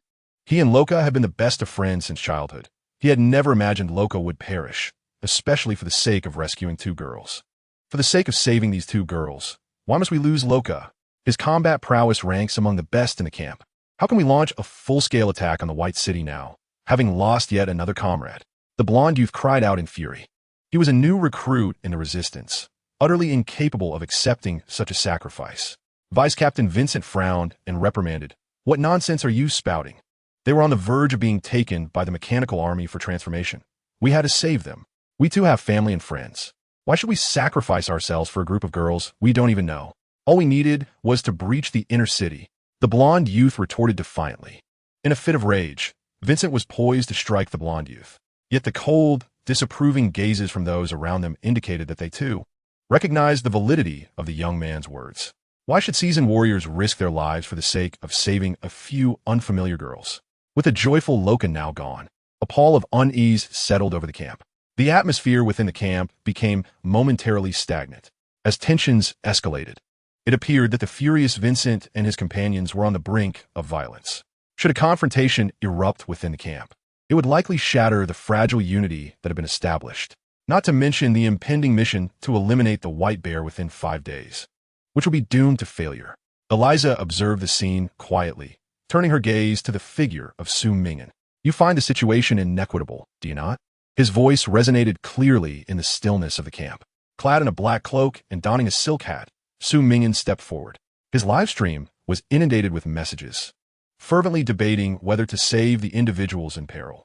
All eyes shifted towards him, as if a spotlight had been cast upon Su Ming'an. The young man with yellow hair, though somewhat intimidated, mustered the courage to respond. Indeed, it is simply a matter of saving 2 unfamiliar girls, while we have lost 4 friends. This is inherently unequal. Unequal? Su Ming'an inquired. Are you truly weighing the lives of 2 survivors against the 4 who have perished? The young man hesitated. Tell me, what is the creed of our flame? Su Ming'an pressed. To topple the city-state and rescue those who suffer injustice, the young man stammered, losing his assertiveness in Su Ming'an's presence. Very well, Su Ming'an continued. But if such a creed reveals fundamental flaws, can we still act according to our intrinsic will? The young man stood in stunned silence. To indulge in blind passion, crying out against inequality, while forsaking our beliefs for the sake of survival. This is a betrayal. I fear that the pioneers will regret the tenets they have established. I fear that those who raise the banner will violate their original oaths. I fear that my compatriots and comrades, out of dread of death and sacrifice, will turn a cold shoulder to the unjust, descending from the enlightened to the mundane. The young man bowed his head, rendered speechless. Su Ming'an then addressed the gathered crowd. My friends, why did we form this resistance? People raised their heads, momentarily lost in thought. We did so to pursue our desires, to act without fear of sacrifice or failure. We wield the power of arms. We can fight for our destinies and protect those around us. Su Ming'an declared. I do not wish to emphasize these points. Yet I hope you understand that what you must possess is the courage to sacrifice fearlessly and the unwavering resolve to resist. We must not shrink back due to fear, nor bow to self-interest. Only the fiercest flames and the most intrepid blood can topple this ailing city-state and liberate its benighted populace. We are the enlightened ones within the White City, Su Ming'an proclaimed, surveying the assembly. Under his gaze, those who were once indignant hung their heads in shame. None dare to meet his eyes. Among us, some fight for their loved ones, others for ideals and honor, and still others harbor hatred for the leaders of the White City, seeking vengeance. Yet, if we wish to unite as one and obliterate the malevolent system of the White City, we must never question our creed or principles. We have gathered here because we have chosen to fight and stand together to transform this ailing city. We provide direction to the ignorant, redemption to the sacrificed, and freedom and fulfillment to the revolutionaries. We will thwart all injustices and rescue all who suffer from inequity. If we prioritize our own survival and ignore injustice, turning a blind eye to the victims, then how do we differ from the numb residents? At this juncture, a complex emotion flickered in Su Ming'an's eyes. If I were to lead you into such a predicament, I would feel remorse. His words hung in the air, and the camp fell silent, save for the whisper of the wind. The people stood still, heads bowed, a flush of shame creeping onto their cheeks. Su Ming'an neither condemned nor questioned, nor did he express any anger, yet his words struck deep into their souls. They were the enlightened ones, yet they contemplated abandoning their creed. If we forsake our initial beliefs, how do we differ from the numb lackeys of the White City? Su Ming'an scanned the crowd once more, then turned his steps resolute, his black cloak billowing behind him. A moment later, applause erupted. It began as a solitary clap, followed by a second, a third, and a fourth. The applause surged like a torrent, stirring the emotions of the people, flowing through the camp. I apologize. Leader, I should not have thought that way, someone exclaimed, their cheeks ablaze. Following Su Ming'an's last words of remorse, they repeatedly sought his forgiveness. Su Ming'an stood firm, merely shaking his head. I have never blamed you. You possess the right to choose your own lives. However, life cannot be measured or equated. It dwells solely in the realms of light and fire. My friends, we are the flame. You have completely gained control of the resistance. Parallel Instance Livestream Room 10, Andre Bang. The sound of gunfire reverberated through the underground camp, leaving the onlookers in shock as Andre suddenly opened fire. In this 10-person parallel instance, Andre held the title of resistance leader and had procured powerful firearms long ago. The young man with yellow hair fell to the ground, disbelief etched on his face. He had merely voiced a few complaints before being shot by Andre. Andre, a tall and robust man with a beard, smirked as he held the gun. See, this is the fate that befalls those who incite chaos in the camp. His weapon was aimed at the silent crowd, who dared not voice their anger. I have no time to comfort you. If you want to survive, you must fight alongside me and penetrate the inner city, Andre coldly declared. Leader, Dingyue wishes to persuade you, came a voice. Andre aimed his gun directly at Dingyue. Shut your mouth. Do you really think you're important? Listen well, I am the leader. Anyone who defies me will be shot. To him, they were merely a group. He was the leader, and no one dared to oppose him. He could kill at will. He saw them only as tools, pawns, or even scapegoats. Only, the player traversing worlds was above them all. Remaining players in the world game, 214, 381, 876, Chapter 56. He possesses the demeanor of a champion. Due to your speech, the current winning rate of the resistance is 70. The base winning rate is 60. For every increase of 10, you will receive 1 career evolution core. You have obtained a career evolution core. Career evolution gem. A one-time item, shatter it to upgrade a career core skill. Su Ming'an crushed the gem, upgrading his core skill by 1 level. You have chosen to upgrade your core career skill. Please select the direction of enhancement. Light. Shadow, status level 1. He is currently in shadow status, prioritizing the enhancement of shadow. Ding. Acquired new passive ability, toxin resistance 1. You are immune to toxin skills from biological entities with mental points lower than 30 below yours. Su Ming'an had initially assumed that a class upgrade would enhance his attribute points, but instead, he received a passive ability. His current mental points stand at 40. And 40 minus 30 equals 12. Thus, as long as the enemy's mental points are below 12, toxin skills will have no effect on him. Should this passive ability level up in the future, he should be able to attain immunity to abnormal states. He had heard that many players are currently facing troublesome mental-type professions. After entering his room, Su Ming'an closed the door. On the table lay several trinkets and photos. Seemingly candid shots of the leader, Eleven. In the upper right corner, the barrage of comments flooded in. Incredible, I truly cannot believe Su Ming'an was once an ordinary student. I recall the renowned speech from the first player during the opening ceremony. It was truly classic. The World Forum analyzed it for several days, selecting various potential candidates, speculating it might be Annie, Edward, Caden, Suzuki-Masan, Liu's family, and other bigwigs. Yet no one guessed it was Su Ming'an.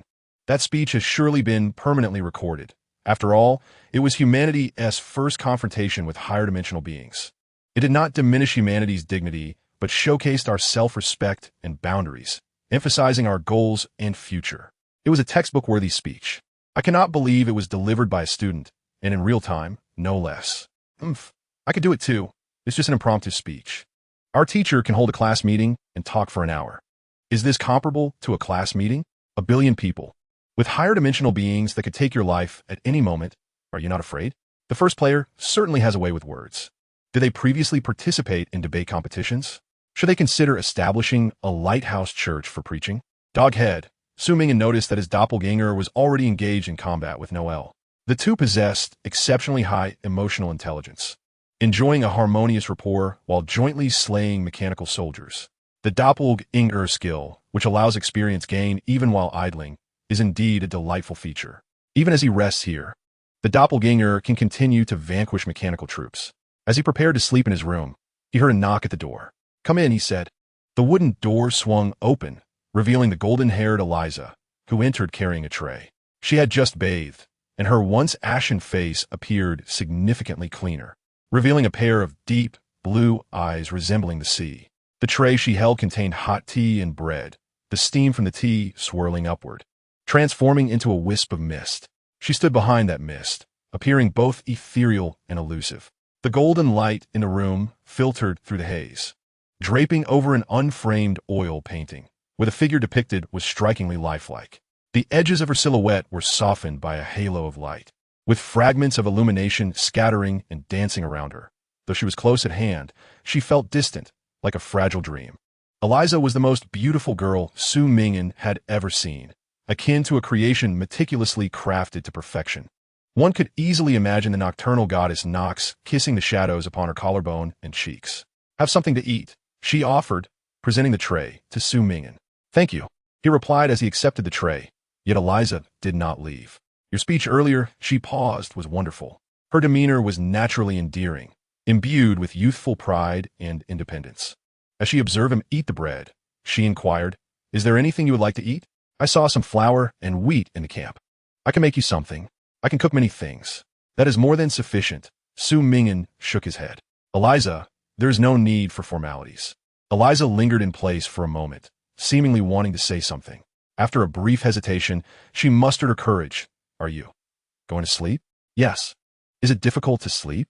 Eliza asked. "A bit," Su Ming'an admitted, his mental state being rather poor, making even light slumber elusive. "The older brother from the Resistance who once brought me clothes told me many bedtime stories, and I always slept well." Eliza offered, "I can tell you a story?" She wished to express her gratitude, but felt uncertain about how to assist him. settling on the format of a bedtime story. He agreed. As he lay down, her voice, clear as a babbling brook, flowed into his ears. Once upon a time, there was a little mermaid whose golden hair shone like sunlight, her skin as white as pearls, and her eyes as deep blue as the ocean. Anyone who beheld her would find her beautiful.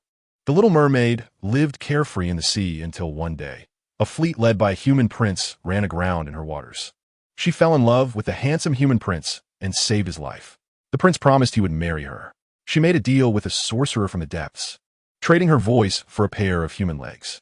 At last, she could venture into the human realm to pursue love. But each step felt like walking on the edge of a blade, painful. Su Ming'an closed his eyes.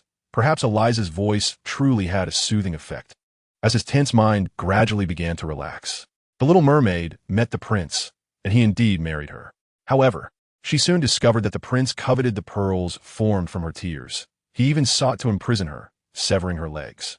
She fled the royal city on her painful legs, conjuring a tsunami that toppled the prince's castle and drowned him, emerging as a legendary sea queen. She severed the legs from the prince's corpse and affixed them to her own, thus freeing herself from pain. Eliza's tale was undeniably a dark fairy tale, somewhat unsettling. As Su Ming'an listened, drowsiness gradually washed over him. Dungeon activation. Day 2. Morning arrived at 6 o'clock. The camp's inhabitants had already gathered ammunition and donned full armor. The comprehensive war was imminent, and they needed to carve a path to the inner city in the coming days. As the leader, Su Ming'an commanded the most formidable team, set to assault the most perilous route. To his surprise, Eliza was among the crowd. She fiddled with the submachine gun in her hands. "Leader, I never expected the girl you rescued would know how to use a gun. She is more accurate than any of us," Vincent exclaimed in awe. Eliza smiled shyly, her eyes sparkling. Su Ming'an cast a glance at her before turning to the crowd. "Everyone, our mission today is to clear a path into the inner city. Though we fight for the future, I still hope each of you can preserve your safety. You are the hope of the flame. If we survive to witness the day we forge a new era, I shall drink and celebrate with you, and we shall not return until intoxicated." Not until intoxicated. The crowd roared, their spirits soaring in an instant. The vibrant red flags, resembling flames, waved in the hands of the people, dancing in the wind. Under Su Ming'an's leadership, the team split into 3 units, surging to the surface along different routes, like heavy, dark torrents of steel. The sound of footsteps echoed, and the clattering of firearms resounded as the people marched forward together. Witnessing this scene, the barrage surged with fervor. The first player truly possesses charismatic leadership qualities. On the forum, some analysts have suggested that the roles assigned to players resonate with their own personalities. Perhaps the leader, Eli, embodies the essence of someone like Su Ming'an. Suddenly, I am overwhelmed with the desire to partake in an adventure. The thrill is intoxicating. Even if it means serving as a mere soldier under the first player, I feel an inexplicable sense of security in following him. The rebels surged towards the surface. Before them lay the towering edifices of the city, adorned with fluttering banners. In the distance, one could discern the oval-shaped runway and the aviation command center. Due to the severe pollution in White City, the sky was cloaked in a somber gray, oppressive even in daylight, reminiscent of a lingering twilight. The dazzling lights of the skyscrapers burst forth in succession, akin to stars in a frigid night. Boom! The mechanical army detected a large number of armed personnel breaching their dominion, their eyes flashing crimson as bombs plummeted from the skies.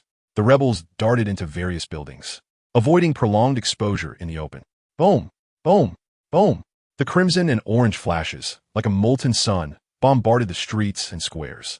"Leader, over here," Vincent called out. Leading the charge, they plunged through the hail of gunfire, their azure defensive shields flickering as they deflected shards of glass and bullet casings. Su Ming'an, wielding the issued rifle, unleashed a barrage ahead, the gunfire ringing out, bang, bang, bang. Amidst the smoke, experience points erupted, and Su Ming'an's level 7 experience bar surged, delivering a euphoric thrill akin to mowing down grass. The relentless gunfire and explosions rent the air, the sounds of bullets striking metal and flesh reverberating continuously. From above, it appeared as a collision of black and icy white, 2 rivers of contrasting hues converging at the epicenter of the artillery clash. Erupting in a vivid crimson, a manifestation of the blood spilled by humanity's demise. After dispatching the mechanical foes, Su Ming'an occasionally employed his sword to secure the final blows. His skills included duplication, obliteration, and spatial displacement, with obliteration requiring a minimal distance for activation, making the sort of swifter means to claim kills. Having his own army was indeed advantageous. Everyone yielded to him. Observing his diligent efforts to secure the final blows, Eliza would remark, astonished at his apparent animosity towards the mechanical foes. I never expected you to harbor such hatred for these machines, resorting to claiming the last strike yourself. Humph. She could never comprehend the nature of players, who must slay enemies to level up. Half an hour later, the rebels had swept through the district. The mechanical foes had been eradicated, the acrid smoke dissipating with the cold wind, leaving behind shards of glass, metal scraps, and spent bullet casings scattered across the ground. While blood pooled like spilled oil, the surviving rebels glanced back, many having succumbed to their wounds, lying silent in the crimson pools, amidst severed limbs and shattered skulls strewn in the ruins. Flames scorched the painful terrain, the cries of the wounded echoing incessantly. Eliza gazed somberly at the hellish, blood-soaked scene, sighing deeply. This is war.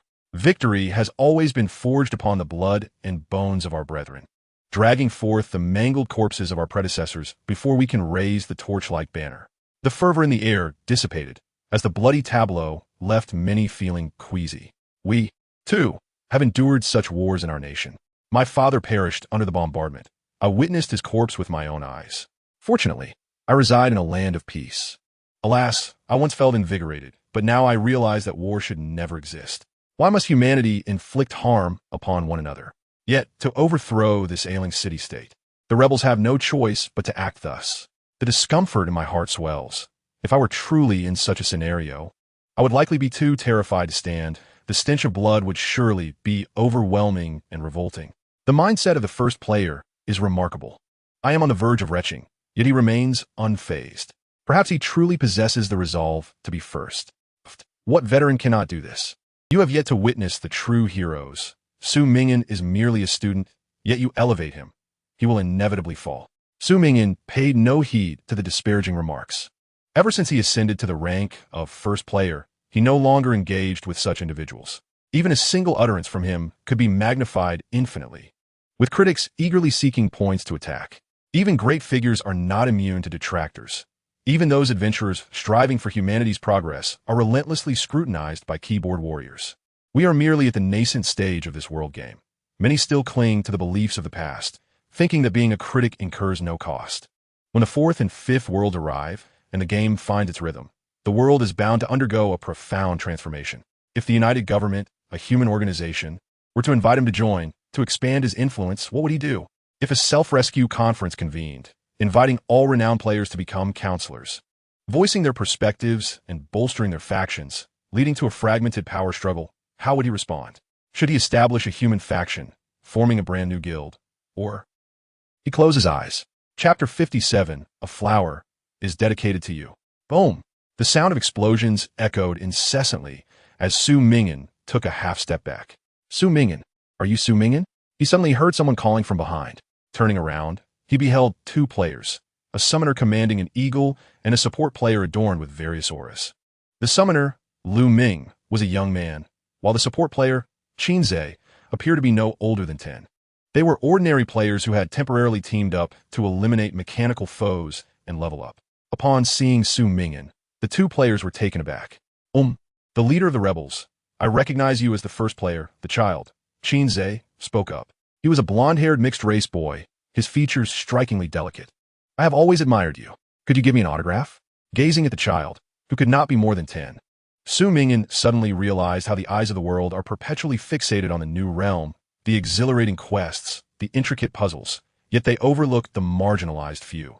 He had never contemplated what became of those children yet to form their worldview, those unable to walk, or even infants still cradled in their mother's arms. In such a cruel and perilous world, would these innocent children, as blank slates, be abandoned by their parents and molded into the most malevolent versions of themselves by this ruthless game? Or would they transform into monsters, quick to wreak havoc? Su Ming'an had heard that the United Government and various factions were already in the midst of development, and by the conclusion of the Third World, the framework would likely be established. At that time, would there be armies, orphanages, or educators to guide the children? How would they assess, accept, and even rally around him? The overly youthful first player? Would they embrace him, or even reject him. What first player? Just a child playing a game, muttered the nearby summoner player. Suddenly, a series of clattering sounds erupted. Leader, retreat. Vincent swiftly pulled Su Ming'an back. Along this route, various mechanical traps frequently emerged, unleashing mechanical foes. The glint of the blade flashed past in an instant.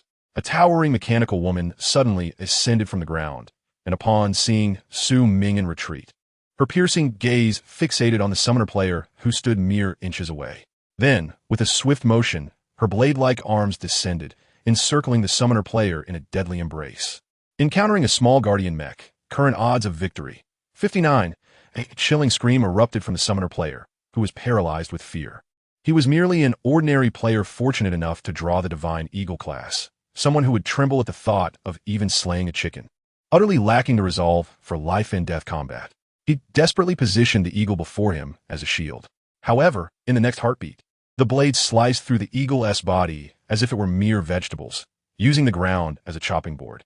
The blades converging around the summoner player before shifting inward and descending in unison. Flesh and blood splattered everywhere.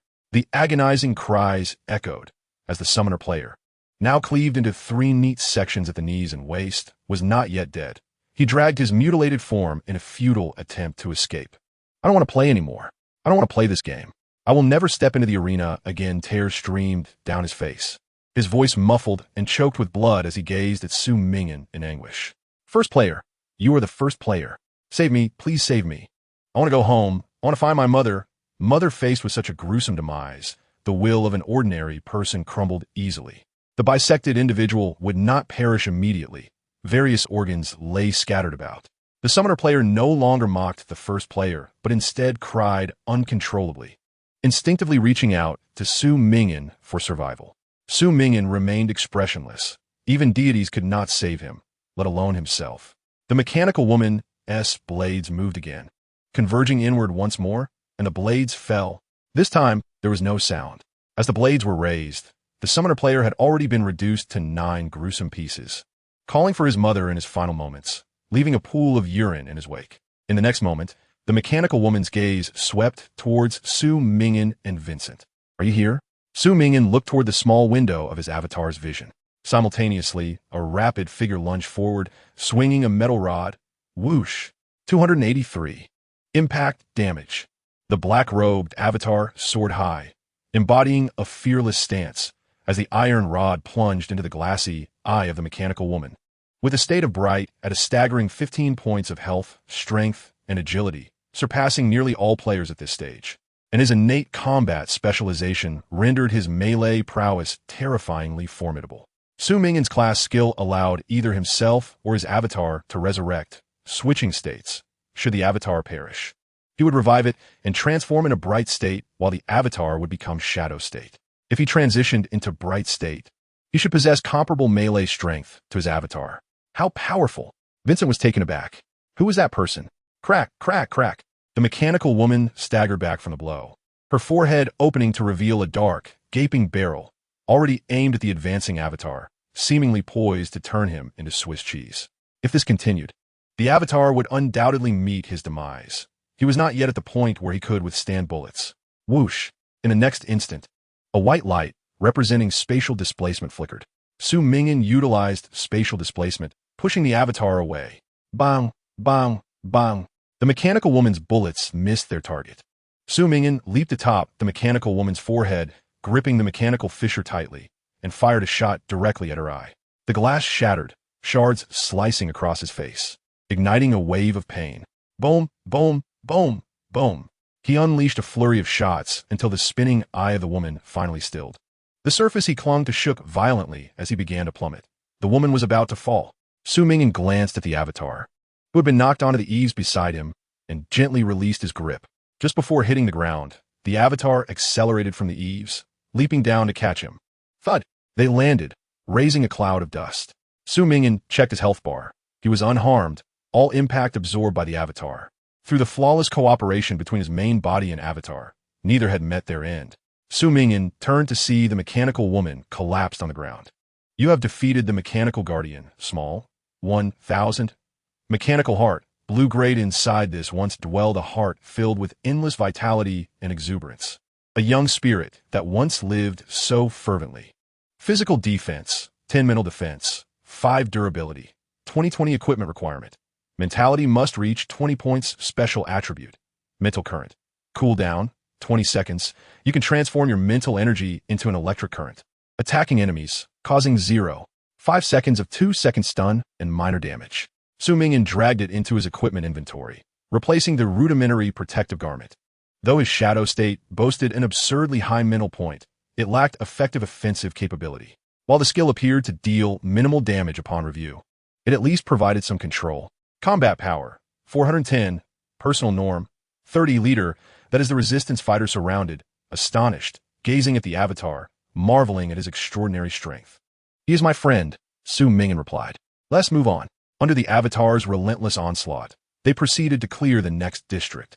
Among them, Noel employed a type of thread weapon that was nothing short of mesmerizing, a seemingly delicate line capable of severing the hardened bodies of machines, dramatically increasing kill efficiency. Su Ming'an's ranged gunfire, combined with the avatar's unmatched melee prowess, resulted in a combat efficiency 2 to 3 times that of ordinary players. The barrage of comments flooded the screen as they marveled at Su Ming'an's sudden surge in combat capability. When did the first player become this formidable? When did the avatar's skill become so powerful? Is it a class evolution? I recall the avatar was merely a self-destructing bomb before. Who claims Su Ming'an was weak in strength and agility? Clearly, he could easily take on 2 Anis. Oh God, please stop desecrating my dear Anis corpse. He is being used for comparison daily and is nearly becoming a unit of measurement for combat power. Underestimated the power of Ming'an's avatar. Its strength is at least 12, equating to 1.5 Anis. The forum's database will need to be updated again. In the evening, Su Ming'an returned with the resistance squad, having leveled up to Tier 1, Level 8, and acquired a new piece of equipment. Crimson Claw, Blue Great Attack Power, 15. Durability, 20/20, equipment requirement, 2-handed weapon, strength requirement, 12 and above, mastery of combat specialization level 3 and above. Special attribute, a long claw stained with blood, capable of seizing life to enhance its wielder, regardless of the opponent's nature, be it good or evil. This weapon was temporarily unusable for him, as the requirement for combat specialization level 3 was too high. He would have to address it later. He allocated his attribute points and discovered that both his main body and his clone could distribute points, allowing for repetition. He attempted to assign strength, physique, and agility to himself, but upon seeing the prompts saying maybe ineffective in shadow state, he ultimately decided to invest all 3 points in his spirit. As for his clone, he evenly divided the 3 points among strength, physique, and agility. If he were to reach the 2nd tier, he could also acquire new skills. Cough, cough, cough. Back in his room at the camp, Su Ming'an leaned against the wall, coughing. For the past 2 days, he had been feeling dizzy and experiencing double vision. This was due to the pollution within the bodies of White City residents, which had adversely affected their brains. In truth, most White City inhabitants did not die in battle, but rather succumbed to madness. The pollution within their leader, Eleven, had become quite severe, and, unfortunately, Su Ming'an had been affected. However, after a day of efforts, they had made preliminary progress in clearing the guards of this area. Once the chip decoding was successful, they would be able to launch a full-scale assault and penetrate the inner city. He could endure a little longer. Ever since learning the secret to achieving a perfect clearance, he had been relentlessly pushing himself. With no news from Yia and a billion eyes watching him, he found himself devoid of rest. Aware of his limitations, he understood that he could not compete with those elite from Jai-Star. Thus he could only strive to do his utmost. Having ascended to such heights, looking down now felt like staring into an abyss. He intended to check the progress of the chip decoding, but spotted Eliza not far away. Her voice rang out high-pitched. Su Ming'an paused, only to hear another hi-ha. He approached and saw Eliza standing on one foot with her arms raised high, performing a rather peculiar gesture, reminiscent of the pose used to praise the sun in the game darkness. Transform, she shouted with enthusiasm, remaining motionless. After a brief pause, she repeated the previous actions, continuously exclaiming hi-ha. After 5 minutes, Su Ming'an decided to step forward. Their eyes met, creating an exceedingly awkward atmosphere. After a moment, Su Ming'an finally asked, "What are you doing?" Eliza lowered her arms. You've come. I found a secret scroll that says if you do this pose, it can awaken the cells in the human body and allow me to transform. Su Ming'an picked up the scroll from the ground. realizing it was merely a child's toy scroll that Eliza had mistaken for something genuine. Transform. Transform. She resumed her peculiar one-leg stance, arms raised, mechanically repeating the movements as if they would indeed lead to a transformation. That's fake, Su Ming'an remarked, exasperated. I don't believe it. It must work, Eliza insisted with stubbornness. He turned to leave. Wait a moment. Eliza called after him. She pulled a paper rose from her pocket. In White City, flowers were a rare sight. The pollution here is too severe, Eliza explained. I've noticed your mental state deteriorating over the past few days. So, the girls I saved, and I folded you a paper flower, hoping it brings you joy. Call me Su Ming'an, he replied, accepting the paper flower. At that moment, Eliza's eyes sparkled with a joy that seemed almost igniting. The vibrant red paint on the paper was pieced together to resemble a rose, though the craftsmanship was rudimentary. It was evident that Eliza had poured her heart into it. Not far away, two little girls peeked curiously. Su Ming'an's previous speech to the rebels had alleviated their predicament. Otherwise, they might have been driven away by angry crowds. Big brother, you're a good person, called the girl with braided hair. Big brother, you will definitely win. And you will surely find happiness, shouted the girl with a ponytail. Su Ming'an managed a strained smile. His vision was somewhat dim, his eyelids heavy, as the pollution affecting his body continued to deteriorate his mental state. He could only wait until this instance concluded before finding rest. He turned to leave, casting one last glance at Eliza, who remained steadfastly praising the sun. Eliza was just such a person, stubborn and independent, as if she would not relent until she had bled. Though she always appeared timid in his presence, today's battle revealed her unyielding spirit. If she were not strong enough, she would not have had the courage to escape from home. She seemed to yearn for fairy tales and game scrolls, for no child could resist the allure of transformation. He assigned his clone to keep watch and fell into a deep sleep. 10 minutes later, a savory aroma of meat soup wafted through the air as Eliza stood at the doorway, holding a bowl of soup. Big brother, are you asleep? She asked, lifting the curtain. Inside, the young man lay in bed with his eyes tightly shut, a dagger firmly grasped by his side. Even in slumber, he did not release it. Despite being asleep, his expression remained one of vigilance. Big brother, Eliza murmured to herself, why are you always so exhausted? She lowered the curtain and turned to leave. Parallel Instance Live Room 3, Edward, click, clack. The azure clock illuminated, and all artillery and bullets ceased in that moment. A strikingly handsome man of golden hair and azure eyes, a true grand gentleman, landed gracefully. Behind him, a colossal clock ticked ominously. The rebels gazed at him in reverence. In their eyes, this man was akin to a deity wielding control over time. Under his leadership, they surged forward, their temporal abilities completely neutralizing the incoming bullets. Prince Edward is so handsome. He is the true Grand Prince. Lick, lick, lick, I say he is the most handsome in the world game, and no one disagrees. You could say he is the strongest in the world game as well. I don't think Su Ming'an is superior to him. How to put it? Su Ming'an's skills lean more towards the mid to late game.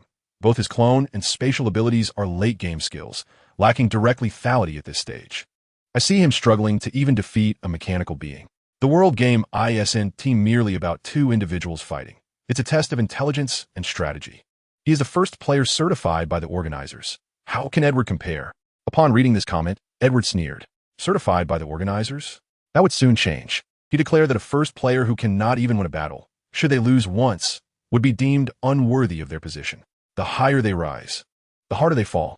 A student standing above them all would not be easily accepted. Edward had already gathered the forces he once knew, connected through blood ties, marital alliances, and family lineage, comprising numerous talents from various fields. How could a student without a background continue to hold their position above them? Edward was no fool. He was no cannon fodder. Having received a lead education, he understood the importance of networks and expert teams. A student who rises suddenly could not sustain their ascent for long. His demeanor towards the audience appeared gracious and composed, yet a deep-seated sense of superiority lingered within. Faced with those who had been inconspicuous in the original J-Star, but soared to prominence in the game, his underlying feeling of suppression made him somewhat impatient. His respect for surnames, social standing, and titles far outweighed his regard for individuals themselves. He eagerly anticipated the day that person would fall. Moreover, it should not be far off. Some individuals are on the verge of losing their composure. Currently, the total number of players who have flawlessly completed the world game stands at 37,852. Chapter 58, He and the Piano. The third day of the dungeon's opening.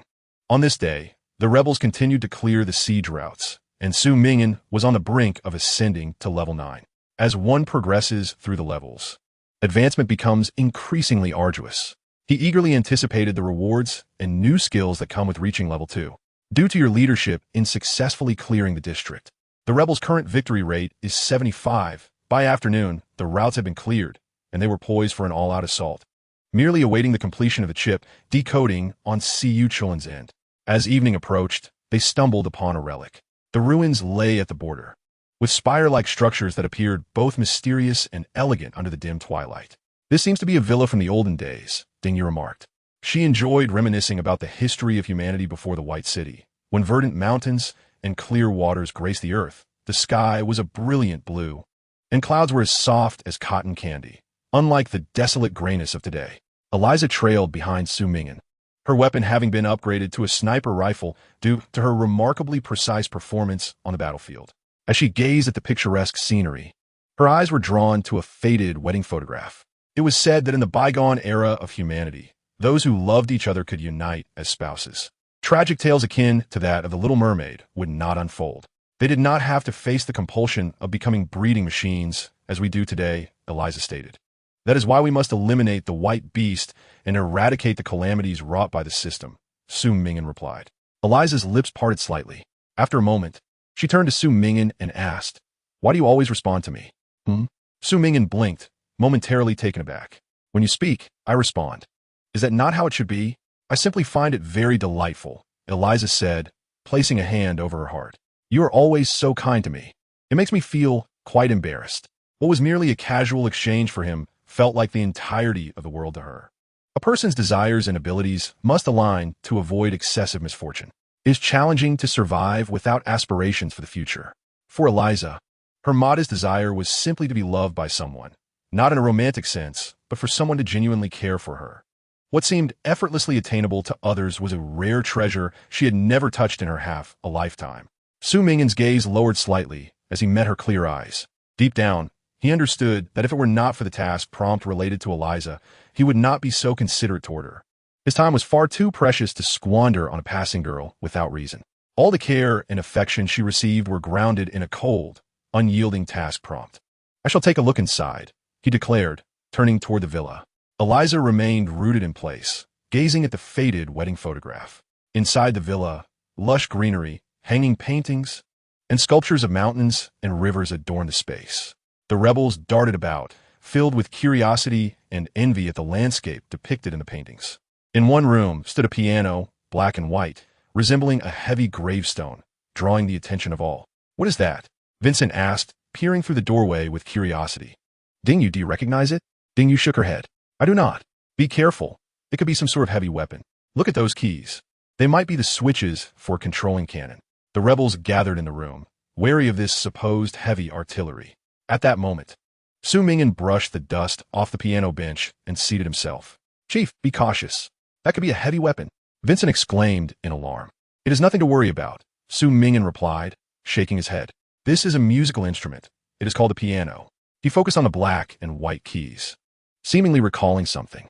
"This is a tool for harmonizing the mind and body from the olden days." His hands rested upon the keys as he sat upright. Suddenly, melodies flowed from his fingertips, leaving the onlookers spellbound as they beheld their young rebel leader play the piano, a sight they had never anticipated. The music appeared to possess a soul of its own, capable of transforming their restless hearts into a state of tranquility. Upon finishing the piece, Su Ming'an rose, fixating on the keys. Indeed, he had mastered the piano, having practiced for a decade. Yet, due to familial circumstances he preferred not to revisit, the piano had gradually slipped from his life. He could hardly fathom that the first time he would play as an adult would be within the confines of the world game. Upon encountering the piano, he felt it was the perfect opportunity to garner goodwill. As expected, he soon heard dozens of notifications indicating an increase in affection points, with even some female rebels reaching a level of 80 and several male rebels achieving 90 points. The commentary in the live stream was astonished. How is this person so talented? He can even play the piano? However, this still falls within the realm of an ordinary student. If he suddenly pilots a Gundam, I will no longer believe he is just an ordinary student. Reasonable suspicion that Ming'an is merely playing the piano to boost affection, rather than for artistic expression. All he sees is the goal of completing the game. Cereal, skirt, watching the video. Wow. The first player, perhaps we should consider appointing a moderator. The sellers of films and tea have all come. I saw on the forum that someone is claiming a Dragon Kingdom person does not deserve to be the first player. I'm truly disgusted. How was there still national discrimination here? After this dungeon concludes, it is said that players will have the opportunity for 1v1 duels and ladder competitions, where the first player will defeat those discriminatory individuals until the end. Ding dong. Due to your timely reassurance after the battle, awakening people's yearning for the future. The rebels' current victory rate is 80. For every increase of 10, you will receive a career evolution core. You have obtained a career evolution core. Career evolution gem. A one-time item that can be crushed to upgrade a core career skill once. Shadow State Level 1. Su Ming'an noted. Ding dong. You have acquired a new passive ability, Shadow State. Abnormal resistance 2. You possess a 20 resistance to sorcerer and curse type skills. Previously, it was toxin resistance, and now it is abnormal curse resistance. This profession is undoubtedly being developed toward immunity to control effects, and perhaps in the future, he would also gain immunity to fire, ice, lightning, and other elements. Su Ming'an believed that as his career level increased, he would be able to navigate through the various skills of mage and sorcerer players with ease. He had heard that Edward, the player from Gran who was currently regarded as the strongest, possessed skills related to time and spirit. The third-ranked player from Fusang, Mizushima Kawak, was a spirit-type illusionist capable of creating various illusions. The eighth-ranked player from U Country, Iris, was a charm-type profession skilled in auditory control of mental attacks. The most powerful players seem to gravitate towards spirit-type abilities, which are considered the most troublesome professions.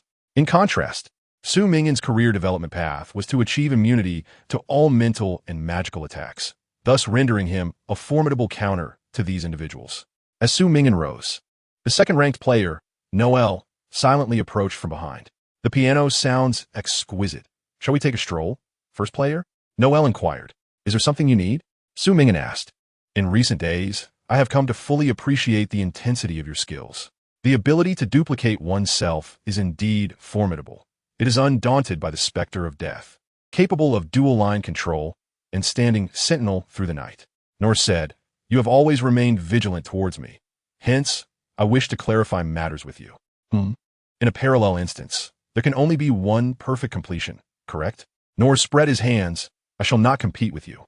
I am merely here for adventure and to seek thrills. Su Ming'an pondered for a moment and nodded.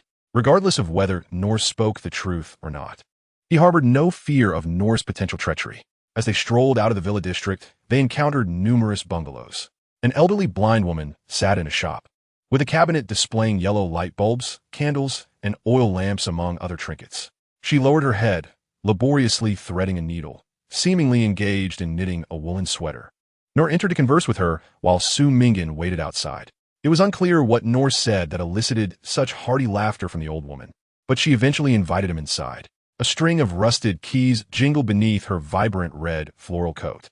10 minutes later, Nor emerged, the elderly woman following closely behind, parting ways only after a considerable distance.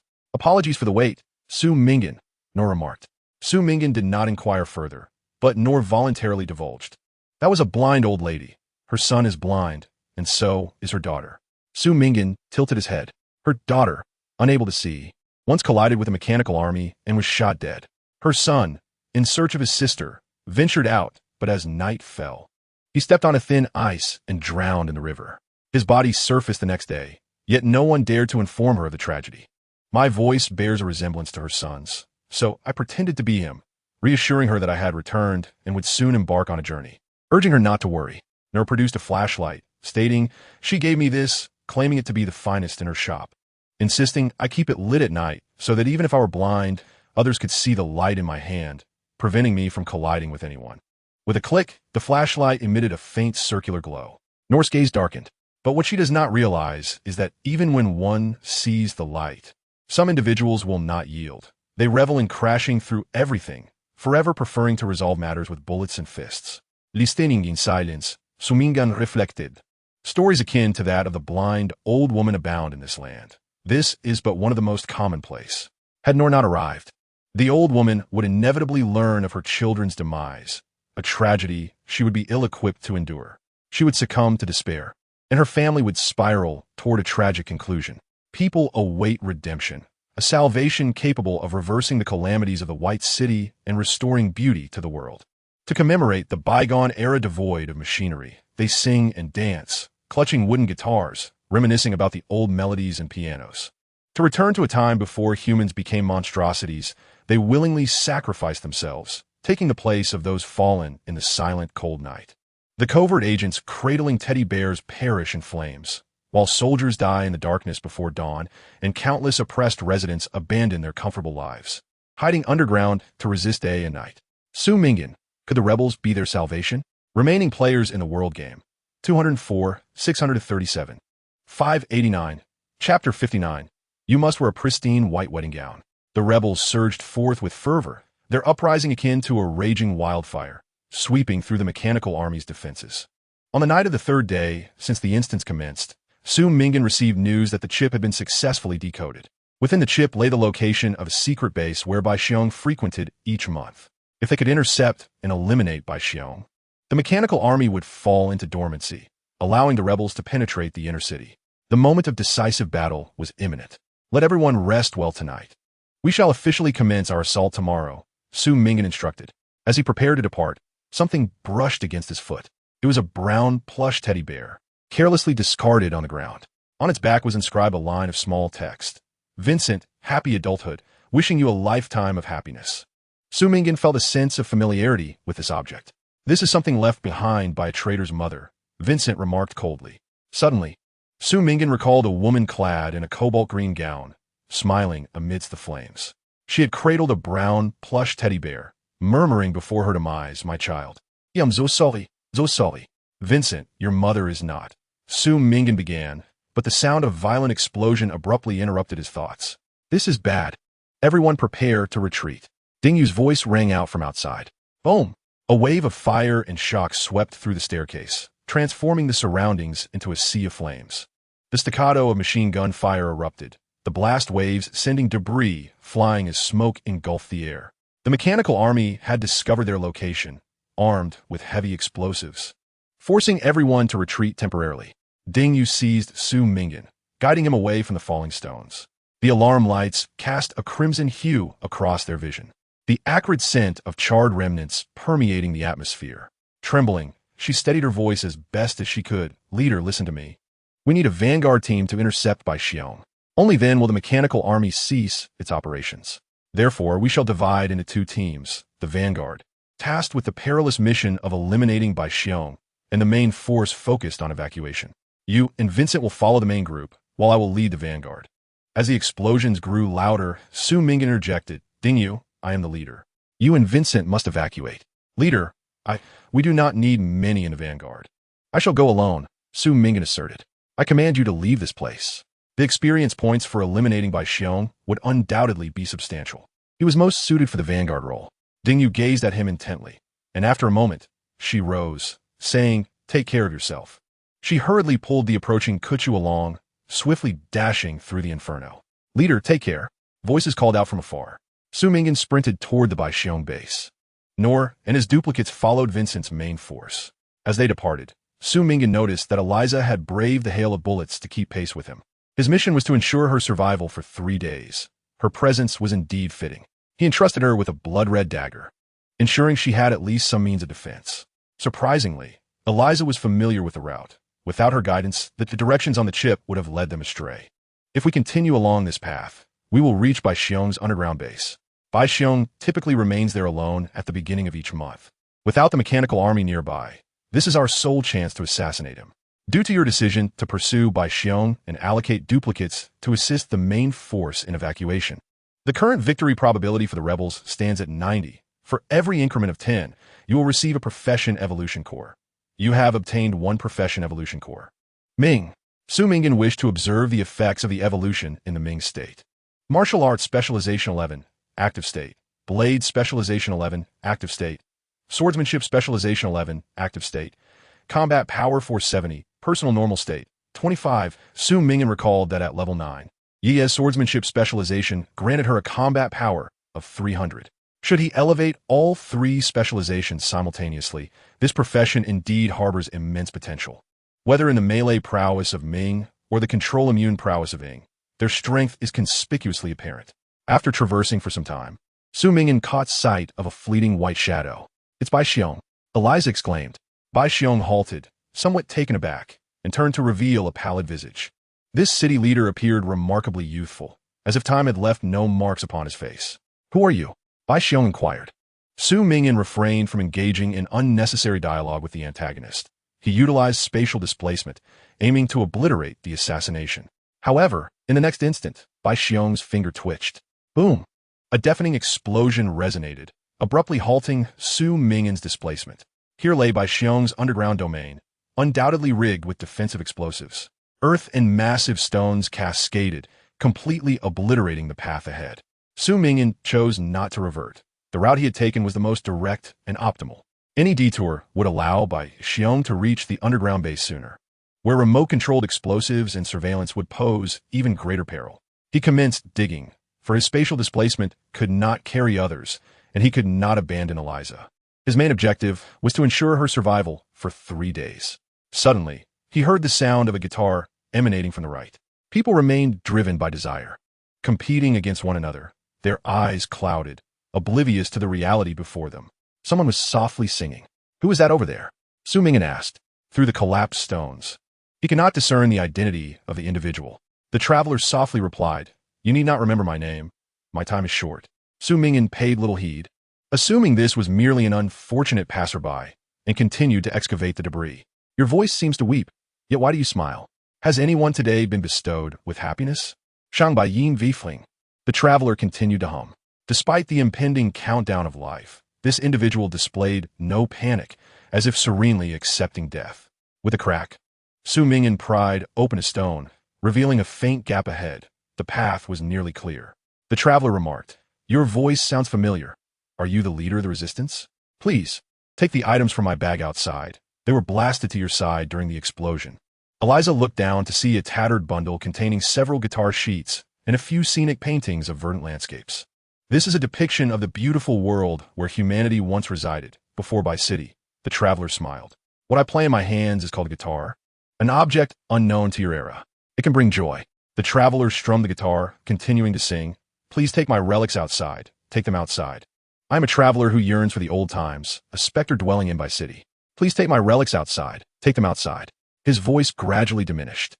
The melodious notes of the guitar waned, akin to a stream nearing its dry end, and moments later, the sound ceased entirely.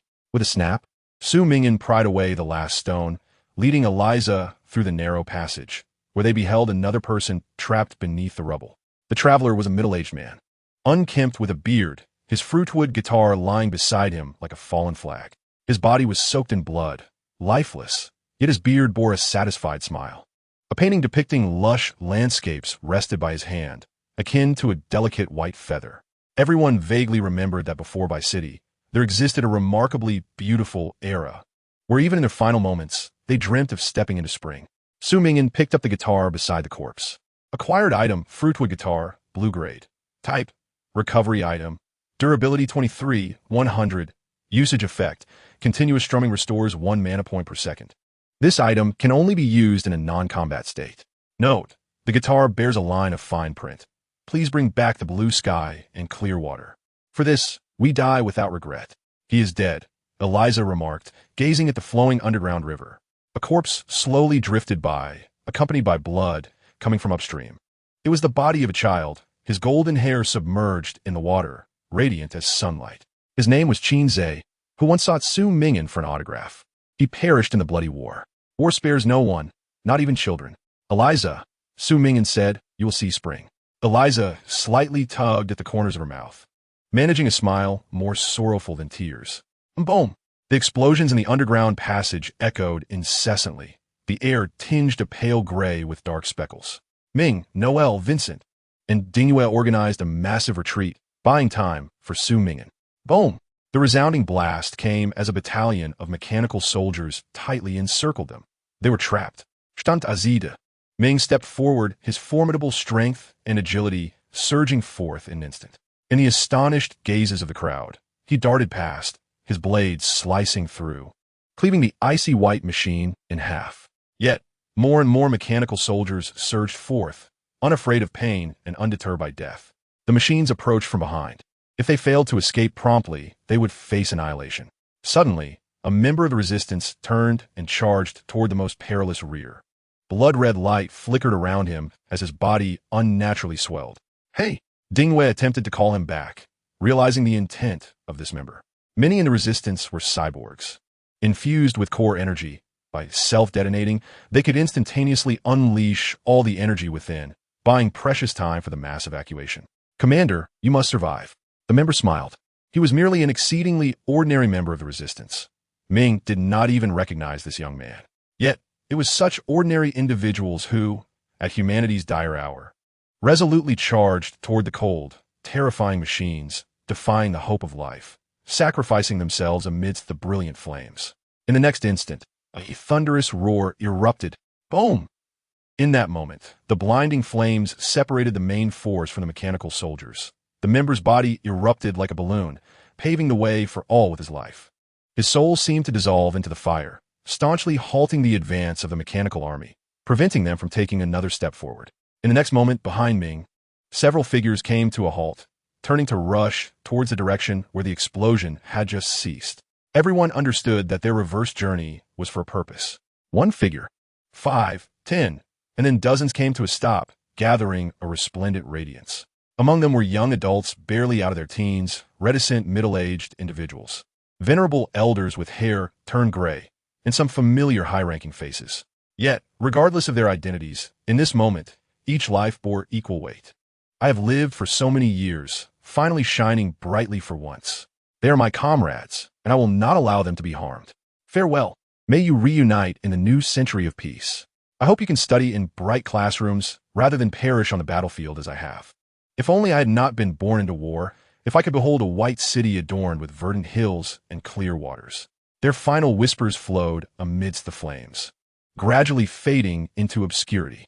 One after another, beams of light ignited, like an unceasing display of fireworks, the stationary igniting themselves, their bodies fracturing, their years forever suspended in that singular second. These brilliant and grand scenes, however, brought such sorrow that tears of blood could not be withheld. Survivors pressed on relentlessly, treading upon the shattered bones of the fallen. The survival of human civilization stemmed from the torch passed down through generations. Now, individuals willingly took up the torch, transmitting the spark with their very lives. Countless figures collapsed onto the ground, their flesh torn apart by the explosion like brilliant stars amidst the firelight. Waves of electrical currents slithered like silver serpents behind them, the sanguine explosion staining the ground into a bloody path. Boom! Boom! Boom! Even in death, these individuals wore radiant smiles, as if they had suddenly discovered the meaning of life. They surged towards the fiery embrace of death, identical in stance yet diverse in visage. In an instant, a sea of light illuminated the ruins, akin to a wildfire spreading in all directions. Ming could not comprehend why some could advance towards death while still smiling so luminously. In the clash between humanity and machinery, countless lives perished in this battle. Yet it felt as though some emerged from it with everlasting existence. The blinding light forced him to shut his eyes as a shockwave surged forward from behind, like the will of the deceased, layer upon layer, propelling his blade onward. Ming strained, trembling, pushing the longsword in his grasp forward, as if to thrust all living and deceased beings into a brand new era. Countless brilliant lights enveloped him. The living followed in his steps, every obstacle swept aside by the radiance of life. The sound of explosions reverberated in his ears, resonating with the thousands of homes on the surface awaiting salvation. Perhaps they could not escape this battle. All would perish beneath the artillery fire. Perhaps, even if Bai Xiong had not been successfully assassinated, the mechanical army would still relentlessly oppress the populace. Perhaps victory was merely a figment of their imagination. The pressure of the white city hanging like an iron curtain under the blood-red sun, and humanity's struggle would yield no fruit. Yet, humanity needed to fight, to carve a path with their bodies, to illuminate with their souls, to battle with their blood, and every sinew until they were utterly consumed by flames. They must employ such means to prove that their existence once held significance. So many could not witness the birdsong and floral fragrance of spring. Yet, They endeavored to lead all survivors into the new century, forged through their struggle for life. Boom! A torrent of charred flames surged forth, and the last runner, Hacker Kuchio, was crushed beneath a boulder, collapsing behind. The stone pressed against his back, and he coughed up blood. Kuchio. Ding Yu's eyes widened in despair. Yet there was no time to dig him out from the rubble. Go! The vice leader, Vincent, decisively commanded, pulling the tear-streaked Ding Yu and turning to flee. Vincent! Kuchio's remarkably calm voice resonated from behind. Give me a handgun. Vincent realized something and drew his sidearm, tossing it to Kuchio. The handgun arced through the air, falling before the immobile Kuchio. He brushed aside his disheveled red hair, bloodied hands retrieving the weapon. Kuchio shut his eyes, the gun aimed at his temple. To avoid capture and the torturous exposure of chip information, he thought of his parents executed by the mechanical army. His fingers trembled violently, his lips moved, forming a ghastly smile. I have come to find you. Will there be springtime in heaven? Bang! The sound of a gunshot echoed. Parallel instance, Live Room 4. Mizashima Chuankong, a woman with black twin tails, swiftly drew her blade, slicing through the mechanical army. Beside her stood a girl who bore a striking resemblance to her. Sister, after this instance ends, will there be a challenge letter? And the challenged players must accept a duel? Her sister Mizashima Chuanqing inquired with a smile. Yes. Mizashima Chuankong's aura flowed like a dark vortex, repelling all harm. Everyone believed the first player to be the strongest. Sister, you must defeat him. Mizashima Chuanqing licked her lips. He is just a student idolizing ideals in his ivory tower. You must make him understand that the future of humanity cannot be led by a mere youth barely out of adolescence. Mizashima Chuankong raised her gaze calmly. Her black hair cascaded behind her, exuding a cold, blade-like demeanor. We'll see, she replied. I always feel he is not an ordinary person. The first player, would he share her ideals? Although this ideal was difficult to articulate, if he were a kindred spirit, then, bang, a powerful dark energy erupted, and she activated the domain of extinction, surrounding everything in filth, reducing it to ashes. Remaining players in the world game, 196, 625. 832, Chapter 60. You must become the hope of the city-state. Swish! Cutting through the long tunnel, Su Ming'an cleaved the blasted iron door with his sword. Charging into the underground base, Bai Xiong had already fled, leaving behind a base on the brink of collapse. Countless serpent-like wires connected to a model of a girl. It was merely a mechanical model, devoid of a face, an unfinished creation. Su Ming'an flipped open a diary in the cabinet. Presumably written by Bai Xiong. New calendar year 1, day 98. The birth rate in the White City is declining, yet the plan is progressing smoothly. She was born during the experiment. New calendar year 2, day 12. She communicated with me today, expressing a desire for a name. I specially visited the ancient library in the inner city to find her the best name. Nolia. She was delighted with the name I chose for her. New calendar year 5, day 19. Damn it, my body is failing me more each day. I can feel my vitality gradually fading away. I am aging. No, I still have time. I must nurture her. New calendar year 5, day 178. Today, I was reprimanded for peeping at her. She dared to scold me. But this indicates she possesses human shame, which is good, though it should not be directed at me. New calendar year 7, day 56. She has resided in the glass chamber for 7 years, yet she appears remarkably well. She has cultivated the emotions and knowledge befitting a human being, pleading with me to release her, expressing her inability to endure the solitude of day after day within the confines of the glass. What loneliness! I have been by your side all along. New calendar year 7, day 201. I have aged. Each step I take now is fraught with difficulty. She continues to await my perfecting her form, and I must persevere, even if it comes at a great cost. New calendar year 9, day 3. Am I still the one chronicling these entries? My memory of it grows hazy. Nonetheless, it seems to be me.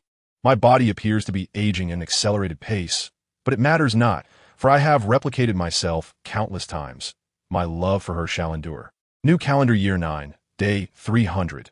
The new policy has garnered immense popularity. Those starving wretches swiftly offer their wives and daughters in exchange for money. What irony! Despite the possibility of resistance leading to survival, they choose to sever their last escape route. Perhaps this is humanity's inherent flaw and ignorance? No, I too am human. Why do I pen such thoughts? Have I been influenced by the mechanical parts within me? No. The frantic scrawl of no continued to repeat. becoming increasingly distorted and slanted, gradually congealing into bloodstains, leaving one to ponder what the author of the diary had done. No, am I still the original me? Am I truly myself, or merely a robot named after me? I retain the memories of my humanity, perpetually replicating myself, yet my thoughts, my mind, my very essence are gradually being supplanted by mechanical components. What I now contemplate, my emotional devotion and reverence for her, are they born of my human essence or merely the preordained program inscribed within my memory chip? A program named to love her, she shall slay me, inheriting the scepter of the mother goddess, becoming the most powerful and benevolent ruler of this city. She will kill me, and in doing so, become me. She will carry forth all that I am, bearing my entire love and ideals. She shall bear the gentlest curse, infused with my unwavering faith, treading upon my remains and ashes. She will emerge as a complete entity, devoid of any prejudice or discrimination. She will stride towards the future for all her days, while the departed me shall forever linger as her shadow. I have imprisoned her for a decade. Will there come a day when she, my beloved, will end my life? Fashioned by machinery, your heart beats with vitality. Death severs my purest desires. You are my cherished sword of Damocles, the lyrical epic of my cyclical existence. Nolia, my beloved Nolia, I shall elevate you to the resplendent throne of the White City. So, it is, Su Ming'an murmured to himself. The onlookers remained bewildered, yet he comprehended the situation. The White City had been tainted, the birth rate plummeting. Thus, Bai Xiong utilized core energy to create Nolia, he contemplated. Bai Xiong nurtured Nolia, intending for her to become a progenitor. Yet he ultimately fell in love with her, prompting him to abandon his initial plan and instead make her the ruler of the White City. Ding dong. Perfect clearance progress. 65. This must be the place where Bai Xiong created Nolia. The figure upon the stage is clearly an unfinished prototype, not the Nolia he loves. Bai Xiong visits this place monthly to accompany Nolia, hence he does not bring the mechanical army. Thus, the final question arises, where has Nolia gone? Su Ming'an pondered the possibility of Elisa, but Nolia, having matured within the glass chamber, cannot be Elisa, who possesses a complete life. Perhaps Bai Xiong absconded with Nolia. Nolia. Elisa called her name. How pitiful she is, destined to be a machine of reproduction. Can she escape her fate? Or is it solely due to Bai Xiong's affection for her? Do you believe she should be a machine of reproduction? Su Ming'an inquired. Elisa fell silent for a moment, whispering, I believe that if Nolia could dutifully become a machine of reproduction, countless individuals in the outer city would not have been captured, and I would not have been delivered by my father. After all, she is a machine, not a human. However, she also possesses the right to pursue freedom, so I do not know. Her voice trembled. Despite her outwardly indifferent expression, she remained deeply afraid. Throughout her upbringing, she had been indoctrinated to accept transformation, to become a machine, to perpetuate the next generation of the White City. She felt like a grand, sacrificial victim, a product on display, nurtured within a glass case. You must don a pristine white wedding gown, groom your long hair, resembling a doll, a sleeping beauty, or a blooming white rose. You must be pure, beautiful, and submissive. You should not wield knives or guns, nor should you be stained by blood and fire. You must absolutely endure the covetousness, voyeurism, plunder, and malice of the outside world. You should not possess uniqueness. You must grow accustomed to waiting, enduring, and remaining silent, ultimately succeeding in being chosen and taken away. Yet no one told her how a free girl ought to live. Generations have suffered so, merely to fulfill the absurd love of a leader. Why? She felt a surge of anger. If one day we truly attain peace, will I be able to listen to you play the piano forever? Elisa trembled as she spoke. In truth, she had already felt happiness. Since the day Su Ming'an rescued her, her life trajectory had undergone a profound transformation. She entered the rebel camp, seized a weapon, and felt freer than anyone else. She was already sufficiently happy. But if she could continue to hear his music, she recalled that cold, rainy day, the moment he caressed her hair, his slightly drooping eyelids revealing a tranquil tenderness. After several nights of battle, he lay exhausted upon the bed. In the narrative of her story, his sleeping visage appeared remarkably serene, akin to a bird that had finally found its warm nest. By the piano, illuminated by light, the gaze he cast upon her, amidst fierce combat, he never strayed from her sight. In front of the faded wedding photo, his visage shone with light. She could not forget these moments, as though they were etched into the ocean of her memories, as if her life had finally emerged from its cruel journey, arriving at a new starting point where love could be felt. The future shall be brighter. If he is present, she will clumsily yet resolutely grow step by step. Perhaps, Su Ming'an said. She continued to gaze at him tenderly, exuberantly, fervently. Though her body was frail and slender, it resembled a blazing flame, revealing the heat and indomitable spirit at the depths of her soul. She seemed the embodiment of countless oppressed girls. You are truly kind. She employed honorifics once more, just as she had when she first met him in the rain, earnestly articulating, "You are a truly wonderful person." Is it so? Am I truly a good person? Su Ming'an felt a sense of confusion. It was merely a cold, unfeeling task prompt that compelled him to care for her. Would Eliza have reached this day without that mission looming in his periphery? Would he have intervened to save her, despite her insignificance to the quest? Would she still braid her hair into a neat ponytail, wield a gun, and live fiercely like a flame? Would she, like the vast majority, don a white wedding gown, becoming a ghost of submission to the city amidst the rain? Countless Elizas existed within this absurd white city, unacknowledged by the task prompts. What fate awaited them? Thank you. He could only respond. She smiled. At least in that moment, she was fortunate. Do you think we will win? She asked, lifting her gaze to him, as though an invisible wind lay between them. Her smile mirrored the blue sky reflected in the lakes of snow-capped mountains, akin to a song of defiance sung by a free spirit. Yes, Su Ming'an replied. The situation will not devolve into one of helplessness. He discarded the documents, watching them scatter like snowflakes. Let us proceed. As dawn broke, the sky was dismal. Upon emerging to the surface, Su Ming'an beheld hundreds of white city residents in the torrential rain, standing like blackened, withered trees. Bai Xiong had warned these residents to obstruct Su Ming'an's passage. Most of their family members had been sent to the inner city for reformation, leaving them utterly alone. Upon seeing Su Ming'an ascend the passage with Eliza, the residents erupted in fervor. You will face retribution, rebel leader. Your ambition is grotesquely vile. We shall forever adhere to Lord Bai Xiong's leadership. We will block your path. Someone shouted. Quickly, everyone stop him. Another commanded. Su Ming'an discerned the malice in their eyes and stepped forward. Residents, heed my words. He called out. Today, Bai Xiong lacks the protection of his mechanical army. This is the sole opportunity to eliminate him. If you wish to alter the morbid fate of this city, allow me to pass and kill Bai Xiong. Your loved ones will return to you. The rebellion had reached a pivotal moment, and Bai Xiong could not retreat into the inner city. His only escape lay in fleeing to the desolate outskirts, buying time until the mechanical army was annihilated. Thus, Su Ming'an raced against time, needing to catch up with Bai Xiong and slay him swiftly. For only then could the mechanical army under Bai Xiong's control be put to rest. Otherwise, the rebels would suffer grievous losses.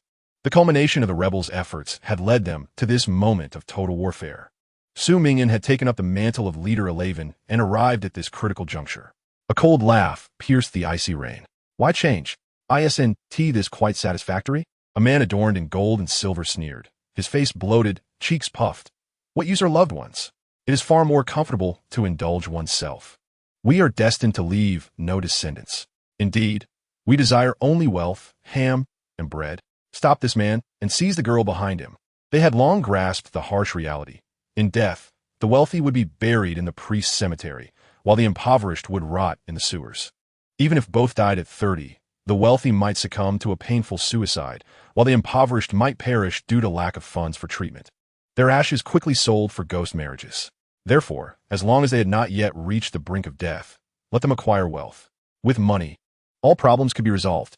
What honor, what philosophy could outweigh the simple truth of wealth? Hearing these words, Eliza gazed up in confusion. Su Ming'an's eyes met hers, brimming with profound emotion. She remained still, as if something extraordinary was gradually slipping away from her heart. Why have people devolved into this? Have they lost even the most fundamental familial bonds? Eliza, this city is ill, Su Ming'an stated. He could perceive the desires lurking in their eyes. They cried out for justice for the city, proclaiming the need to eradicate him, the audacious rebel against Bai Xiong. The rebels' hard-fought opportunity for total war, coupled with the perilous information sent by the infiltrators like Guan Na to assassinate Bai Xiong, had not been obliterated by the mechanical army, but was instead to be thwarted by these very residents. How absurd! These residents willingly chose to remain as Bai Xiong's hounds. Their servility was deeply ingrained within their veins and spines, numbing them into submission. "Girl, do not assist this rebel," someone shouted at Eliza, denouncing Su Ming'an as a bandit. Eliza lifted her head, raindrops cascading down her face. In that moment, she shattered the shroud of fear and trepidation that clung to her. Like a butterfly breaking free from its cocoon, exclaiming, "No, I will not return with you. I am free." The people of the outer city are not resources. In the next instant, before the residents could encircle them, Su Ming'an grasped her hand and sprinted towards the outside world. On the other side, countless flames surged into the inner city, leaving only the symphony of bullets and artillery in their wake. The acrid stench of blood and gunpowder lingered, as human bodies intertwined with shattered mechanical remains, an inundation of crimson and azure blood. This path, led by Nor, Dingyue, and others, was the most arduous for the rebels. After the main force had retreated, the rebels swiftly regrouped, accounting for ammunition and combat personnel, consolidating logistics, and the wounded, preparing to ignite total war. The helicopter hovered amid the storm. A young female reporter opened the cabin door, broadcasting the current state of affairs, the camera lens focusing on the midnight lights below. "Evening News brings you the latest updates." The young reporter spoke rapidly into the camera, her expression tinged with alarm, disbelief in her eyes, as if she could scarcely fathom that someone dared to incite chaos in the White City. Half of her body was drenched in rain. She clung to the cabin door, signaling the camera towards the street below, where the rebel army surged like a black tide. At precisely 3 o'clock this morning, a rebel force of approximately 1,000 gathered in the Magda industrial zone, leading the charge into the inner city. From here, we can see that the adjoining area of the inner city has fallen. Streets and shops have been vandalized, electrical facilities destroyed, residential homes invaded, and multiple areas have begun to ignite. The White City has deemed this a malignant incident, with the Alaven-led residents defying the current welfare and system of the city-state, opting to rise in rebellion. A spokesperson for the Peace Dove news agency described the current situation as a frenzied dance of freedom for the souls of the resistors. The investors from the Bionic Group stated, "This is a flagrant defiance of the laws of the city-state, an audacious internal conflict. Those who oppose the White City will surely be suppressed."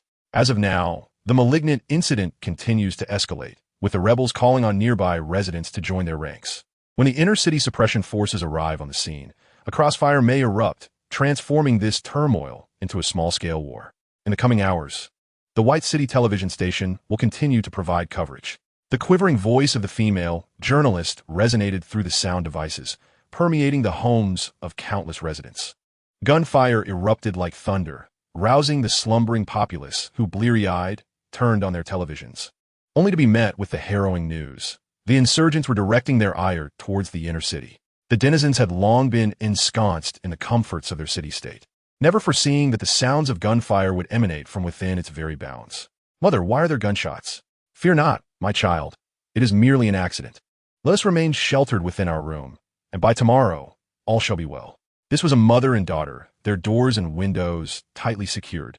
The girl nestled in her mother's embrace, while the mother kept her eyes closed, trembling in fear. The insurgents' gunfire represented a bloody rebellion against the White City, a defiance of order and law. The people, their eyes bloodshot and clad in bulletproof vests, resembled hardened black beetles, their feet stained with blood. As the torrential rain fell, the fading crimson hues mingled with the pooling water, a boot clad in leather descending, splashing blood and rainwater alike. Like a relentless stream of black beetles, the insurgents flowed through the streets, transporting crates of resources onto trucks. Amidst the hazy mist and rain, the yellow headlights of the trucks pierced the darkness like two sharp beams of light, illuminating the distant future. A roar resounded as the trucks revved to life, the black beetles aboard raising their weapons. Bang, bang, bang. The headlights blazed brightly, akin to two cold stars in the night sky. Through the blood-red gaze of the mechanical army, the trucks sped forth, hurtling towards the inner city. "Quick, quick, take that safe as well. Don't block my path. Don't hinder my fortune. Mother, where are you? So much cash, so much money. Oh my, this is paradise. I am rich." The insurgents pressed on, seeking to overthrow the regime in pursuit of freedom and equality. Yet, amidst the chaos, the numbed citizens of the White City seized the opportunity to plunder wealth. Most lived in a state of silent despair. The notion of resignation to fate was deeply entrenched in their hopelessness. Even behind humanity's so-called games and entertainment lay a fixed, traditional and oblivious despair. The frenzied residents smashed windows and pillaged cash from cabinets, their faces twisted with greed and ferocity. As the great battle erupted, the White City, once disdainful of the insurgents and self-proclaimed noble, cast aside their conscience and civility in the face of easily attainable riches, revealing their bestial ugliness. The most precious part of humanity was trampled to pieces amidst the gunfire and the rain of green banknotes. They fought, cursed, and clamored like a group of frenzied monkeys. Clothed beasts. Amidst the burning gunfire, the self-righteous sentinels raised their torches, invoking freedom and struggle, their swords aimed at the robin that heralds the dawn. And then, a single flame consumed their brilliant lives. Chapter 61. He is God. In the inner city of Mechanical Day, the sky wailed, the earth cracked, painting a magnificent tableau of extinction. The crimson glow seemed like thick blood sinking into twilight, intertwining with the blood-red earth, stirring a myriad of chaotic hues, reflecting the violent struggles of the people on the shattered glass of the streets. Bang, bang, bang. The sounds of gunfire and artillery were incessant. The streets and alleys flowing with blood. War had escalated to a fever pitch. Countless soldiers surged past the corners, blood splattering, their footsteps resonating. Ding Wei, injured, leaned against the ruins, gasping heavily. I trust the leader. He will surely slay the white beast, she whispered. A player was assisting her in regaining health. Had it been the first player, victory would be assured. Yes, if it were him, Ding Wei recalled the young man playing the piano under the sun. It was hard to imagine the awe she had felt at that moment. The powerful, wise, and charismatic leader played a melodious tune on the piano, soothing the hearts of all who listened. If only that moment could be frozen in time, as if an unseen deity waved a hand through the air. The leader's gaze appeared clear and gentle, as if he encompassed all of existence within his heart. She trusted him, respected him, and even believed in him. He was like a god leading everyone in the pursuit of freedom. If it were him, Ding Wei gazed intently at the flickering flames of war outside the wall. We will surely triumph. On that day, children will no longer live in fear. They will write, read, play the piano, and behold the azure skies and white clouds. She believed he was a god. Outside, the rain continued to pour. The night was thick, rendering the path nearly invisible. The residents clamored, intent on stopping Su Ming'an. He tossed Eliza high into the air, sending her far away. A bright light enveloped the space as he activated spatial displacement. When he reappeared, he was dozens of meters away, catching the descending Eliza and breaking free from the surrounding residents. Her body was light as a feather, her bones appearing firm. The sounds of anger and lamentation faded into the distance as Su Ming'an carried Eliza, braving the torrential downpour. The insurgent army was assaulting the inner city. His mission was to slay the white beast and halt the mechanical army's advance. He was the linchpin of this war. He tore through the rain curtain, charging towards the desolate wilderness. The surroundings grew increasingly barren, littered with fallen wild grasses, shattered bricks, and the ruins of desolate buildings. The barrage of comments surged forth. It's too dangerous. Too dangerous. So this is how thrilling the instance can be. This is a great battle. Will there be wars with hundreds of thousands of people in the future? I want to see Western fantasy. I want to see popes and kings, dragon princesses, demon lords and heroes, Atlantis and sirens. Woe is me. These residents are beyond redemption. Why must they kill those who come to save them? Alas, times have changed. Perspectives differ. The first player seems to be in poor condition. Can he really make it to the end? He is just a student. Someone will eventually take his place. The true big shots have yet to make their move. Su Ming'an heard the level up notification for Tier 9. It must be that Ming had harvested enough experience to level up. Cough, cough. As he ran, he suddenly began to cough. The pollution in his body was worsening, linked to his fatigue. In recent days, he had only slept for 8 or 9 hours while strategizing the war route with Vincent and others. Forward. The white beast should be that way, Eliza said. I recall there's an abandoned church over there. It's the only place we can rest. The night was dense and unyielding. Eliza tugged at his cloak, the slightly distorted fabric producing a faint rustling sound. She leaned against him, her skin growing increasingly pale, akin to frost clinging to rocks in winter. She whispered, if you kill the white beast, you will become the leader of the White City. I know, Su Ming'an replied. I believe, Eliza said. Her words remained unfinished, abruptly ceasing at that moment. They stumbled towards the outside world, with Baixiong leaving footprints in the mud as he fled. Elisa intended to express her belief that Su Ming'an always observed the actions of others from a detached perspective, as if all humanity were merely marionettes in his eyes. Despite his apparent respect and equality, that observer-like demeanor was profoundly unsettling. It was akin to that of a deity, one who participates but never immerses, remaining so coolly aloof as if untouched by earthly affairs. Was he a god? A torrential rain poured down. The night was thick with darkness, and the cold rain pierced through the bodies of those it struck like a chilling blade. Su Ming'an carried Elisa on his back, traversing the muddy outskirts.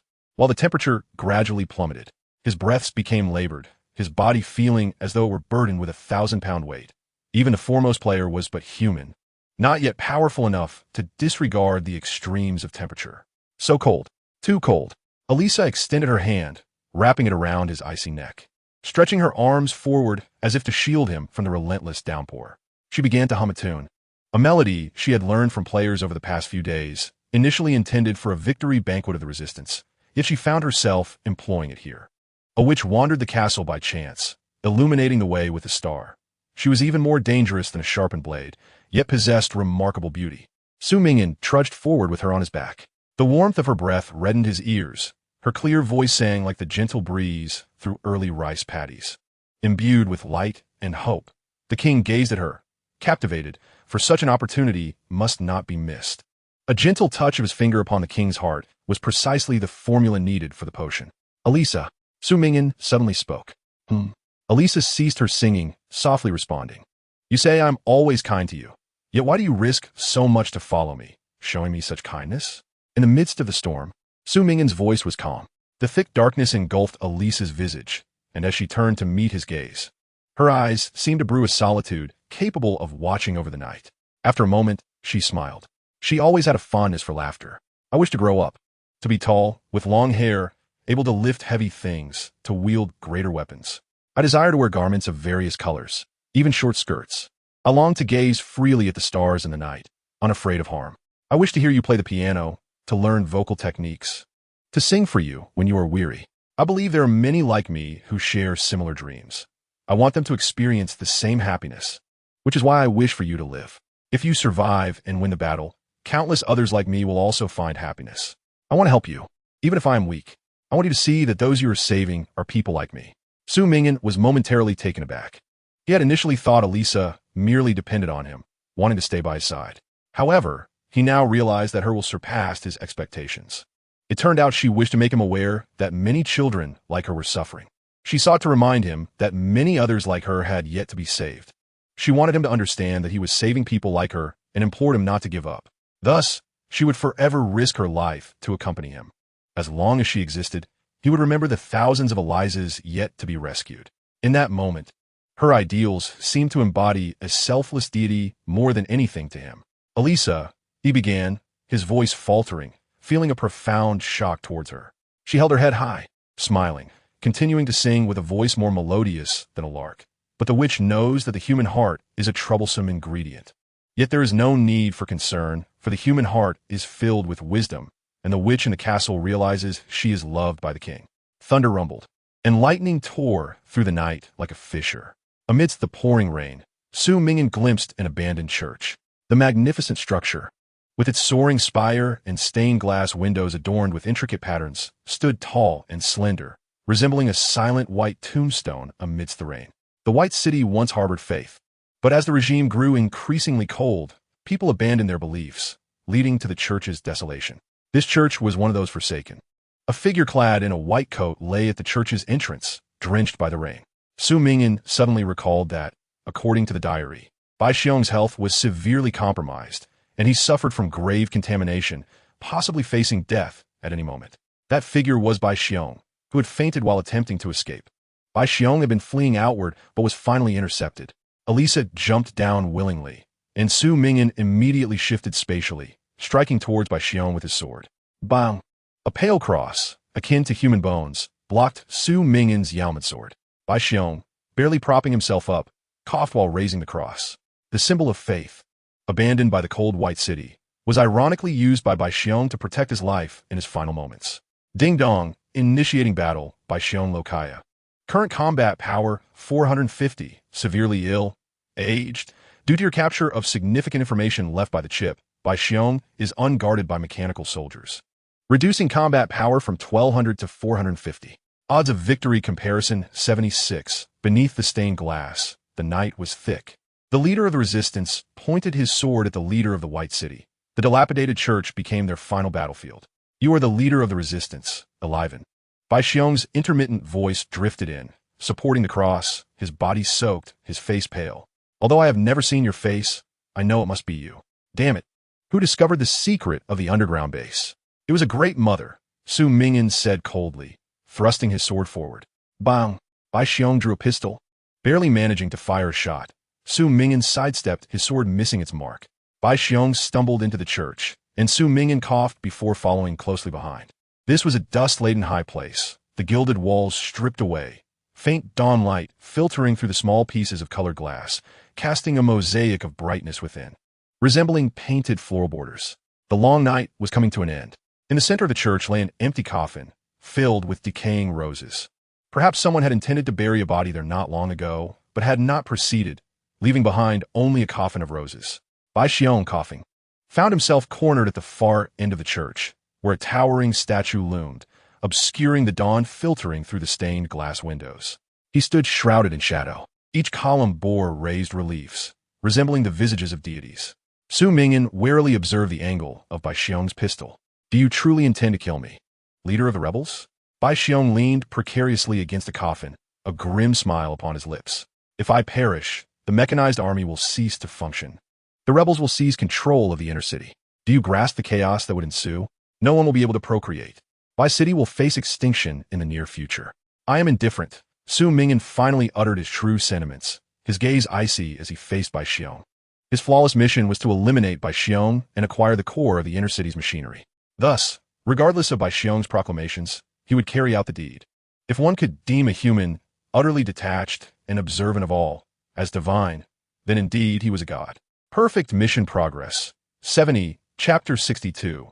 She is the flame of sin. The Roselle Church of Bai City was erected in the bygone era. 236 years prior, the citizens expended an entire city's tax revenue to erect this grand cathedral.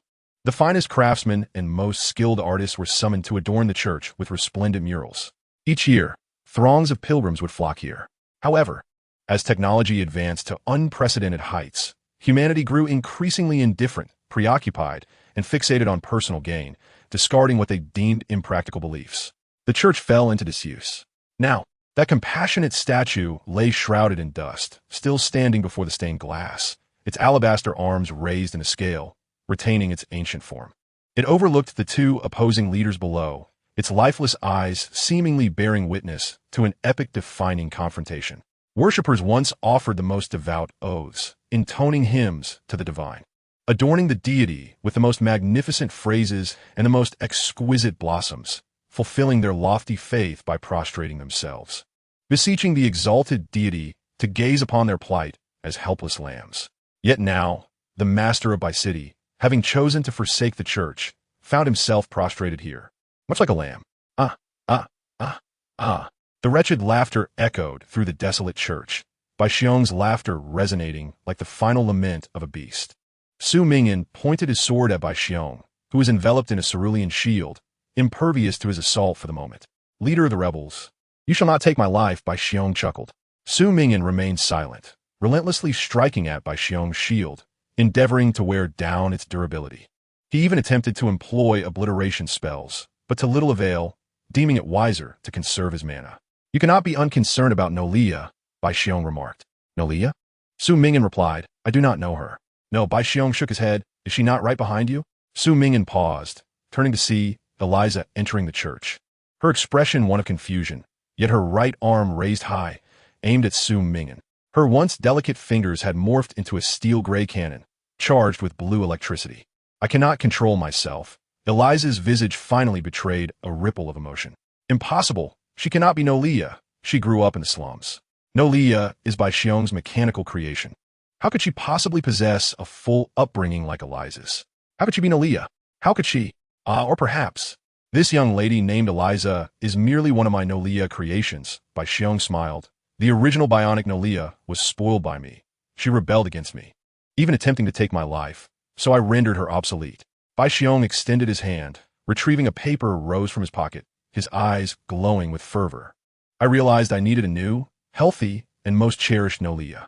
Over a decade ago, I sent dozens of bionic beings I had created into various households, allowing them to mature for over 10 years, only to retrieve the one whose temperament most closely resembled that of the original Nolia, implanting her with core energy to become the perfect Nolia. The Nolia confined within the glass chamber could never be a normal lover. Thus, I nurtured one who developed in a typical family. Look at her.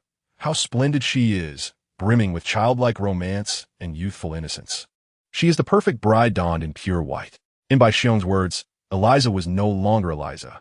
She had transformed into a bride, with long hair cascading down, draped in a pure white wedding gown, akin to a doll awaiting selection and departure. When love's purity is smeared with other hues, it ceases to be perfect. Yet, within this, there exists no hierarchy, only the relentless struggle between reason and emotion. Su Ming'an recalled the words he had heard before. People spoke of handing Eliza over to fulfill Bai Xiong's replacement plan. If Eliza were truly surrendered, her fate would entail being implanted with core energy, becoming the perfect Nolia. Only those imbued with core energy could possess the capacity for procreation. However, Bai Xiong sought merely to maintain Nolia's eternal existence through core energy. To prevent her from becoming a breeding machine, Bai Xiong resorted to abducting countless individuals from the outer city, subjecting them to persecution and transformation to assume Nolia's role. For the original Nolia, meant to be a reproductive machine, had been rescued, necessitating the sacrifice of more lives to replace her and become the new hope for Bai City. A ludicrous hope, born of reproductive machinery. They were swept along by public opinion, becoming the so-called successful residents of Bai City, achieving greatness through the continuation of civilization at the cost of their lives. Bai Xiong sacrificed his life and soul for his beloved, shattering all previous plans, exchanging the lives and freedoms of many for a single tomorrow for Nolia, a tomorrow for the future ruler of Bai City. For this, he relinquished his duties as the current ruler, joyfully nurturing her, sacrificing countless lives to sustain this ailing city. How mad, how absurd, how ludicrous, how hopeless. Even the most negative adjectives fail to encapsulate it. It turns out Eliza is the source of sin. No, this world is the source of sin. Bai Xiong is a madman. He cares not for his own life. How could he possibly care for the fate of the outer city residents? Absurd. Eliza exclaimed, absurd. How could one accept such a truth? Thousands upon thousands of suffering residents, the outer city folks stripped of their dignity, the rebels fallen in pools of blood, all merely to satisfy Bai Xiong's twisted love? The suicide of Ku Chou before his death, the smiling Kanna amidst the flames, countless residents struggling in agony, and the ever-growing, chilling list of the deceased. Were they to perish silently for such a truth? Countless outer city individuals forced into separation from their kin, familial bonds shattered, becoming neither human nor ghost for such a ridiculous reason? Bai Xiong continued to laugh heartily, his mirth echoing beneath the increasingly fragile barrier of defense. His disheveled hair was drenched in rain, resembling a madman. You must don a pristine white wedding gown. Style your long flowing hair, like a porcelain doll, a sleeping beauty, or a blooming white rose. He cried out, laughter spilling from his lips, a sickly flush rising upon his pale visage. You must embody purity and beauty, submissive to fate. You should not wield blades or firearms, nor should you be acquainted with blood and flames. You must endure the covetous gazes, the prying eyes, the plunder and malice of the outside world. You must eschew uniqueness. Learn to await, to tolerate, to remain silent, ultimately destined to be chosen and taken away. Such is fate, such is love. The existence of Bai City, the civilization of humankind, is but a farce, a city that thrives on the sacrifice of young girls. Since this world is ailing, why must I not embrace madness just once? Rebel leader Aliven, have you glimpsed the truth of the world? How does it feel? Do you still wish to save these people? Everyone has succumbed to madness, including myself. You are attempting to salvage a city comprised of lunatics. No, perhaps you are the most deranged of all. Bai Xiong chuckled, his lips curling like a dying beast. He turned his gaze towards Su Ming'an, Aliven. I appreciate your efforts in safeguarding Elisa's safety.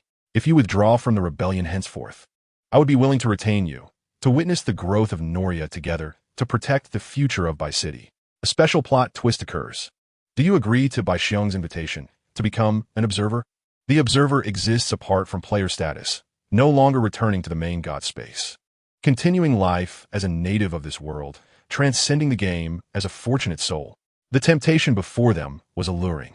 Observers might escape the fate of erasure after a year. Yet, to achieve a perfect conclusion, only the path of the player remains. Su Ming'an felt no emotional upheaval. He merely struck at Bai Xiong's barrier. Then, Bai Xiong tilted his head, issuing a command. Noria, fire upon the rebel leader. Elisa's wrist twitched. No, don't. She screamed, absurd. Absurd. How could I possibly be a machine? As if all pride had shattered in an instant, she cried out in despair. When Bai Xiong created her decades prior, he had implanted a chip within her brain, making his commands utterly unresistible. The artillery concentrated upon Elisa's right arm, directing its fire towards Su Ming'an, while Bai Xiong beamed with a radiant smile. A flash of blood erupted. Bang! Su Ming'an heard a sharp ring, akin to shattering glass, as though ensnared in a thick, rhythmic pulse. He turned to see the sanguine light explode before him. The brilliance fractured, scattering like tiny shards of crystal beneath the sea. Azure, glass-like fragments sparkled vividly before his eyes. Cough! Elisa expelled blue blood. A heavy cannon crashed to the ground, its connected arm bleeding profusely, tearing at her azure flesh. In her hand was a bloodied crimson dagger.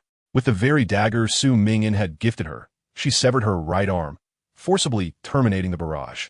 I shall not shoot him. She laughed madly, the torrential rain drenching her radiant golden hair, like sunlight cascading into the sunset. She cast aside the timidity of their first meeting, shedding the shyness born from a lack of love.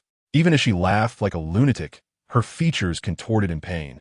Half her body stained with blood, she remained resplendent, akin to a flickering flame.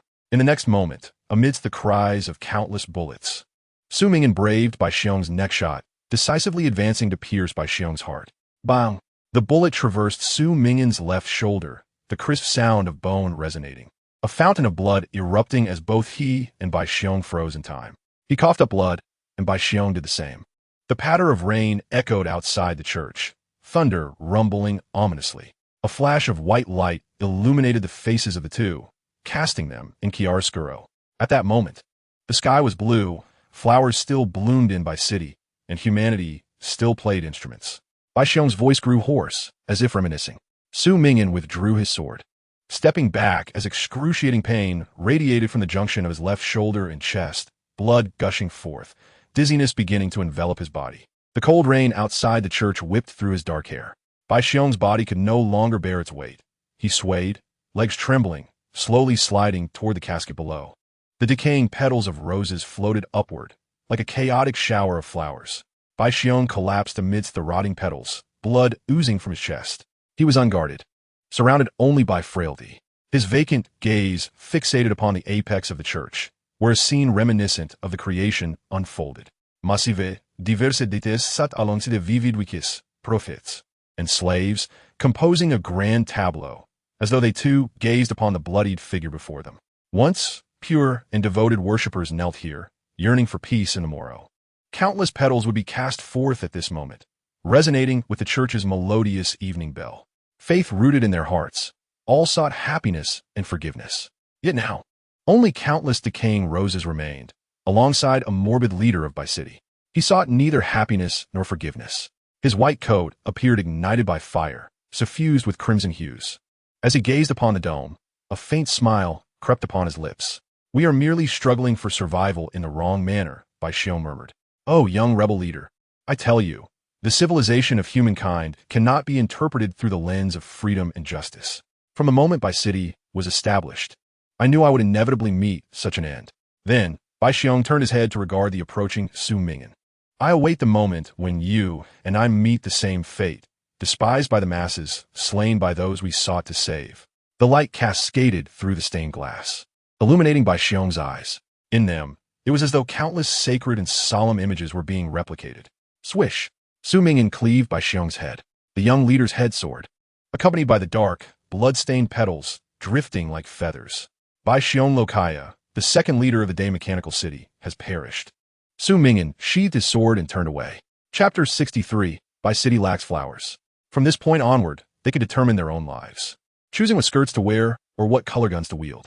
Indeed, they can read, work, earn their own livings, and shed all feelings of inferiority and shame. Of course, no one shall scrutinize their physiques with reckless judgment, nor berate them for their unrefined temperaments. They can become freer, more independent, and ultimately happier. Indeed, you have slain the white beast 3,000. Congratulations, you have vanquished the second realm.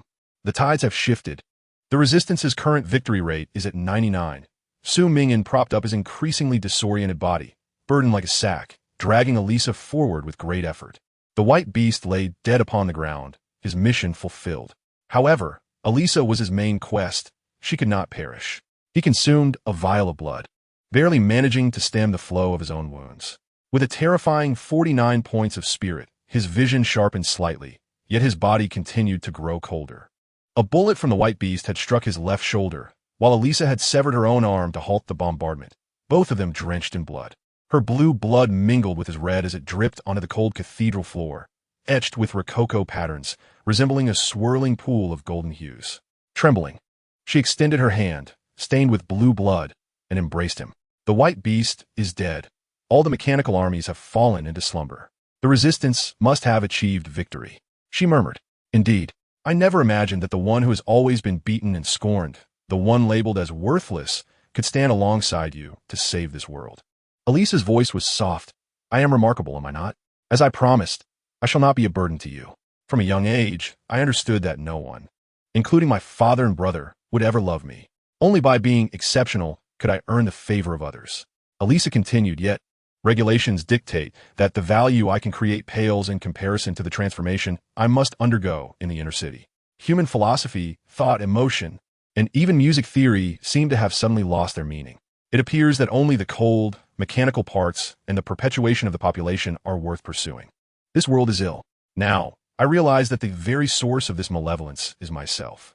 She managed to force a smile. "It was my existence that prevented me from becoming this breeding machine, causing so many to suffer in my stead, perpetuating an endless cycle of war." The rain fell in torrents. She recalled her earlier words. "I believe that if Nolia could honestly become a breeding machine, countless in the outer city would not have been captured, and I would not have been handed over by my father. How I wish she could become a breeding machine." It dawned upon her that she herself was this Nolia. If only she could become a breeding machine. Would that be right? Is this truly the correct path? Su Ming'an's vision darkened. The contamination of his body was further affecting his mental state. The chilling rain struck him, an extreme cold inducing sharp pain, as if countless needles pierced his lungs. His body felt as though it were burdened by hundreds of pounds of iron, resembling a drenched sheep, its wool too heavy, threatening to drown him. Upon our return, we shall be greeted with admiration and cheers, shall we not? You have slain the white beast. You are the hero of this world. Yes, I am hero number 2, a girl who does not require transformation scrolls. Elisa remarked, "My only regret is that throughout my life, it seems no one has loved me. I simply long to touch you." They staggered onward towards the dawn. Drip, drip. A crimson light flickered in Elisa's eyes, a harbinger of her energy depletion. She was the masterpiece of the white beast. Once the core energy was seized by the Resistance, she too would fall into eternal slumber, akin to the mechanical armies. This was an irreversible death. The core energy was destined to fall into the hands of the Resistance. She extended her hand, using her last vestiges of energy to convey warmth to him. Her palm gradually warmed, while her energy dwindled. How peculiar, Su Ming'an. My thoughts are merely a sequence of data. Yet why do I feel such profound sorrow upon realizing I am not human? Can data possess the capacity for thought? Am I worthy of existence? Throughout my life, no one has ever loved me. My father and brother deemed me a worthless vessel incapable of continuing the lineage. The uncles and grandfathers passing through the alley would scrutinize my physique, wishing to abduct me for profit. It seems I'm not a person, but a mere fragile container. If I were not a machine, but rather human. During our time together, did you ever feel, even the slightest bit, that I am worthy of love? Not in a romantic sense. I merely wish to ask, have you ever loved me? Even just a little. Body damage at 79, entering slumber soon. A long, harrowing trail of blood slowly flowed from Su Ming'an's steps, resembling a congealed path of crimson. He could not discern Elisa's voice behind him. What was she saying? Her words were fragmented, frantic, and sorrowful, like a whispering wind. He could not hear her clearly. only turning his head to glimpse her blood-red eyes. Her gaze was radiant, reminiscent of shells reflecting sunlight on the beach. If there is even a hint that you believe I am worthy of love upon our return, once you become the hero, could you play the piano for me just once? Amidst the urgent drips, Elisa's eyes grew redder, akin to blood. Everything around them was icy and piercing, save for Elisa behind him, who remained warm. Just once, Su Ming'an, will you grant me this request? Su Ming'an could hear nothing anymore. Body damage at 83, entering slumber soon. Body damage at 86, entering slumber soon. The increasingly jarring beeping intensified. He turned around, finding Elisa, devoid of her last ounce of warmth, weakly releasing her grip as she collapsed into the torrential downpour. The cold rain drenched her hair and eyes, gradually causing them to narrow. Even if just a little, if you think I am deserving of love, she spoke with a quivering voice.